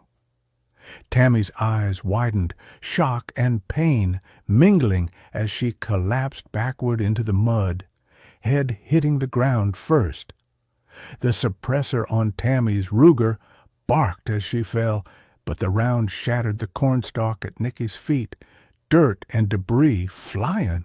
Nicky fell beside her, heart hammering as thunder rolled overhead like a judge's gavel.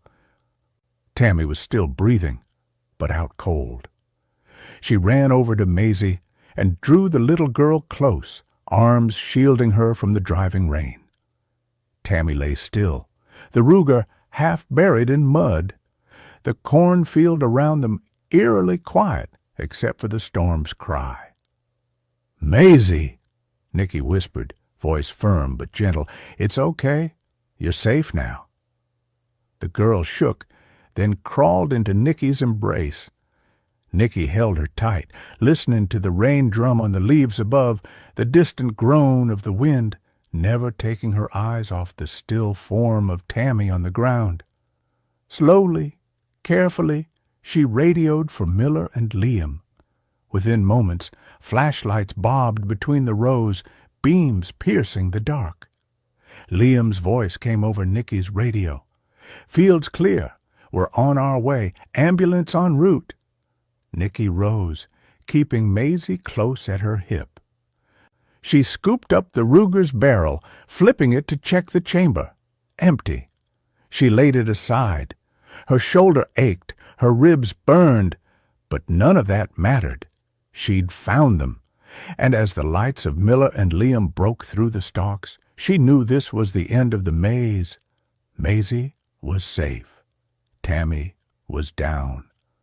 The storm still raged overhead, but Nicky felt a calm settle into her bones, fierce and absolute, like the eye of a hurricane. Together they walked out of the cornfield, footprints filling with water behind them as the rain washed the mud away. For a moment it felt as if the storm itself approved, rinsing away the grime, the violence, the hatred that had driven Nicky through these rows. She would carry the storm's scars long after the rain stopped, but tonight the field had given up its secrets. Tonight they'd won. Chapter 35. The hospital's emergency entrance glowed like a beacon against the wet night, glass doors sliding open and shut with a mechanical sigh. Nicky pulled the Jeep into the drop-off lane, headlights sweeping across the slick pavement. The storm had broken into a drizzle, but the air still smelled of rain and asphalt. In the back seat, Maisie stirred. She clutched the stuffed bear Nicky had pressed into her hands earlier, its fur worn thin, its button eye loose. Her small face was pale, but her eyes were wide, alert, and searching. Nicky glanced at her in the rearview mirror, her chest tightening. She'd called ahead and told Maggie she was bringing Maisie to the ER.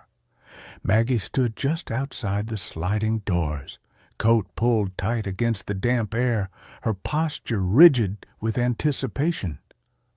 The moment she spotted the Jeep, she broke into a run, her shoes splashing through shallow puddles. Nicky barely had the vehicle in park before Maggie yanked open the rear door. "Maisie!" she gasped, her voice breaking. Maisie's face lit up. "Aunt Maggie!" She scrambled into her arms, wrapping herself around her neck with the desperate strength of a child who'd been holding fear too long. Maggie clutched her close, rocking her, tears streaking down her cheeks as she pressed her face into Maisie's hair. Nicky stepped out of the Jeep, the cool night air damp against her skin. She gave them a moment, watching Maggie's shoulders shake as she whispered into Maisie's hair. Relief radiated off her in waves, raw and unguarded. Finally, Nicky spoke, her voice low but steady. "She's safe. Tammy's in custody." Maggie looked up, her eyes red but fierce. "Thank God." She kissed Maisie's temple, then shifted her weight, still holding the child as though she'd never let go. "Maya's been released. She's sleeping in Candace's room. They're keeping Candace overnight for observation, but she's stable." Relief flickered through Nicky, though it didn't ease the weight pressing on her chest. She nodded. "That's good. That's really good." Maisie peeked over Maggie's shoulder, her voice muffled. "Can I see Maya?" "You will," Maggie promised, smoothing her hair. "We'll go right now." Nicky crouched slightly, meeting Maisie's eyes. "The doctors need to check you out first, okay? Just to make sure you're all right." Maisie nodded solemnly, still clinging to Maggie. Nicky straightened, exhaustion pressing in, but her voice steady. "I'll leave her with you. I need to get back to the station." Maggie's gaze sharpened. "To Tammy." Nicky didn't flinch. "Yes, we need every detail, every truth she's still holding back." Maggie hugged Maisie tighter, her voice low and fierce. "Don't let her twist it again. Don't let her make this about her." "I won't," Nicky said. For a moment, the three of them stood in the wash of the ER lights, the storm easing to a mist around them. Nicky's eyes lingered on Maisie's small hand fisted in Maggie's coat. On the way, Maggie's tears streaked her face, but her jaw stayed set, determined. The nurse appeared at the doors, pushing them open with a soft hiss. "We'll get her checked right away," she said gently, gesturing for Maggie to bring Maisie inside. Maggie nodded, brushing damp hair from Maisie's forehead. She turned back to Nicky, her voice breaking again. "Thank you for bringing her back." Nicky swallowed hard. "Keep her close. I'll be in touch." Maggie carried Maisie inside, the automatic doors sliding shut behind them. Nicky stood for a moment in the drizzle, watching until they disappeared down the hall. Relief warred with the gnawing weight in her chest. Maisie was safe. But Tammy's shadow still loomed, her lies and manipulation still poisoning everything they touched. Nicky turned back toward the Jeep, her mind already shifting gears. Tammy had been knocked out cold in the cornfield, but she's come around at the hospital and had been pronounced fit for questioning. She waited in the interrogation room, and Nicky wasn't finished with her yet. The drive back to the station was quiet, the wipers swiping rhythmically across the windshield. Nicky's reflection stared back at her in the glass, tired eyes, jaw tight, the weight of the night etched to her face. She thought of Maggie's grip on Maisie, of the way the child's voice had lifted when she saw her aunt. Tammy had tried to steal that little girl's innocence and trust. Nicky would see to it that the woman paid dearly for her cruelty. By the time she pulled into the station lot, the drizzle had stopped, leaving the pavement slick and shining under the streetlights. Nicky killed the engine, sat for a moment in the silence, then pushed herself out of the Jeep. The air was cool, sharp, carrying the faint scent of wet earth. Inside, the station was hushed, the night shift moving quietly through their routines. Nicky walked the familiar hall toward the interrogation wing, her boots echoing softly on the tile. She passed the observation window, catching a glimpse of Tammy inside, cuffed, wearing that half-smile, though it looked thinner now, frayed at the edges. Nicky paused, her reflection overlapping Tammy's in the glass. Two women, two sides of the same story. One had built her life on lies and control. The other had built hers on truth, no matter how brutal. She squared her shoulders, the weight of Maggie's words still in her ears. Don't let her twist it again. Nicky opened the door. The interrogation room felt smaller than before, the single fluorescent bulb strobing above, casting Tammy's shadow against the stained cinder-block wall. Nicky stepped in, closing the door softly behind her. Tammy sat at the metal table, wrists cuffed, chin tilted up with a confidence that bordered on insolence. Her rain-smudged hair hung in damp strands, and she wore that half-smile of someone who believed she still had the upper hand. Nicky folded into the chair across from her. The stale scent of coffee and bleach clung to the air. Outside, rain lashed the windows. Tammy watched her, amusement in her eyes. "Well, Detective Hunt," Tammy drawled, voice low and mocking, "glad you could join me. You seem refreshed." Nicky didn't answer. She let the silence stretch, her training reminding her that silence was a weapon. She watched Tammy's eyes flick to the Glock, then back to her face. The storm hammered the roof, punctuating the beat. Finally, Nicky leaned forward, her voice calm, almost conversational. "We both know you had a plan. The only question is when you decided to kill your husband." Tammy's smile faltered just slightly. Nicky caught it. She pressed. "You didn't stumble into this. You watched him. You watched Betty. You saw the affair." Tammy's chin lifted, defiance sparking. "Months!" she snapped, the words spilling out before she could stop it. "I caught them last winter. Smelled Betty's perfume on his coat. Caught the way he stuttered when I confronted him about it." Her eyes went distant, her finger tracing the edge of the table. "I caught them in a cabin at the lake, their own little private getaway. They thought nobody would ever know. But I saw them through the glass door, him kissing her neck. I plotted for weeks." Nicky gave a small nod as though she'd expected it. She let the quiet settle, then leaned in again, lowering her voice. "And you couldn't do it alone. You needed someone to take the risk for you, someone desperate. That's when you turned to Sean." Tammy's laugh was thin, brittle. "He was vulnerable." Nicky didn't let her stop there. She tilted her head, her tone sharpening. "Vulnerable because you made him that way.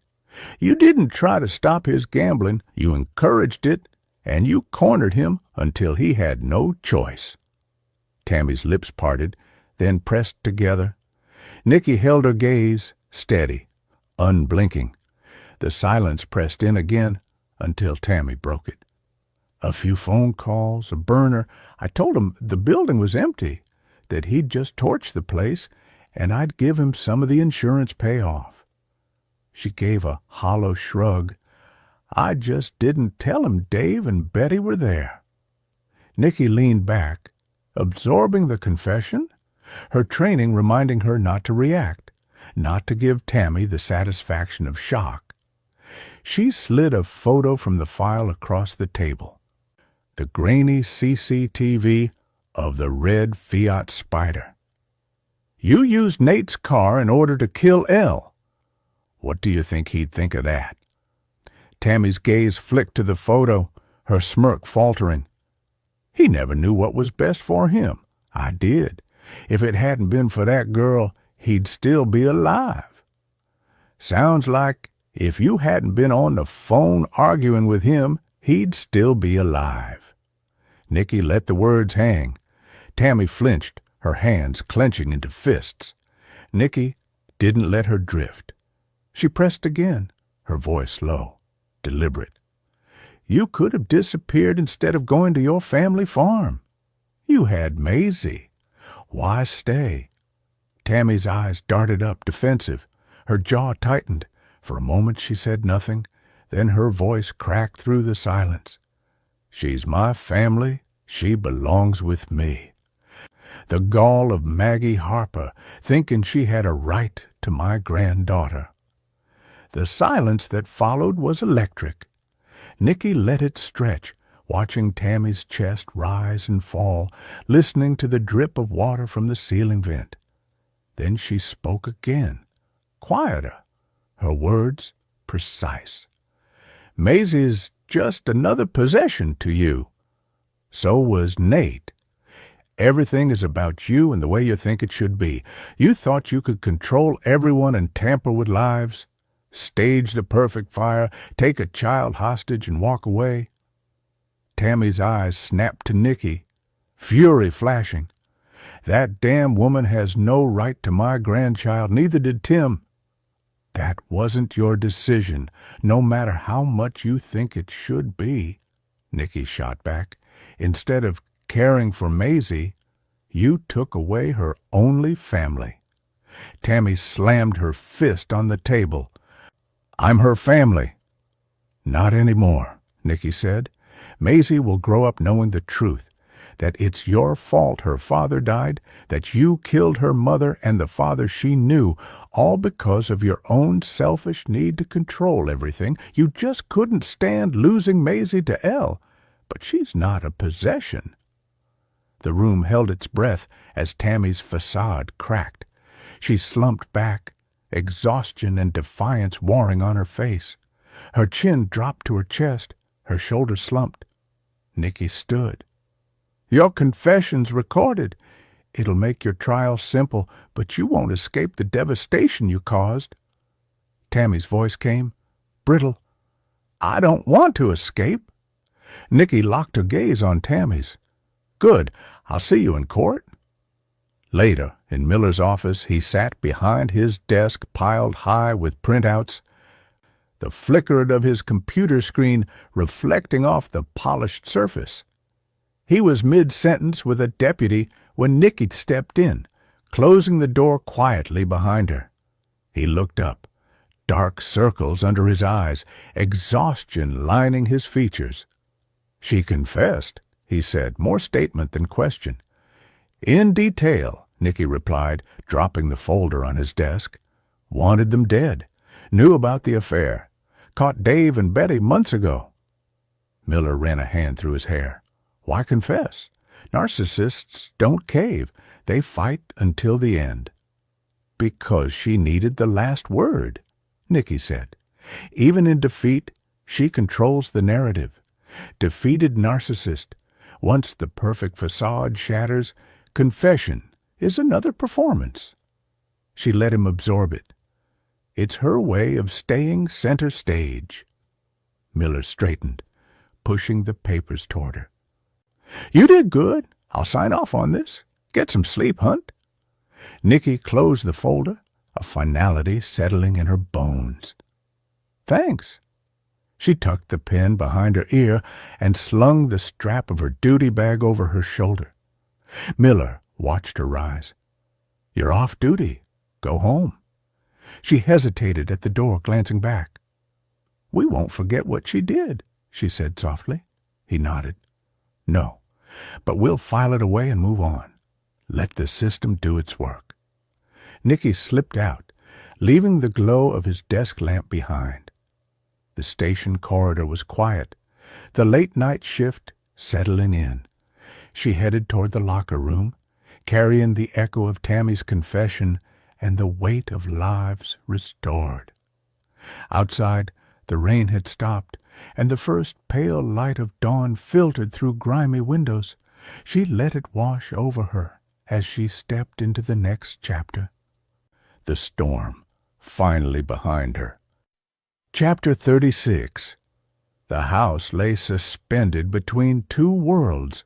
Outside, the storm still murmured against the eaves, occasional gusts rattling the gutters. Inside, every surface felt warmed by the promise of quiet. Moonlight slanted through the blinds, painting the hallway in cool stripes. Nicky stood at the threshold, coat still damp, phone tucked in her back pocket, and let the hush settle over her.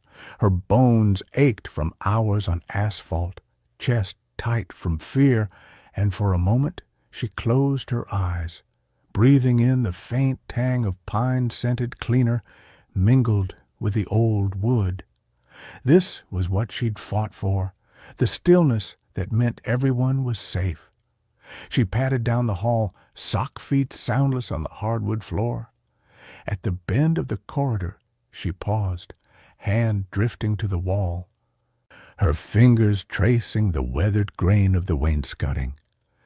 Nicky had called Lacey on the way from the hospital to the station to tell her they'd arrested the shooter. Rory had picked her up and brought her home. The knot of nerves in her stomach unclenched as she approached Lacey's door.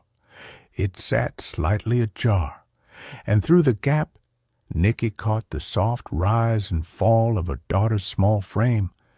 The blanket was pulled up high, cocooning her in safety. Nicky eased in and knelt beside the bed, each movement deliberate, as though she were diffusing a bomb of memory and relief. She brushed damp strands of hair from her forehead, hair that still smelled faintly of the soap she bought, because Lacey liked the scent of lemons, and pressed a kiss to her temple. The touch was feather-light, a whisper of devotion. Lacey blinked awake, lashes fluttering like moth wings. "Are you okay?" Her voice was thick with sleep and worry, and Nicky's heart cracked at the tenderness there. She swallowed hard against the lump in her throat, surprised by how raw she felt. "Yes, baby," she whispered, voice quivering. "We caught her." She traced the line of her jaw with her thumb, memorizing the softness of her cheek, the warmth radiating from her skin. "Her," Lacey whispered, shocked. "A woman did this?"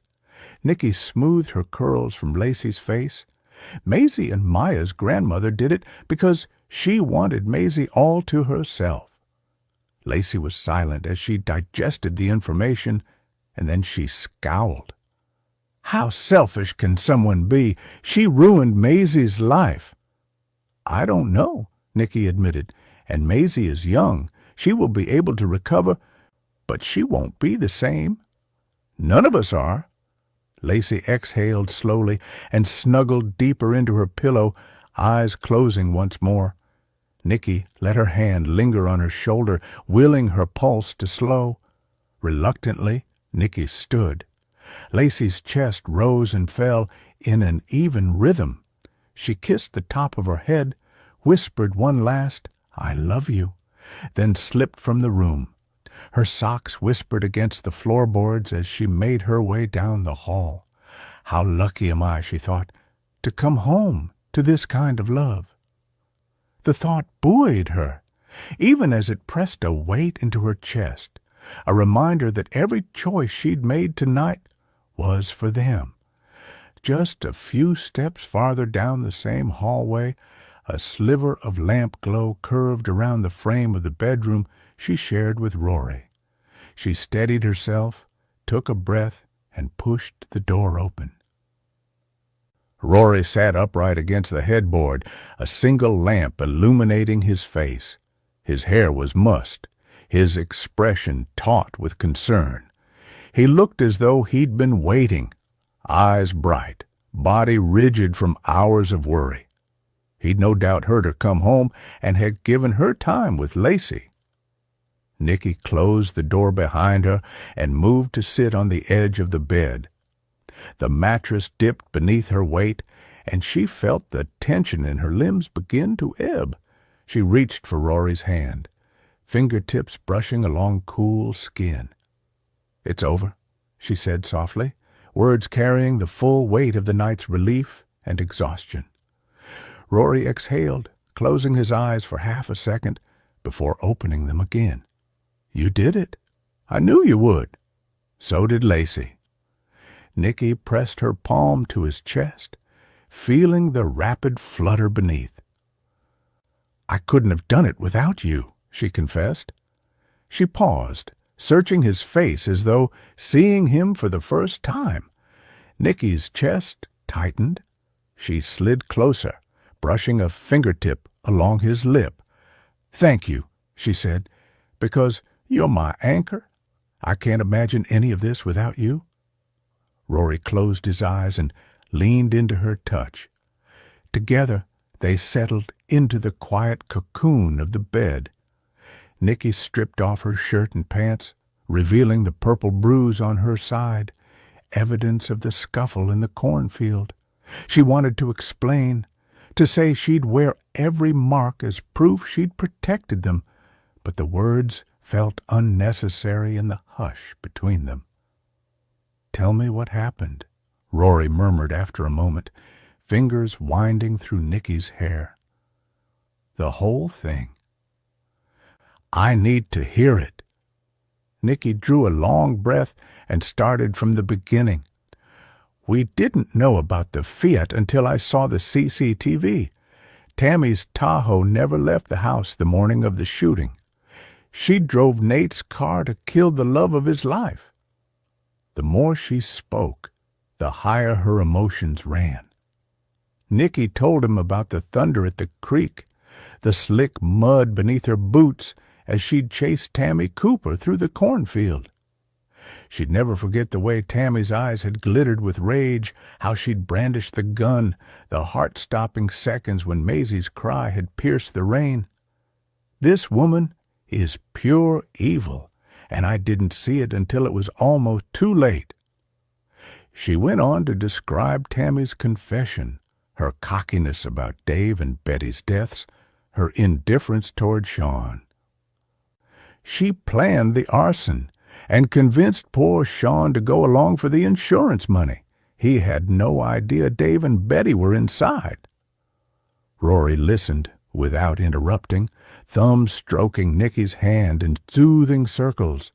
His breathing was shallow, as if he were bracing for every blow of the story. When Nicky finished, his eyes glistened with unshed tears.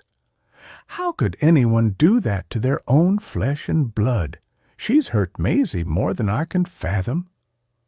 "I don't know, but I wanted to break that woman," Nicky said quietly. "For every life she tried to destroy, it took everything I had to bring her in and follow the rules. She deserves to suffer the same way Ella and Tim did." Rory's fingers tightened in her hair. "I'm proud of you," he whispered. Nicky let the words wash over her, feeling them thread through every ache in her body. She closed her eyes, head resting against his shoulder. They lay there, a tangle of limbs and whispered promises, hearts beating in unison. Nicky thought of Ella, bright, fierce Elle, gone too soon, and felt a stab of grief. But she also felt something else ignite in her chest. Determination. Ella's memory would light the path for every vulnerable person Nicky promised to protect. But tonight there was only silence, only the steady warmth of Rory's body curled against hers.